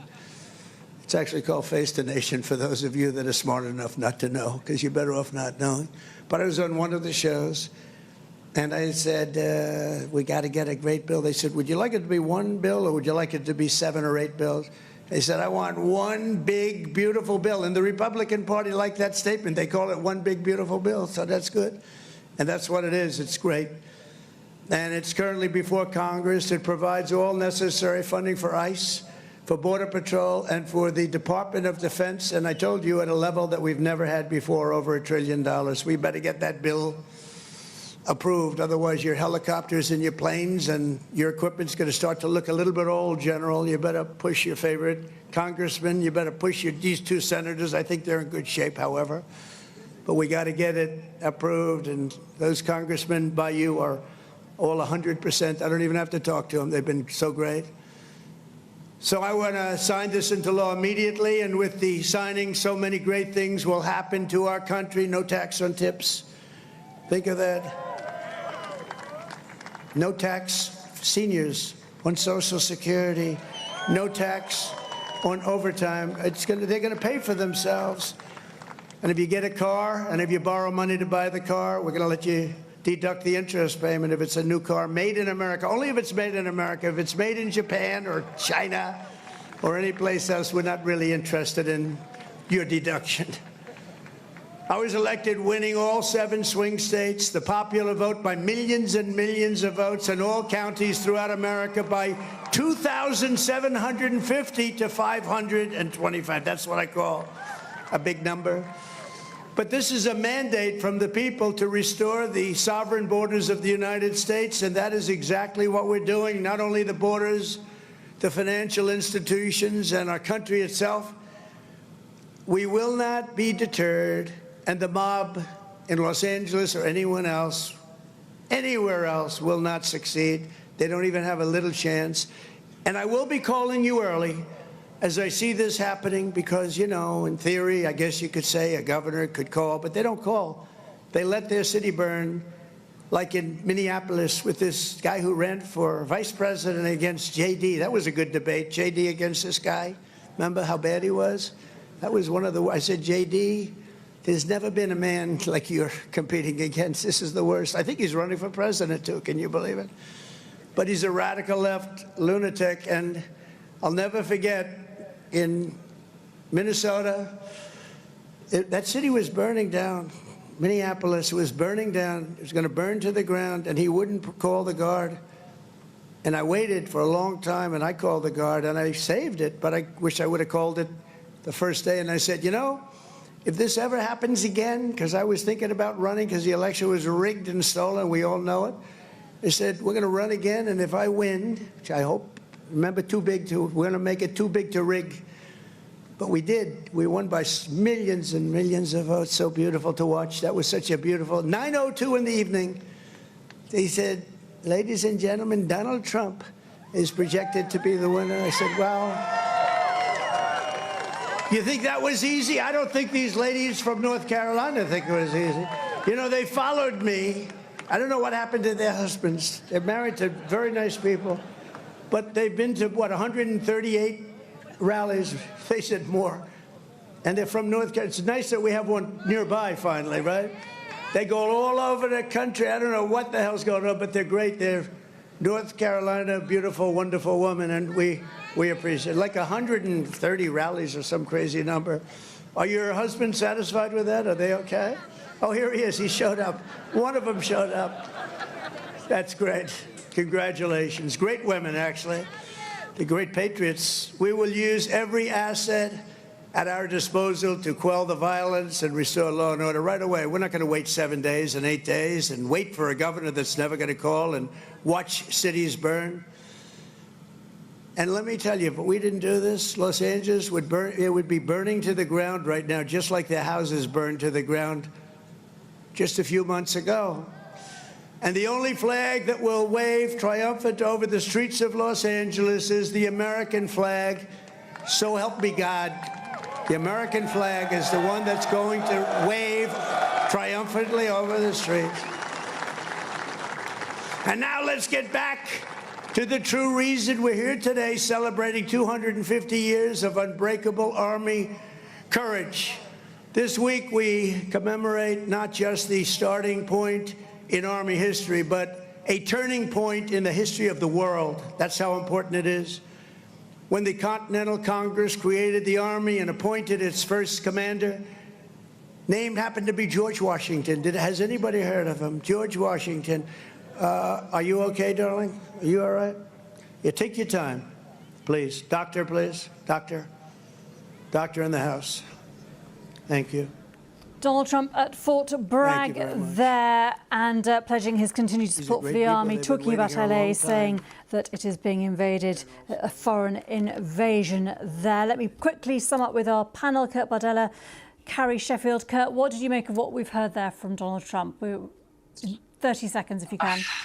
It's rich to hear someone who actually literally led an insurrection against his own government, trying to disrupt the certification of a free and fair election, pardoned a bunch of insurrectionists, domestic terrorists, participated in January 6th, to now try to point the finger elsewhere and to act like he actually gives a damn about law and order, when clearly, when you look at the list of pardons that he's been issuing to criminals, white-collar criminals, domestic terrorists, left and right, that is a major inconsistency. And oh, by the way, let me just say, I absolutely think that if you raise a hand to law enforcement, you should be held accountable. I don't think that people who are being violent with law enforcement of any kind should ever get away with it, period. Okay, Carrie Sheffield, your reaction to what we've just been hearing? Well, the American people have litigated and they full-throatedly endorsed Donald Trump. President Trump said on that day, on January 6th, to peacefully and patriotically go over there, so he had nothing to do with what happened on that day. I will say the speech there at Fort Bragg, it was a full-throated endorsement of peace through strength, and that is emblematic of the fact that the Army this year has beat its recruitment deadline 4 months ahead of schedule. And that is, the upward tick. That is the Trump surge, because he's restoring the warrior ethos to our U.S. Army, which is celebrating 250 years now. Okay, Carrie Sheffield, Kurt Bardella, thank you both for being with us this hour. We've heard a lot from Donald Trump, of course. There's much more coming up here on BBC News. You're with The Context. Thanks so much for your time today.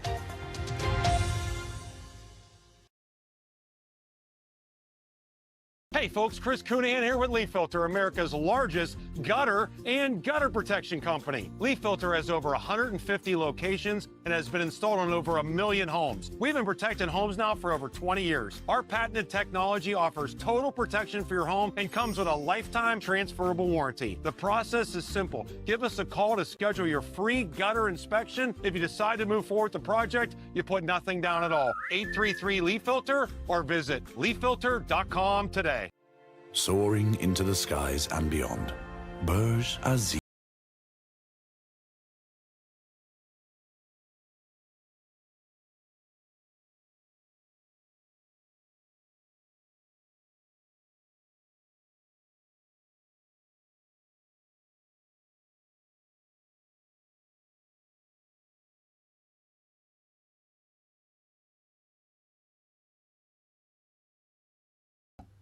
Nice car. Still for sale? How about I pay you half now, half later? There you go, Jake.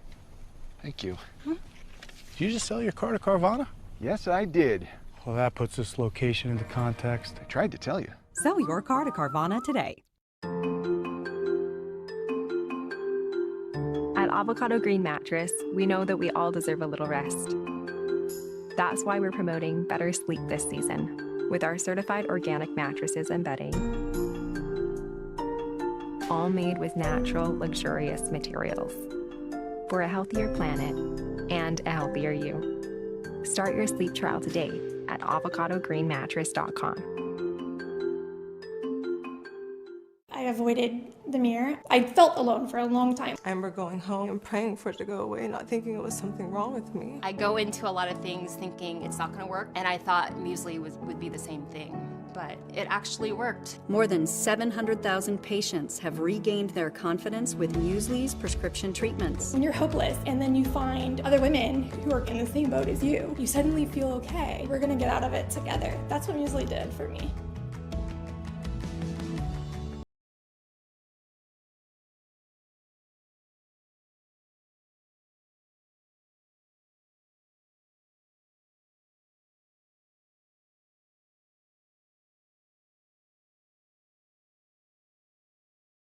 Than get rich quick, I believe in get rich slow. The high yield cash account at Public actually had higher rates than anything else I was able to find online. I don't want to be losing sleep over having made risky investments. I needed something stable that could really give me long-term financial benefits.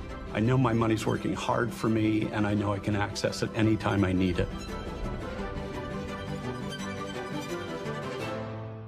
I need Q1 full index reports to my desk by noon, complete with comprehensive data analysis. Are you getting any of this? Charles, Yep, Otter's got the meeting notes. I'll ask it for action items in the channel. And Maria already asked for a budget reminder.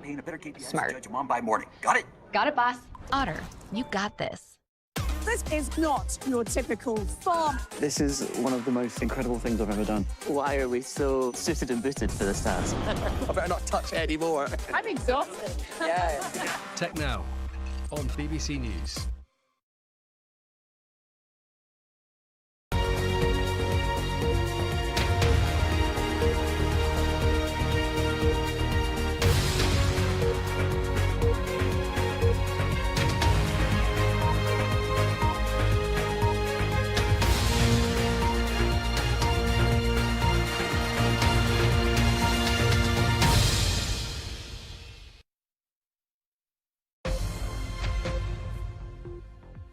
I'm Sumi Somaskanda in Washington, and this is BBC World News America.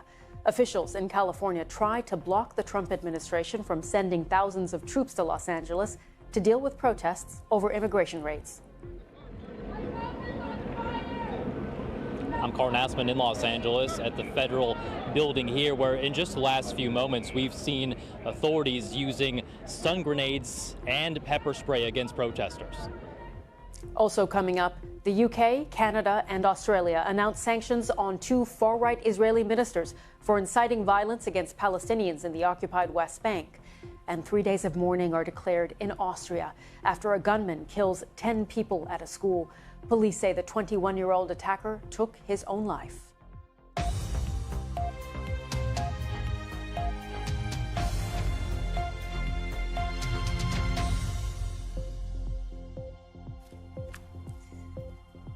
A very warm welcome to World News America. It's great to have you with us. We're going to bring you the latest from the continuing protests in Los Angeles. But first, we can take you to a speech by President Trump being delivered at the military base Fort Bragg in North Carolina. It is part of celebrations of the U.S. Army's 250th anniversary. Let's listen into what the president is saying. The First World War, very famous actually because of the movie that was made. And we're joined today by Sergeant York's grandson, Army Colonel Gerald York. Gerald? Thank you. Thank you, Gerald. Thank you very much. It's a great honor to have you. Thank you, Gerald. At his grandfather's funeral in 1964, Gerald was told by the command sergeant major of Fort Bragg that it was about time he joined the Army. And he volunteered for combat in Vietnam and gave the Army 31 of his best years. No, I think your best years are right now. You look very good. Your best years are right now. Keep it going. But Colonel York, we salute you. We salute your family and the fame and the bravery of your family. Thank you very much. Appreciate you being here. And in World War II, the Army once again came to the free world's President Trump speaking to service members and guests at Fort Bragg in North Carolina. There, we'll keep an ear on what the president is saying in his address there. But coming back to the situation in Los Angeles, as the city braces for a fifth day of protests against Donald Trump's immigration crackdown, California is escalating its challenge to the U.S. president's deployment of troops to the city. The state's governor, Gavin Newsom, and Attorney General Rob Bonta, both Democrats, are asking a federal court to block the Trump administration's decision to send nearly 5,000 troops to the city to curb demonstrations. This fresh filing is part of a lawsuit that the pair introduced on Monday.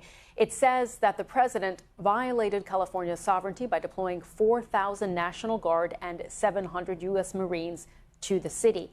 An initial group of National Guard soldiers arrived in Los Angeles on Sunday at the president's order after protests against immigration raids flared up, at times leading to chaotic and even violent scenes.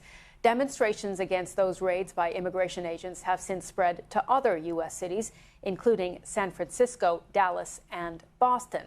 Now, President Trump, speaking at Fort Bragg, did talk about the protests in Los Angeles and characterized them as an invasion.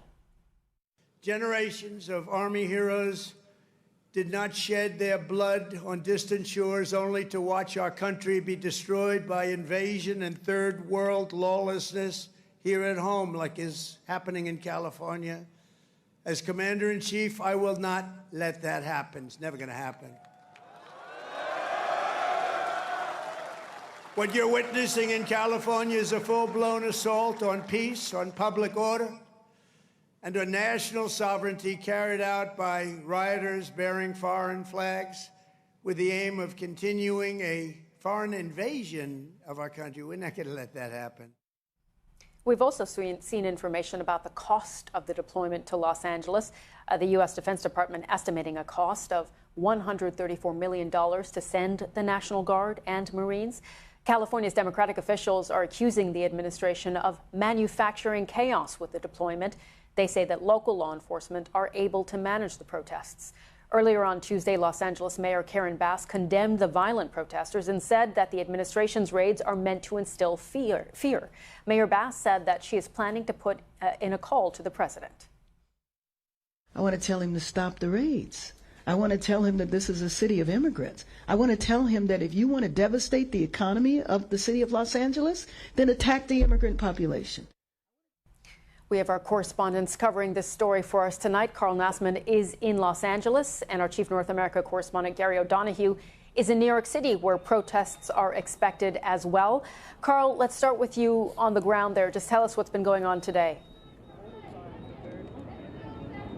Yes, Sumi, we've been covering these protests here outside the federal building really for the past few days, and today was a much smaller gathering to start.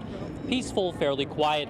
I should say in just the past few moments, we've been pushed back from the front line by police officers. I'll get out of the way. You can see Los Angeles police here forming a line in front of the entrance. Excuse my voice, there was a bit of pepper spray that was used to try to clear the driveway that goes into that federal building there. We saw some heavily armed vehicles then go in, and that was when protesters began to scatter and run. A few stun grenades used too, and that was really the first escalation that we've seen today after many days of fairly chaotic scenes across downtown Los Angeles. But right now it seems to have calmed down a bit. There's a cluster of demonstrators still there out in front of the building, and that anger and that frustration over these immigration raids that we've seen carried out by federal immigration enforcement, as well as the move by the Trump administration to bring in some National Guard, and now we're also expecting the Marines to be arriving in Los Angeles. That's also heightened some of the tensions, and that's certainly what local officials have been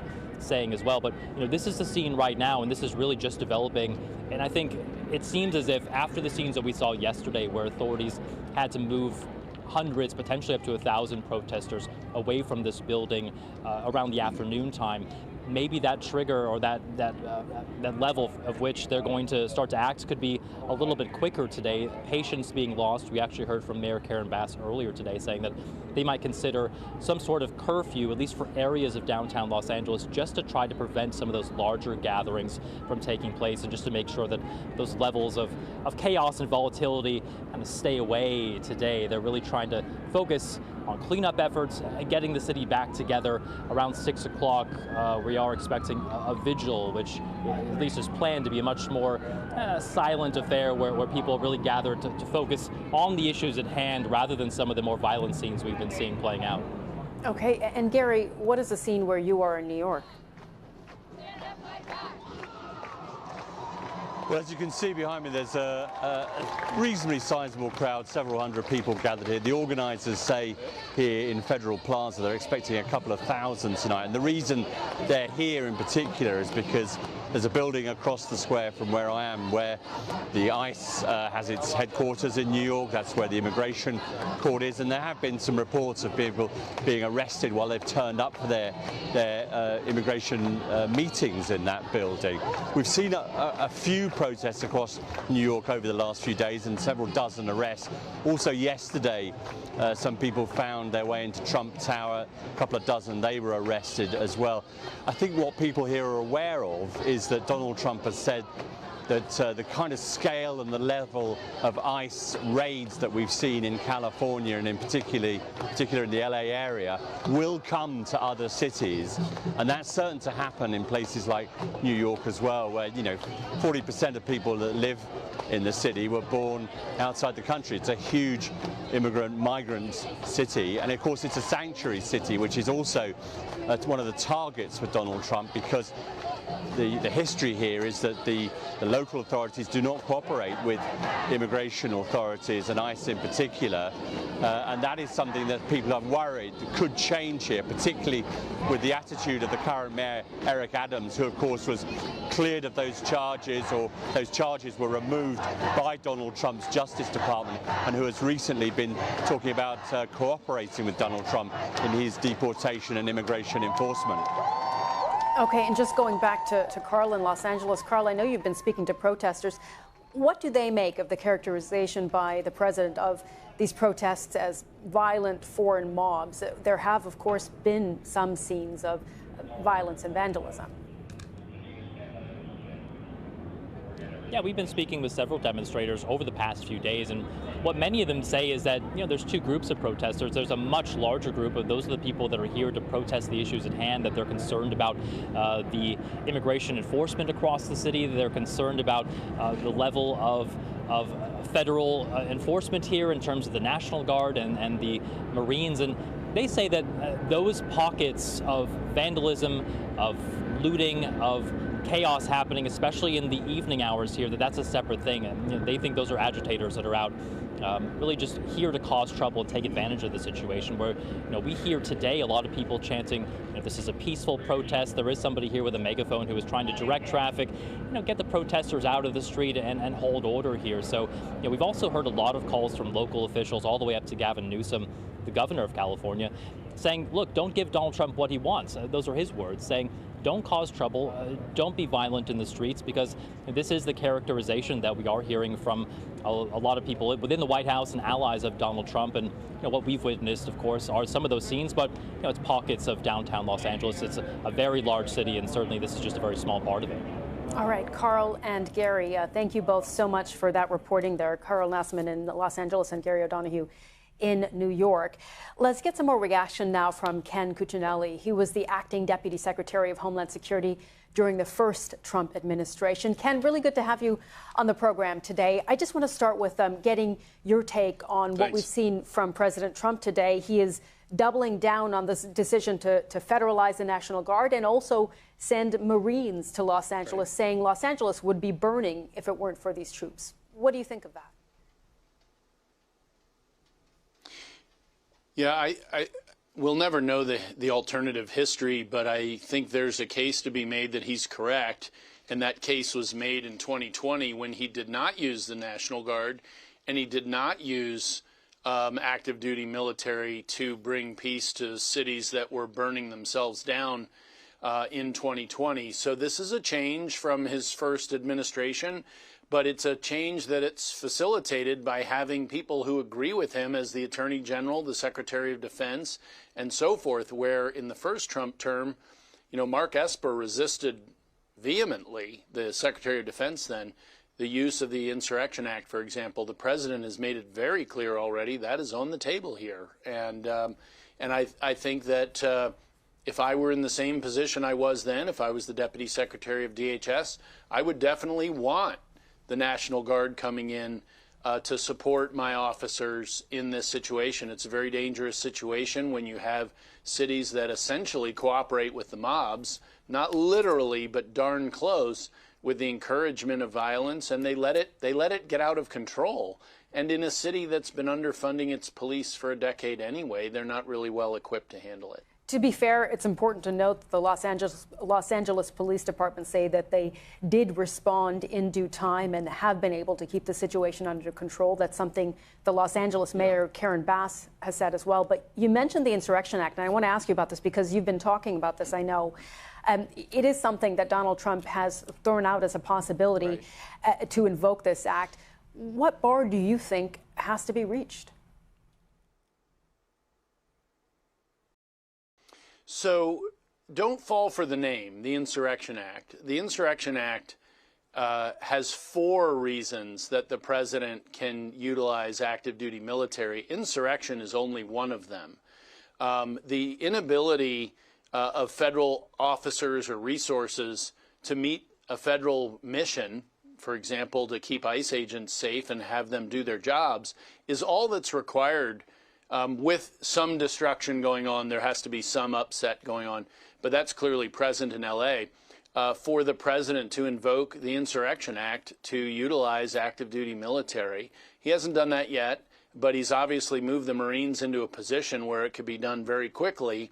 And again, this is something he did not do in the first Trump administration, and he seems to be on the verge of doing it, not even 6 months in to the second Trump administration. Right. So, and in his mind, that's intended to keep peace in the city, not to, as say Governor Newsom or Mayor Bass would say, to amp things up. The idea is to get control of the situation and make it peaceful more quickly. Can I ask you about the ICE agents, because that has been a real spark in the community, as you know. And we saw Republican Congressman David Valadao say, "I remain concerned about ongoing ICE operations throughout California and will continue my conversations with the administration, urging them to prioritize the removal of known criminals over the hardworking people who have lived peacefully in the valley for years."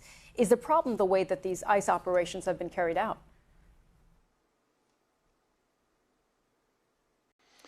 No, I don't think so. Mayor Bass has made no distinction about who's being targeted. We want no illegal immigration enforcement whatsoever in the city of LA. And I respectfully disagree with the congressman.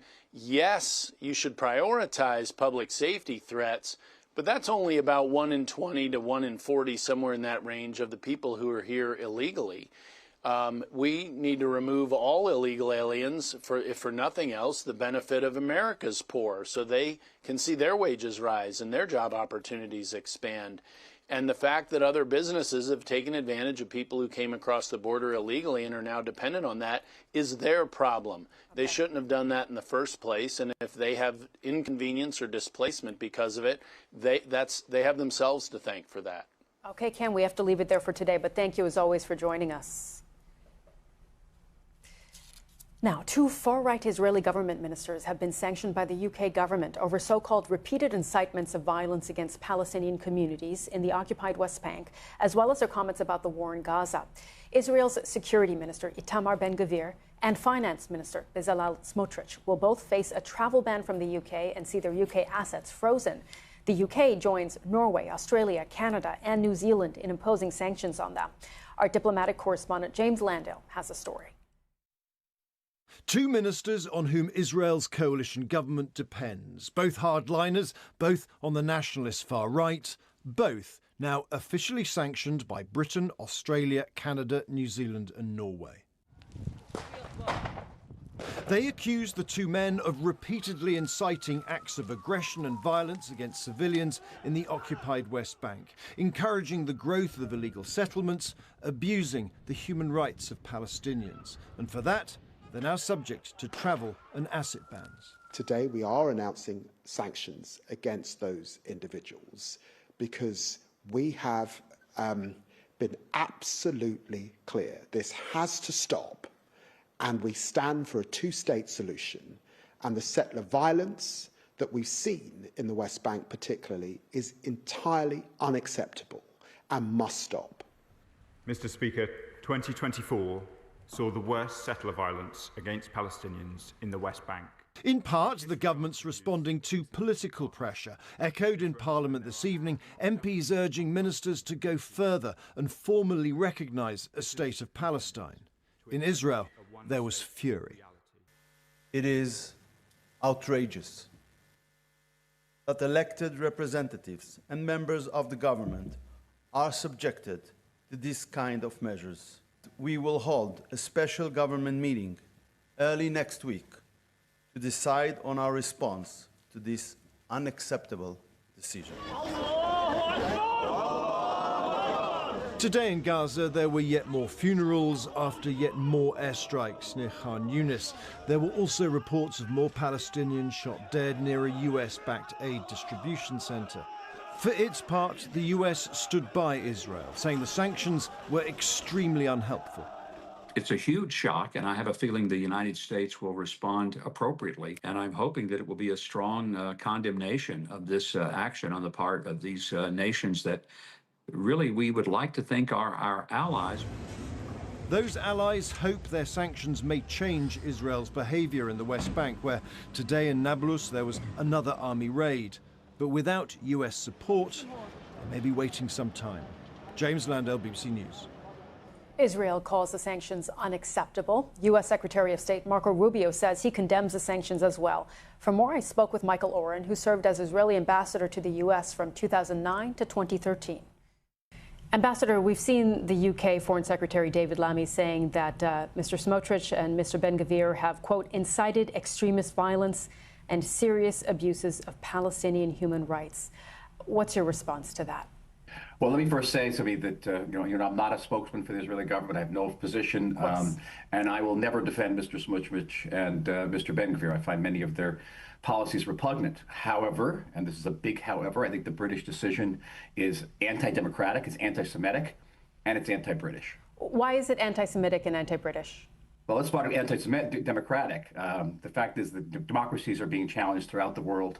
And when the democratically elected leaders of one country decide to sanction the democratically elected leaders of another country, irrespective of their positions, that's a terrible precedent, awful. And someday it's going to come back to bite Britain in return. And in what way do you think it could come back on Britain? Well, someday there may be a British leader who other people in other democratic countries don't like their positions, and they'll sanction him or her. It's an awful precedent. There are plenty of non-democratic governments around the world that you can sanction them. But the fact of the matter is, Ben-Gvir, Smotrich, however repugnant their policies, were democratically elected. And Israel's democracy is one of our country's greatest achievements. To start undermining that democracy is a terrible and dangerous precedent, not just for British democracy, but for democracies everywhere. Ambassador, why is it anti-Semitic? Go ahead, please. Please, let me do that. Anti-Semitic because, by definition, if you're singling out the only Jewish state in the world for special treatment, that by definition is anti-Semitic. You know, Qatar, Turkey are major backers of Hamas. I don't see the British government sanctioning Mr. Erdogan or any of the sultans or sheikhs or head of Qatar. I don't see them sanctioning Chinese leaders for putting 1 million Muslims into concentration camps. They're singling out Israel. That, by definition, is anti-Semitic. And why is it anti-British? Because Israel is fighting a desperate battle. You may not like how we're fighting this desperate battle. We're fighting a desperate battle against a jihadist force which seeks not just our destruction, but your destruction, Britain's destruction. And to give a gift to that jihadist force right now, in the end of the day, will impair and endanger British security. So, Ambassador, let me come back to some of the points that you made, particularly, first of all, on anti-democratic. It is not simply the speech that the UK Foreign Secretary is pointing to, and not just the UK, as you know, so Norway, New Zealand. They're pointing to the fact that they believe this speech has incited violence directly against Palestinians in the West Bank. What do you make of that? Again, I find many of their positions of Smotrich and Ben-Gvir repulsive, repugnant. I will not defend them in the press. And I'm not defending the positions. I'm defending Israeli democracy. And let's be very careful about that. But I read the reasons why this decision has been made by the British government. One of them was that Smotrich and Ben-Gvir support the displacement of the Palestinian population in Gaza. Well, if that's the case, why doesn't the British government sanction President Trump? Because that's his position. Why don't they sanction Secretary of State Marco Rubio? That's his position. You're going to start going down a very slippery slope here with this decision. I think it's egregiously bad. Okay, moving on to Austria now, where hundreds of people have gathered for a vigil after a gunman killed 10 people in a shooting at a high school. The attack happened in Graz, Austria's second largest city. It's located about 200 kilometers from the capital, Vienna. Austria has declared 3 days of national mourning starting Wednesday. Our correspondent Sarah Rainsford is in Graz and sent this report, which contains pictures that may be upsetting. Stranded in a classroom as the high school comes under attack, a student captures the terrifying sound. And then this, the moment they're rescued, ushered through the corridors by heavily armed officers, and then finally out to safety. Neighbours had reported the first shots and screams from the school at around 10 a.m. and police and emergency teams were soon securing the area. Terrified parents then rushed to find their children. This woman's son got out unharmed, but his friend was shot and is in hospital. I know that he's okay, thank God. He had a mobile phone and was able to make calls right away, but I still haven't calmed down yet. Officials say the gunman was 21, local and a former pupil who never graduated. We don't yet know why he did this, just the result, that his act of extreme violence has killed and injured children, teenagers and teachers. He fired from 2 weapons before killing himself in the school toilets.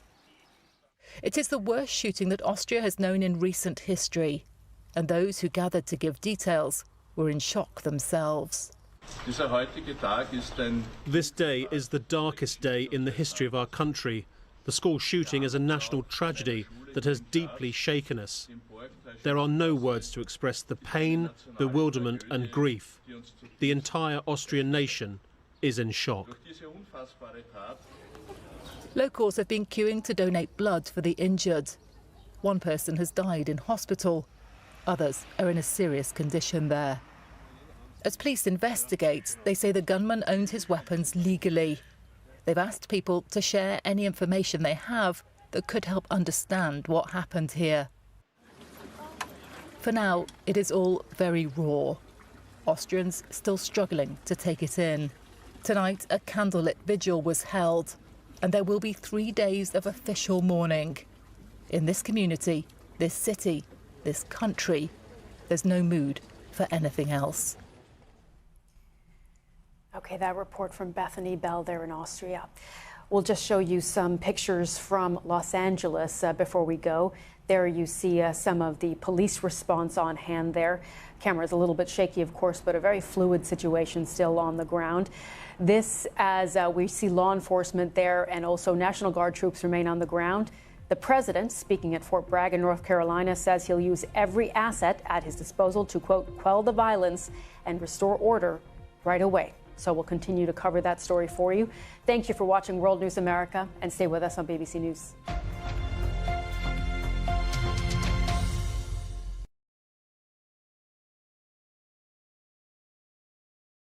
I avoided the mirror. I felt alone for a long time. I remember going home and praying for it to go away, not thinking it was something wrong with me. I go into a lot of things thinking it's not going to work, and I thought muesli would be the same thing, but it actually worked. More than 700,000 patients have regained their confidence with muesli's prescription treatments. When you're hopeless and then you find other women who are in the same boat as you suddenly feel okay. We're gonna get out of it together. That's what muesli did for me.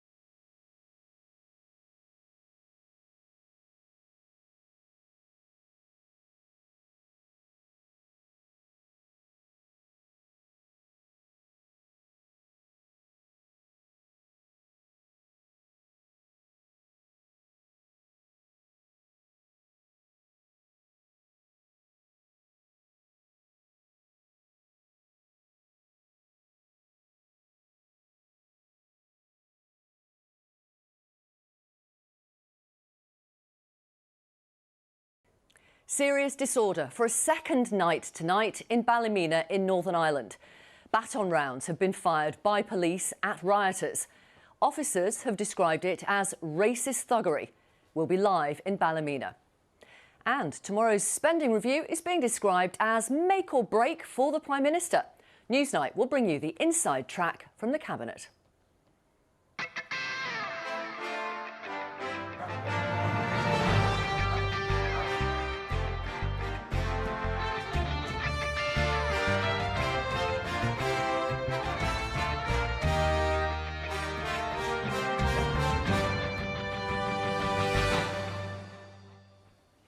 Good evening. Breaking news tonight as we come on air. Police have used water cannon to disperse protesters engaged in serious disorder for a second night in Ballymena in Northern Ireland, as fireworks and masonry were thrown at police officers. We're bringing you right now live pictures from Ballymena, as you can see. The Northern Ireland Secretary has told Newsnight this evening there is no place for this kind of violence. Last night, 15 officers were injured in rioting, which followed a protest in support of the family of a girl who'd been the victim of an alleged sexual assault. Here's Assistant Chief Constable Ryan Henderson from the Police Service of Northern Ireland speaking earlier. Last night saw significant sustained disorder in Ballymena. This violence was clearly racially motivated and targeted at our minority ethnic community and the police. It was racist thuggery, pure and simply, and any attempt to justify or explain it as something else is misplaced. I want to condemn these attacks in the strongest possible terms. It has no place in our society and should be loudly condemned by all right-thinking people. We'll be live in Ballymena in just a moment. First, Nick, what's going on? What's at the heart of this? Well, Vic, as we can see on our screens, and as you're saying, we are now heading into a second night of serious disturbances in Ballymena in County Antrim. In the last few hours, the Police Service of Northern Ireland are reporting about serious disorder after petrol bombs, bricks and indeed fireworks were thrown at them. Now, these long summer nights in Northern Ireland used to signal clashes related to the Loyalist marching season. That was during the Troubles. But today the police are making clear this is not ancient sectarianism. This is modern-day racism, they say, targeted at Ballymena's minority ethnic community and indeed the police. And this relates to an alleged sexual assault of a teenage girl in Ballymena. And on Monday, 2 teenage boys appeared before Coleraine Magistrates Court. They spoke through an interpreter in Romanian to confirm their names and their ages. Their solicitor said they would be denying the charges. And as you say, we heard from Hilary Benn, the Northern Ireland Secretary, and this is what he told us, talking obviously before the scenes we've seen in the last few hours. I utterly condemn the terrible scenes of civil disorder in Ballymena, he said. The reports of a sexual assault in the area are extremely distressing, but there is absolutely no justification for attacks on the police service of Northern Ireland officers when they're doing jobs and the vandalism of people's homes. And he said to Hilary Benn, I hope those officers injured make a full and speedy recovery. There is no place for this kind of violence in Northern Ireland. OK, thank you for the moment. Let's talk live now to Gabrielle Swan.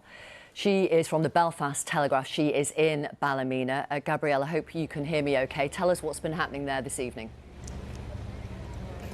Hello, yes, I can hear you, grand. Yes, as you can see behind me, there's significant disruption in the Ballymena area. This has been significantly exasperated since compared to last night's unrest.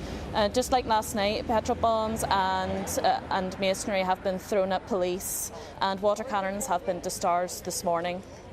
This evening. Sure. So there's some pretty significant disruption at the moment. There's fires that have been set, which no doubt will be addressed by the Northern Ireland Fire Service later on. 15 police officers we know were injured last night.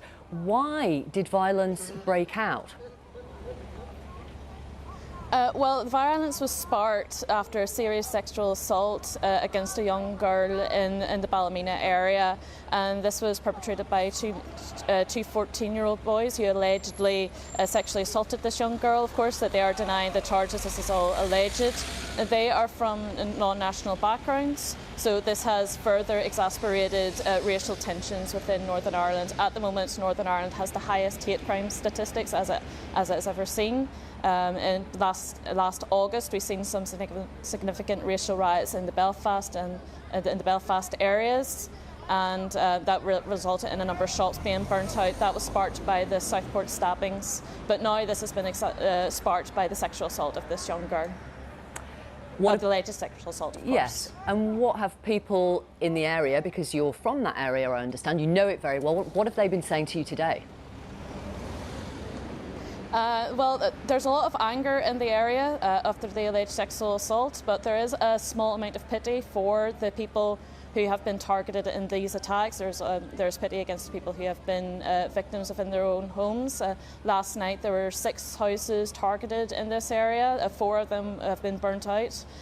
This morning I was speaking with a young Filipino man who was targeted in his home. He was threatened, his life was threatened allegedly as a result of these riots. So, but the mood among the common people in Ballymena is very much sympathy for these young people, but there is also a lot of anger for the fact that this alleged sexual assault has occurred. Gabrielle, thank you very much. Gabrielle Shaw from the Belfast Telegraph, thank you for your time. We're going to speak now to Sian Mulholland, who is the MLA for North Antrim. Thank you for speaking to us. Now, your reaction to a second consecutive night of disorder? I'm just disturbed, massively disturbed by what I'm seeing for a second night in a row. It is to see the scenes that we saw last night be repeated is just really scary for the town. It's really scary and really frightening for those who live in that area and have made it their home. And it doesn't represent the Ballymena and the North Antrim that I know, that is welcoming, that it is a flourishing part of the world. And yeah, it's really, really frightening, and I'm really worried about what tonight will bring. You said in Stormont this morning that you spent the night on the phone last night to a family who had to barricade themselves into their attic because of the violence. Tell our audience what unfolded. So I've been working with a number of agencies in the Ballymena North Antrim area over the last few years, trying to build those relationships, to build confidence with our newcomer and our migrant population. We have a lot of agri-food businesses, a lot of hospitality businesses, and a lot of migrants who come here to work in our health and social care system. So I've been working really extensively with those organisations, and have built up a level of trust. And last night, as the disorder started to kick off, I started to receive phone calls from members of the Filipino community, and also then with an organisation that works with interpreters and has been working with a Roma family. And that Roma family were able to tell the interpreter, who then passed it on to me, that initially they had barricaded themselves into a bedroom in their house. And when they heard the door being smashed in, their front door being smashed in, and people entering their property, they then all moved into the attic, including 3 young children. I was receiving video updates from the family in the attic, and then I was able to pass those on to the police service, who were able to then locate the property and initially station someone outside the property to ensure that arson, which had been occurring in a nearby row of houses, wasn't then visited upon that house. And then very late in the night, when the police service had cleared the street, they were able to safely escort that family out. And initially the family were too scared. They didn't believe that it was police. So again, we communicate to the family. And you described in Stormont the racist chanting that you were aware of. The Assistant Chief Constable described the violence last night as racist thuggery. The local MP, Jim Allister, has told us that there have been grievances about immigration for years in Ballymena. Is that your experience? You know, there have been waves of migrant populations coming into the area over the last few decades. As I said, we are a really big player in the agri-food business. There are lots of factories. There's lots of places where we need people to work. So there have been waves of migration in. And, you know, there is a real fear and frustration with people, especially when they feel their community is changing and they're being left behind, and that diversity and change is being done to them rather than with them. But I would see that as actually a failure of the dominant political leadership, which has been unionism over the last 50 years. You know, we saw change in the MP last year, and I think that was quite significant. I am the first, we know this is the first mandate of an Alliance MLA in the area, and what we heard was that people were sick of having their vote taken for granted, and that the area was changing. And I don't know that has kept up with communities, and the communication and feeling taken for granted has been very difficult. So I think that, you know, some of the responsibility of this has to be at political leadership and also the instability of our political institutions. OK, well, that's interesting. I mean, total net international migration in Northern Ireland is 62,000 people over 20 years. Population of Northern Ireland is, as you know, almost 2 million. When you say it's down to a failure of political leadership, what do you mean specifically? Why has this become an issue? I think when you look at the investment in our social housing, we have huge waiting lists for houses. When people move into the area, and people then, through misinformation and through myths, people think that people who move in here who make Northern Ireland their home are the reason that they're not being afforded social housing, when actually it's the lack of building, the lack of stock, the lack of investment in our wastewater infrastructure. And then you move on to our healthcare crisis that we have in terms of our waiting lists, when the reality is so many of these people who have come to make Northern Ireland their home are propping up these systems, and they're propping up particularly our healthcare system. In North Antrim alone, there are 900 individuals who have made Northern Ireland their home, who work in our health and social care system. So they are contributing rather than taking away or causing a pressure. But it's very easy to blame newcomers rather than looking at the instability, at the crisis after crisis that we've had within the Stormont Assembly, and also the lack of investment in community infrastructure. Thank you very much for your time, Sian Mulholland. We appreciate it, the MLA for North Antrim. Thank you. Let me introduce our panel this evening. We've got Gareth Davis here from the Conservatives, Gillian Tett, who is Provost of King's College, Cambridge, and also columnist for the Financial Times, and Jo White, Labour MP for Bassett Law, if I've remembered correctly. I'm sorry I didn't say your constituency, and also chair of the Redwall Caucus of Labour MPs. Yeah. Your constituency, Mr Davis. Grantham and Bourne. OK, excellent shout out for Grantham and Bourne. Let me ask you, Gillian Tett, you used to work alongside Nick many years ago in that part of the world. What do you make of events there? Well, I think what we're seeing in Ballymena is basically a very dangerous development, not least because we live at a time when populists, nationalist populists, are using social media to exploit events like this to whip up more discord and more violence. You've seen that in America. The playbook is being brought over to Europe quite deliberately by political parties or political extremists. So it's certainly very concerning. And it also underscores the stresses that are really bubbling in the UK today, both politically and economically, and they, of course, they're very entwined. What do you make of events in Ballymena, Jo White? It's truly shocking. Whilst appropriate action has been taken against due to the girl being abused, and I have full sympathy for the girl and her family, it's so wrong that this has been taken as an excuse to cause racial riots and mayhem. And I do agree that it will be circulated on social media, and appropriate action has to be taken against those perpetrators. But sorry, just to say, it's an alleged sexual assault, and we will, the court case has to go. Absolutely, take its I course. agree. Yes. Gareth Davis. Incredibly distressing. Nobody wants to see this on our television screens tonight, and there is absolutely no justification whatsoever for assaulting police officers, no matter what crime, as horrendous as it sounds. There is no justification for that, and obviously thoughts are with those affected, the alleged victim, and the police officers who are injured tonight. Yeah. We're just going to have another look at those live pictures from Ballymena. I mean, obviously you can see heavily armoured vehicles. A little earlier, water cannon was used by the police to disturb rioters who had been throwing fireworks and masonry at officers. 15 officers injured last night. Riot police deployed as hundreds of people gathered for a second night in the area. And PSNI vehicles have formed barricades on some of the roads, as you can see, while Riot police wearing armour and carrying shields are standing nearby.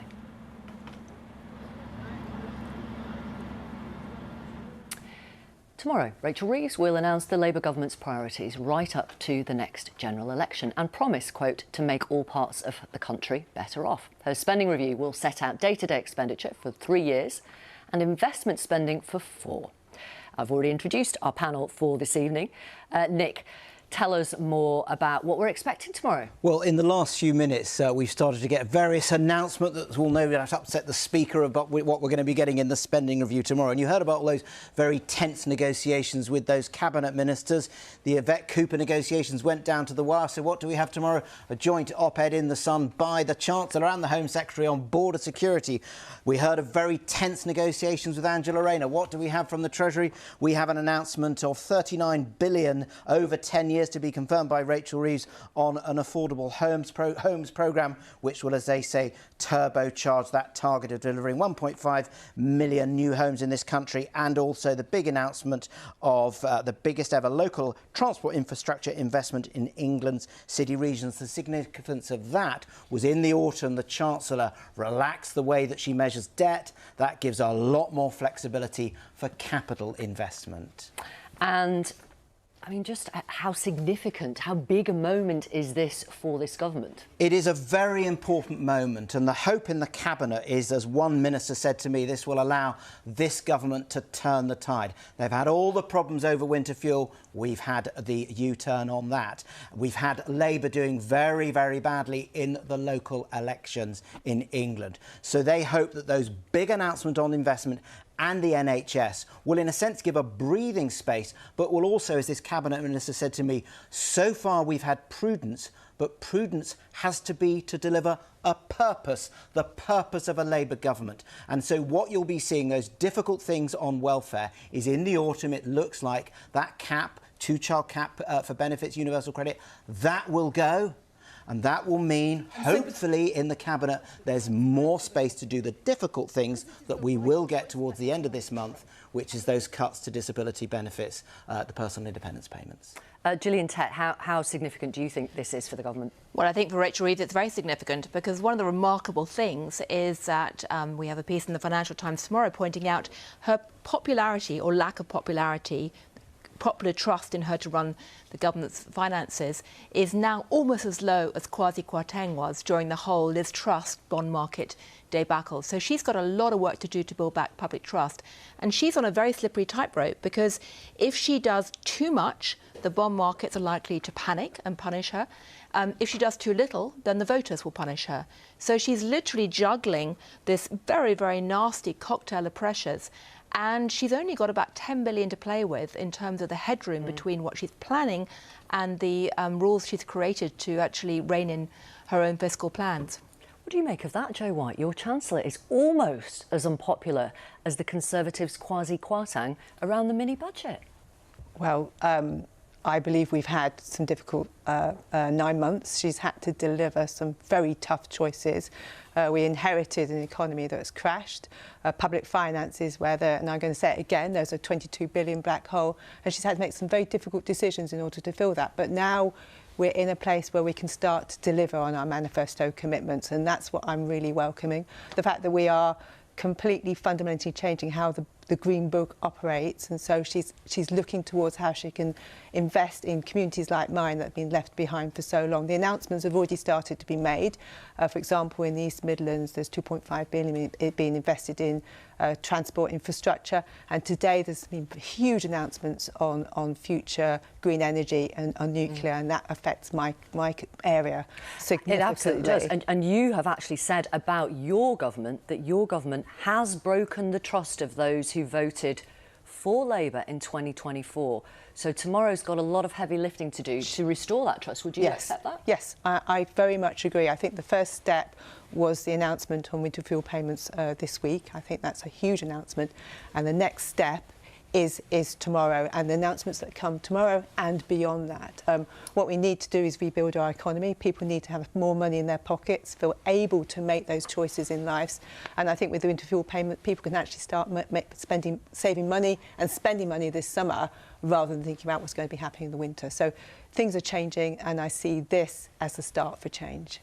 The start 9 months in, 10 months in, that's interesting. Well, we've had to get the economy and fix things. OK, let me bring in the Conservatives.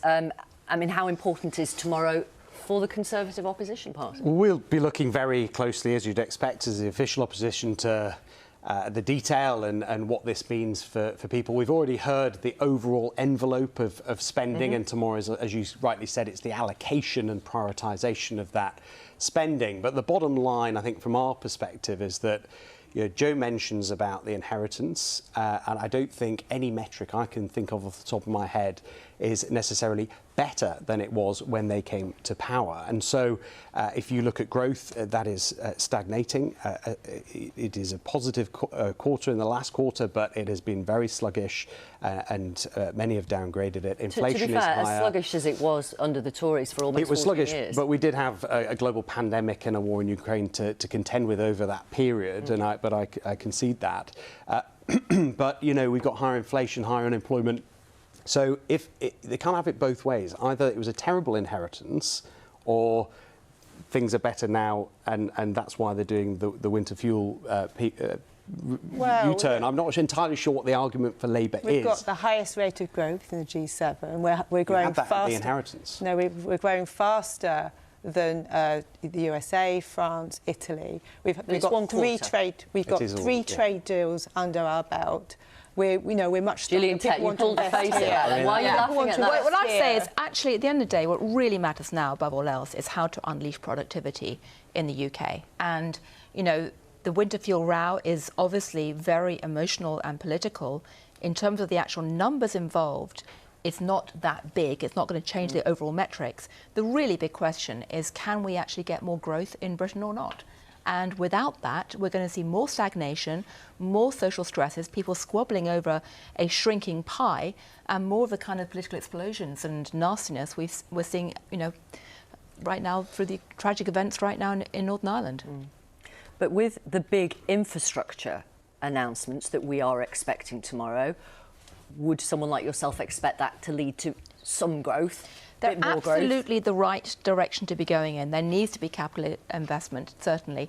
The problem is that they won't actually pay off very quickly, but that is absolutely going in the right direction. Right. But they need to be coupled with deregulation and a number of, policy reforms, like making, permitting much easier. Right. And will you welcome those big infrastructure announcements, which this government says will actually have money behind them? Yeah, look, we do. Unlike previous announcements. Well, I'm not sure that's true, by the way. I can come to that. But look, we do, constructively, of course, we want to see the economy growing. That's how we're going to pay for public services longer term.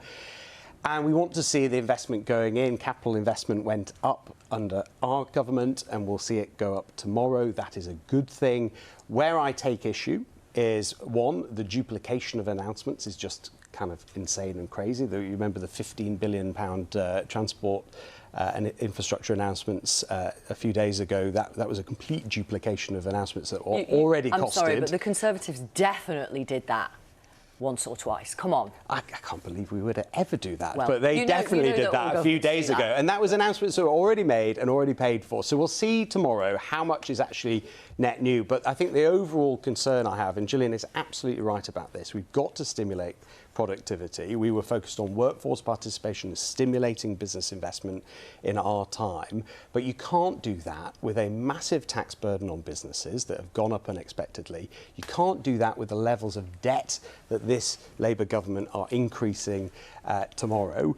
And you can't do that when you talk down the country and you impose such regulation through the Employment Rights Bill that businesses can't grow, they can't hire. That's a problem. And we're talking about, obviously, the Chancellor relaxing the debt rules so that the way you measure debt, so that allows for greater capital investment. But one person who is not happy is Sir Sadiq Khan, the Mayor of London, and he's saying that as a result of the changes here, they've changed around, with Gillian will know about this, the Green Book. And normally the Green Book that guides capital investment, you have to go for what gives you your biggest bang for your bucks. And guess where that usually is? London and the South East. And they are perhaps borrowing from your government, levelling up outside London all those transport investments in the Midlands, in the North West, Tyne and Wear and things like that. And Sir Sadiq Khan is making very clear that he thinks London is being neglected. I would imagine you'd take a rather different view. Very much so. To be honest, I think all too often the low-hanging fruit is where the investment goes, and we need a government that challenges that. If we grow in the North and the Midlands, then London will benefit. It brings in money through the city out to the region. So I want to see growth in places like mine, and I will be singing from the rooftops every time an announcement's made tomorrow that is in a red wall constituency.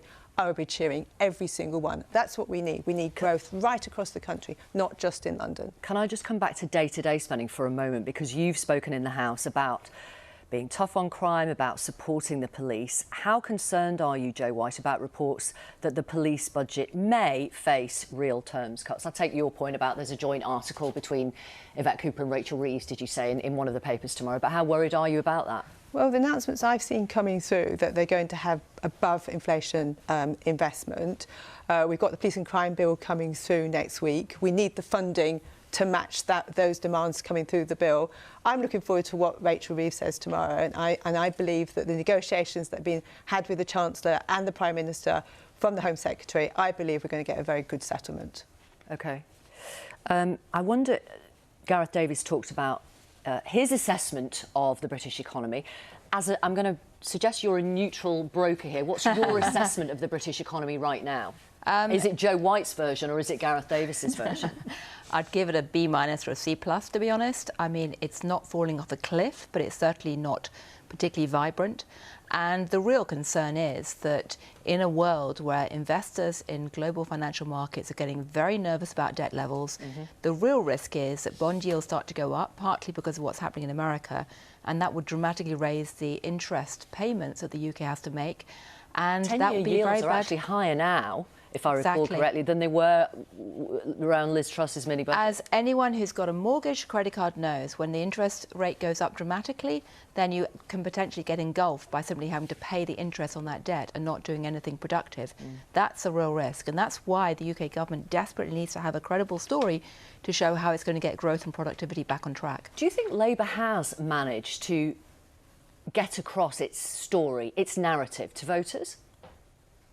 I think we need to improve in that. So my view is that we need to fundamentally change how government works. At the moment, people are fed up with being told what to do or being done to by government, and that narrative has to change. We have to, in my view, go out to our communities, listen to what they're saying, speak their language, and respond to what their demands and what their values are. And that's fundamental to building confidence in our country. Do the Conservatives speak the voters' language? Well, I mean, you smiled in a way that suggested you definitely don't think the Conservatives speak the voters' language. That is not the case. OK, go on, I certainly try and speak the language. Look, we have lost an election. It wasn't that long ago, and we are in a period now of reflection on that with new leadership. And going forward, we'll develop, a policy platform that hopes to address some of the concerns that we've been talking about today in the country. But just back to the spending review, I think Gillian is absolutely right to stress this. It is a concerning cocktail of factors whereby debt levels are now so high, but the debt interest that we're paying is higher than our defence budget. It's over £130 billion. And what I would just simply point out is that government is about choices. And when you have an allocation to make in a budget You know, you do have difficult choices to make, but this government have made choices that have cost billions of pounds that I would suggest are not a good use of money, whether it's the Chagos Islands at 30 billion. No, Gillian's desperate to the come in. pay rises above inflation Briefly, at 9 billion. I don't think that's right. I'll certainly say the UK is not the only country which has got interest payments above military spending. It's happening in America as well. I'll certainly say this. The government came in with sky-high expectations and it had a lot of time to prepare.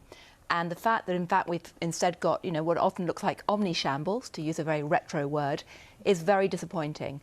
And I think everyone will be hoping desperately that they can do better tomorrow. OK.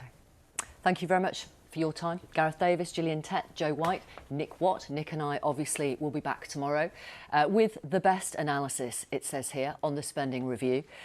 Do join us then. We're going to leave you with some live pictures from Ballymena in Northern Ireland, where we began the programme, in fact, where riot police have used water cannon to disperse people who were gathering and chucking fireworks and masonry, essentially, at police officers. It's the second consecutive night of violence there.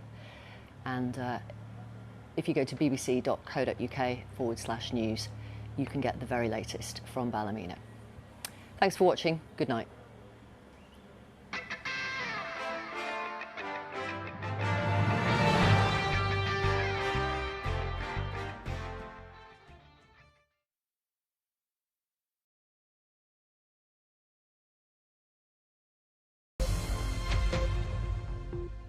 I'm Erin Delmore in Washington, and this is BBC World News America. Officials in California tried to block the Trump administration from sending thousands of troops to Los Angeles to deal with protests over immigration raids. The UK, Canada, and Australia announced sanctions on 2 far-right Israeli ministers for inciting violence against Palestinians in the occupied West Bank. In Northern Ireland, a second night of serious disorder breaks out in Ballymena, County Antrim, with petrol bombs and fireworks being thrown at police. Officers have used water cannons to disperse the crowds.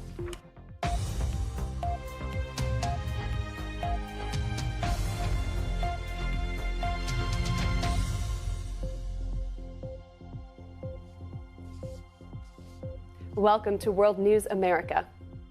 California is escalating its challenge to the U.S. president's deployment of troops to the city as protesters and police continue to clash on the streets of Los Angeles. Now, the state's governor is asking a federal court to block the Trump administration's decision to send nearly 5,000 troops to the city to curb demonstrations.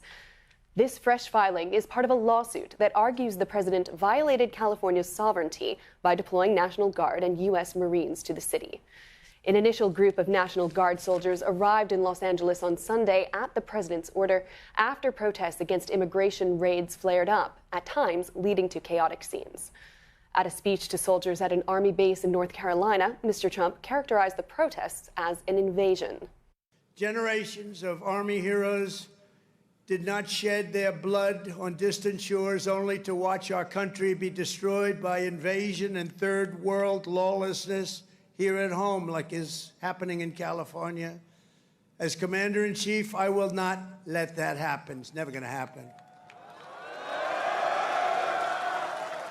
What you're witnessing in California is a full-blown assault on peace, on public order, and on national sovereignty carried out by rioters bearing foreign flags with the aim of continuing a foreign invasion of our country. We're not going to let that happen.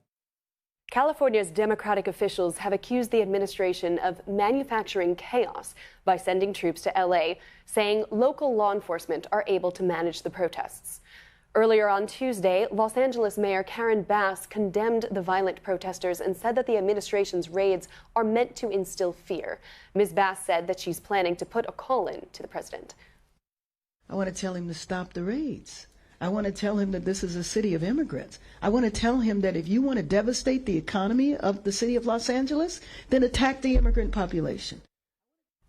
My colleague Carl Nasman is outside the main federal courthouse in downtown LA. Carl, that's been a flashpoint for these demonstrations, hasn't it?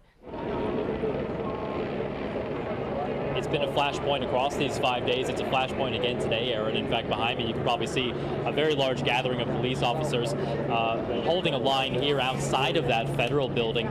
Just moments ago, there was a demonstration here like we've seen over the past few days, but smaller. We should say it was a peaceful demonstration, but that has been cleared out now. And you can see if we pan to the left here, actually, a long line of police vehicles there. And beyond that is where that demonstration's been pushed. We just saw some of those large white buses from the Los Angeles Police Department. Those are likely here in case there are arrests made, and that's where they'll be housed for the time being. But this is, again, a very tense situation here in downtown Los Angeles. Started off peacefully, rather calm, fifth day here, and I think officials, even demonstrators themselves, really trying to lower the temperature, but it really feels like the local authorities have a bit of a shorter fuse than usual. They moved in and declared this an unlawful assembly fairly quickly. They told the demonstrators to leave the street. When they had trouble doing that, that's when they moved in and started to use a bit of flashbangs, those stun grenades, to start to push people down. So it's a fifth day again of where we're seeing these skirmishes and a bit of a confrontation between officials and demonstrators here in Los Angeles. And of course, this is all playing out with that backdrop of what's going on between the state of California and federal authorities. That lawsuit being filed now to try to block the deployment of not only more National Guard troops, but also active duty Marines from deploying to Los Angeles. There was a temporary restraining order that was requested. That's been denied. So we will be looking out to see if we do see any Marines in the area. Just behind me is one of the locations where the National Guard is stationed. But for now, their orders and their actions are to stay there and simply guard the federal property. They haven't been doing much of the interactions with demonstrators. That's mostly been local Los Angeles police. And Carl, a lot of people are watching the tense situation now, wondering what will happen when night falls in Los Angeles. Can you tell us how the temperature is in the area where you are relative to the nights you've been there prior? Yeah, that's a really good question. I think that issue that you mentioned of seeing really some more looting and some more isolated incidents of violence when night falls, I think that's one of the reasons why we're seeing today the police moving quicker to disperse these demonstrations than we've seen in the past. But the temperature today, what I would say, was fairly calm. Just from watching, these were peaceful demonstrations, and a lot of the chants were kind of echoing that, saying, we're here to demonstrate peacefully. There were a couple of demonstrators that had those megaphones, and they were telling people to remain calm. They were helping to direct traffic, move people out of the way, and when authorities did ask them to get out of the street, that's the orders that they were giving to themselves as well. The issue is, Aaron, and you nailed it, is when the night comes here, that's when agitators come out, people that want to take advantage of the situation. And we've seen that over the past couple of nights, especially cars lit on fire. Going into the later hours, 11 o'clock, midnight, some looting taking place. Those seem to be scattered, isolated incidents across small parts of downtown Los Angeles. We've been speaking with some of the demonstrators here, and they say, we're here to demonstrate peacefully, but there are a lot of emotions, especially after the immigration raids that we have seen playing out across Los Angeles and the surrounding area. And in fact, there were more of them today. Carl Nasman, thank you. We'll come back to you later tonight. Now, California is an overwhelmingly Democratic voting state, but it's still home to millions of Republicans. Their leader in LA is Roxanne Hoge, chairwoman of Los Angeles County Republican Party, and she joins me now. Roxanne, thank you for being here. Thank you so much for having us. Thank you, Roxanne. I want to start by getting your impression of the president's maneuvers here, making the decision to double down on federalizing troops and even bringing in Marines.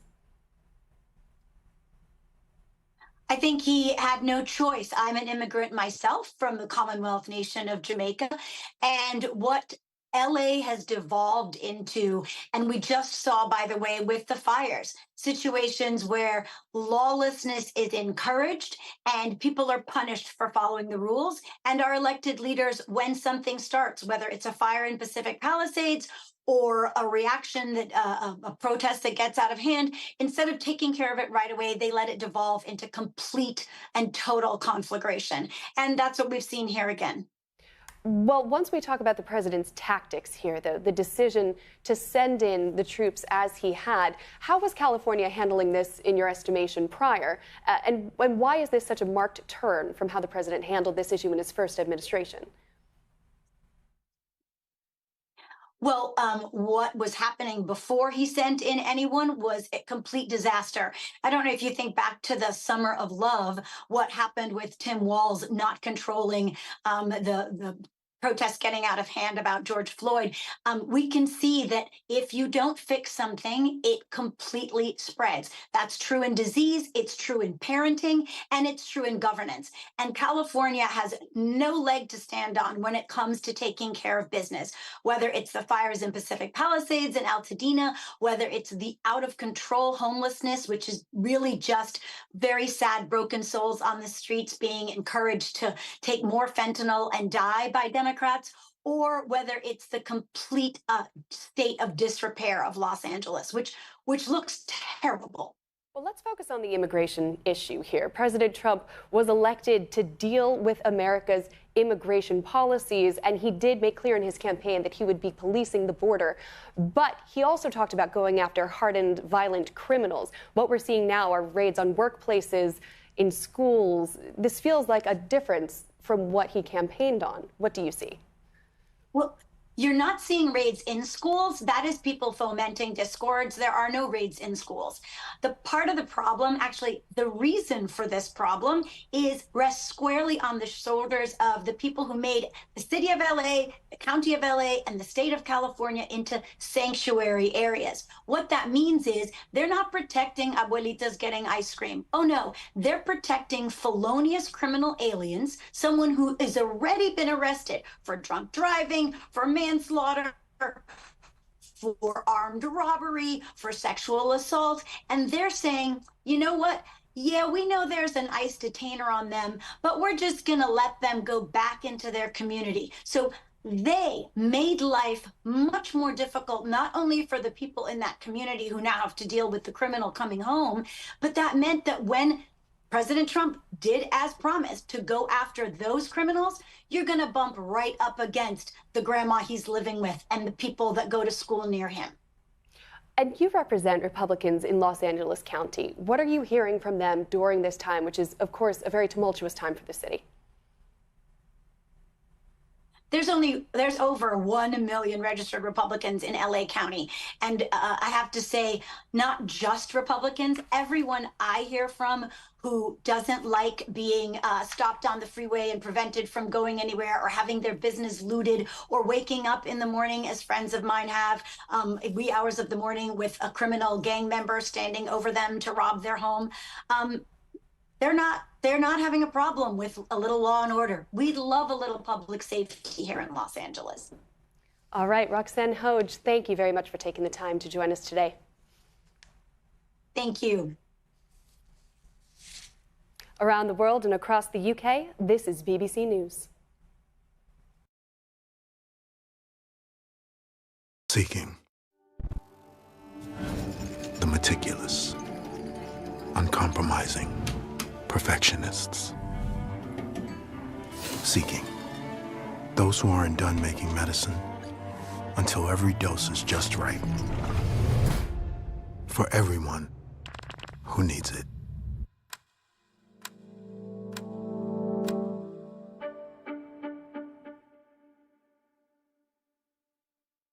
There's so much ease with using BetterHelp. I knew that I wanted to get help immediately. I was going to be able to see a therapist within that same week. Now I feel so much more confident in expressing myself, and that's been a great gift. Ever worry that you're drinking too much? Take back control with Or Health. Or Health provides access to medication proven to help, a daily pill to drink less, or to quit drinking altogether. Text TV1 to 710 710 to learn more.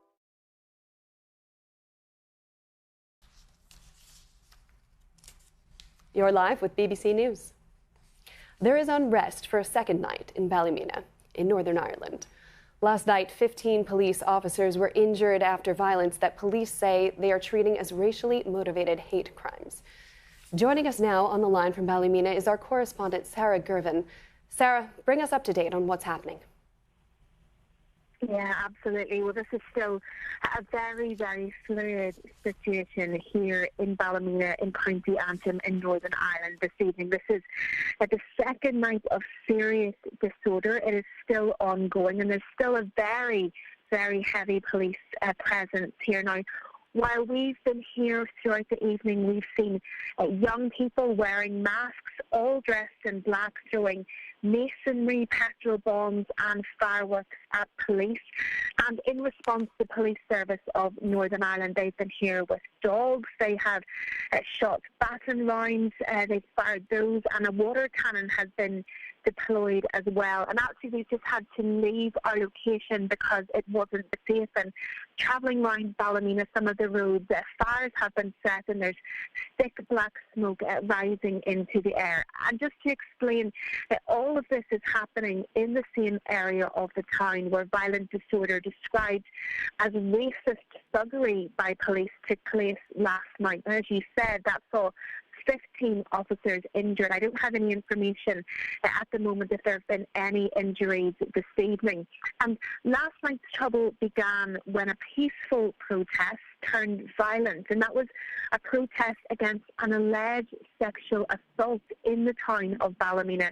And as a result of that allegation, 2 teenage boys appeared in court yesterday. They spoke to the court through a Romanian interpreter.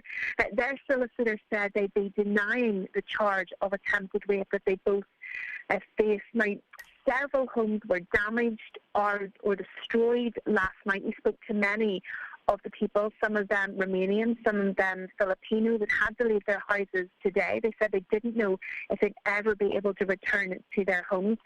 It was really bad last night. It's difficult for us to sum up the scale of tonight's disorder because it's still unfolding, but police here in Northern Ireland have asked people in the strongest possible terms to avoid the area and not to come to Ballymena this evening. All right, Sarah Gervin, thank you for taking the time to bring us up to date. Ukrainian officials say the capital, Kyiv, and the port city of Odessa have come under massive Russian drone attacks.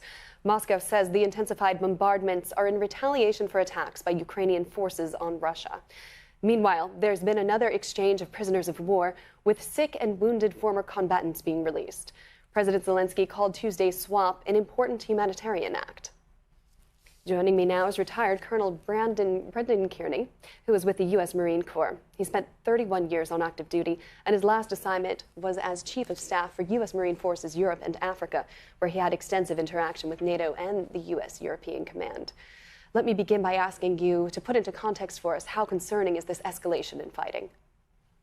Well, I think it's very concerning because what we see happening now in Ukraine is that the Russians are launching massive drone attacks, missile attacks, mostly drones, against primarily Kyiv. And because of that, we see an increasing number of casualties and obviously damage that's being incurred on the Ukrainian capital by the Russians. And it's an escalation, but of course, it's hard to criticize escalations when it seems like that occurs on a daily basis over there. And with that said, what does this do to the peace process? Does it put it on hold? Well, I'm not really sure it ever really got going. There have been some symbolic efforts on both sides. There certainly has been some rhetoric that seemingly indicates that both sides are willing to talk, willing to pursue peace. But the Russians in particular speak out of both sides of their mouth. And while maybe not formally on hold, I just don't see a whole lot of progress being made here when it's this level of aggression that's being conducted against the Ukrainian people. And would any action from the U.S., from President Trump's administration, be able to move the needle on that calculation you have, saying that you think very little could really break the tension here? Certainly, President Trump has a lot on his domestic agenda. If the U.S. waded into this, had the interest in it, would that move and make a difference? Aaron, I'd like to think it would make a difference. I do believe that Putin does listen to what Trump has to say. However, I think we have to remember that Putin's overriding objective is to achieve victory in this war that he started against Ukraine. And I think he will, again, agree with President Trump, make promises. It will make President Trump happy for a short period of time, although I certainly see that a growing cynicism on his part, the reality of what he has to deal with Putin. But it's, what is it that Trump can do? We can, in terms of maybe more weapons being provided, certainly more sanctions, but sanctions take months, if not years, to take full effect. And briefly, I want to ask you about Russia's missile supply. When we see the number of drones involved in this recent attack, can you give us any information on how much of Russia's missile supply still remains? Well, they're getting a lot of these from Iran, from North Korea, and from China. So as quickly as they're using them, there are others that are coming across the border and replenishing their supplies. They're making a tremendous effort in response to some of the great Ukrainian successes in terms of counter-drone warfare. It's an ongoing step and response, improving capability, a response from either side that degrades that capability, and then again, more improvement. So it's a technological warfare here that we see unfolding before our eyes. But the Russians, I think, have got more than enough drones to keep this up for a while. And now regarding the prisoner exchange we saw in the last 24 hours, how is this being organized, and do you expect we'll see more? You know, the prisoner exchanges started this summer right after the invasion. So this is not an unusual effort. There's established methods between communications between the Ukrainians and the Russians in order to effect these exchanges. There have been other, say, nonpartisan partners that have occasionally stepped in to help re-energize these prisoner exchange efforts. But, you know, for the Russians, their manpower situation is so dire that they need these prisoners being released by the Ukrainians, because what they're doing is they're putting them back on the battlefield. That's not quite the case with the Ukrainians. They're giving them time off. They're certainly looking for volunteers among them to continue the fight against the Russians. But the Ukrainian manpower situation is not as dire as the Russian is. But these are going to continue. I really do think they will continue. Colonel Brendan Carney, thank you for taking the time with us tonight. Thank you. Turning now to the Middle East. 2 far-right Israeli government ministers have been sanctioned by the UK government over so-called repeated incitements of violence against Palestinian communities in the occupied West Bank, as well as their comments about the war in Gaza. Israel's Security Minister Itamar Ben-Gvir and Finance Minister Bezalel Smotrich will both face a travel ban from the UK and see their UK assets frozen. The UK joins Norway, Australia, Canada, and New Zealand in imposing sanctions on the pair. Our diplomatic correspondent James Landale has more on this story. 2 ministers on whom Israel's coalition government depends, both hardliners, both on the nationalist far right, both now officially sanctioned by Britain, Australia, Canada, New Zealand and Norway. They accuse the 2 men of repeatedly inciting acts of aggression and violence against civilians in the occupied West Bank, encouraging the growth of illegal settlements, abusing the human rights of Palestinians. And for that, they're now subject to travel and asset bans. Today we are announcing sanctions against those individuals because we have been absolutely clear. This has to stop, and we stand for a 2-state solution. And the settler violence that we've seen in the West Bank particularly is entirely unacceptable and must stop. Mr. Speaker, 2024 saw the worst settler violence against Palestinians in the West Bank. In part, the government's responding to political pressure. Echoed in Parliament this evening, MPs urging ministers to go further and formally recognise a state of Palestine. In Israel, there was fury. It is outrageous that elected representatives and members of the government are subjected to this kind of measures. We will hold a special government meeting early next week to decide on our response to this unacceptable decision. Today in Gaza, there were yet more funerals after yet more airstrikes near Khan Yunis. There were also reports of more Palestinians shot dead near a US-backed aid distribution centre. For its part, the US stood by Israel, saying the sanctions were extremely unhelpful.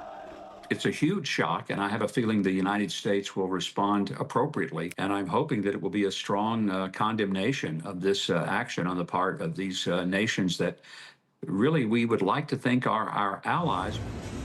Those allies hope their sanctions may change Israel's behavior in the West Bank, where today in Nablus there was another army raid. But without US support, they may be waiting some time. James Landell, BBC News. Earlier today, my colleague Sumi Samaskanda spoke with former Israeli ambassador to the U.S., Michael Oren. By definition, if you're singling out the only Jewish state in the world for special treatment, that by definition is anti-Semitic.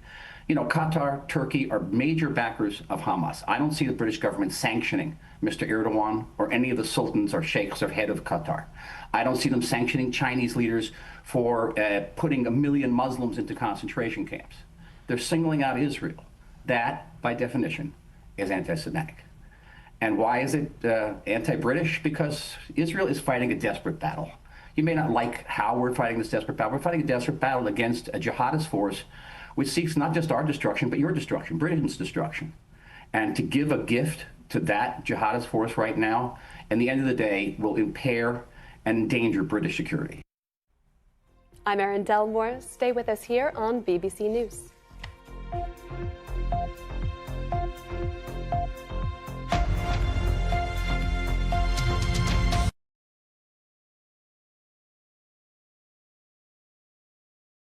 At Public, the high-yield cash account's a no-brainer. I know my money's working hard for me, and I know I can access it anytime I need it.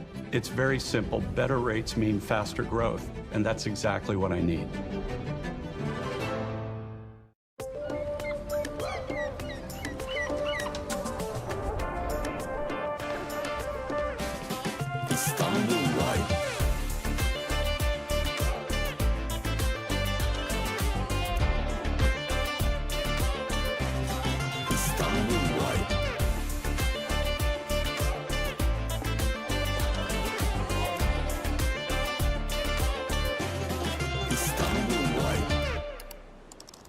So why can't we say we're the best home shopping site? Because while true, you just can't say that legally. So I can't say, homes.com is the best. No. What if we jumbled up the words? Homes best is com.the. No. What if we said it in Spanish? Homes.com es el mejor. No.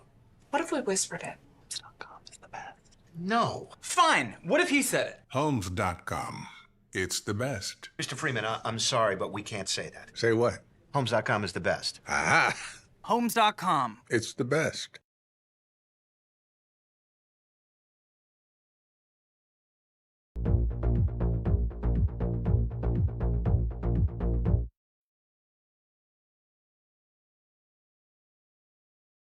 Hey, John Hamm. Hey, Care Bear. You still coming to my dog's birthday party? I would, but I have to sell my car. Well, just sell it to Carvana. Carvana, huh? Great offers, 100% online. They'll pick it up. You told me about Carvana. Did I? And isn't that your car?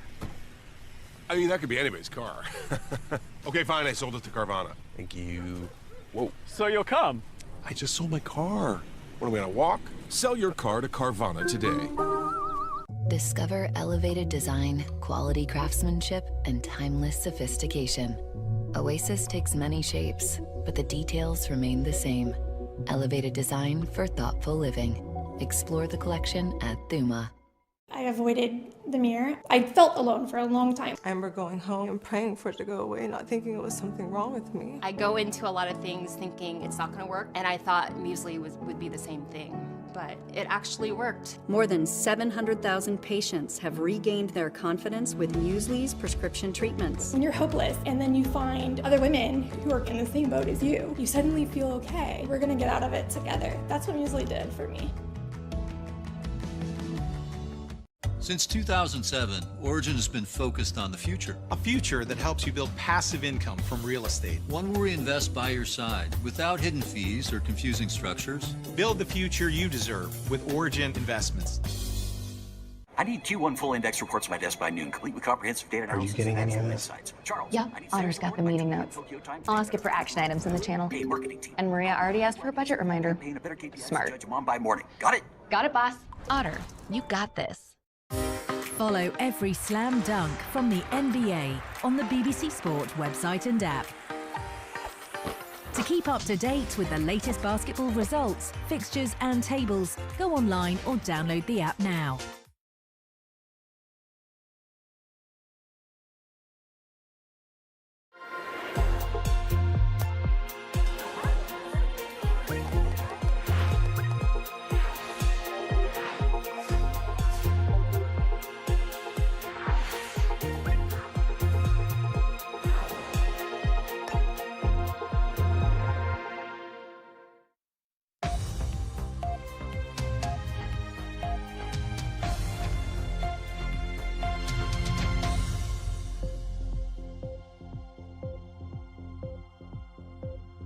Welcome back. U.S. Defense Secretary Pete Hegseth has defended the deployment of Marines to quell protesters in Los Angeles. During a House budget hearing Tuesday, Hegseth argued for the protection of ICE officers whose roundups of immigrants triggered clashes across the city. You asked about the situation in Los Angeles, and we believe ICE agents should be allowed to be safe in doing their operations, and we have deployed National Guard and the Marines to protect them in the execution of their duties, because we ought to be able to enforce immigration law in this country. Now is Republican strategist Ford O'Connell and Democratic strategist and immigration advocate Alita Garcia. Ford, I want to start by getting your reaction here to what we heard from Secretary Hegseth.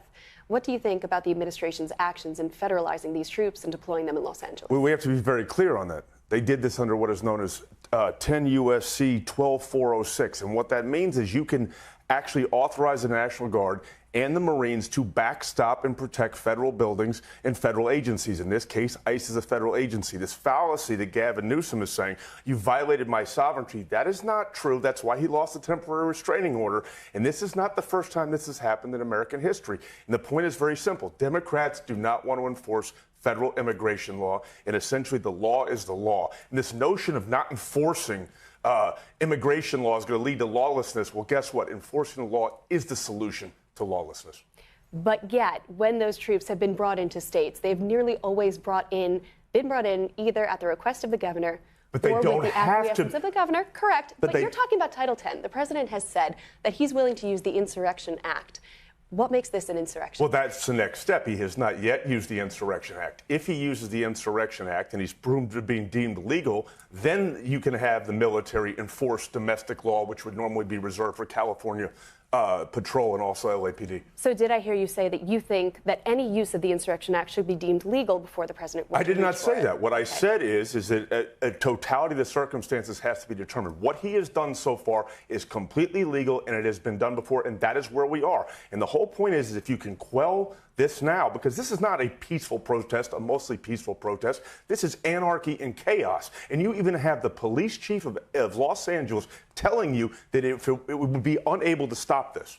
Well, the LAPD has said that they had the situation in hand now, and that they were able to deal with the protests and with the action that we saw in the streets of Los Angeles. Alita, it's time to bring you into this conversation as well. I want to know what you think about the tactics that are being used. We will come to the immigration debate itself, but tell me your thoughts on the tactics that President Trump is using to control the protests going on in Los Angeles. Well, I think what precedes the president's deployment of the National Guard is what matters here, which is the unlawful use of law enforcement to raid the communities of Los Angeles and separate families. They are violating law. These are masked men without warrants, just taking people off the streets of my city. I'm here in Los Angeles. I have been protesting myself peacefully.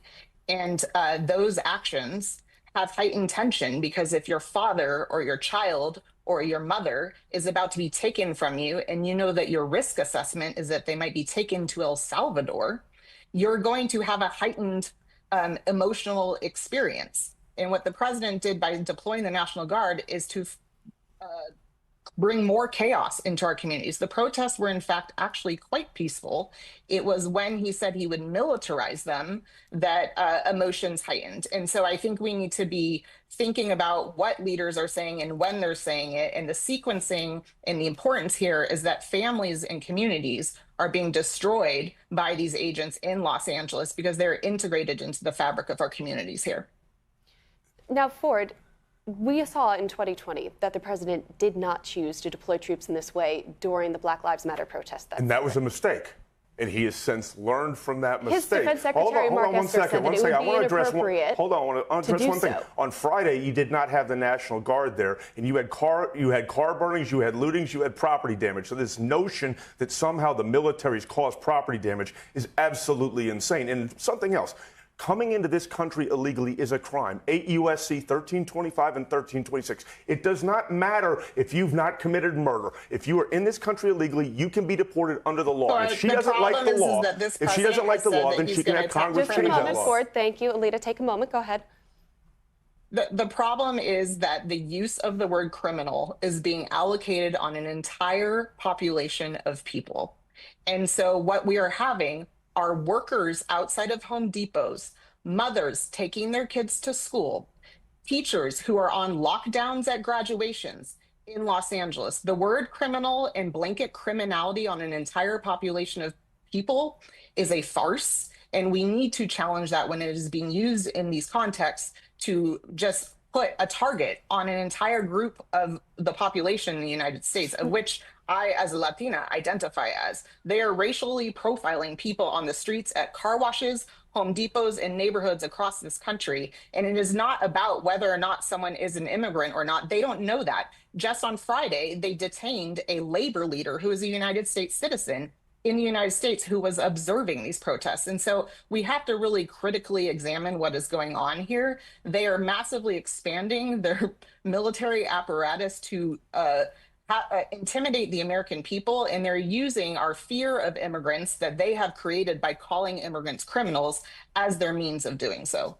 And President Trump said that when he was campaigning, he wanted to round up people who had violent criminal histories and were in the country illegally and deport those people. But now we are seeing something much wider. I think that what you just said right there, that's a little twist of the word here. Okay, 87% of Americans believe that criminal illegal aliens should be deported. When you go and find criminal illegal aliens and you bump into non-criminal illegal aliens, hold on, they will be deported too. But why do you have to go into the community and find them? Ford, when we're talking about 2,000 ICE arrests a day, that's a larger number than you know what? You know, it's funny because Barack Obama actually is the largest deporter of illegal aliens in the history of the United States. And I never heard this kind of news coverage until right now. Why? It's because it's President Trump. He was elected to it was the number two. It was the number 2 issue in the last election, and he also has the highest approval. I've been covering politics for a very long time. Agree that immigration is an enormous voting issue, certainly, and it's something that the country has grappled with for decades, both in terms of illegal immigration and legal immigration in the United States,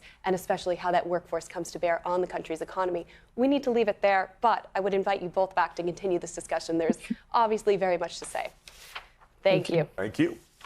Alita Garcia and Ford O'Connell, thank you very much.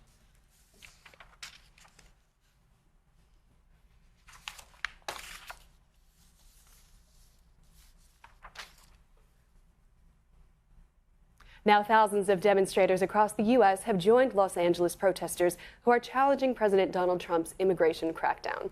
Demonstrations in Los Angeles entered a 5th day on Tuesday following Trump's deployment of an additional 2,000 National Guard troops and 700 Marines to the city. Nearly 5,000 troops are deployed in all. Police clashed with protesters at rallies in Boston, Philadelphia, and New York on Tuesday. President Donald Trump has warned that protests in other cities will be met with equal or greater force. We can go now to our chief North America correspondent, Gary O'Donoghue. He's joining us from New York, where he's been covering the protests. Gary, bring us up to date on what you've been seeing today.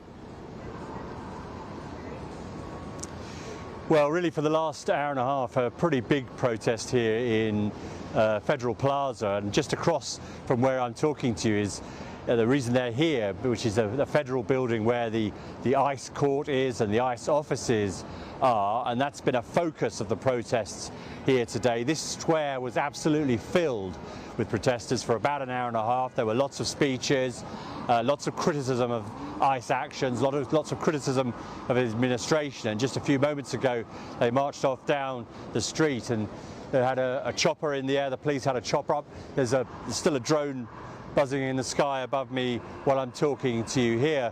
But we haven't seen any trouble at this end of town. We'll be checking out where they've marched to and what's happened there. But during the speeches, I caught up with one of the organisers, Gabriella Silva, and I asked her what they were trying to achieve. You're one of the organisers of this evening. What's the aim of tonight? It's extremely important that we've come out today in full force in solidarity with the people of Los Angeles that are facing severe repression from the National Guard, from heavily militarized federal cops, trying to squash their righteous protests in defense of immigrant rights and really in defense of all workers. And so we have been organizing here in New York City, fighting for the same things, for full rights for immigrants, for all workers to be able to live with dignity, and for an end to the attacks on our rights by the Trump administration.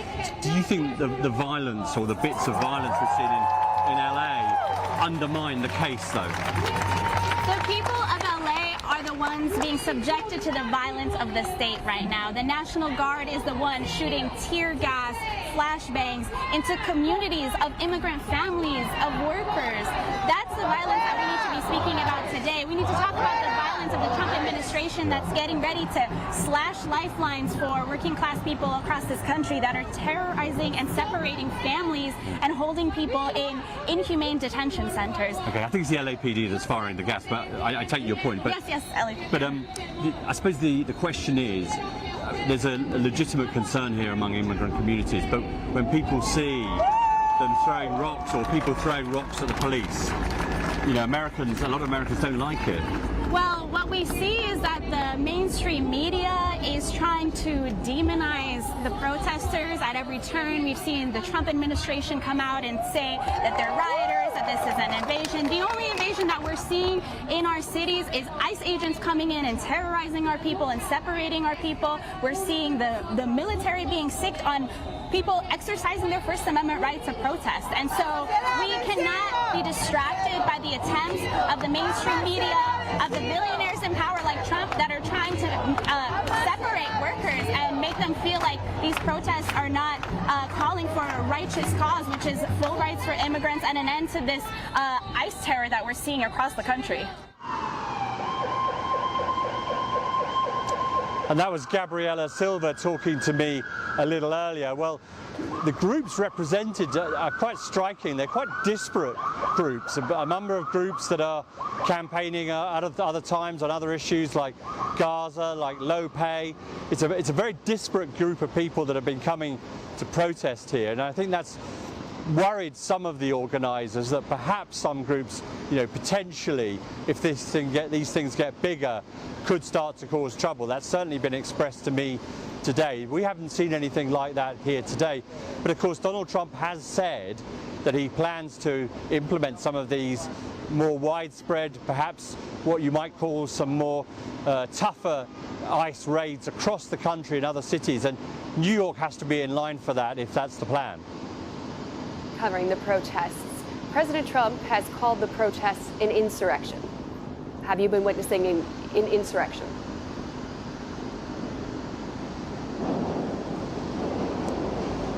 No, there's no insurrection here today in New York, not that we've seen. I mean, these are legal protests. They're peaceful protests that we've seen here today. Now, of course, the rhetoric, the political rhetoric, is different, and we know that a lot of people accuse the president of using that rhetoric, of exaggerating, of focusing in on what others have described as sort of small outbreaks of violence, or at least localized outbreaks of violence. There has been violence, no question about that. Certainly in Los Angeles, we've seen that for ourselves, but the authorities there have been stressing that they have been limited to certain parts of the area, certainly not like we saw back in 1992 when, you know, Los Angeles really did burn after the acquittal of those 4 police officers for the attack on Rodney King, the beating of Rodney King. So as things stand, they're keeping it together in terms of the organisers, in terms of the peacefulness, certainly here in New York. There have been arrests over the last few days. There were a couple of dozen people arrested for getting into Trump Tower yesterday. But I think that the fear, here is that if these ICE raids do start in earnest here as well, and after all, New York is a sanctuary state like California, then that could spark things off, and that's the concern. All right, Gary O'Donoghue, thank you very much for reporting for us today. Senior U.S. officials say trade talks with China taking place in London are going well. They entered a second day with officials indicating that the two main topics are U.S. access to China's stock of rare earth metals and Beijing's desire that Washington loosen export restrictions on sophisticated computer chips. Both countries are under pressure to come to an agreement, with the rest of the world watching. Our economics editor Faisal Islam has more. The US and China have been negotiating here at Lancaster House, a seat of British diplomacy, for 2 days, over 13 hours. The three-men delegation on each side, very senior representatives of both President Trump and President Xi, have been negotiating, we think, over the detail of export bans from China on rare earths, critical for US and actually European manufacturing too. And on the other side, the export restrictions from America on chips, critical for Chinese electronics. That was the issue here, not so much the tit for tat over tariffs that got to extraordinary levels and are on pause till August. We haven't had finality, details of any progress. We did get the senior member of the US delegation, the Treasury Secretary Scott Bessent, left here a short while ago, said the talks were ongoing and they had been productive, but we haven't got a deal yet. These are obviously extremely important talks. It's a good sign, of course, that they are talking, but I think it's fair to say that global markets are factoring in the success of these talks before they've even finished, and it could be potential there for a shock if they don't yield what is expected. On the other hand, if they do yield a peace on this issue, then perhaps we will get more permanent progress on the tariff tensions too, and that would be quite the boost to the world economy, to the European economy, to the British economy. There's been a huge cloud over the certainty in the world economy, and that is perhaps the surprise that everyone is waiting for. Right now, as we stand here at Lancaster House, no detail of any deal. The US Treasury Secretary has left, and the negotiations, they go on. Around the world and across the UK, this is BBC News.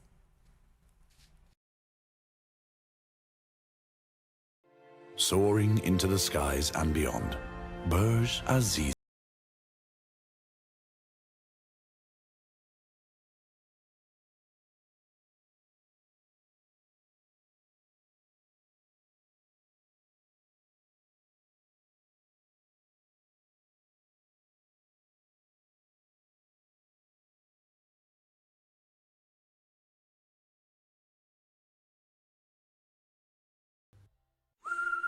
Clogged gutters can cause big problems fast. Until now. Call 833 Leaf Filter today for your free gutter inspection. I've had terrible flooding problems on my porch. Now I understand why. Right now, Leaf Filter is offering a free inspection on your schedule. Leaf Filter is a permanent gutter solution, so you never have to worry about costly damage from clogged gutters again. Call us today and schedule your free inspection. To schedule your free inspection, call 833 Leaf Filter today or visit leaffilter.com. 11 people have died after a school shooting in the Austrian city of Graz this morning. Police say the gunman acted alone and is one of the dead. It's thought the suspect was a 21-year-old former pupil at the school who used 2 weapons, both of which were legally owned. Austria has declared 3 days of mourning. From Graz, Sarah Rainsford has sent this report, which you may find upsetting. Stranded in a classroom as the high school comes under attack, a student captures the terrifying sound. And then this, the moment they're rescued, ushered through the corridors by heavily armed officers, and then finally out to safety. Neighbours had reported the first shots and screams from the school at around 10 a.m, and police and emergency teams were soon securing the area. Terrified parents then rushed to find their children. This woman's son got out unharmed, but his friend was shot and is in hospital. I know that he's okay, thank God. He had a mobile phone and was able to make calls right away, but I still haven't calmed down yet. Officials say the gunman was 21, local and a former pupil who never graduated. We don't yet know why he did this, just the result, that his act of extreme violence has killed and injured children, teenagers and teachers. He fired from 2 weapons before killing himself in the school toilets. It is the worst shooting that Austria has known in recent history, and those who gathered to give details were in shock themselves. This day is the darkest day in the history of our country. The school shooting is a national tragedy that has deeply shaken us. There are no words to express the pain, bewilderment and grief. The entire Austrian nation is in shock. Locals have been queuing to donate blood for the injured. One person has died in hospital. Others are in a serious condition there. As police investigate, they say the gunman owned his weapons legally. They've asked people to share any information they have that could help understand what happened here. For now, it is all very raw. Austrians still struggling to take it in. Tonight, a candlelit vigil was held, and there will be 3 days of official mourning. In this community, this city, this country, there's no mood for anything else. U.S. Health and Human Services Secretary Robert F. Kennedy Jr. removed all 17 members of a panel that advises the Centers for Disease Control and Prevention on vaccine safety Monday. Secretary Kennedy, who is a noted vaccine skeptic, announced his decision in a Wall Street Journal opinion article, citing members' conflicts of interest as to what he called a rubber stamp for any vaccine. Public health experts, however, warn that the move poses extraordinary risks, undermining public trust in vaccines and hampering vaccination rates.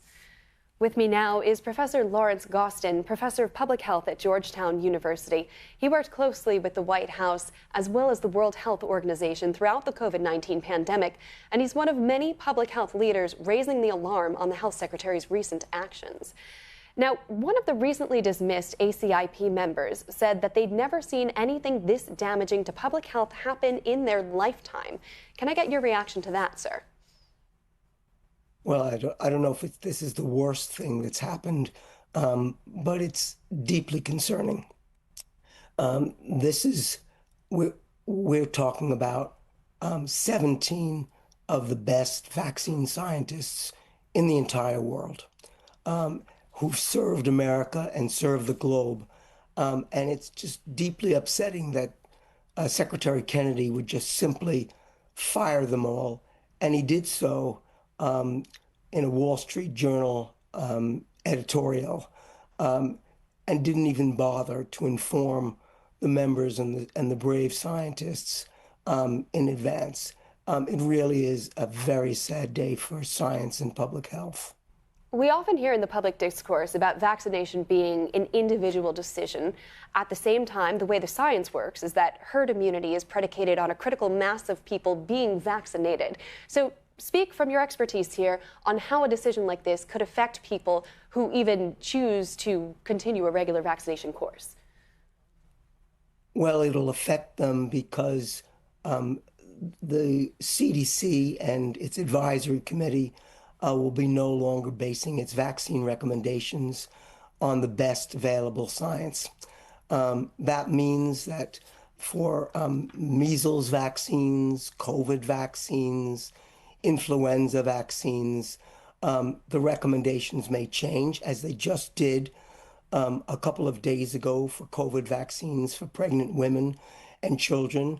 That was something that Secretary Kennedy simply announced on the social media platform X without any deliberative process. And it's wholly against the science. And so vaccines may become less affordable, less accessible, and I can be quite confident, but sadly saying that I can foresee major continuing outbreaks of preventable childhood and adult diseases like measles, mumps, rubella, and influenza. This is no time to sideline science. What do parents need to know at this moment, parents who are considering the health needs of their own children?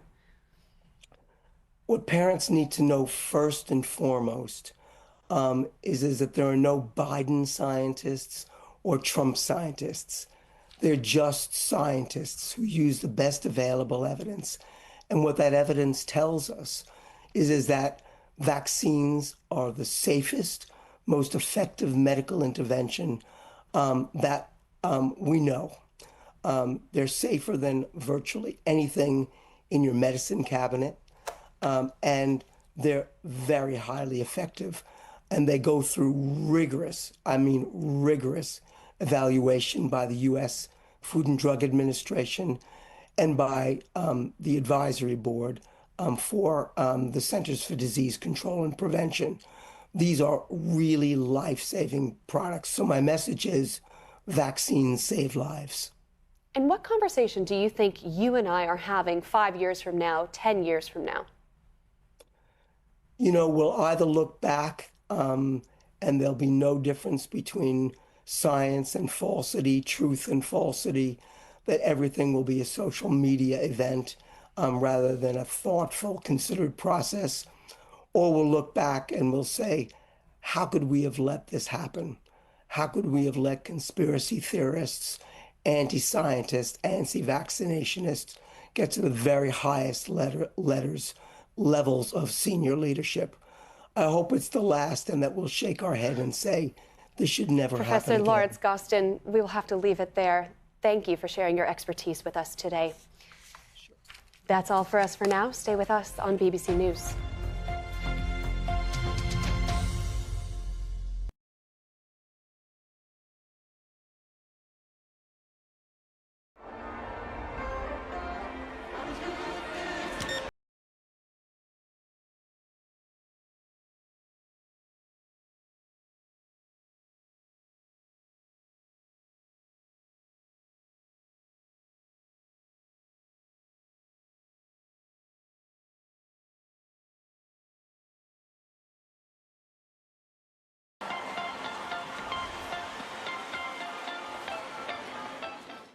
Ever worry that you're drinking too much? Take back control with Or Health. Or Health provides access to medication proven to help. A daily pill to drink less, or to quit drinking altogether. Text TV1 to 710 710 to learn more.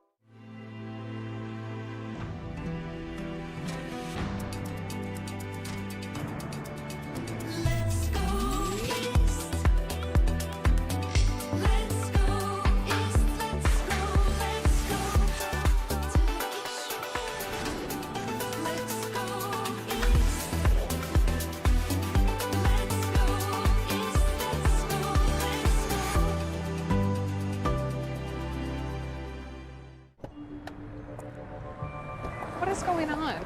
People love how the new Homes.com helps them get quick answers about any property by connecting them to the actual listing agent. Oh, so I'm done? Oh, no. We're still not sure everyone knows that we're the only site that always connects you to the listing agent rather than selling off your contact info. So we're gonna keep you up there a little while longer. Okay, yeah, I'm getting great exposure. Speaking of exposure, can we get him a hat? Ooh, what about a beret? Oh. Ding dong. Homes.com, we've done your homework. It's lunchtime, and Gary is double booked. Good thing Gary's company uses Otter's AI meeting assistant to take notes and generate a summary. So Gary doesn't miss a meeting and can regain his lunch break. Try now for free. Visit otter.ai or download the app. Precise designs, subtle curves, curated upgrades, elevated design for thoughtful living. Thuma. There's so much ease with using BetterHelp. I knew that I wanted to get help immediately. I was going to be able to see a therapist within that same week. Now I feel so much more confident in expressing myself, and that's been a great gift. The conversation around politics in America has changed a lot in recent years, whether it's about pollution, whether it's about immigration, whether it's about anything else.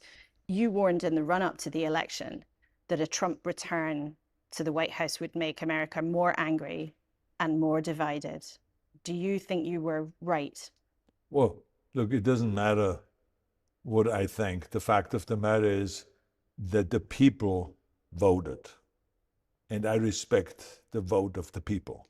So this is it. This is our president. And I would say the same thing about Trump. as I've said about Biden.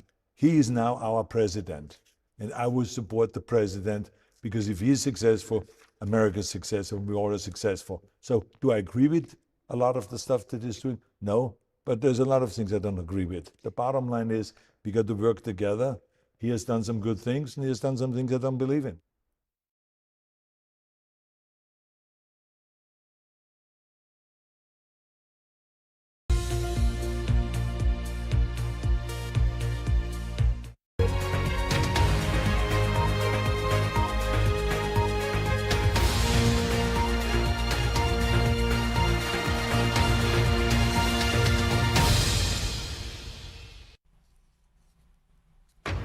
Live from Washington, this is BBC News.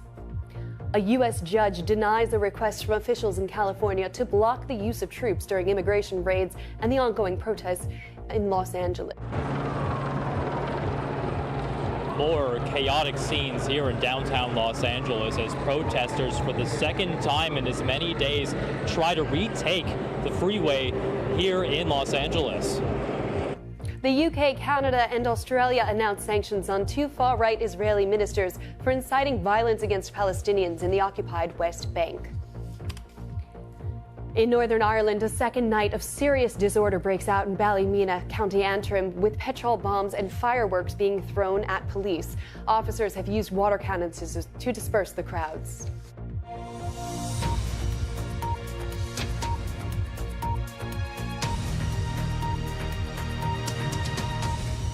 Hello, I'm Erin Delmore. A U.S. judge has denied an emergency request from California's Governor Gavin Newsom to block the use of troops during immigration raids and during the ongoing protests in Los Angeles. The governor had claimed that sending the military to L.A. was an illegal intervention by the Trump administration. An initial group of National Guard soldiers arrived in Los Angeles on Sunday at the president's order after protests against immigration raids flared up, at times leading to chaotic scenes. At a speech to soldiers at an Army base in North Carolina, Mr. Trump characterized the protests as an invasion. Generations of Army heroes did not shed their blood on distant shores only to watch our country be destroyed by invasion and third world lawlessness here at home, like is happening in California. As Commander-in-Chief, I will not let that happen. It's never going to happen. What you're witnessing in California is a full-blown assault on peace, on public order, and on national sovereignty carried out by rioters bearing foreign flags with the aim of continuing a foreign invasion of our country. We're not going to let that happen. California's Democratic officials have accused the administration of manufacturing chaos by sending troops to L.A., saying local law enforcement are able to manage the protests. Earlier on Tuesday, Los Angeles Mayor Karen Bass condemned the violent protesters and said the administration's raids are meant to instill fear. Ms. Bass said that she's planning to put in a call to the president. I want to tell him to stop the raids. I want to tell him that this is a city of immigrants. I want to tell him that if you want to devastate the economy of the city of Los Angeles, then attack the immigrant population. Let's go live now to our correspondent in Los Angeles, Carl Nasman. Carl, describe for us the scene you're witnessing. Aaron, a really fluid situation right now in downtown Los Angeles. We're just next to the 101 freeway. This is a main thoroughfare cutting right through the city, and this was where we saw a large group of protesters blocking traffic on Sunday. If you take a look over my shoulder, we saw another attempt to do just that moments ago, and there are still scores of protesters down along the side of the road there.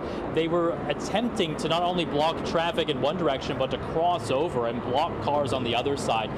California Highway Patrol acted pretty quickly. We've heard some stun grenades going off, possible tear gas. It's hard to tell from here, but they seem to have been able to, for the most part, get that road cleared off again, but we're not seeing any cars coming through in that direction now, and it looks like we have another standoff there. A small number of authorities trying to hold the line, and we see a growing number of protesters down there. This all began earlier today in front of the federal building in downtown Los Angeles. We should say it was really a pretty peaceful gathering, much smaller than what we've seen over the past few days. it seemed to escalate really once the police decided to move in. They called this a unlawful demonstration and began to try to move people out of the street and out of the area around the federal building. But in just the last few moments, I would say in about the last 5 minutes or so, we saw some of those protesters begin to walk down that side street that you can see on our camera shot here and make their way down towards the freeway. And this is really kind of shocking because ever since Sunday, there have been California Highway Patrol vehicles and officers blocking seemingly every entrance to the freeway in and around this federal district here. So it's surprising that protesters were once again able to gain access to that roadway. We're hearing now, and if you want to just pan that camera to the right, there's a long caravan there of more CHP vehicles arriving on the scene. So clearly this news is now spread amongst authorities, and they're going to try to see what they can do to control that situation. This was a chaotic scene on Sunday in the afternoon into the evening hours. There were protesters throwing objects at California Highway Patrol officers. They were stuck down on that freeway for many hours. A big standoff, a big incident really between the two sides. So we're hoping that something like that doesn't happen again. But it seems for now they've been able to move everybody off the road, and there are some people beginning to walk back up that hill. But again, shocking scenes really to see this happen once again, and after what we really saw earlier today, which was police gaining the upper hand and moving people out of the area here around that federal building. Carl, give me a sense of the police presence. I use that term broadly, the law enforcement presence relative to the protesters here. What is the ratio? What percentage of each is around you? It's hard to go with numbers, but there is a very large police presence here. And we know that Mayor Karen Bass and other local officials, the chief of the Los Angeles Police, have actually requested help from neighboring agencies, from neighboring counties. So we've seen a big presence there as well. We know that there are actually more than 500 California Highway Patrol officers on duty here. We spoke with one last night. He said that the entire agency has been told that they won't be getting any holiday for the next few days, that they're going to be on duty right here. So the police presence truly is massive. And I think, looking at crowd size, at least earlier today, those numbers were much smaller than what we saw yesterday, when it's probably numbering in the many hundreds, up to 1,000 people that gathered on the other side of that building. So a smaller gathering today, and that's probably something that authorities here are hoping to continue to see, because even though it was a small gathering, they really moved in quickly and tried to move them out. It looks like now we are getting that column that we showed you before of those vehicles. They're now going to try to take over the road down here, and here come the Highway Patrol now. They're driving up Highway 101, and they're going to go right to that area where those protesters tried to gain access. So once again, a disturbance, in Los Angeles, even though they're not in the road potentially now, still managing to shut down what is a very vital highway here in this region. All right, Carl Nassman, thank you. We'll hear from you again soon. Now, we heard earlier from Karen Bass, the Democratic mayor of Los Angeles, and we've spoken as well about the lawsuit being brought against Donald Trump by the state's Democratic governor, Gavin Newsom. But what do the state's Republicans think of the president's actions? Well, let's speak with Senator Brian Jones, the minority leader of the California State Senate. Brian, let me start with getting your temperature here on what you see going on in your city. Well, good afternoon, and thanks for covering this important issue. I'm actually up in Sacramento today. We're in session. But look, the Republicans in Sacramento have said from the beginning that this was all preventable from the very beginning last week. And what's happening in California with the sanctuary city laws is progressive Democrats have now made the conscious decision to protect criminals rather than protect and back up law enforcement here in California. This whole comment about law enforcement showing up and inciting the riots is completely preposterous, and you have to do some pretty amazing mental gymnastics to be able to get to that conclusion. The police are showing up to protect the public from these violent criminals and these rioters that are destroying LA. Right, but Brian, you say that the police are here to protect the public from the people who are protesting, but could local law enforcement handle the immigration issue without the federalized troops, do you think? one of the issues I'm taking to task with the media right now is the media keeps calling this a protest and keeps calling these protesters. And I think what's significant to understand here is the U.S. Constitution, with the First Amendment, protects protesting, protects assembly, but these have now degraded to riots.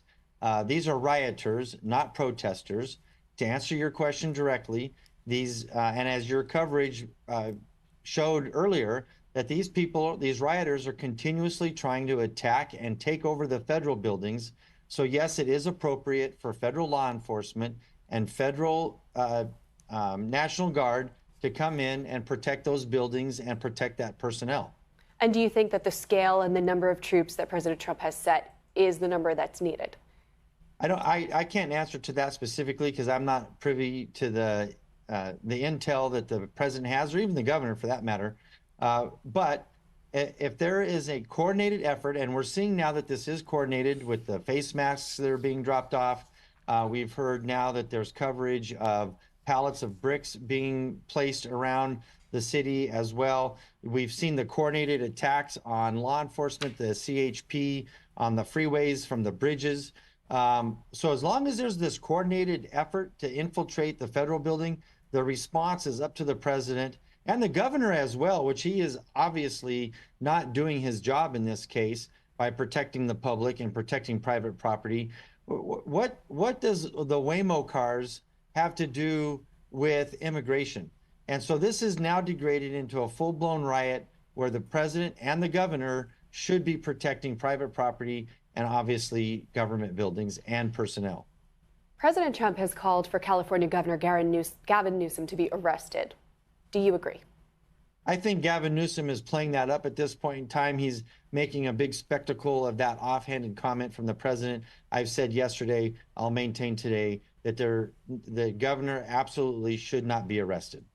Now, you're a lawmaker. When you look at the situation that's unfolding in Los Angeles, do you worry about the erosion of rights for citizens here in the U.S.? I think that's a really good question. And because I am a lawmaker, I had a bill earlier this year, SB 554, which would have made just a minor reform, a minor correction to the California sanctuary laws.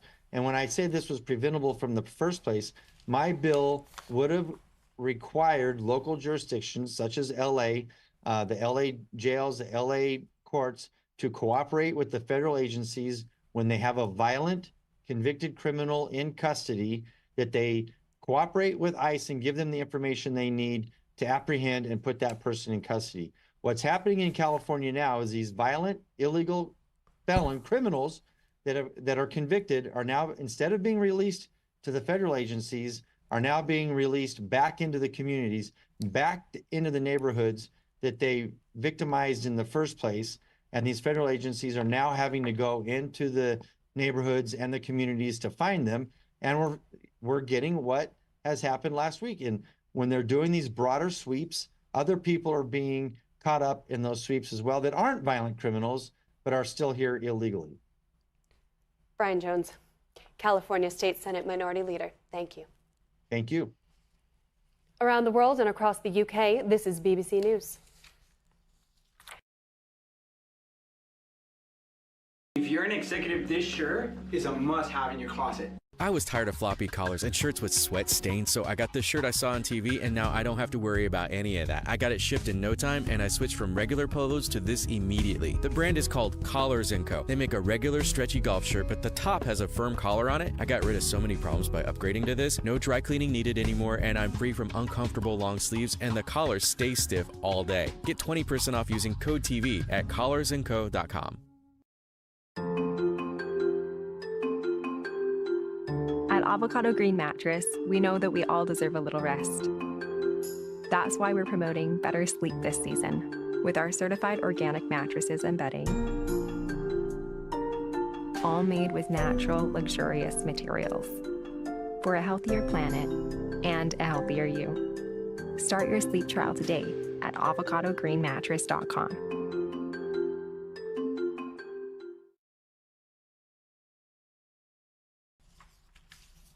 You're live with BBC News. There is unrest for a second night in Ballymena in Northern Ireland. Last night, 15 police officers were injured after violence that police say they are treating as racially motivated hate crimes. In the past hour, the BBC's Ireland correspondent Sarah Gervin joined me on the line with the latest from the scene. Well, this is still a very, very fluid situation here in Ballymena in County Antrim in Northern Ireland this evening. This is the second night of serious disorder. It is still ongoing, and there's still a very, very heavy police presence here now. While we've been here throughout the evening, we've seen young people wearing masks, all dressed in black, throwing masonry, petrol bombs and fireworks at police. And in response, the police service of Northern Ireland, they've been here with dogs. They have shot baton rounds, they've fired those, and a water cannon has been deployed as well. And actually, we've just had to leave our location because it wasn't safe. And travelling around Ballymena, some of the roads, fires have been set, and there's thick black smoke rising into the air. And just to explain, all of this is happening in the same area of the town where violent disorder described as racist thuggery by police took place last night. And as you said, that saw 15 officers injured. I don't have any information at the moment if there have been any injuries this evening. And last night's trouble began when a peaceful protest turned violent, and that was a protest against an alleged sexual assault in the town of Ballymena. And as a result of that allegation, 2 teenage boys appeared in court yesterday. They spoke to the court through a Romanian interpreter. Their solicitor said they'd be denying the charge of attempted rape that they both faced. Now, several homes were damaged or destroyed last night. We spoke to many of the people, some of them Romanian, some of them Filipino, that had to leave their houses today. They said they didn't know if they'd ever be able to return to their homes. It was really bad last night. It's difficult for us to sum up the scale of tonight's disorder because it's still unfolding, but police here in Northern Ireland have asked people in the strongest possible terms to avoid the area and not to come to Ballymena this evening. 2 far-right Israeli government ministers have been sanctioned by the UK government over so-called repeated incitements of violence against Palestinian communities in the occupied West Bank, as well as their comments about the war in Gaza. Israel Security Minister Itamar Ben-Gvir and Finance Minister Bezalel Smotrich will both face a travel ban from the UK and see their UK assets frozen.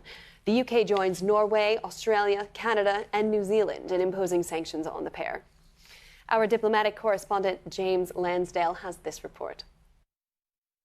2 ministers on whom Israel's coalition government depends, both hardliners, both on the nationalist far right, both now officially sanctioned by Britain, Australia, Canada, New Zealand and Norway. They accuse the 2 men of repeatedly inciting acts of aggression and violence against civilians in the occupied West Bank, encouraging the growth of illegal settlements, abusing the human rights of Palestinians. And for that, they're now subject to travel and asset bans. Today we are announcing sanctions against those individuals because we have been absolutely clear. This has to stop. And we stand for a 2-state solution. And the settler violence that we've seen in the West Bank particularly is entirely unacceptable and must stop. Mr. Speaker, 2024 saw the worst settler violence against Palestinians in the West Bank. In part, the government's responding to political pressure. Echoed in Parliament this evening, MPs urging ministers to go further and formally recognise a state of Palestine. In Israel, there was fury. It is outrageous that elected representatives and members of the government are subjected to this kind of measures. We will hold a special government meeting early next week to decide on our response to this unacceptable decision. Today in Gaza, there were yet more funerals after yet more airstrikes near Khan Yunis. There were also reports of more Palestinians shot dead near a US-backed aid distribution centre. For its part, the US stood by Israel, saying the sanctions were extremely unhelpful. It's a huge shock, and I have a feeling the United States will respond appropriately. And I'm hoping that it will be a strong condemnation of this action on the part of these nations that really we would like to think are our allies. Those allies hope their sanctions may change Israel's behavior in the West Bank, where today in Nablus there was another army raid. But without US support, they may be waiting some time. James Landell, BBC News. 11 people have died after a school shooting in the Austrian city of Graz. Police say the gunman acted alone and is one of the dead. It's thought the suspect was a 21-year-old former pupil at the school who used 2 weapons, both of which were legally owned. Austria has declared 3 days of mourning. From Graz, Sarah Rainsford has sent this report and a warning you may find it upsetting.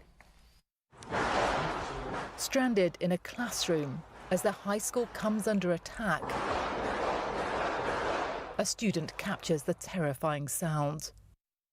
And then this, the moment they're rescued, ushered through the corridors by heavily armed officers, and then finally out to safety.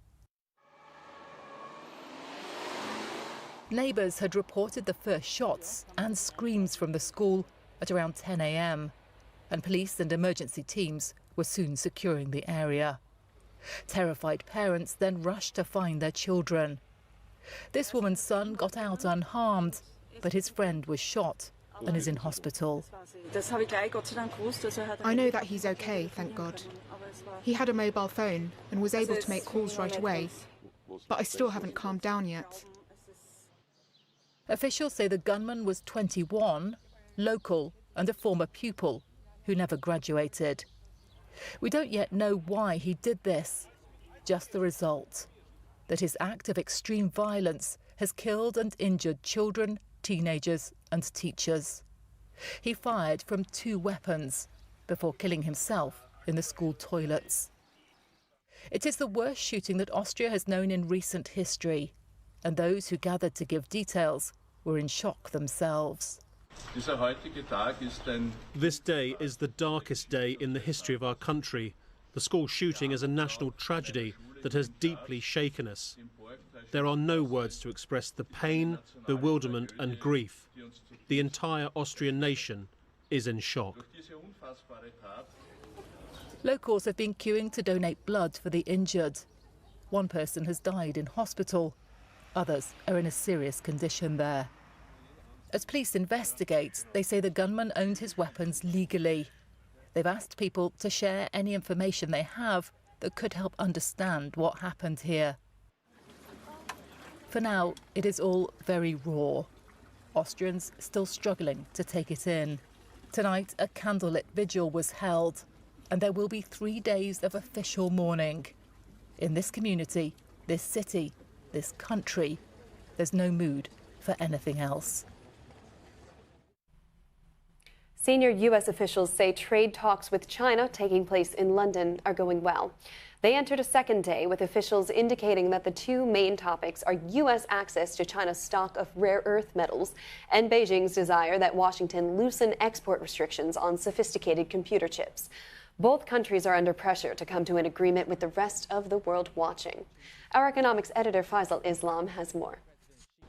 The US and China have been negotiating here at Lancaster House, a seat of British diplomacy, for 2 days, over 13 hours. The 3-man delegation on each side, very senior representatives of both President Trump and President Xi, have been negotiating, we think, over the detail of export bans from China on rare earths, critical for US and actually European manufacturing too, and on the other side, the export restrictions from America on chips, critical for Chinese electronics. That was the issue here, not so much the tit for tat over tariffs that got to extraordinary levels and are on pause till August. We haven't had finality, details of any progress. We did get the senior member of the US delegation, the Treasury Secretary Scott Bessent, left here a short while ago, said the talks were ongoing and they had been productive, but we haven't got a deal yet. These are obviously extremely important talks. It's a good sign, of course, that they are talking, but I think it's fair to say that global markets are factoring in the success of these talks before they've even finished, and it could be potential there for a shock if they don't yield what is expected. On the other hand, if they do yield a peace on this issue, then perhaps we will get more permanent progress on the tariff tensions too, and that would be quite the boost to the world economy, to the European economy, to the British economy. There's been a huge cloud over the certainty in the world economy, and that is perhaps the surprise that everyone is waiting for. Right now, as we stand here at Lancaster House, no detail of any deal. The US Treasury Secretary has left, and the negotiations, they go on. Uber is going to trial so-called robo-taxis in London next spring. The self-driving cars will have no human safety driver at the wheel. The government had postponed the introduction of driverless cars on Britain's roads until 2027, but now says it wants autonomous bus and taxi-like commercial services to get underway earlier. It is not yet clear whether the vehicles in Uber's trial will be available for customers to use. The firm says it's still working out the details. It has previously said it intends to add them as a regular option via its UK app as soon as legislation allows. Now, before we go, let's return to our top story and these live pictures from Los Angeles, where a fifth day of protests over immigration raids are taking place. President Trump has said the National Guard will remain there until there's no danger from protesters. Hundreds of U.S. Marines have arrived in L.A. under his orders. And it's not just L.A. where protests are taking place. We could show you these pictures from Chicago, where we've also seen clashes between police and demonstrators in the past few minutes. Stay with us here on BBC News.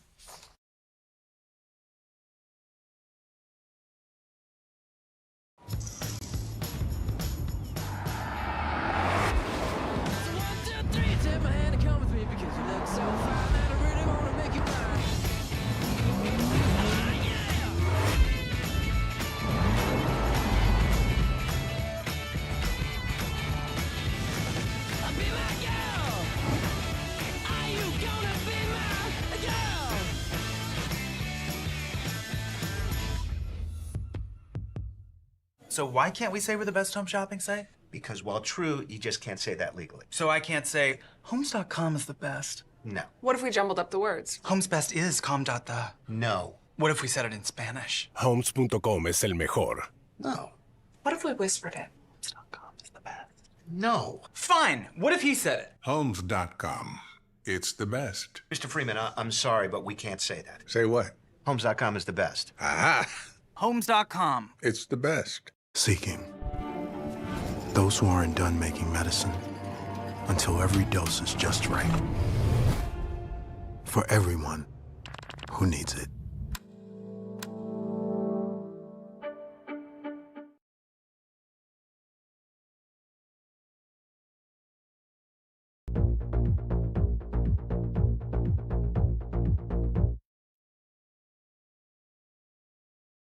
Hey, John Hamm, you still coming to my dog's birthday party? I have to sell my car. Well, just sell it to Carvana. Carvana? Isn't that your car? Okay, fine, I sold it to Carvana. Thank you. So you'll come? What, are we gonna walk? Sell your car to Carvana today.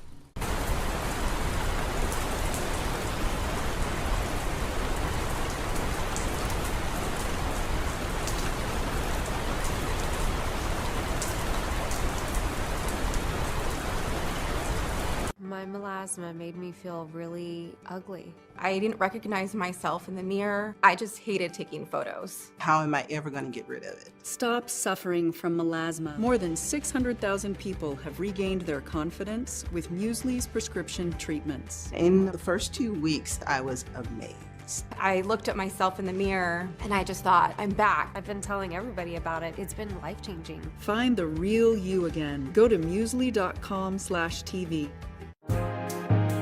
Fashion is a fundamental expression of who we are. People in China wear a huge variety of styles.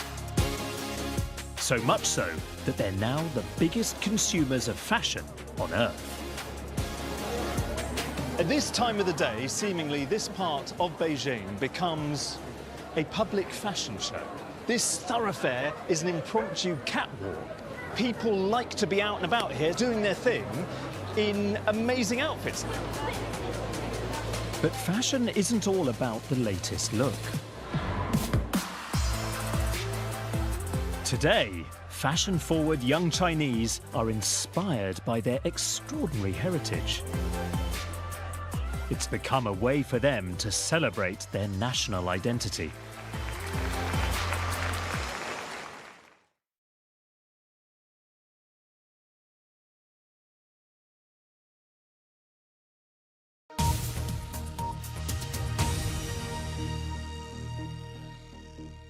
Now on BBC News, light-hearted discussion of the day's news. Newscast.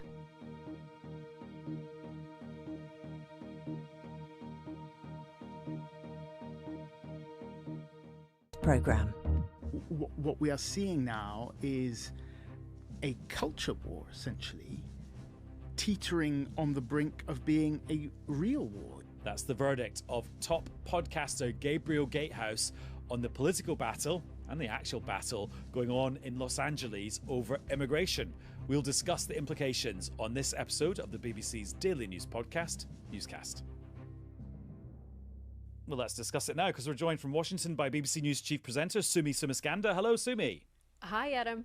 And here in the studio is Gabriel Gatehouse, presenter of the award-winning podcast, The Coming Storm. Hello, Gabriel. Hello. Multi-award winning? No, only one award. Only one. I was actually, it's struggled so much to achieve an award that I actually kind of would rather it didn't, so that it could be like a cult thing.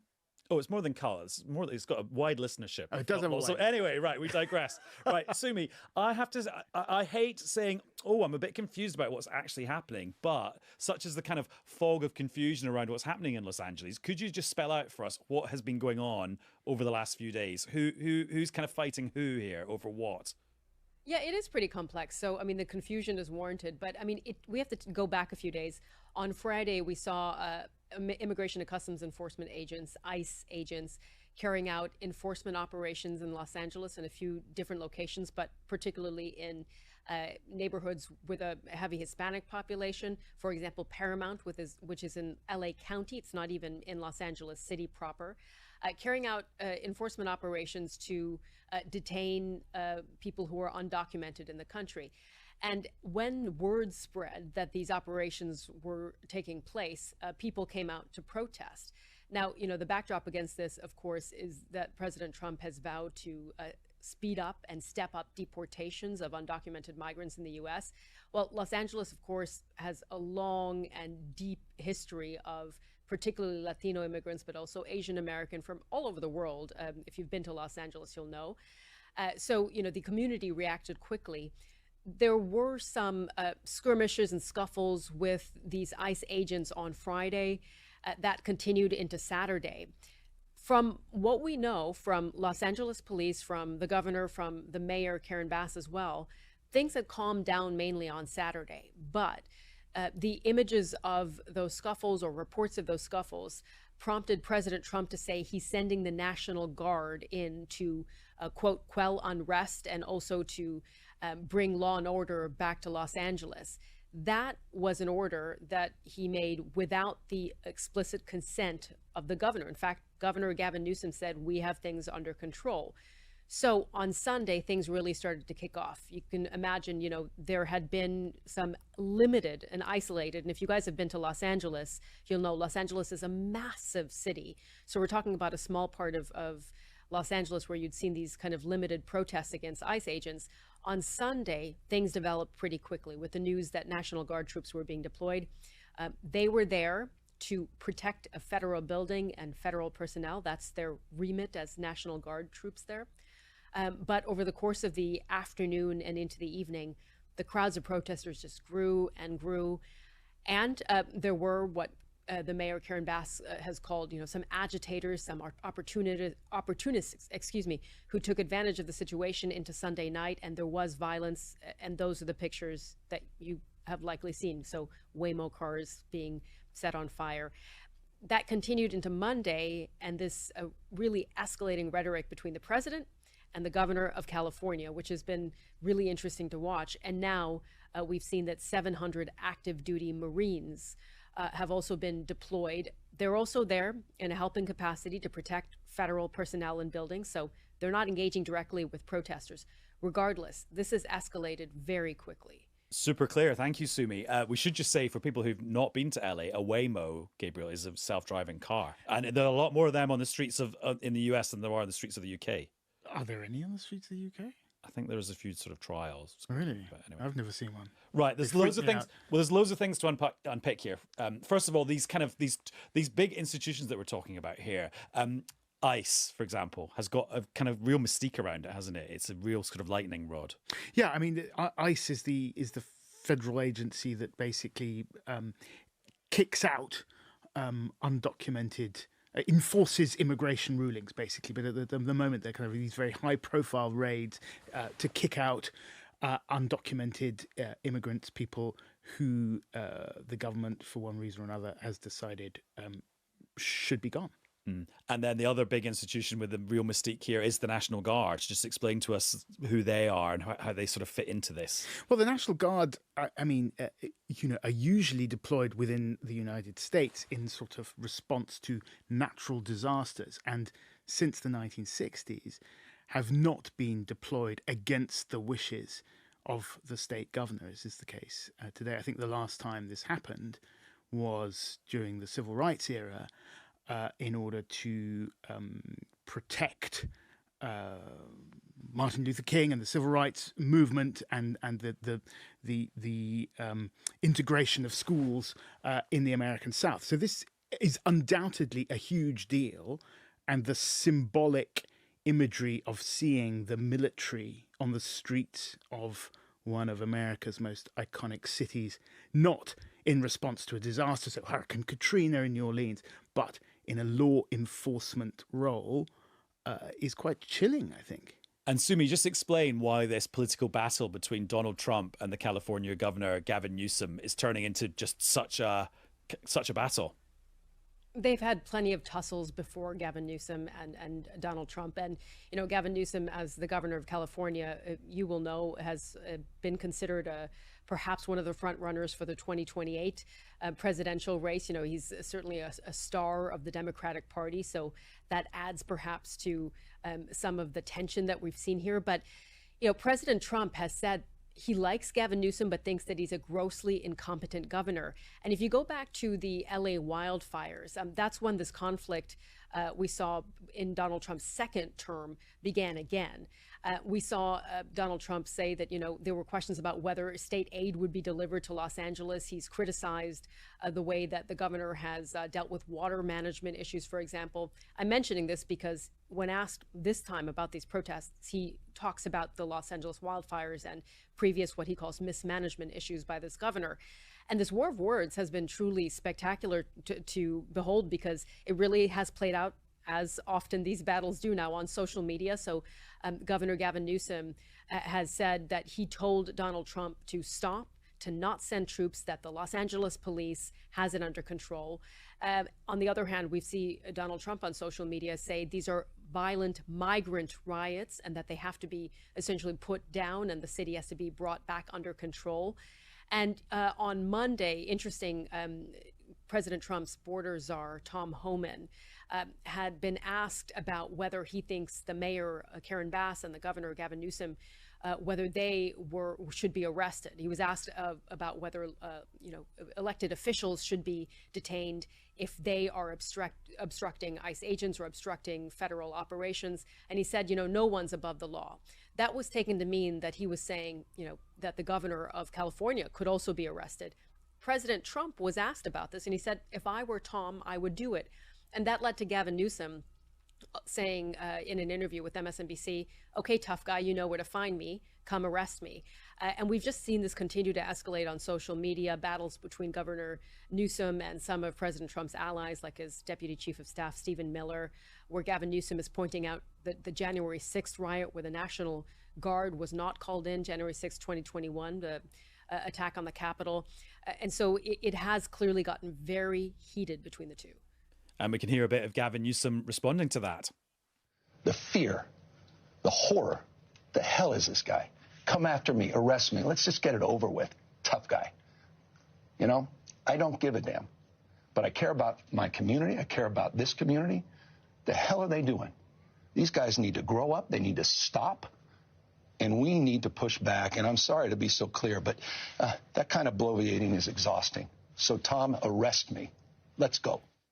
And Gabriel, that's a kind of good opportunity for Gavin Newsom, because he's been trying to present himself as a bit more of a tough guy and a bit less of like a California lefty the last few months, hasn't he? I mean, clearly this whole situation has much, much, much more to do with politics than it has either to do with immigration or law enforcement or peace on the streets, right? The whole thing is politics.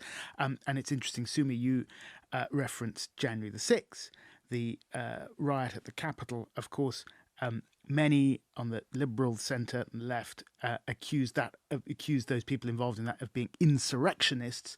This is exactly the word that the MAGA people are now throwing at the people who are protesting and rioting in Los Angeles. So there's this kind of curious mirroring effect going on between these two warring camps in American politics, and this is really what this is all about.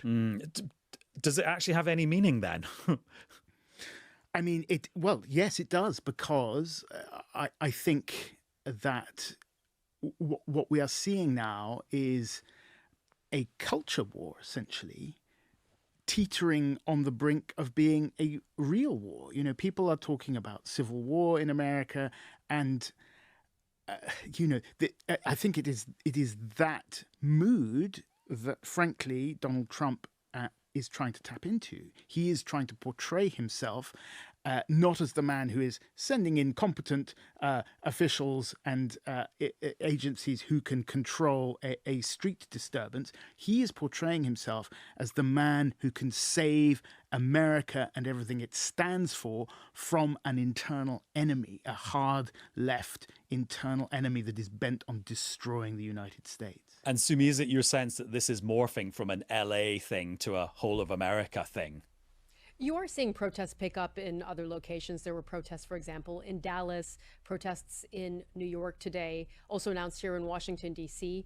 You are getting a sense that people on both sides of the political side of the political aspect of this battle are starting to rally behind their camps. At the same time, Donald Trump and his administration see this very clearly as an issue they can win on. To Gabriel's point, for Donald Trump to portray himself as a law and order president, tough president, they are holding up the pictures of, the handful or dozen protesters or those who actually were violent on the streets of Los Angeles on Saturday and Sunday, who were detained. They're holding up those images as an example of why National Guard troops and the military need to be sent in. And Democratic governors actually unanimously signed a letter saying that they are extremely concerned about the precedent that this sets, because if the president is using this as an opportunity, in their words, to send in the military to states without their consent, they're concerned as to where this could head next. And to Gabriel's point, I mean, this is escalating as a political battle very quickly.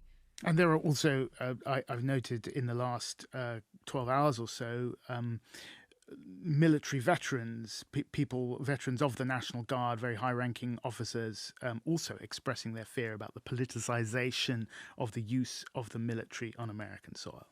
Also, Gabriel, do you think there's a little bit of Trump reacting to the old taco jibe from a couple of weeks ago? Trump always chickens out, which was in the kind of the trade context, but there's a kind of incentive for him to be appear a bit tougher now as well, isn't there? Maybe I don't spend enough time on X or whatever. I missed the taco jibe, but for sure he absolutely takes this as an opportunity to look tough, to perhaps change the narrative from the tariff stuff, which was kind of at the very least seen as kind of vacillating or indecisive or chaotic, if you like. This gives him an opportunity to show himself as somebody who's decisive and steps in. And as you say, Sumi, this is playing very much to his base and beyond, who see this as, undesirable. And the pictures, let's remember, the pictures that we see aren't necessarily representative of the whole of LA, right? We see pictures of things going up in smoke, people chucking stuff. couple of blocks up, we know from when I've reported on these things, a couple of blocks up, everything can be absolutely fine. These can be isolated incidents, but on social media and indeed on the telly, it can look much bigger than it is. And also, there's just loads of old videos floating around where people are pretending they're from now. That's right, and then it's a completely different Riot. Oh my god! And then there's Grok AI, which saying is the AI on X. On X, saying that pictures that were taken yesterday of the National Guard having to sleep on the floor of some hangar were in fact from 2021 in Afghanistan, which turned out not to be true. So the fog of disinformation and misinformation hangs heavy over LA. But to the point of the opportunism of this moment that Gabriel was just making there, that was the first thing that Congressman Brad Sherman said to us. We spoke to on our programs. He's a congressman from California, from Los Angeles County, so not LA City proper. The area where the protests are taking place are not in his district. Regardless, his point was, look at what happened last week with this massive, spectacular blow up between Elon Musk and Donald Trump. Not a great news cycle for Donald Trump. Even the news that we saw about the big, beautiful bill that President Trump wants to get across the line and that several senators have indicated they have some issues with. And then also even the news, which was pretty important on Friday, that we saw that Kilmer Abrego Garcia is back in the United States. I mean, Adam, this is a story we've talked about several times as well. They are charging him on human trafficking, but regardless, they had said very clearly he's never stepping back in the United States. So the accusation from Democrats is that this is President Trump trying to pivot and take over the news cycle again. That being said, it's a struggle for Democrats when you do see those pictures that Gabriel was referencing of these cars being torched and some protesters, or as we said, opportunists, using violence and also kind of in these scuffles with police officers. Now, let's hear the reaction to what's been going on in Los Angeles over the last few days from somebody who comes and goes regularly from MAGA world. It's Steve Bannon. Have a listen to this, and then Gabriel can explain to us why this intervention is important or not. And this is friend of newscast Katrina Perry, speaking to Steve Bannon in the last day or so. Do you think the president was right to override the rights of the state in terms of making its own decisions, and in this case he chose to send in the National Guard? That's a miss. I come from Richmond, Virginia, so I know something about states' rights. And Gavin Newsom is acting like a neo-Confederate right now. The federal government has every availability to do what they did to federalize National Guards, particularly if they think of the commander-in-chief thinks that something's not being handled properly, and that's what the president did. Our argument today on the show is that he should double and triple down today with ICE raids. Right, Gabriel, you need to be an American nerd to understand most of what Steve Bannon was saying there. So let's park all the details. Where is Steve Bannon now in relation to Donald Trump? Because in the first term, for the first bit of the first term, he was right there in the Oval Office. Then he was sort of cast out into outer darkness. And then now he was set up as a sort of rival to Elon Musk. Elon Musk seems to have gone. Is this Steve Bannon back now? What does it mean for what who Trump is now?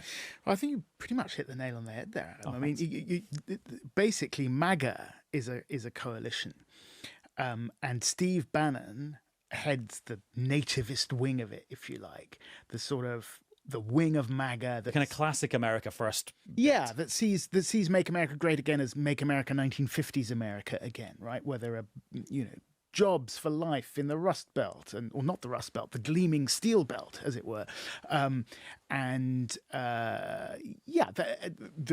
kind of bit of MAGA that sort of sometimes skirts on white nationalism and that kind of thing. When America was right, and you heard him reference,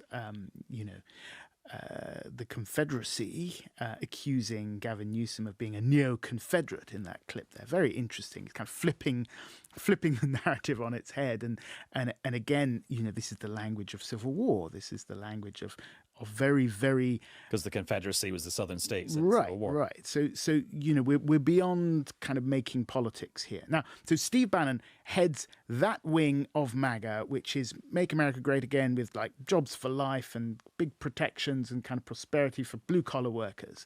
And that's the kind of MAGA of the Trump base, if you like.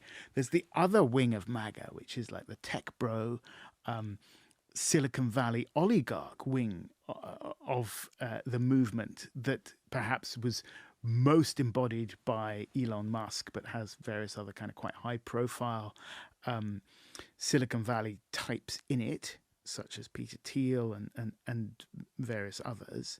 And the bust-up with Musk, the big, beautiful bust-up, if you like, over the big, beautiful bill, seemed to suggest that that wing, the hyper-libertarian, small government wing, which is really in contradiction to the Bannon wing of Make America Great Again, had lost some ground. And it does feel like Bannon's star, as you said, which waxes and wanes, is waxing. And then Sumi, where are we with the Trump Elon Musk relationship now? And at moments like this, I always say, are we at DEFCON 1 or DEFCON 5? And then I realize I don't know if DEFCON 1 is worse than 5, but you choose whichever metaphor you want to explain where we've got to after the big bust up. Yeah. 1 is worse than 5. Is that right? Oh, okay. Yeah. Right. What's DEFCON 5? It's just like, nah, well... Watchfulness. Yeah, exactly. Anyway. A normal state of alert, I guess.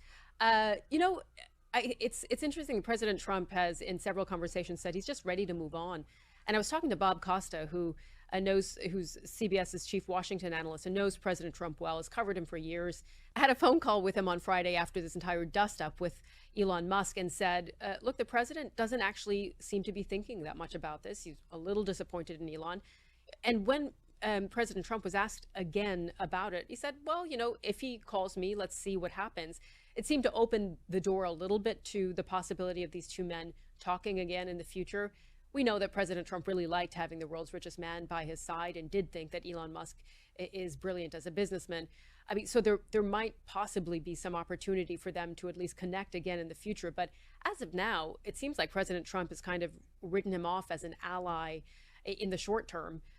Whether they can come together again in the long term, the fact that Elon Musk deleted his tweet about President Trump being in the Epstein files does perhaps indicate that he is trying to dial down the tensions a little bit. And now that the dust has settled quite a little bit over the last few days, it could be that you see the two camps try to reestablish their relationship, at least in some form. And Gabriel, just lastly on this, did the falling out between Trump and Musk play out how you thought it would do? Yeah, it did. I mean, it was always evident, I think, from the beginning that two overgrown children with massive egos sharing one oval-shaped office was... As some people might perceive them. As some people might perceive them. Other opinions are available in other quarters. But that's kind of how I see them. Certainly with the massive egos, sharing one oval-shaped office was never going to end well. And I think also in the short term, it was always going to be clear who was going to come out as the bigger swinger in this, because the office belongs to the president. And it was always going to be Trump, I think, that in the short term at least, was going to come out winning from that clash. What happens in the medium term, I think, is a bigger question. But those two wings, just to go back to that idea, the Bannon wing and the Musk wing of MAGA, are basically in contradiction with each other, and this is a kind of battle for the soul of the movement.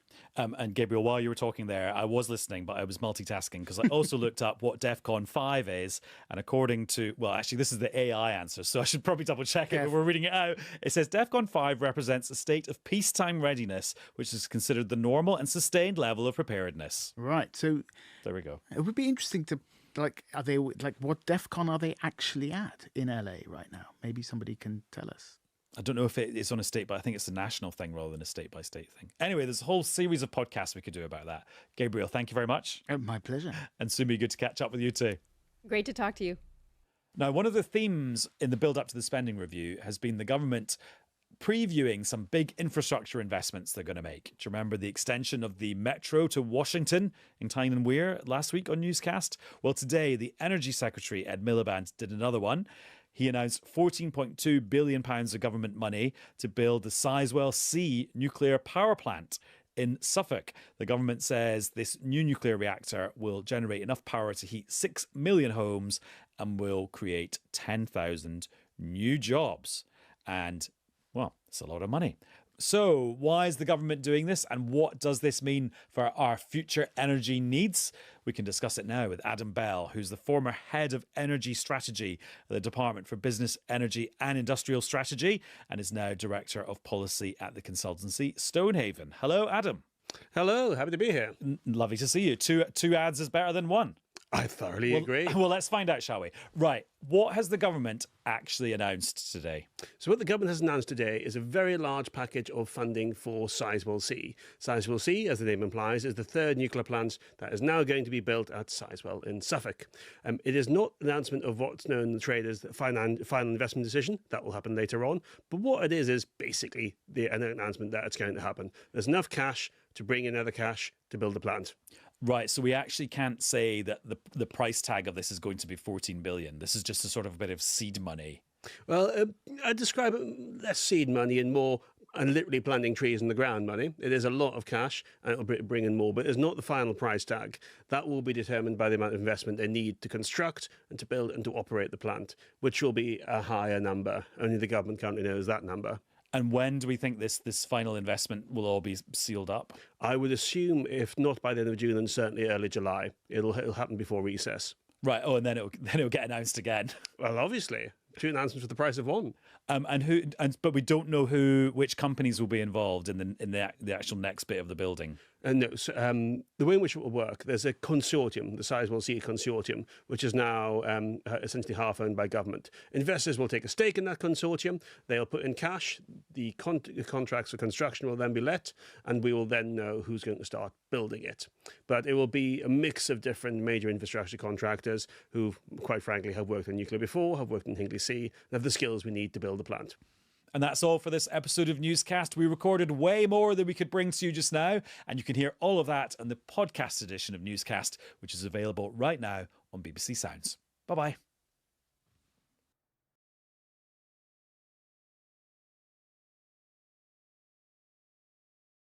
We were all looking for some place to call home, but first you need a place to look for a place to call home. And that's homes.com, because it's the best. I told you, you cannot legally say Homes.com is the best. What if she says it as Morgan Freeman? I can get this whole.com. No. Well, how can we not say it if that's our new name? I give up. Homes.com is the best.com.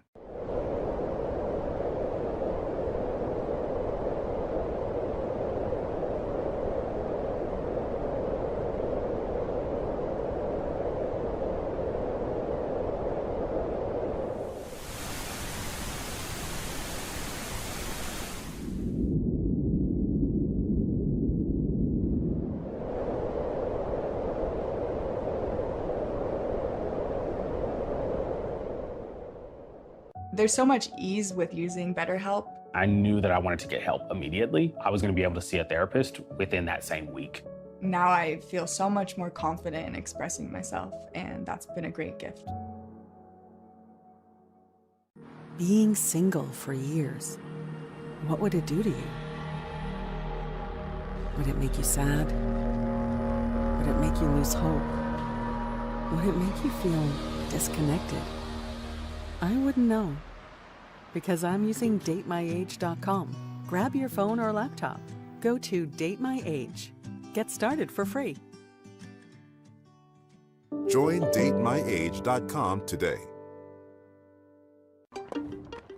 Wait, Noom has GLP-1 meds now? Noom, the psychology-based weight loss company? Yes, Noom combines medication and behavior change so you can lose the weight and keep it off. And it starts at just $149. Noom, the smart way to lose weight.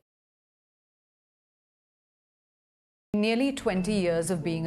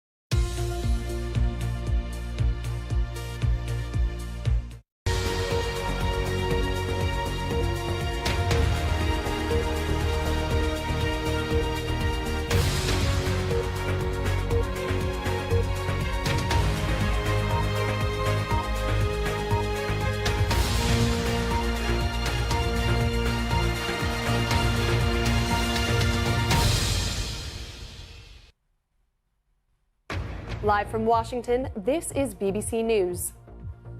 A U.S. judge denies a request from officials in California to block the use of troops during immigration raids and the ongoing protests in Los Angeles. More chaos in downtown Los Angeles as protesters once again attempt to occupy a freeway, and we are just moments away from police here attempting to move this demonstration out of the area. The UK, Canada, and Australia announced sanctions on 2 far-right Israeli ministers for inciting violence against Palestinians in the occupied West Bank. In Northern Ireland, a second night of serious disorder breaks out in Ballymena, County Antrim, with petrol bombs and fireworks being thrown at police. Officers have used water cannons to disperse the crowds.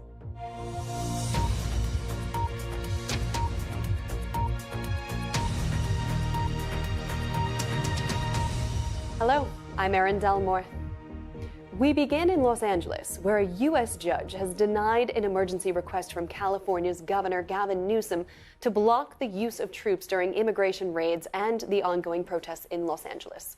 The governor had claimed that sending the military to L.A. was an illegal intervention by the Trump administration. A group of National Guard soldiers arrived in Los Angeles on Sunday at the president's order after protests against immigration raids flared up, at times leading to chaotic scenes. At a speech to soldiers at an Army base in North Carolina, Mr. Trump characterized the protests as an invasion. Generations of Army heroes did not shed their blood on distant shores only to watch our country be destroyed by invasion and third world lawlessness here at home, like is happening in California. As Commander-in-Chief, I will not let that happen. It's never going to happen. What you're witnessing in California is a full-blown assault on peace, on public order, and on national sovereignty carried out by rioters bearing foreign flags with the aim of continuing a foreign invasion of our country. We're not going to let that happen. California's Democratic officials have accused the administration of manufacturing chaos by sending troops to LA, saying local law enforcement are able to manage the protests. Earlier on Tuesday, Los Angeles Mayor Karen Bass condemned the violent protesters and said that the administration's raids are meant to instill fear. Ms. Bass said that she's planning to put in a call to the president. Now, my colleague Carl Nasman is outside the main federal courthouse in downtown LA. Carl, that has been a flashpoint for these demonstrations. Tell us about what you're seeing at this moment. Yeah, it's been a flashpoint really over the past 5 days or so. Lots of demonstrations here, and we're seeing that again today. It's really a fast-moving situation. We do have our safety gear ready because we believe that any moment now, the police behind us, you can see that line there, they might begin to move forward and clear this demonstration. It's probably one of the smaller ones we've seen in this area over the past 5 days or so, but that doesn't mean it hasn't been uneventful. Just in the last hour or so, we saw a splinter group of these demonstrators try to make their way onto the freeway here. This is a repeat of the scenes that we saw on Sunday, where a cluster of demonstrators made it onto Freeway 101, blocked traffic for more than an hour, and that really led to some chaotic scenes. Those protesters today did successfully make it onto the freeway, blocking southbound traffic here, but the California Highway Patrol, of which there are many here in Los Angeles, came down, quickly got them out of harm's way and moved them off the freeway, and they are now in the process of making several different arrests there. But this all started earlier today with a small demonstration just outside of the federal building here. A peaceful demonstration, we should say. And it didn't take long, it seemed, for police, Los Angeles police officers to come in and pretty much decide that they wanted them out of here. They declared the gathering to be an unlawful protest, and they started to clear the area. It seems like today, after so many days of demonstrations and disturbances across the city, there's a bit less patience among local authorities here, and that's what we're seeing today again, where they're just willing to move people out. I should say we believe there'll be a press conference from the city's mayor in about 15 minutes, Karen Bass, and she's expected to announce at least a partial curfew for the city in parts of the downtown area. So we'll wait to see what she says. But another step, it seems, by local authorities, Los Angeles authorities, to try to get the situation under control. Carl, you've been standing watch for us for many hours on end now, for many days. Are you witnessing violent protests, or are you witnessing peaceful protests, or something peaceful with some more chaotic elements? Just characterize for our audience very clearly what you're seeing. I think it's a tale of two different cities, really. The city during the daytime, these are peaceful protests for the most part, a lot of people coming out, and this all started, of course, over anger about those immigration raids that the city's been seeing here. Tom Homan, the country's border czar, saying that he expects to conduct 30 straight days of immigration enforcement in Los Angeles, which has the largest concentration of illegal immigrants in the country. So this community really taking that personally. So there's that aspect of it. And then once night falls, we see a different scene at times, and this is when we've seen cars set on fire, some vandalism and looting, and a bit of more dangerous elements coming out, and these tend to be people that are happy to take advantage of the situation and go out and cause trouble.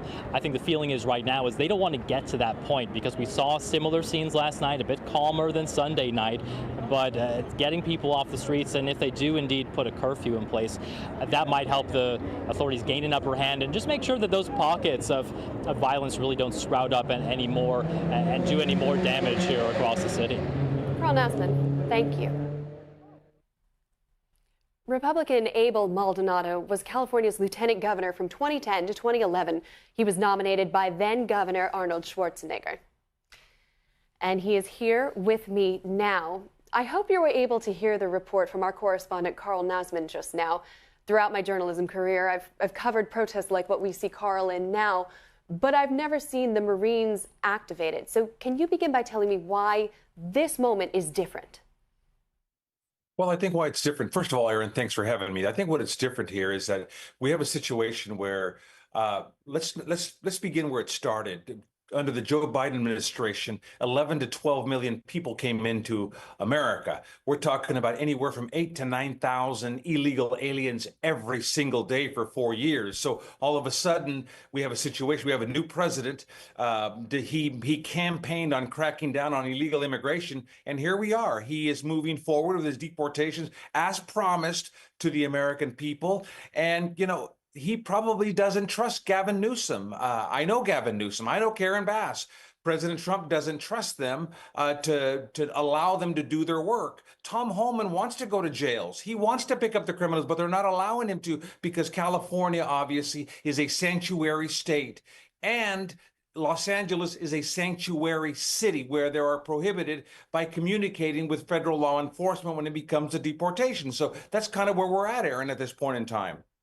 And how does this situation de-escalate? What's the pathway for cooling tensions in Los Angeles? Well, look, I think it's up to the people of Los Angeles. Look, the deportations are going to continue.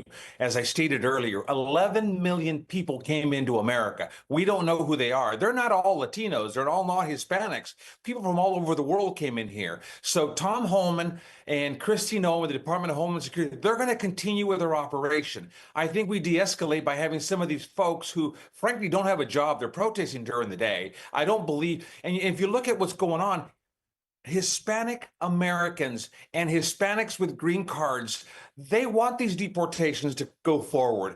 We're not looking for these going into these schools, and so I don't think that's where the intention is here. But when the state and when the city doesn't allow Tom Homan to do their job, and somebody decides to run from a Home Depot, they're gonna go in there, they're gonna crack down. There's a lot of work to be done. And as Tom Homan says, we're not going to stop until we move forward. He has a mandate. He got a popular vote. People want deportations. Immigration's a big issue in America, and President Trump's doing his job. Now, you're the former lieutenant governor of California. Are you willing, within these large-scale raids, to run the risk of rounding up people who aren't in the country illegally? Well, there's going to be a mistake here and there. I hope that we can eliminate that. We don't want mistakes. We don't want to deport. We don't want to apprehend people who are legal citizens, obviously, or green card holders. But we have a situation where there's 11 million people. We're trying to find them. And as you go forward, you go into a community, all of a sudden one runs, then there's several running. ICE is going to go after all of them. They're doing their job. It's a hard job. We shouldn't be doing this. But the Biden administration let 11 million people come in here. So this is a Democrat problem that we're trying to fix as we move forward. And it's really, really sad. And this Aaron, this waving the Mexican flag. My father came to America from Mexico. He got a green card. He came here legally. Now he's a U.S. citizen. And don't be waving. I know you're proud of your country, but wave the American flag if you're here, because this is America. And in Mexico, you don't see anybody waving the American flag over there. I think that this hurts their cause. And I really believe that the Democrat Party is lost. They're floundering. They don't have a leader. They don't know where to go. So we have to leave the conversation there for time's sake. I thank you for joining us and for sharing your input. I'll also point out that multiculturalism in America is something that has historically also been on display. Thank you for taking the time to join us tonight. Thank you, Aaron. Joining me now for more is retired Lieutenant Colonel Rachel Van Landingham, who served as a senior lawyer in the U.S. Air Force and is now professor of law at Southwestern University in Los Angeles. Now, Professor, I will put this to you very plainly. It's a question on a lot of people's minds. Is what the president is doing right now legal? Yes, it's lawful, but it's awful. So far, he has federalized the National Guard in an unprecedented manner without Governor Gavin Newsom's request. He's federalized them under a statute that allows the president to do so in various circumstances that give him wide discretion to decide when there is a rebellion or danger of rebellion against federal authority. And I think that those are the grounds he's resting on, and I think he's on firm legal footing there. However, he did not take the next step, which is normal for and typical when you say that the Guard is needed to react to violent insurrectionist mobs, which is what he said yesterday, and he called up Marines as well. Then he needs to give them law enforcement authority. They are prohibited by statute and by long-standing tradition to the military from policing our city streets. They're not allowed to engage in law enforcement or police action by statute and by tradition. There's an exception to that. And the exception is invoking the Insurrection Act, and it provides steps and under the rule of law and how to give them that law enforcement authority if it was actually needed. So it's very revelatory, the fact that President Trump has not invoked the Insurrection Act because it's not needed right now. But let's talk about the Insurrection Act. Is it as simple as the president calling protesters insurrectionists and migrants or immigrants criminals who are looking to overthrow the U.S. government? Is he on legal footing to invoke the Insurrection Act? Unfortunately, because the Insurrection Act is so broadly written, it's actually a collection of various federal statutes, and it talks about unlawful assemblies that are impeding federal law and impeding individuals from exercising constitutional rights, for example, and from enforcing federal law. I think because it is so vague and it's been criticized for decades as being vague, I think the president could, but should he? 100% not. I was just downtown in the middle of the protests, not even 20 minutes ago. I just came from there, and they are primarily peaceful. The Los Angeles Police Department is being very aggressive right now to ensure that when the roads are unlawfully blocked, that they're being cleared out smack dab in front of the federal detention center and the federal courthouse, and things are peaceful. At night, things get dicier, but we have thousands of local law enforcement. The Marines are just sitting here doing nothing. They don't have the authority to do much except for protect federal building. They're not allowed to go arrest people. And they're not needed. They're standing behind the National Guard. They're standing behind the LAPD, and the LAPD doesn't want them there. They don't have the command and control and integration and training because the appropriate protocols have not been followed here. And it really seems to be an intimidation tactic by President Trump. The president is maintaining and said even earlier today that this is an invasion of the United States by people crossing the border. Is his saying it enough to then move forward within the U.S. as though that is what's happening? No, it's not. And the Supreme Court has already pushed back on that, and lower courts have well, because he claimed that there was an invasion of undocumented immigrants to this country, and therefore tried to use the Alien Enemies Act, which is triggered by an invasion and by war. And the courts are pushing back on that, saying there is no factual predicate for that. However, and I apologize for my light. However, here the Insurrection Act doesn't depend on an invasion. It gives other legal grounds, such as rebellion. and unlawful assemblies that prevent the government from enforcing federal law. And so it is much broader. But again, he hasn't gone there. And so he's called up troops to engage in law enforcement, but he's told them just to protect buildings. And yet he says there's these violent mobs that need to be stopped, but he's not sending military troops to stop those violent mobs if they actually existed, which they don't. They aren't out there. And when there is violence, the Los Angeles Police Department, thousands of officers that I just saw, fine young men and women in uniform, sheriffs, the LA County Sheriff's Department, California Highway Patrol, they are out there aggressively patrolling our streets right now and protecting individuals' First Amendment right under the Constitution to peacefully assemble. And when they don't peacefully assemble, they're being arrested. There were around 100 arrests last night. There's been no one killed. I did read that 2 police officers were hurt last night, but then released. This does not compare in the least to the violence and the destruction and the deaths that occurred during the 1992 riots when our California governor asked for support from the federal government, and the federal government in the form of President Bush, George Herbert Walker Bush, did invoke the Insurrection Act and did help. This is not anything like that. These are primarily peaceful protests, and there is tension, there is fuel being thrown on the fire by sending in the military and making it look like the military is going after enemies. The military does go after our enemies. Our enemies are not the American people who are protesting, having their immigrant communities ripped apart. Thank you. And my apologies for cutting you off. Lieutenant Colonel Rachel Van Landingham, thank you for your time today. We need to leave it there for the timing of the show. Thank you very much. Thank you for having me. Around the world and across the UK, this is BBC News.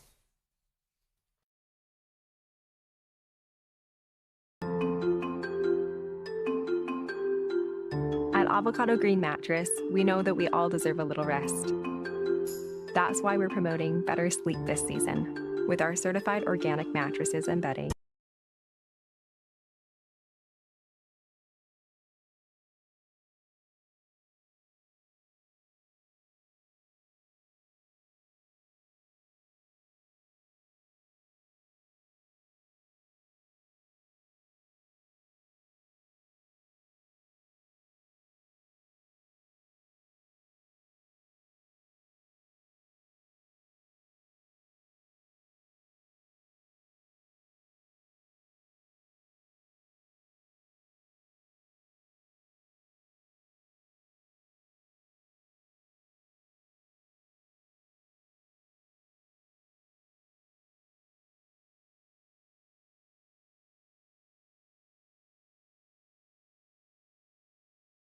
You're live with BBC News.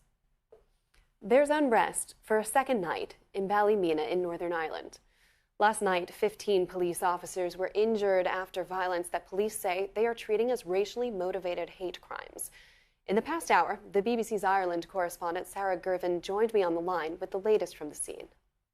Well, this is still a very, very fluid situation here in Ballymena in County Antrim in Northern Ireland this evening. This is the second night of serious disorder. It is still ongoing, and there's still a very, very heavy police presence here now. While we've been here throughout the evening, we've seen young people wearing masks, all dressed in black, throwing masonry, petrol bombs and fireworks at police.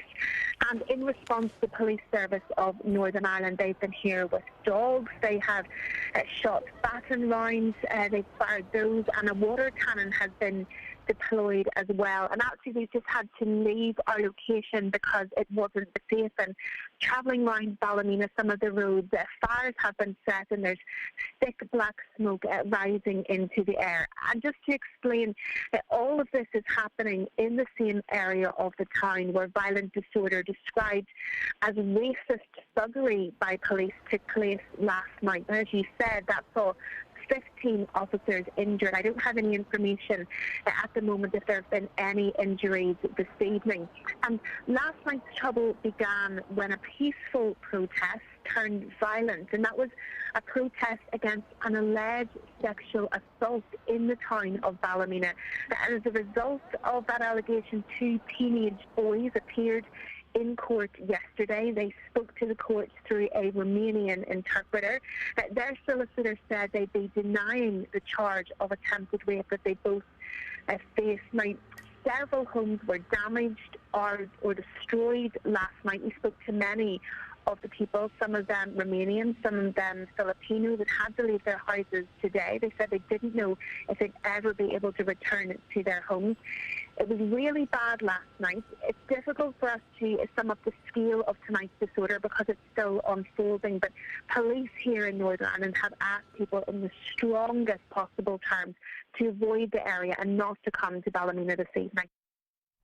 Turning now to the Middle East. Two far-right Israeli government ministers have been sanctioned by the UK government over so-called repeated incitements of violence against Palestinian communities in the occupied West Bank, as well as their comments about the war in Gaza.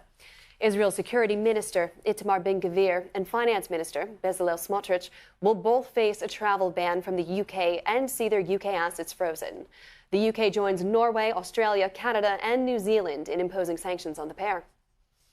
Our diplomatic correspondent James Landale has more on this story. Two ministers on whom Israel's coalition government depends, both hardliners, both on the nationalist far right, both now officially sanctioned by Britain, Australia, Canada, New Zealand and Norway. They accuse the two men of repeatedly inciting acts of aggression and violence against civilians in the occupied West Bank, encouraging the growth of illegal settlements, abusing the human rights of Palestinians. And for that, they're now subject to travel and asset bans. Today we are announcing sanctions against those individuals because we have been absolutely clear. This has to stop. And we stand for a two-state solution. And the settler violence that we've seen in the West Bank particularly is entirely unacceptable and must stop. Mr. Speaker, 2024 saw the worst settler violence against Palestinians in the West Bank. In part, the government's responding to political pressure. Echoed in Parliament this evening, MPs urging ministers to go further and formally recognise a state of Palestine. In Israel, there was fury. It is outrageous that elected representatives and members of the government are subjected to this kind of measures. We will hold a special government meeting early next week to decide on our response to this unacceptable decision. Today in Gaza, there were yet more funerals after yet more airstrikes near Khan Yunis. There were also reports of more Palestinians shot dead near a US-backed aid distribution centre. For its part, the US stood by Israel, saying the sanctions were extremely unhelpful.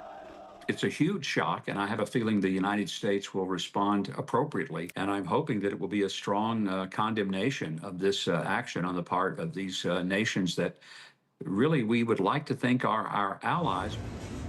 Those allies hope their sanctions may change Israel's behaviour in the West Bank, where today in Nablus there was another army raid. But without US support, they may be waiting some time. James Landale, BBC News. 11 people have died after a school shooting in the Austrian city of Graz this morning. Police say the gunman acted alone and is one of the dead. It's thought the suspect was a 21-year-old former pupil at the school who used two weapons, both of which were legally owned. Austria has declared 3 days of mourning. From Graz, Sarah Rainsford has sent this report, which, a warning, you may find upsetting. Stranded in a classroom as the high school comes under attack, a student captures the terrifying sound. And then this, the moment they're rescued, ushered through the corridors by heavily armed officers, and then finally out to safety. Neighbours had reported the first shots and screams from the school at around 10 a.m, and police and emergency teams were soon securing the area. Terrified parents then rushed to find their children. This woman's son got out unharmed, but his friend was shot and is in hospital. I know that he's okay, thank God. He had a mobile phone and was able to make calls right away, but I still haven't calmed down yet. Officials say the gunman was 21, local and a former pupil who never graduated. We don't yet know why he did this, just the result, that his act of extreme violence has killed and injured children, teenagers and teachers. He fired from 2 weapons before killing himself in the school toilets. It is the worst shooting that Austria has known in recent history, and those who gathered to give details were in shock themselves. This day is the darkest day in the history of our country. The school shooting is a national tragedy that has deeply shaken us. There are no words to express the pain, bewilderment and grief. The entire Austrian nation is in shock. Locals have been queuing to donate blood for the injured. One person has died in hospital. Others are in a serious condition there. As police investigate, they say the gunman owned his weapons legally. They've asked people to share any information they have that could help understand what happened here. For now, it is all very raw. Austrians still struggling to take it in. Tonight, a candlelit vigil was held, and there will be 3 days of official mourning.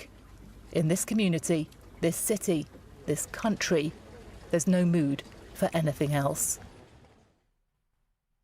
That's all for now from our team in Washington, D.C. You can find more of the latest news from the U.S. and around the world on our website. And of course, please stay with us here on BBC News.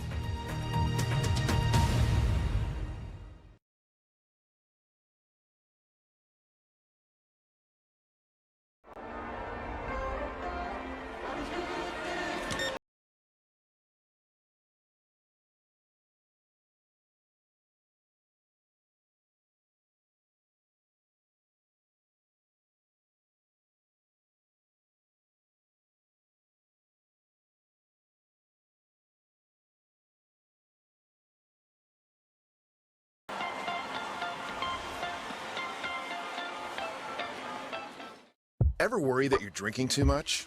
Take back control with Or Health. Or Health provides access to medication proven to help. A daily pill to drink less, or to quit drinking altogether. Text TV1 to 710 710 to learn more.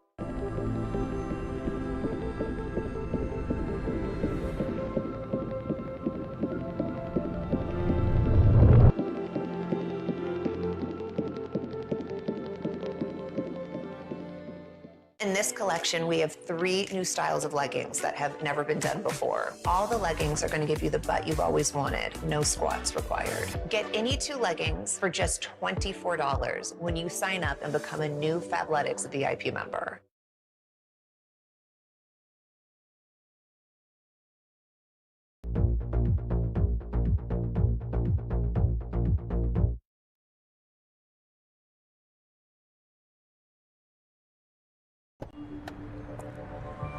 What is going on? People love how the new Homes.com helps them get quick answers about any property by connecting them to the actual listing agent. Oh, so I'm done? Oh, no. We're still not sure everyone knows that we're the only site that always connects you to the listing agent rather than selling off your contact info. So we're gonna keep you up there a little while longer. Okay, yeah, I'm getting great exposure. Speaking of exposure, can we get him a hat? Ooh, what about a beret? Oh. Ding dong. Homes.com, we've done your homework. If your cat is feeling the pain of osteoarthritis, it's up to you to read the signs. Learn how to spot osteoarthritis pain. Learn the signs of osteoarthritis pain at catredflags.com.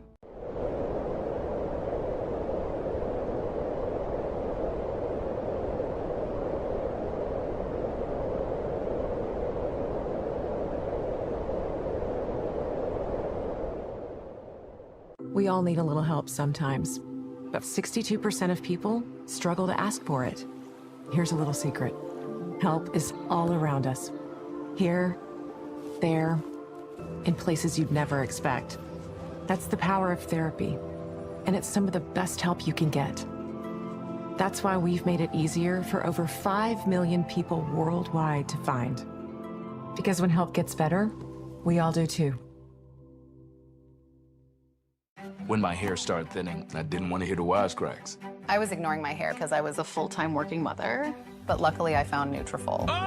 My hair was getting stronger and thicker. And I finally feel like myself again. Get live ball-by-ball cricket coverage on the BBC Sport website and app, with all the big international matches across all forms of the game. Join the debate on social media and get the latest stats and scorecard info direct to your phone. Go online or download the app now.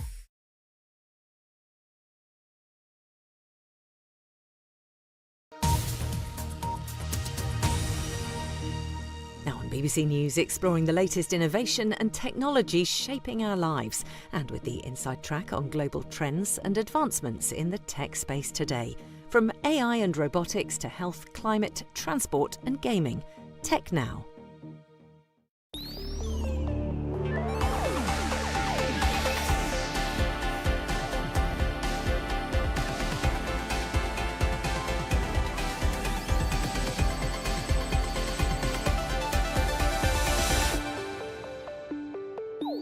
If you took your finger and held it at arm's reach, tens of thousands of galaxies will fit into that one little portion of the sky that is covered by your finger. EV is seen as the future of driving, but for China, the future has arrived. That's a video game, man. That's my voice in a video game.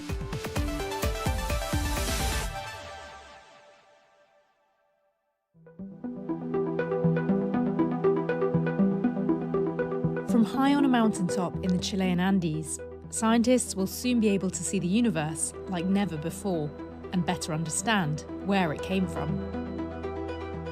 This is the Vera C. Rubin Observatory, home to the most advanced telescope ever made. Its goal is to map the entire night sky every 3 days for 10 years. The amount of light it captures, the speed it operates, the resolution of the camera, every detail of the observatory's design is to help it answer some of the universe's biggest mysteries. The design of Rubin Observatory has been driven by 4 science goals: probing the nature of dark energy and dark matter, exploring the transient optical sky, taking an inventory of the solar system, and mapping the Milky Way. With final preparations underway, TechNow was granted early access to the telescope to see how this potentially world-changing tech works up close.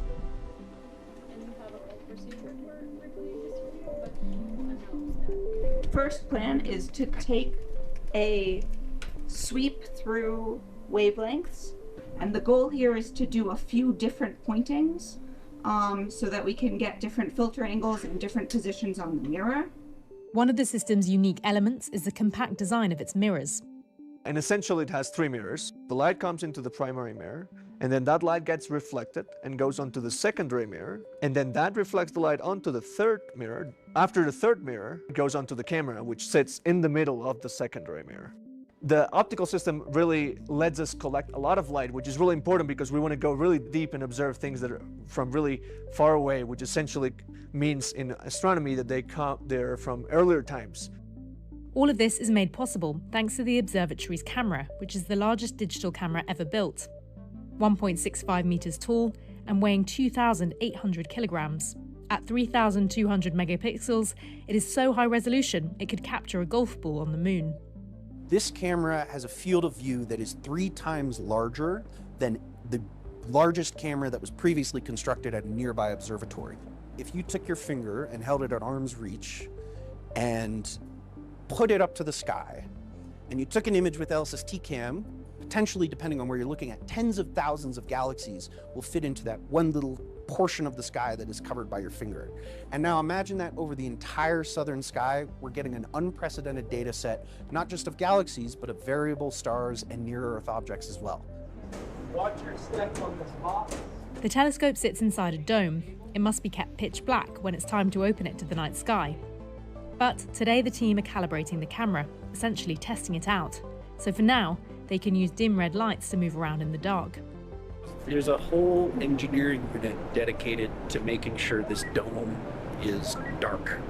Periodically at night, people walk through the dome without turning any lights on while observing and just look for LEDs and other things that we need to black out. For those afraid of the dark, worry not. A tap on your phone and... Are we good?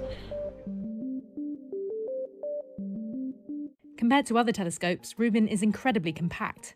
That reduced size makes it much easier to move. In Rubin Observatory, we have 2 different mechanical structures here. We have the dome, which is moving currently around us, and we have the telescope mount. So we have a dome that can follow where our telescope mount is moving whenever we point at different locations on the sky. It can move and it can settle and be ready to take another image in 4 seconds. And that's very fast for a telescope. So roughly every 40 seconds we're taking a new image. We do that, depending on the season, between probably 8 to 12 hours per night. And together with calibration data that we collect during the day, that amounts to roughly 20 terabytes of data per night. The camera will capture the same patches of the sky over and over again across the 10-year survey, granting scientists detailed, changing images of deep space. It's able to acquire images of supernovae over long periods of time, looking at the life cycle of certain patches of the sky. We're also looking to see other pulsating stars, things like that. And most importantly, from a scientific perspective, we are very interested in trying to understand dark energy and dark matter. How do you capture something that's dark? So, dark energy and dark matter do not emit any light. What we can see is the way that they influence things that do emit light. And for dark energy, we're looking at measuring the rate of accelerated expansion, looking deeper and deeper into cosmic time to get a better understanding of how fast is the universe aging and accelerating and growing in space. The 10-year survey hasn't yet begun, but the team have tested the telescope and captured preliminary images which are not yet available to the public. When we got the first photon, it was in a special moment.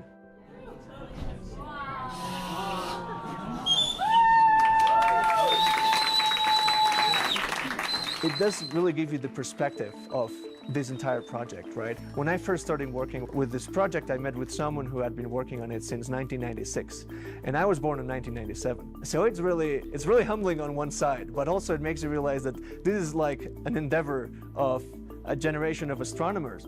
One of the things that's really exciting people about this telescope is it will capture so many more events at such high speed, in such high definition, that it will capture those 1 in a million events. It will not just answer questions that scientists already have, but it will throw up questions scientists have never even thought about. And so what that really means is that we've built a telescope that is a discovery machine. It will open up the unknown.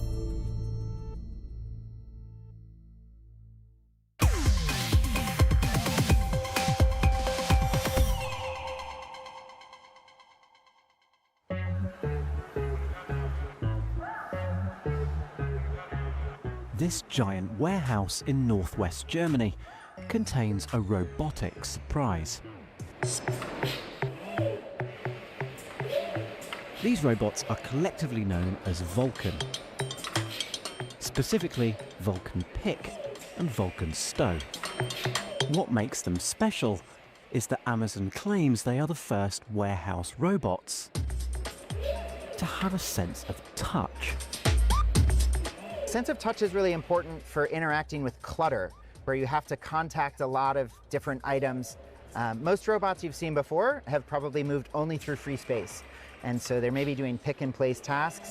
These robots are rummaging around in the bins, they're making space by moving items, and so that requires you to engage and touch and manipulate those other items. Humans have a sense of touch innately. Yes. Why don't we just use them instead of these? So today we do. For all of the stowing and picking, Amazon has historically used our employees because those tasks were just too hard for robots. But Vulcan was designed to support our employees, so it will work alongside them. The robots, you'll notice, are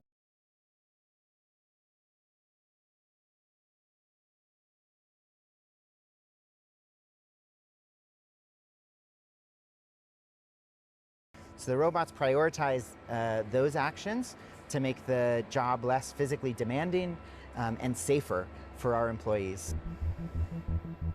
And of course, being 2025, there's some AI thrown into the mix as well. When taking items off the shelves, the robots use cameras equipped with object recognition and machine learning to determine if they're collecting the thing that they're supposed to. Yeah, so this is the vision system. It's projecting a pattern of light, and then it looks at how that pattern is distorted to get 3D information. So how deep, or is there an angled surface? And so this is how we get 3D, and we use that to plan the motions and extract the item. So it actually knows what it's taking off the shelf? Oh, absolutely. So these are customer orders. So we want to make sure we ship you the Manchester United mug and not the Liverpool mug, or vice versa. And we compare the image we take to all of the previous data we have about those items. This is one of the places we use AI. And we can recognize and do a kind of pattern matching that item A is this, item B is that. If we're not sure, we send it to an employee and they do the pick. And they can use a barcode scan, so they can get it absolutely right. But despite the technological achievement here, isn't this just another step to putting people out of work? I wouldn't say that at all. Like I mentioned, robotics are very complementary to our workforce. We actually have more technical jobs now than we have had in the past because of our robotics and because of our technology. But Paul, just to put things into context, coming up this Friday, I'm celebrating my 14-year anniversary with Amazon. And when I started 14 years ago, we had about 50,000 employees globally and no robotics really per se in our operation. Today, 14 years later, we have over 1 million employees globally and 750,000 robots. So there's no question that we still very much need humans involved in fulfilling our customer promise. Our appetite for shopping online continues to grow and shows no sign of abating. Latest figures estimate that we spend over $4 trillion globally. With those kinds of numbers in mind, it's perhaps no surprise that retailers are turning to greater levels of robotics to keep up with demand. But one thing that is certain is that the robots are here to stay.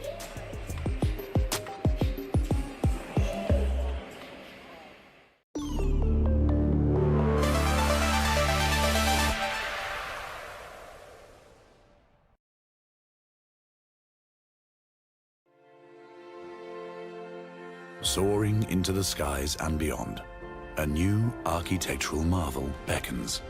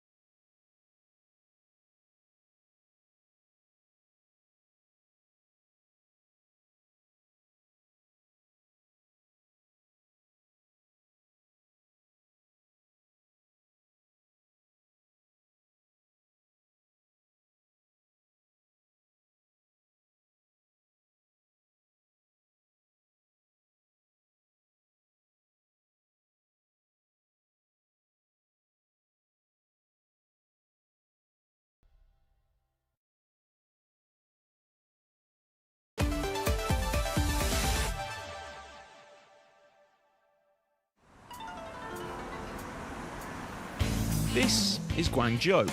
Traditionally, it was China's industrial heartland. Once known for its polluting cities, today the streets are a sea of green number plates. The roar of rush hour has become a gentle hum. So green means it's an EV, and blue means that it's not an EV. But look, green, here's an electric moped, another green one, another green one. The point is that for most countries, EV is seen as the future of driving. But for China, the future has arrived. It's here now. Thanks to heavy government subsidies, the former nation of bicycles has become the world's leader in electric vehicles. Whether you're buying the car or building the car, providing the electricity or assembling the battery, everyone in China is entitled to government money and assistance. It's led to dozens of Silicon Valley-type startups across the country, but only the fittest have survived. This is Xpeng in Guangzhou, where internet live streamers sell cars in real time. Barely a decade old, Xpeng is already in the world's top 10 EV producers. Have a look, shall we? Sure. Okay, well, we are inside the Mona now. You were saying that this is a typical car for a first-time buyer. I mean, I've seen the type of car that first-time buyers normally buy, it doesn't really look like this. Talk me through what we've got here. Yes, because we actually tailor for young customers' preference, such as this huge 15.6-inch screen with very smooth interaction with the customers. We even offer the 18 speakers as the standard. 18 speakers. Sound systems as standard, and we offer these heated and ventilation seats, which usually, appear on the luxury models. So all the comfort features for our target customers. Mike says that young people are increasingly turning away from the Western car brands that would have brought social status to their parents, and instead they're prioritising mod-con features that the trendy domestic brands can provide. Right. We then went on a test drive of a model that wasn't even on the market yet. 导航去德利达广场。好的，我们去第几个？ Their newest car has voice activation, an inbuilt entertainment system. This is video streaming. Correct. It's also got genuinely impressive self-driving capability. The car's just slowed down by itself. By itself. My foot is actually off the brake pedal. So you're not touching anything? Not touching anything. And it was quickly put to the test. What are these guys doing? Whoa, these guys are going down the wrong way. These guys are driving down the highway the wrong way. Yes. To make a U-turn. Yeah. And we're still here. Yeah, we are alive. No one's been hurt. Yeah. This car's on the market for just $20,000.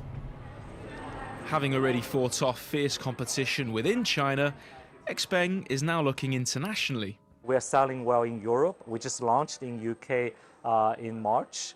We see tremendous interest in our products. It is traditionally a stigma attached to some Chinese products. But I would say probably it's more related to older generation of Chinese products. European and UK customers seeing China can produce high quality and very good technology products. In Shanghai, meanwhile, drivers get to experience one of China's newest innovations. They're called swapping stations, to replace your depleted battery in a matter of minutes. You simply drive in, and the automated machines take care of the rest. The company behind the technology is another EV startup called NIO. This car is, as you say, is battery swappable, and which means that we can replace the battery, the whole battery, in about 3 to 3.5 minutes. And so effectively within the system I can say and set a destination of the battery swap station, and it's therefore inform the battery swap station that I'm going to be arriving at some point in the future. When I get into a few hundred meters away, it then actually gives me, allocates me a battery and allocates me an actual sort of slot if there's already a queue. And once it's your turn, you then drive right in front of the battery swap station, you push a button to accept the process, and then it's hands off from there. So now it's going to automatically park us into this power swap station. And you can see the steering wheel is not moving because we're working with a steer-by-wire. And it's effectively will reverse us in to the station, so we're in exactly the right position. Now the car is positioned in the swap station. So you see it's just picked the car up a little bit, removed the load from the suspension, and now the battery you will hear in a minute. There you go, you can hear the unbolting of the battery now. It's state-of-the-art technology for less than the price of a full tank. After a quarter of a century, China has managed to make luxury mainstream. Chinese are thinking about a future where they manufacture just about every single car for the world. They're looking around saying, anybody can do it better than us? Yeah, we're going to pretty much build every car in the world, okay? Now, in a world scrambling to meet climate targets, this might be considered great news. But there's politics at stake too. And instead of thanking Beijing, Western countries are worried. They're slapping tariffs on Chinese-made EVs. They're desperate to catch up in the green tech race. But China has already changed the game.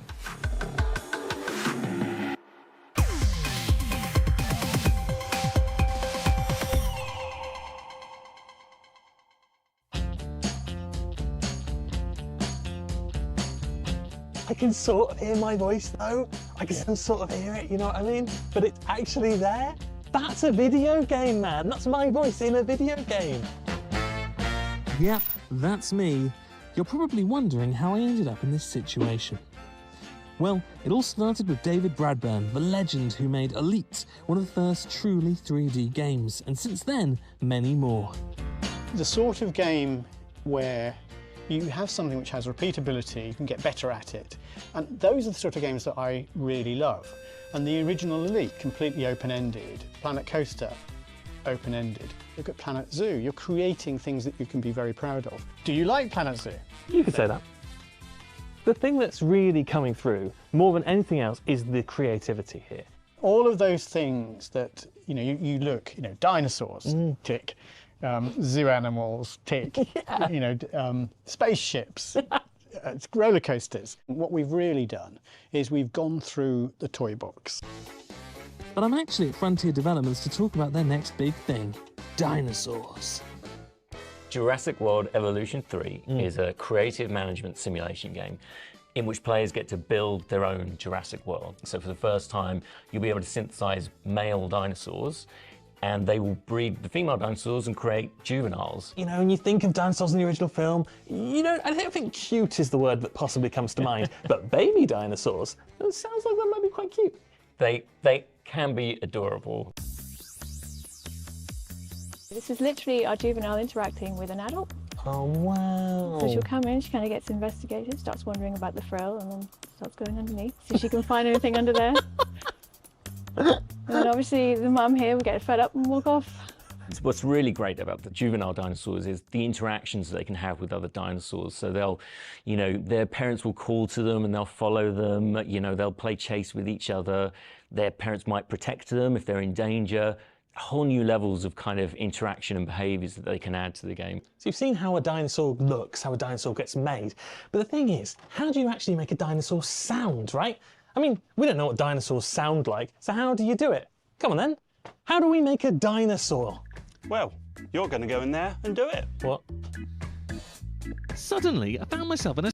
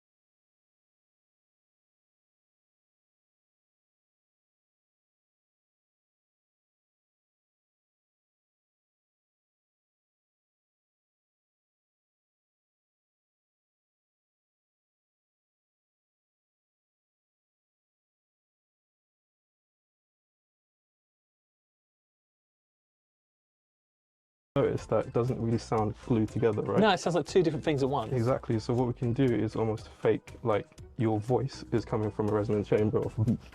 That's another, it's another technique that we use, yeah. My voice, but from a resonance chamber of beak. There was more movie magic yet to be done, with compressions and algorithms tying it all together further, though I must admit, some of it did go a bit over my head. And then some golf boss, a dynamic EQ that sort of works with pitch, a resonant chamber of beep. Here we go. Right, we've got me making a weird noise. We've made it sound like a dinosaur, but how do you put it in a video game? You're going to tell me.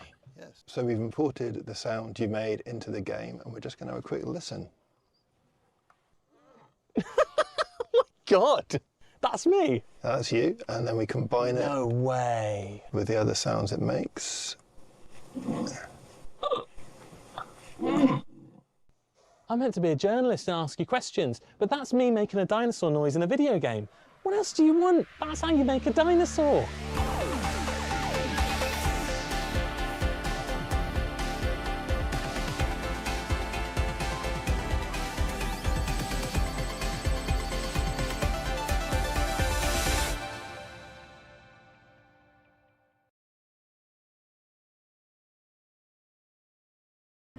Arts in Motion, in partnership with Rolex.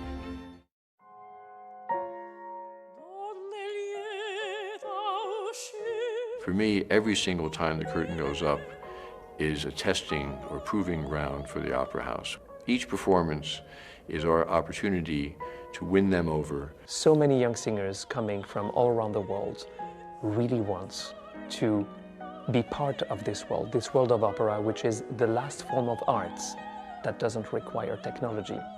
Opera is not short, and it goes against sometimes our world, which revolves faster and faster and faster, so things are shorter term. Everything is. Music has been there forever, and it helps us, I think, as human beings, feel grounded.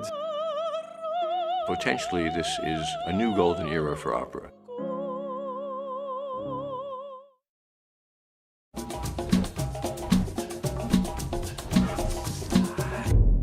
Culture is identity.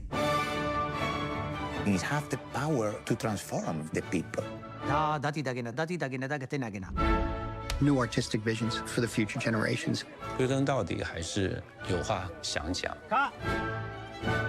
This is something that we need. It's always important to push the limits.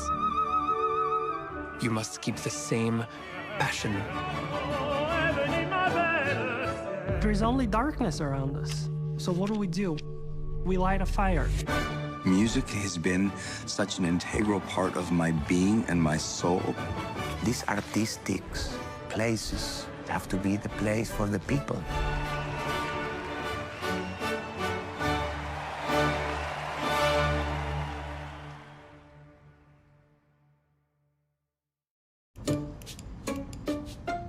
I'm certain it's level 5.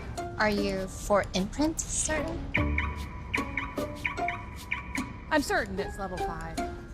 Certainty matters, like the certainty of 4imprint, your home for high-quality promotional gear, including exclusive items and brands they love, printed perfectly and guaranteed to arrive on time. To wow your clients, nail your next event, or inspire your team, check out 4imprint.com. 4imprint, for certain.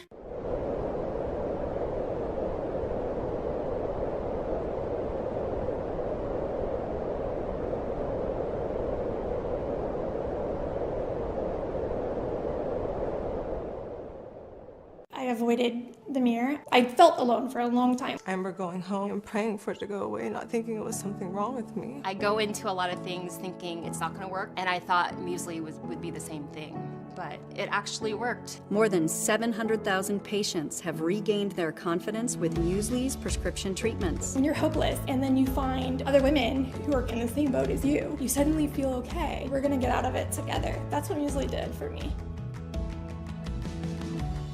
This is Noom GLP-1, and this is Angelia. I really did not know weight gain was going to be an issue through menopause. The Noom program and the meds work hand in hand. I'm Angelia, and I have lost 17 pounds with Noom. Get started at Noom.com. I think the first signs that I wanted to be a journalist were when, as a kid, I started making pretend reports in my back garden. I always liked asking a lot of questions.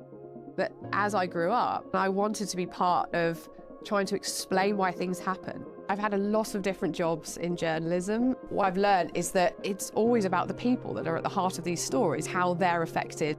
The wildfires was a story I was living through myself. It is really hard to comprehend how life is ever going to get back to normal here.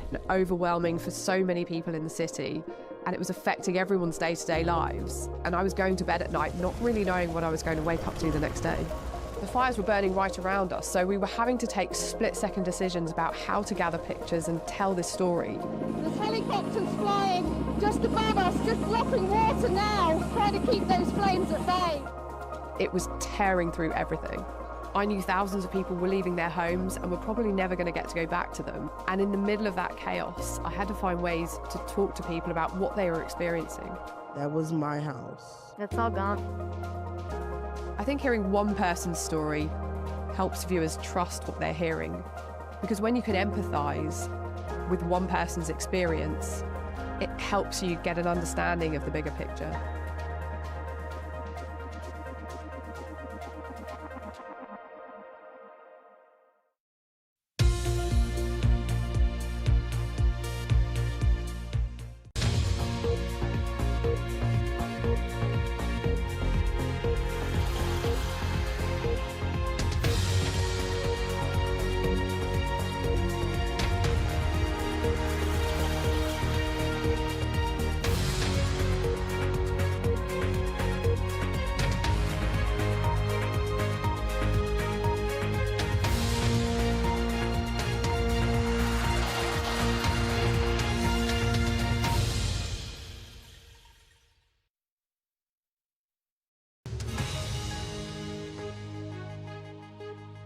Live from Singapore, this is BBC News.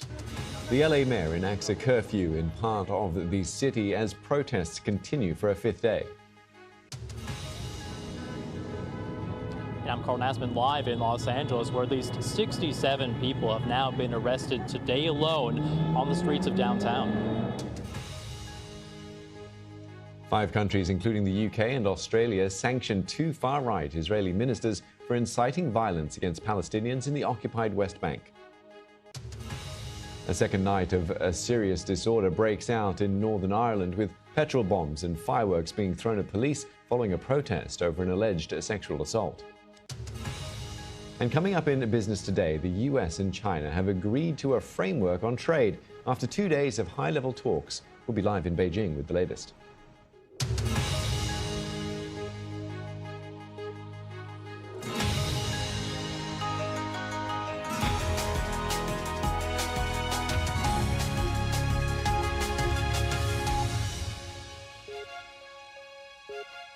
Welcome to Newsday. And we start this hour in the United States, where the mayor of Los Angeles has set a curfew for the downtown part of the city as protests against U.S. immigration authorities continue for a fifth day. Now, those protests are spreading to other major cities, including Chicago and New York, where people are marching against immigration raids happening across the United States. President Donald Trump defended the federal government's response to the protests in L.A. during a visit to North Carolina. We'll hear from him shortly. But first, let's go to a news conference that is currently happening right now. Councilmember Verado, after you told certain elements, opportunists, ravaging and destroying the community. One of your staffers was arrested downtown, and now there's a curfew in your district. And I was wondering if you could speak a little bit to that and how you're feeling about the situation with one of your staffers. Let me just say that a curfew has been in consideration for several days, but clearly after the violence that took place last night, 23 businesses looted, and just the extensive, widespread nature of the vandalism, we reached a tipping point and declared a state of emergency and called for the curfew. Oh, I'm sorry. Thank you for that question. Yes, I'm aware of what's happened to my staff member. They're on unpaid leave right now. I hold my staff to the highest standards while I wait to see due process, and so we'll see the outcome of that. But I see that as separate and apart from a reaction to what our constituents want in the city and how this type of opportunism has escalated between yesterday and the day before. And, you know, frankly, I admit my humility here and my beginnerness in that I'm new to downtown, but our downtown stakeholders have seen this multiple times over and had to basically develop their own strategies. And they saw the warning signs of how this could get worse. And they knew from past experiences that curfews have been ways in order to stem this and to calm the city once again. And it's but one tool that we can execute at this time. Yeah, Mayor Bass, I know that you were referencing that there have been 23 businesses that have now been damaged, broken into, looted, looking at videos of the Apple Store and Adidas. Any sort of estimate of the cost of damage at this point with all this vandalism? And also, what is the latest on the Marines arriving here, and has there been anything else about what their mission will be?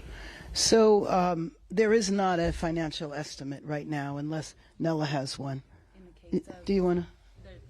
Millions in the case of some of the larger, retail stores. It's in the millions, but I don't know of the 23 what the total is.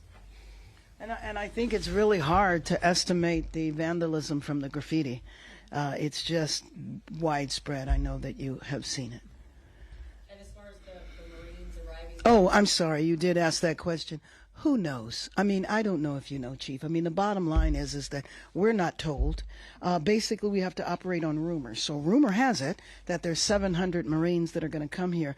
I have no idea what they would do when they would get here. Right now, we have 100 National Guard whose sole mission is to protect the federal building downtown. That's 100. There's another 100 in Westwood protecting the federal building there. And I haven't heard of any protests that had anything to do with ICE taking place at the Westwood federal building unless you have, Chief.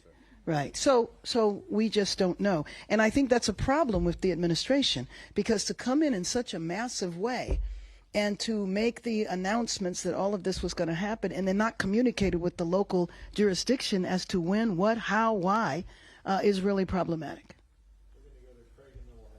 Mayor, you mentioned at the beginning of the press conference the curfew to be in this evening, dusk to dawn. 8 p.m. tonight. 6 a.m. Last time we had a curfew like that was under Mayor Bradley. I think it was 3 days. Are you taking this day by day at this point? That's one question. Then as a second one, when do you plan on reaching out to Donald Trump, President Trump? You said you want to talk with him, that you will reach out. Actually, I started that reach out today, so we will see what happens. I will keep you posted. Yes, and it's the map that is right there. So it basically is all of downtown Los Angeles. But, you know, in L.A., we identify by our freeways. So all of the freeway numbers are there, 110, the 5, the 10. Yes, and actually that's a broader area that the protests have been focused. You know that the protests have been limited to about 5 streets in downtown Los Angeles. And again, that's why it's so important to let the people know this is not all of Los Angeles. If you put downtown Los Angeles in the context of the overall city map, you see how big it is. 1 square mile compared to 503 square miles.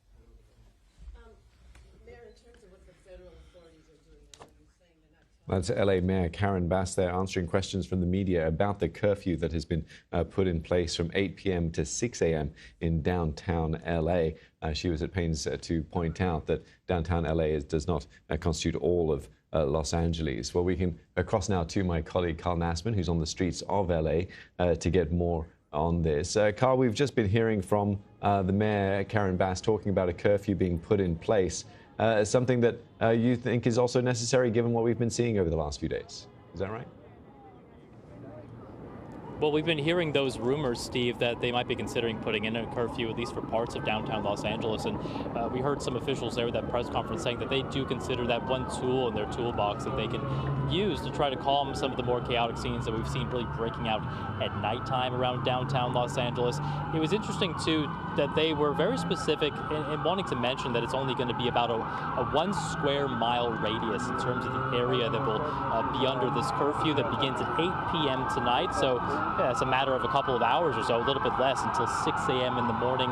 There will be some restrictions or some exceptions in terms of who can actually come into those areas. But yeah, I think that at this point, you know, we've seen a very quick fuse so far today in terms of the local officials, Los Angeles police moving protesters out of the area where we are. You can still see a line of police officers here behind me, actually, and we're just outside of the federal building, which has seen a lot of the protests throughout these past 5 days or so. And this is the result now of them really spending the last couple of hours trying to move demonstrators out of here. Steve, you were on air with me when we saw all that chaos taking place on the freeway on 101, and actually we saw some scenes again playing out today where people ran onto the freeway, tried to stop traffic there. That resulted in some 67 people being arrested. They were able to clear it much more quickly than they did the last time around. So it looks like the authorities here, after several days of these demonstrations, starting to learn some lessons, starting to act a lot more quickly, and it seems that that curfew is definitely going to be a tool that they'll use to try to make sure that once night falls here, that calm stays in place. Yeah, and just on that curfew, Carl, we did hear Mayor Karen Bass talking about the need for it. There were questions raised about the cost of vandalism, of looting, of graffiti that's been put up around the city. Too early to say how much that is going to total when it's all said and done, the mayor was saying. But just give us a sense of how things sort of transpire in the evenings there in LA, and how different that is perhaps from the protests that take place during the day of people speaking out or peacefully protesting against these ICE raids. Yeah, and part of the metaphor, it really is like night and day. Out here in the daytime, you see a lot of people out with the signs chants and they're protesting, and they really are feeling very emotional about these raids that we've been seeing, these immigration enforcement activities around Los Angeles County. There were more this morning, and we are expecting those to continue for the next 30 days or so. And these are, by and large, the people that you see out at the demonstrations around this area during the daytime. At night, it's a different story. You still see some of those people out, but that's when you see people covering their faces. They're out in the streets. And we mentioned some of the results of that. About 24 stores have seen significant damage or looting, including the Apple store. That was last night. They don't have an estimate yet, but they said that the damages or the destruction in the millions of dollars. We were out in the streets last night, seeing some of those clashes between the folks in the streets, the authorities trying to get them to go home or to make some arrests there. And you see graffiti all over the walls of businesses. You see some cars with some damage. You see windows broken. So we took a tour of the city earlier today while the cleanup effort was underway. But this is a city that, in small pockets, we should say, and this is what the mayor pointed out as well, there's damage. And I think, although this is going to affect some businesses by closing down sections of downtown, I think it might be welcomed by others who saw that damage and don't want to see that happen again. Carl, thanks very much for that update. Carl Nassman there on the streets of LA. US President Donald Trump says the protests in downtown LA against immigration raids are an assault on peace and public order. During a visit to North Carolina, the president doubled down on deploying more National Guard troops and Marines to the city. As long as we have the military there, the protests won't mean anything. Last night, if we weren't there, they would have burned down the city. But they did not a lot of damage other than they broke up a lot of concrete looking for weapons. Those are weapons. If that hits somebody in the head, the person's dead. You know that, right? What do you mean by a very heavy force will be met with the protest? Oh, the military will be very heavy force. I'm very proud to tell you that. They might as well turn around. They're wasting their time. Some of them will end up in jail for a long period of time. Now, Senator Brian Jones is the Republican minority leader of the California State Senate. He gave us his take on the protests. This was all preventable from the very beginning last week. And what's happening in California with the sanctuary city laws is progressive Democrats have now made the conscious decision to protect criminals rather than protect and back up law enforcement here in California. This whole comment about law enforcement showing up and inciting the riots is completely preposterous, and you have to do some pretty amazing mental gymnastics to be able to get to that conclusion. The police are showing up to protect the public from these violent criminals and these rioters that are destroying LA.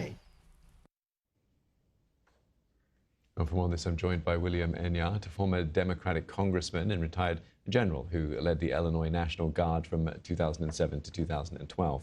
Thank you very much for your time today. There's quite a bit of reaction I'd like to get from you, but perhaps we could start with what has happened most recently with the mayor of LA, Karen Bass, saying that a curfew is going to be set in place. What do you think? Well, I think putting a curfew in place is absolutely appropriate and certainly sounds like it needs to be done. And I think also critically important is her point that these are really quite localized demonstrations and quite small in comparison to past upheavals that we've seen, whether in Los Angeles or other large cities. And just on the characterization of the protests, I mean, you've described them there as quite small and being sort of localized within the city. That's not how it's been described as by President Trump. He's called it an assault on peace and public order. And we heard just now as well from that Republican senator saying that, it has become quite lawless. Well, in point of fact, what is happening is that the president is turning this into political theater. He needs political theater. He thrives on political theater, and he's been previously labeled as the king of reality television. And what better gripping reality television is a couple of burning cars in a street. That certainly plays into the president's hyperbole, where everything is a disaster, everything is the fault of the Democrats, and his usual characterizations.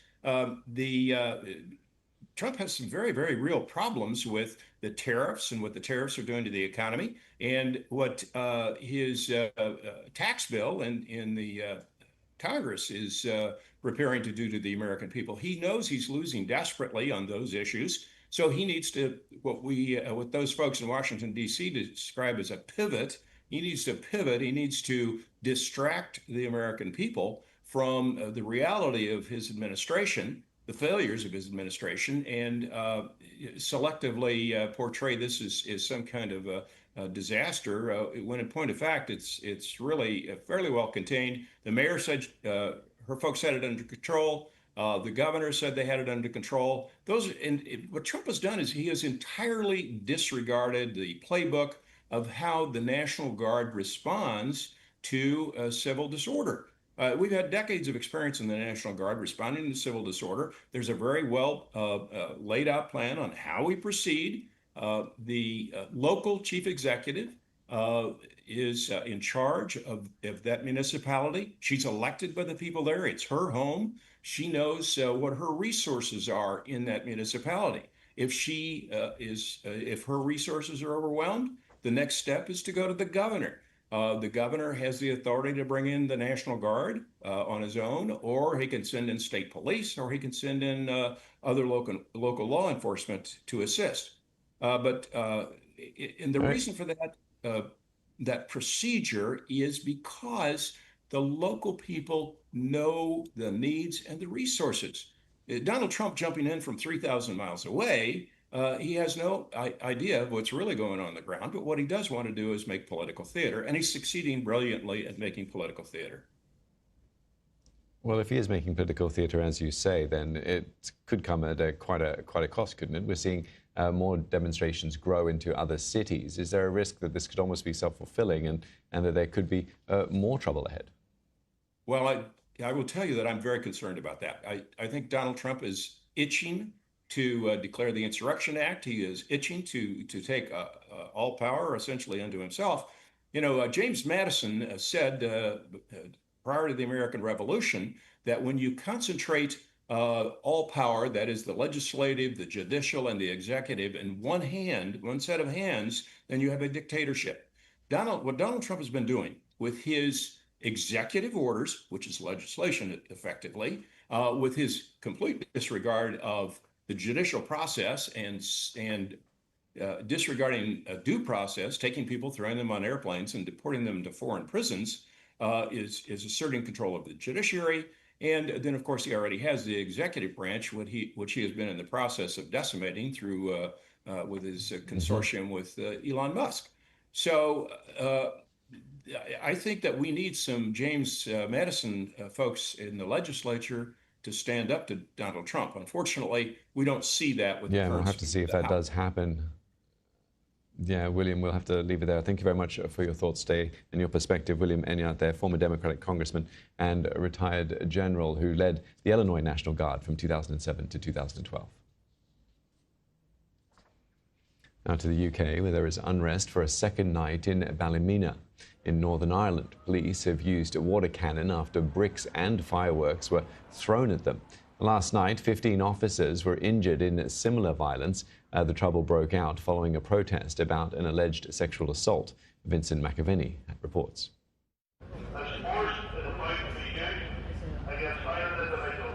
A second night of disorder. Petrol bombs, fireworks and masonry thrown at police. In response, baton rounds fired, riot dogs on the scene and water cannon deployed. The scenes on Monday and Tuesday night followed a court hearing. Two teenage boys who spoke through a Romanian interpreter charged with the attempted rape of a teenage girl. Their solicitors said they would be denying the charges. Police say they believe some people were intent on violence. This violence was clearly racially motivated and targeted at our minority ethnic community and the police. It was racist thuggery, pure and simply, and any attempt to justify or explain it as something else is misplaced. I want to condemn these attacks in the strongest possible terms. It has no place in our society and should be loudly condemned by all right-thinking people. Police have called for calm and say a significant presence will remain in Ballymena in the coming days. Vincent McAviney, BBC News. Two far-right Israeli government ministers have been sanctioned by the UK, Norway, Australia, Canada and New Zealand because of what the British government describes as repeated incitements of violence against Palestinian communities. Israel's Security Minister Itamar Ben-Gvir and Finance Minister Bezalel Smotrich will both face a travel ban from the UK and see their UK assets frozen. Our diplomatic correspondent James Landale has the story. Two ministers on whom Israel's coalition government depends, both hardliners, both on the nationalist far right, both now officially sanctioned by Britain, Australia, Canada, New Zealand and Norway. They accuse the two men of repeatedly inciting acts of aggression and violence against civilians in the occupied West Bank, encouraging the growth of illegal settlements, abusing the human rights of Palestinians. And for that, they're now subject to travel and asset bans. Today we are announcing sanctions against those individuals because we have been absolutely clear this has to stop, and we stand for a two-state solution, and the settler violence that we've seen in the West Bank particularly is entirely unacceptable and must stop. Mr. Speaker, 2024 saw the worst settler violence against Palestinians in the West Bank. In part, the government's responding to political pressure. Echoed in Parliament this evening, MPs urging ministers to go further and formally recognise a state of Palestine. In Israel, there was fury. It is outrageous that elected representatives and members of the government are subjected to this kind of measures. We will hold a special government meeting early next week to decide on our response to this unacceptable decision. Today in Gaza, there were yet more funerals after yet more airstrikes near Khan Yunis. There were also reports of more Palestinians shot dead near a US-backed aid distribution centre. For its part, the US stood by Israel, saying the sanctions were extremely unhelpful. It's a huge shock, and I have a feeling the United States will respond appropriately. And I'm hoping that it will be a strong condemnation of this action on the part of these nations that really we would like to think are our allies. Those allies hope their sanctions may change Israel's behaviour in the West Bank, where today in Nablus there was another army raid. But without US support, they may be waiting some time. James Landale, BBC News. Let's turn our focus to business and market news in Business Today.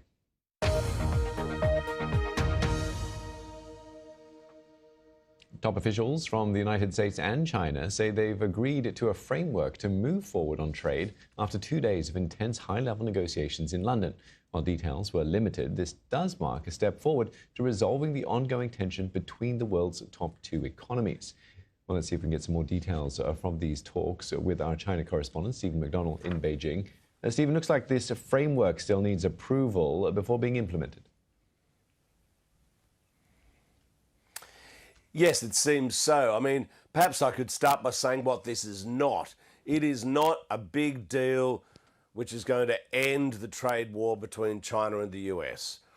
It's a sort of incremental framework, as they said, to get the talks back on track. Now, what this framework involves, or indeed why they're even calling it a framework or what framework means, is not clear.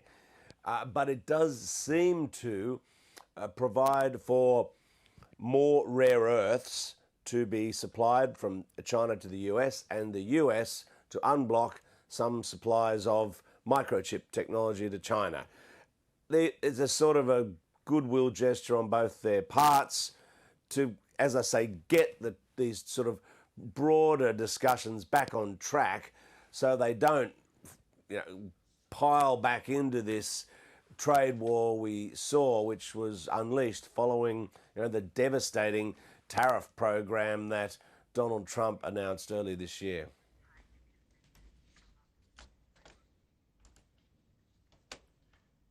Yeah, Stephen, tell us a bit more about the sort of context then that these discussions have been taking place in. It's been quite tense between China and the US ever since Donald Trump imposed his tariff agenda.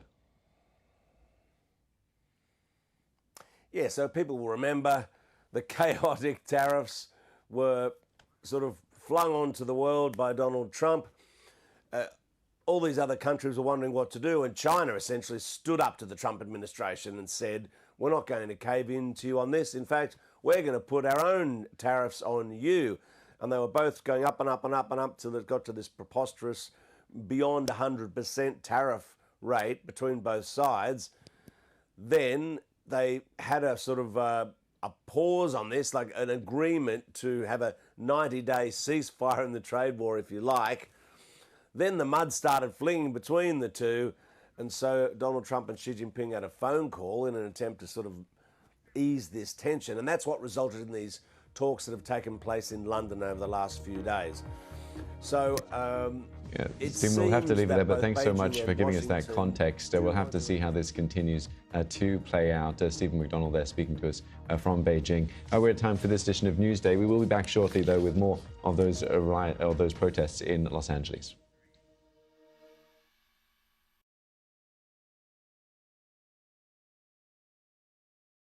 In this collection, we have 3 new styles of leggings that have never been done before. All the leggings are going to give you the butt you've always wanted. No squats required. Get 80% off of my collection when you sign up and become a new Fabletics VIP member. Inflammation is at the root cause of many health challenges. Pectisol was developed by a doctor and is recommended by thousands of health providers, helping keep inflammation levels in balance so you can feel like yourself again. I recommend Pectisol modified citrus pectin to my patients and my family. It helps manage inflammation and promotes healthy aging. Order now and receive 20% off, plus a free gift when you use promo code MCP20 at Pectisol.com. Nice car. Still for sale? How about I pay you half now, half later? There you go, Jake. Thank you. Did you just sell your car to Carvana? Yes, I did. Well, that puts this location into context. I tried to tell you. Sell your car to Carvana today.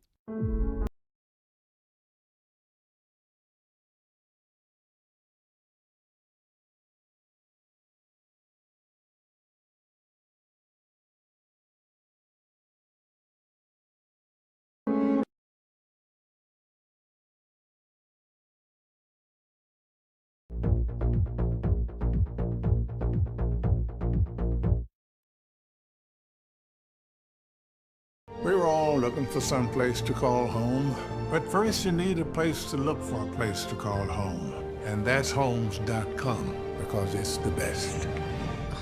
I told you, you cannot legally say homes.com is the best. What if she says it as Morgan Freeman? I can get this. Home.com. No. Well, how can we not say it if that's our new name? I give up. Homes.com is the best.com.